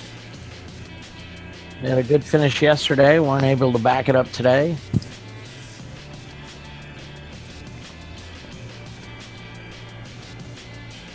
And then my camera started giving out.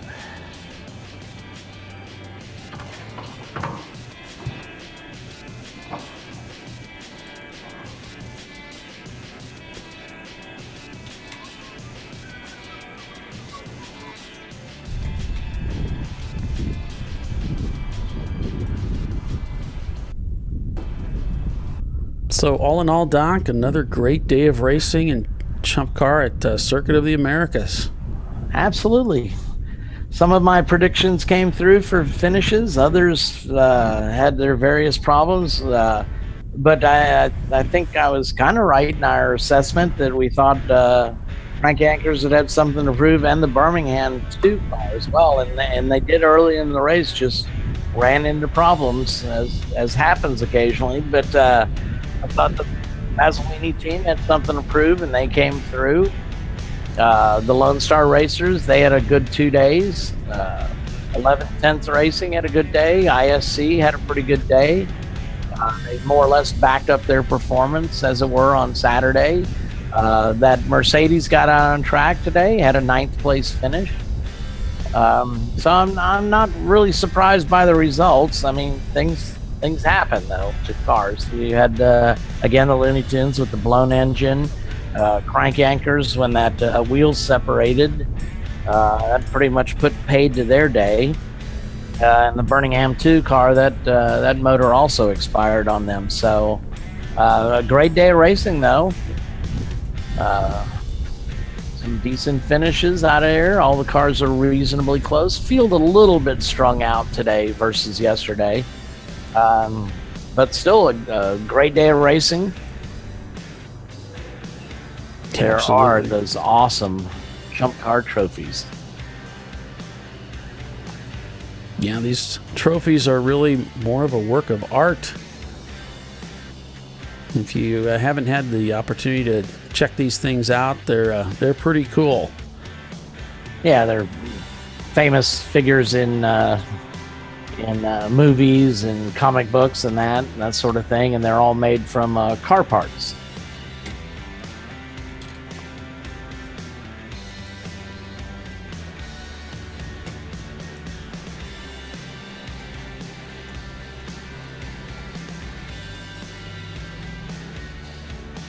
So we're kind of waiting here for the teams to make their way up to the victory lane, as it were. I think they moved it indoors into the air conditioning from the look of things, and not going to use the Formula One podium, as it were.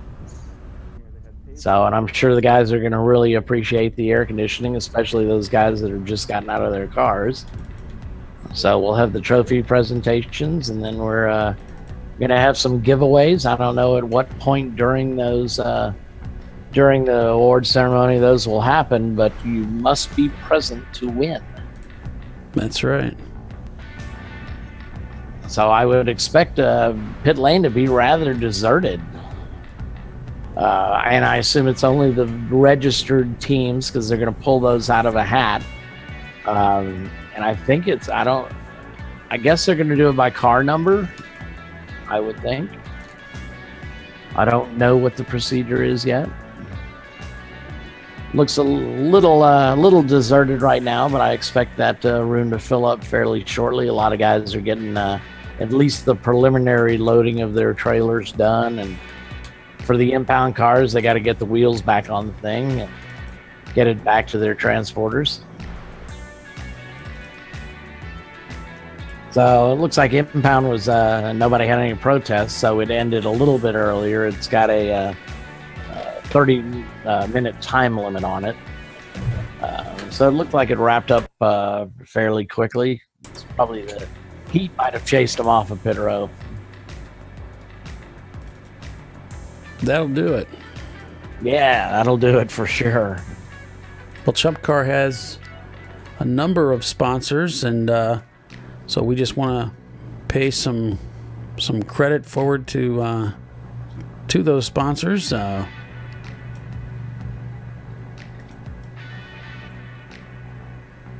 Once I find what I'm looking for here. Long list of things. It's been a long day. Well, the one you can always go to is the disclaimer while you try and find the other one. Certainly do owe some apologies, I'm sure. Absolutely. ChumpCar World Series is sponsored by RVA Graphics and Wraps, a custom graphics shop that specializes in the design and production of the best quality made-to-order vehicle graphics. And by Lifeline, Lifeline uses the latest technology in motorsport fire suppression and extinguishing, and is the leader of in-car fire safety systems using Novec and AFFF foam. And Willwood Disc Brakes. Willwood Engineering is a global leader and manufacturer of high-performance original equipment disc brake solutions. And Cool Shirt Systems. Cool Shirt's personal cooling systems, vests, and garments offer comfort, safety, mobility, and durability when performance matters. And Maxxis Tires.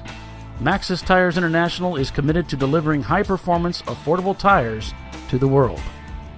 And Frozen Rotors. Premium cryogenically treated brake pads and brake rotors by Diversified Cryogenics. Is it your cell phone doesn't work, or this? And OMP Sport. Oh, so you can still. One of the interview world's people. leading manufacturers Awesome. of racing I'd like to safety thank, my equipment sponsors, and Coach tuning Deborah. accessories.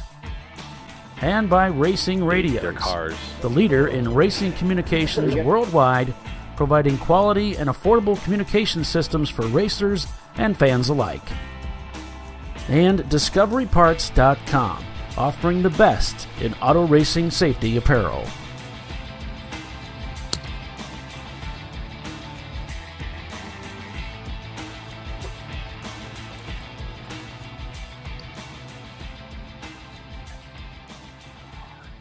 Hey, Paul, we live there?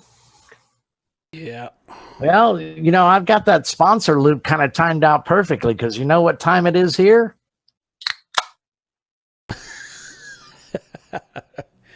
Is it Miller? Is it Miller time?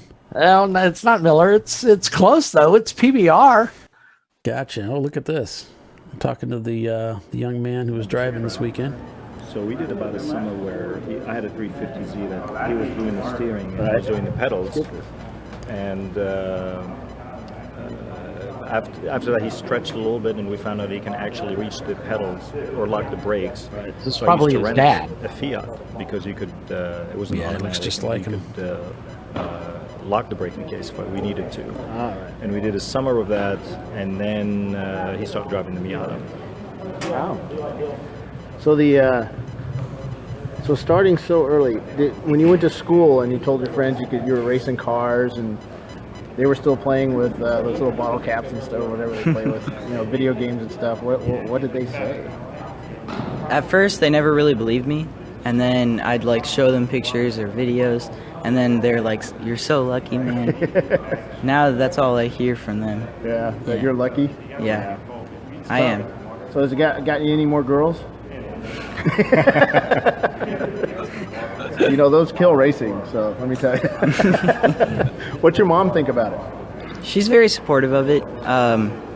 Recently, we've been at the track every weekend, so she's not, I wouldn't say she's very happy about that, but she's very supportive of it. She's probably really nervous. Yeah.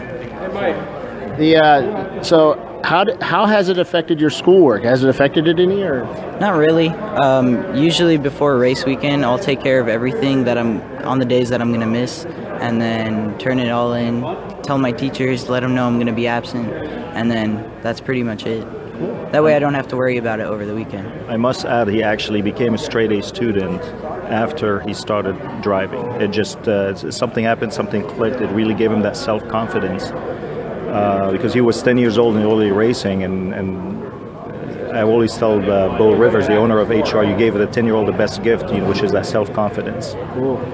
Tell us your name and your age again. Danny Sufi, and I'm 13.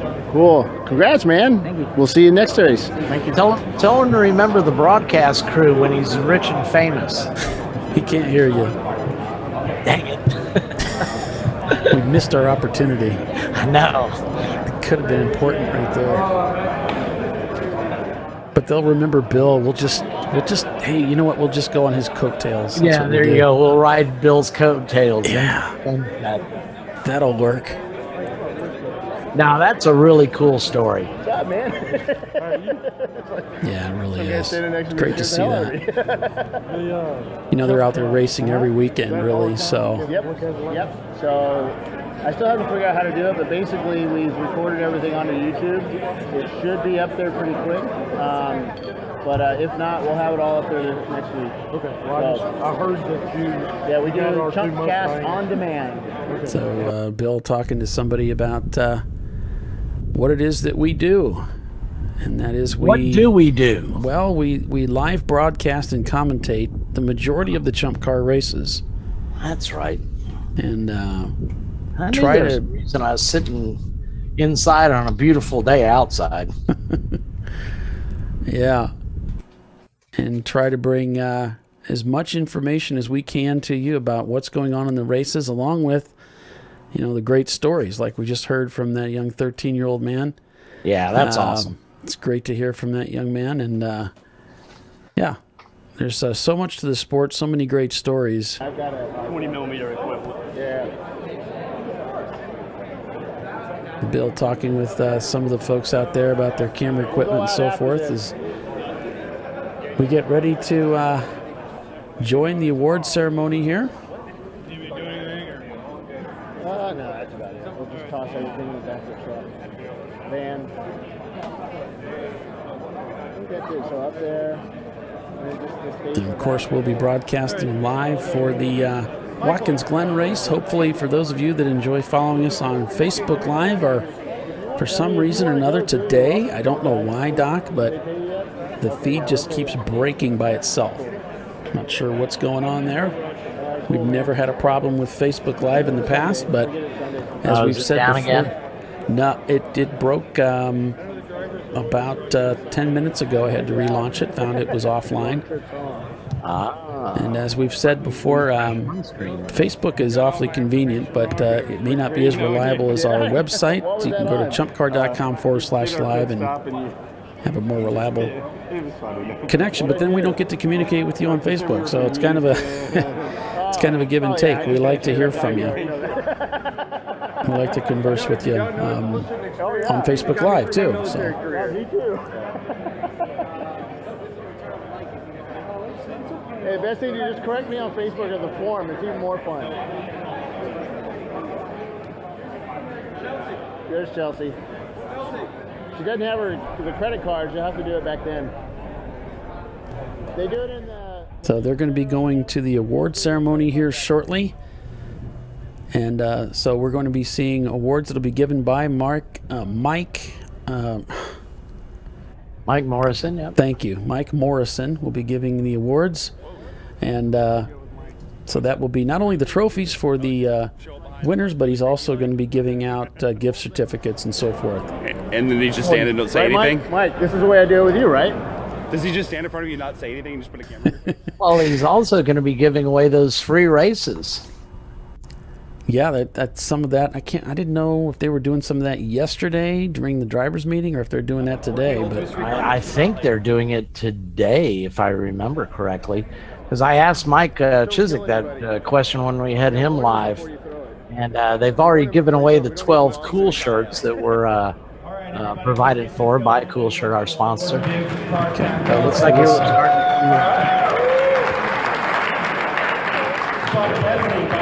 Clapping right off the bat. You guys had a good time this weekend. Thank you to Cool Shirt for sponsoring the event this weekend. He left us some visors to hand out, so we're going to go ahead and give that to everybody. Jeremy from Cool.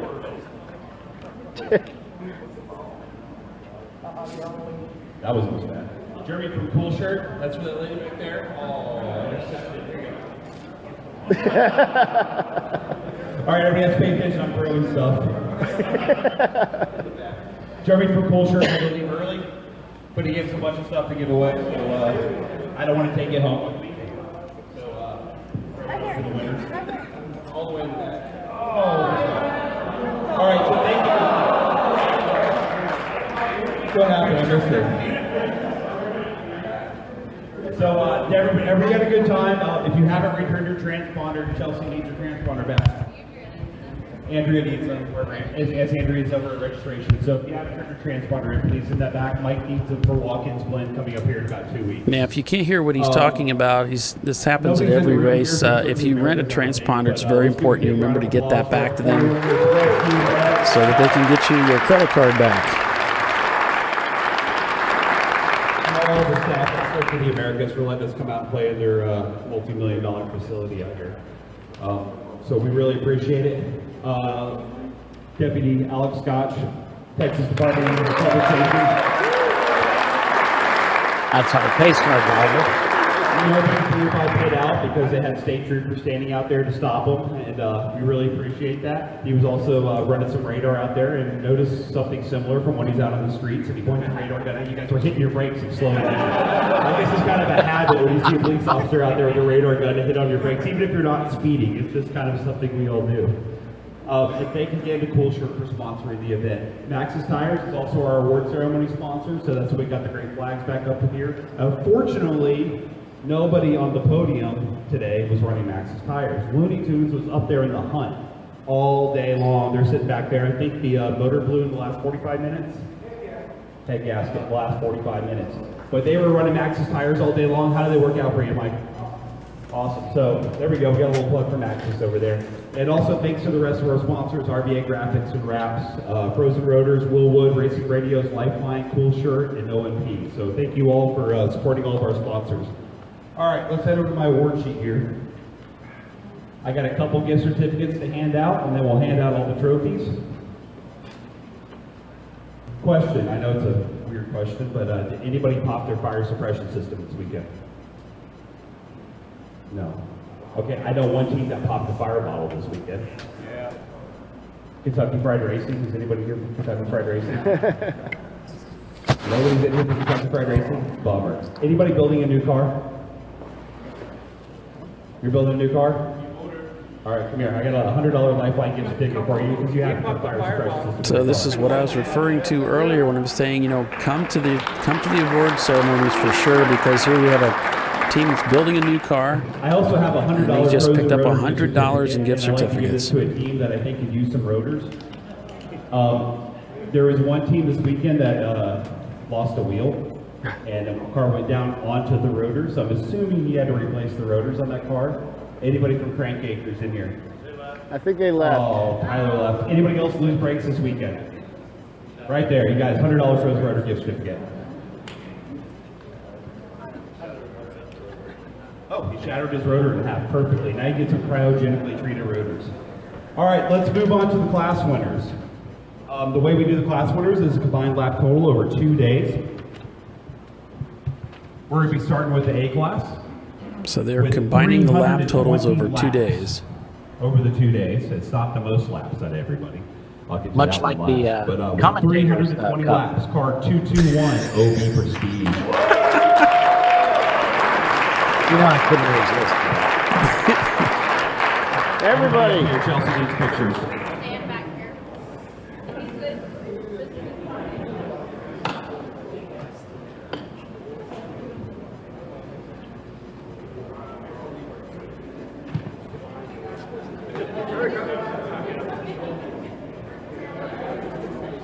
Dang, that's a big team.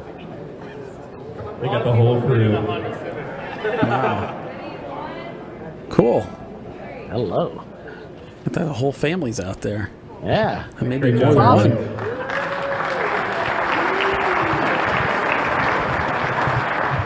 All right, moving on to the B class. With 288 total laps.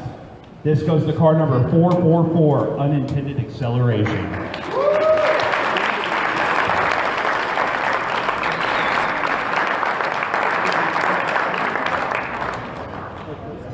Thank you very much. Great job, guys.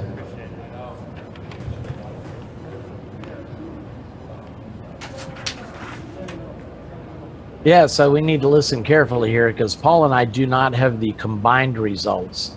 So we'll try and keep our useless chit chat on to a minimum. All right, and moving on to the C class. With 320 combined laps, this goes to car number 984. 9-4 Motorsports.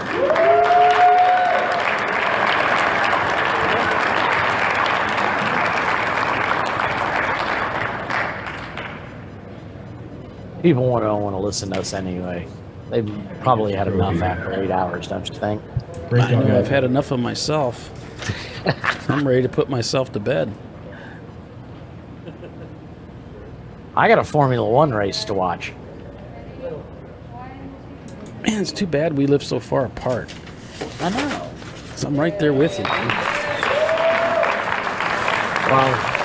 I ain't moving up to Fort Wayne, Indiana. I hear y'all have winter. Moving on to the D class. That's right. We have winter. You don't want to be here.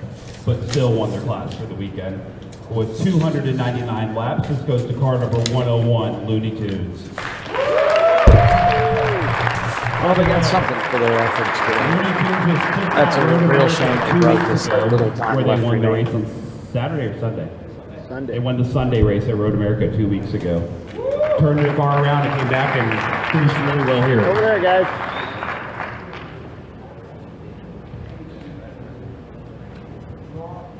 The team based out of Fort Worth, Texas, north of Austin.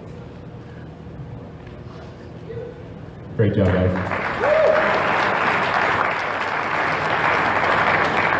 And in the EC class, with the highest lap count of the weekend, 323 laps.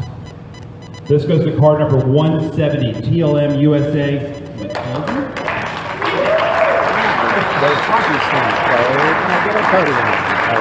How do you pronounce the car's name?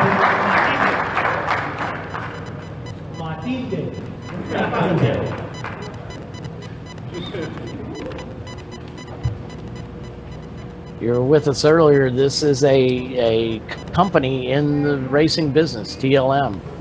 They do driver coaching. They have arrive and drive cars. That you Great job, everybody.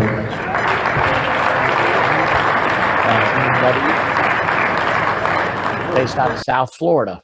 Saturday's race to the top three. In third place, gets this cool TIE Fighter trophy, plus $200 in race credits. This goes to car number 221, OB Prestige.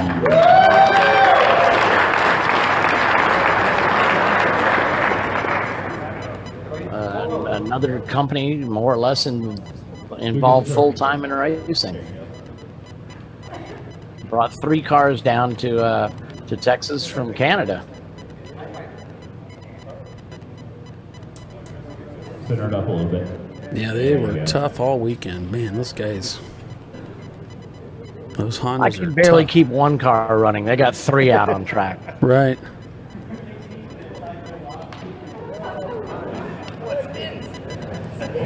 Don't spin it too much or it'll fall off. Great job. All right, coming in second place. With $400 in race credits. There are problems, there are issues today, but they had a great run yesterday and ran a really clean event. This goes to car number 108, Tuttle Motorsports.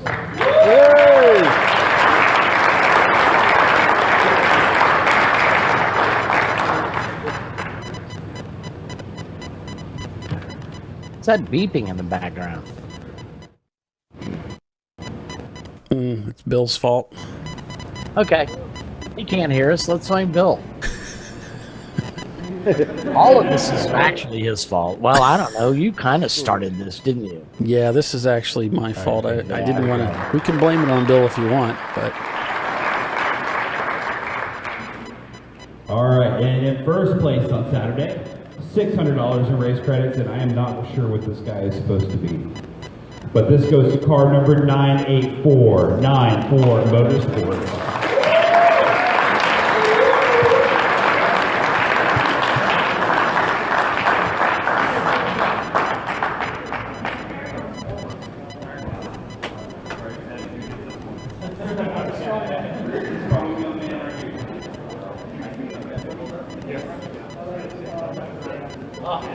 Mike, as the grand is still Southern Access for Wednesday. All right, let's get the sign. They got it. So, and I It's believe just some that information for you guys. 9-4 Motorsports is running the Maxxis tires on their cars yesterday. And since Maxxis has become a sponsor of the series, one of their contingency sponsorship is that if you win a race running a set of Maxxis tires, you get a free set of Maxxis tires. So congratulations to 9-4 Motorsports. Contact us after the race, and we'll get the order in for you guys. Great job. What were you saying, Doc? I was just going to point out, since they were the overall winner and they were running Maxxis tires, they get a free set of tires. Yeah, it's pretty awesome that Maxxis is contributing like that. All right, let's move on to today. It was a little warmer out there. You guys were a little warmer behind the wheel, too. I could tell from my log that I took today. But you guys did a great job. We had a couple little incidents out there, but nothing major. I mean, it was great racing. Talking to the coaches. So Mike Morrison here on the microphone, addressing the teams that stayed behind, thanking them for a great race weekend, a safe race weekend. Great job, guys. We apologize for a little bit of noise on the sound feed we're picking up from one of our cameras. It's been a long, hot day, but it is nice to be a part of the meeting here.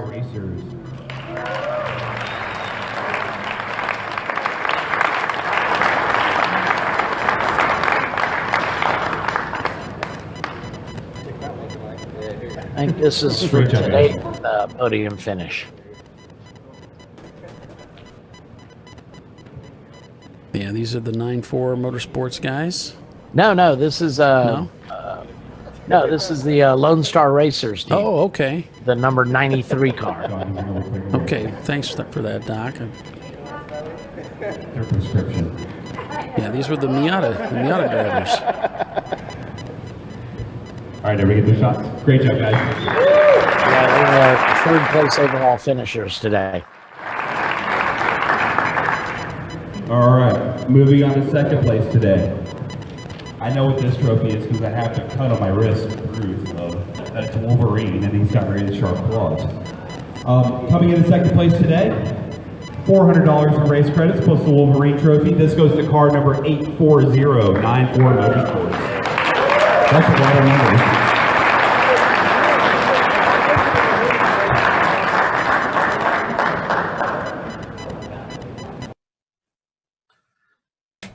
You notice those Chump Car trophies are a little heavy there. Those are brake rotors that they're based on. And again, they're all metal. It's all welded together car parts. And the guy that does them, I can't remember who it is, but he's pretty ingenious. These things, when you look up close, they're really awesome. They got spark plugs and springs and valve guides, you name it. Nuts and bolts. Quite artistic with them. Yeah.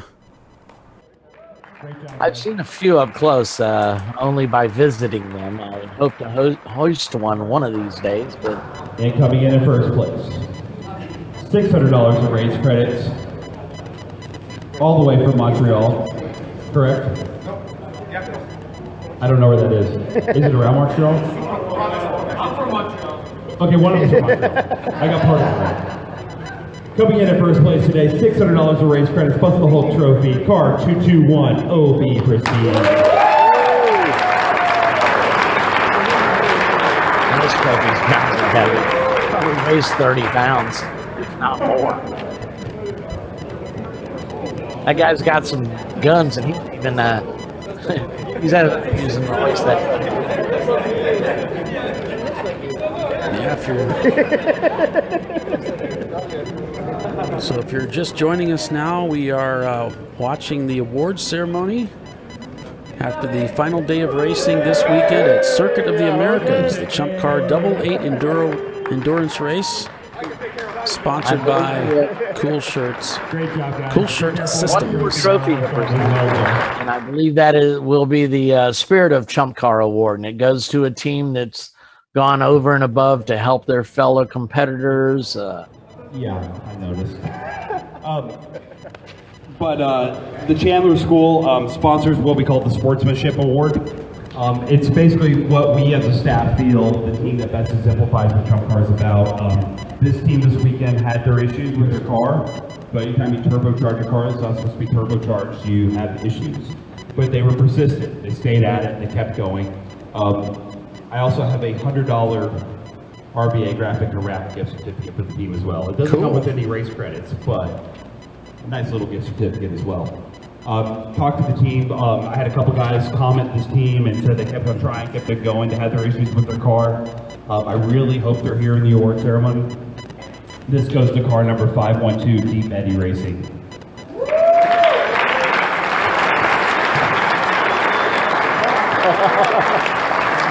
a shame. It doesn't look like anybody's there. Does anybody know Deep Eddy Racing? Nope, no Deep Eddy's on there. We'll get it to him. I'll find them. And So we'll get it Deep to Eddy them. Racing, if What's you're that? listening to this broadcast, We'll you've get got it an to award them. coming. We'll get it to them. They did a great job this week and they deserve it. We'll ship it to them. So we really appreciate it. Cool. All right, so Chelsea just reminded me too, I did write it on here as well, but Rip out here was taking photographs of you all day. Does anybody not have Rip's card? He said he handed out a couple hundred cards throughout the weekend, so if you want some great shots of your car out here on the track this weekend, Rip was out here. He shot for us earlier in the season at Harris Hill Road, and I think ruined a couple of cameras and a few lenses. So if you guys can support Rip, I know he, we know what he does that's some great like. shots out there, so meet up with him after the award ceremony if you don't have his contact information. But we want to thank all of you as well for coming out. We wouldn't be able to do this without you. Yeah, if you'd like to get some photographs from Rick who took those photographs, make sure you get a hold of Mike Morrison at mike.morrison@chumpcar.com. He'll get you in touch with Rick, and you'll be able to get those photos. So We do have a couple of events coming up here in the be Central a pretty region. picturesque place to get photos of your race car. We'll be at Audubon June 3rd and 4th. Another race that's within reasonable distance is National Corvette Museum, June 17 and 18. And that one will be Mike's event. And I believe it's the I just first know time he's we've going to say ever the ran Commentators Cup. full course, correct? We're running the Grand Course, which has the famous sinkhole on it. Somehow I don't think it's going to come up. Somehow I don't think it's going to come up, Doc. I could be wrong. He wants to hand out. Oh man, I'm We were firing sitting off up in the an tower thinking of fun ways immediate nail to Mike. we kind of did some weird stuff, but it's ultimately up to Michael to hand them out. No, it's up to Michael to hand them out. So he's got a couple $100 gift certificates with a $250 purchase. We got some $25 ones and some $50 ones in there. So we did pick a couple teams together. So we'll go ahead and go through those at first. We're calling this award the first car through camera 20. That we could read. The first car that we could read through camera 20 was car 817 Hang Die. Is anybody here from 817 Hang Die? All right, moving along. The first car he could see going through the S's, car 444 Unintended Acceleration. Come on up there, we got a certificate for Cool.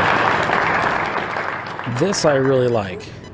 Because it's, you know, if you don't have the moxie to win and do really well in the race, you can still come away with some really great prizes. This is a new car for them, and they had a lot of belly paints for it. I sure hope they're in here somewhere. This goes to car 280 Iron Wolf Racing. I hear somebody laughing back there. I don't see anybody moving up here from Iron Wolf Racing. So That was the Datsun we were following earlier today. Here's a fun award. We had a car spin out on the checker flag lap. Are you guys here? Really? We know who you are, car 37.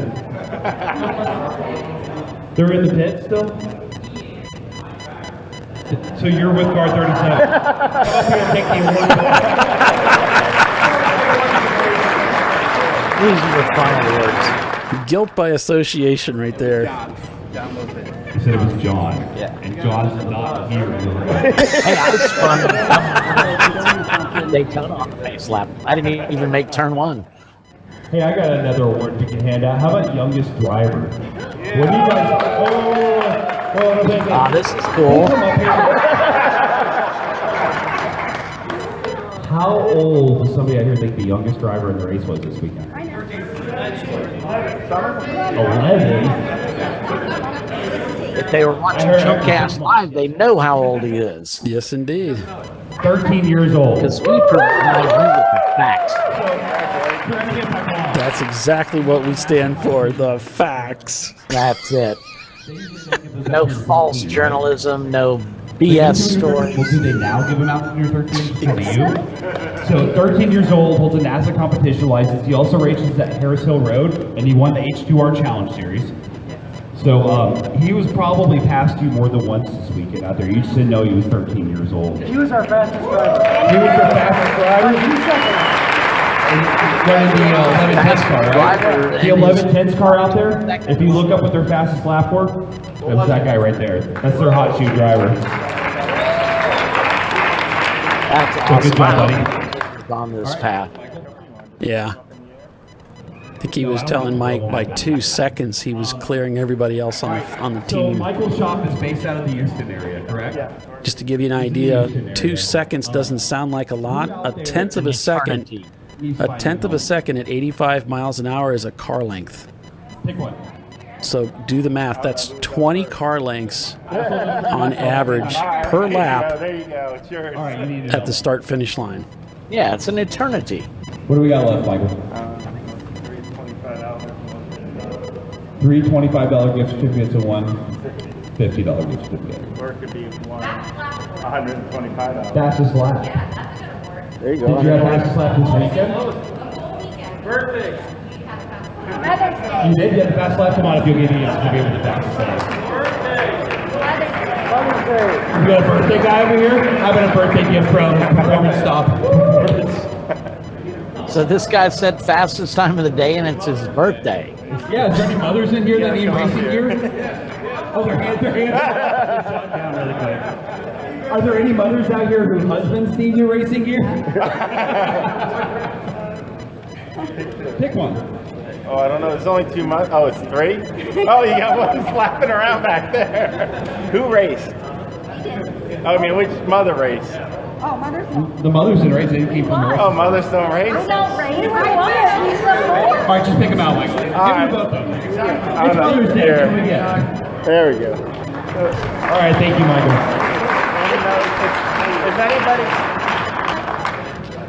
If anybody needs microphone.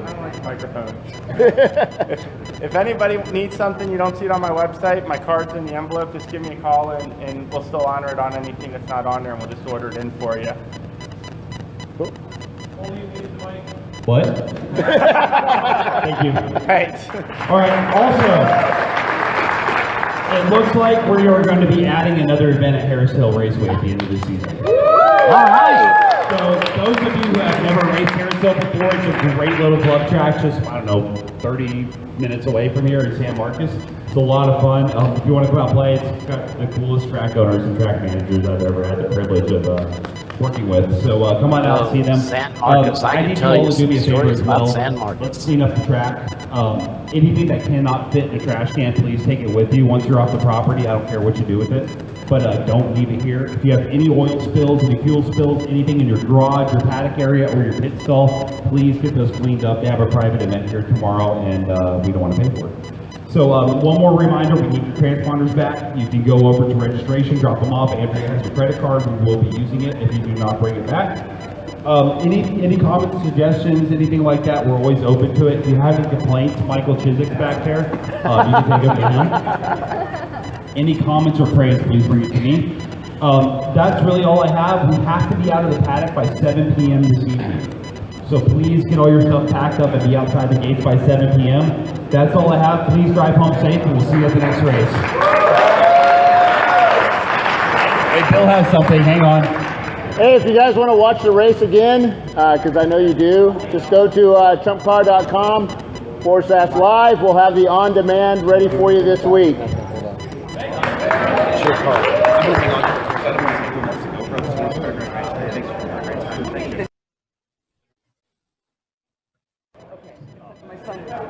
So that is going to do it for us here at we were ChumpCast finished Live. long time ago, Paul. Absolutely. It's absolutely true. In fact, I think we owe everybody an apology. Don't you? All right, I apologize. I'm really, really sorry. I apologize unreservedly. I offer a complete and utter retraction. The imputation was totally without basis in fact and was in no way fair comment. and was motivated purely by malice. And I deeply regret any distress that my comments may have caused you or your family. And I hereby undertake not to repeat any such slander at any time in the future. I'm sorry and I'm stupid. I prostrate myself before you and beg your forgiveness. Jeez, I'm an idiot! I'm gonna go ask directions to our next huge, embarrassing failure. Well, I don't think it could say it much better than that, Doc. How about you? Pretty much sums up my feelings. Okay. Well, thank you so much, Doc, for your contribution again this weekend. We sure appreciate it, sir. Hey, let's do it 2 weekends from now. Okay, why not? All right, so thank you so much for joining us today, folks. We sure appreciate your involvement as well. Let's see, who are the guys that helped us out today? For Bill Strong and for Doc Waldrop, I'm Paul Veltum. Thank you for joining us today. Wait a minute, we got to thank Michael too. Oh yeah, Michael. What was the last name? I just closed it. We got a lot of Michaels going on here, but wait a minute. Let me open it up real quick so I get his last name correct. All right. It is Michael Blanchard. Michael Blanchard. He sat up in race control all day. It was a tough job, hanging out in the air conditioning. I'm sure it was brutal up there, but he kept us informed about what cars were coming in, who was getting a black flag, why they were getting a black flag. And so we can't thank you enough, Michael. That made our job so much easier. Yeah, absolutely. And Andrea, of course, Mike Chiswick's wife, helped us out a great deal by keeping us informed about what's going on there. She's got some great photos from the event over on the Chump Car Facebook site, and I assume they'll go up sooner or later on the official website. So thanks, Paul. I enjoyed it as always. All right, buddy. Thank you so much. So again, join us in 2 weeks. We'll be at Watkins Glen. Until then, we'll see you later, folks. Take it easy. You are watching the Chump Car World Series broadcast, Chumpcast Live.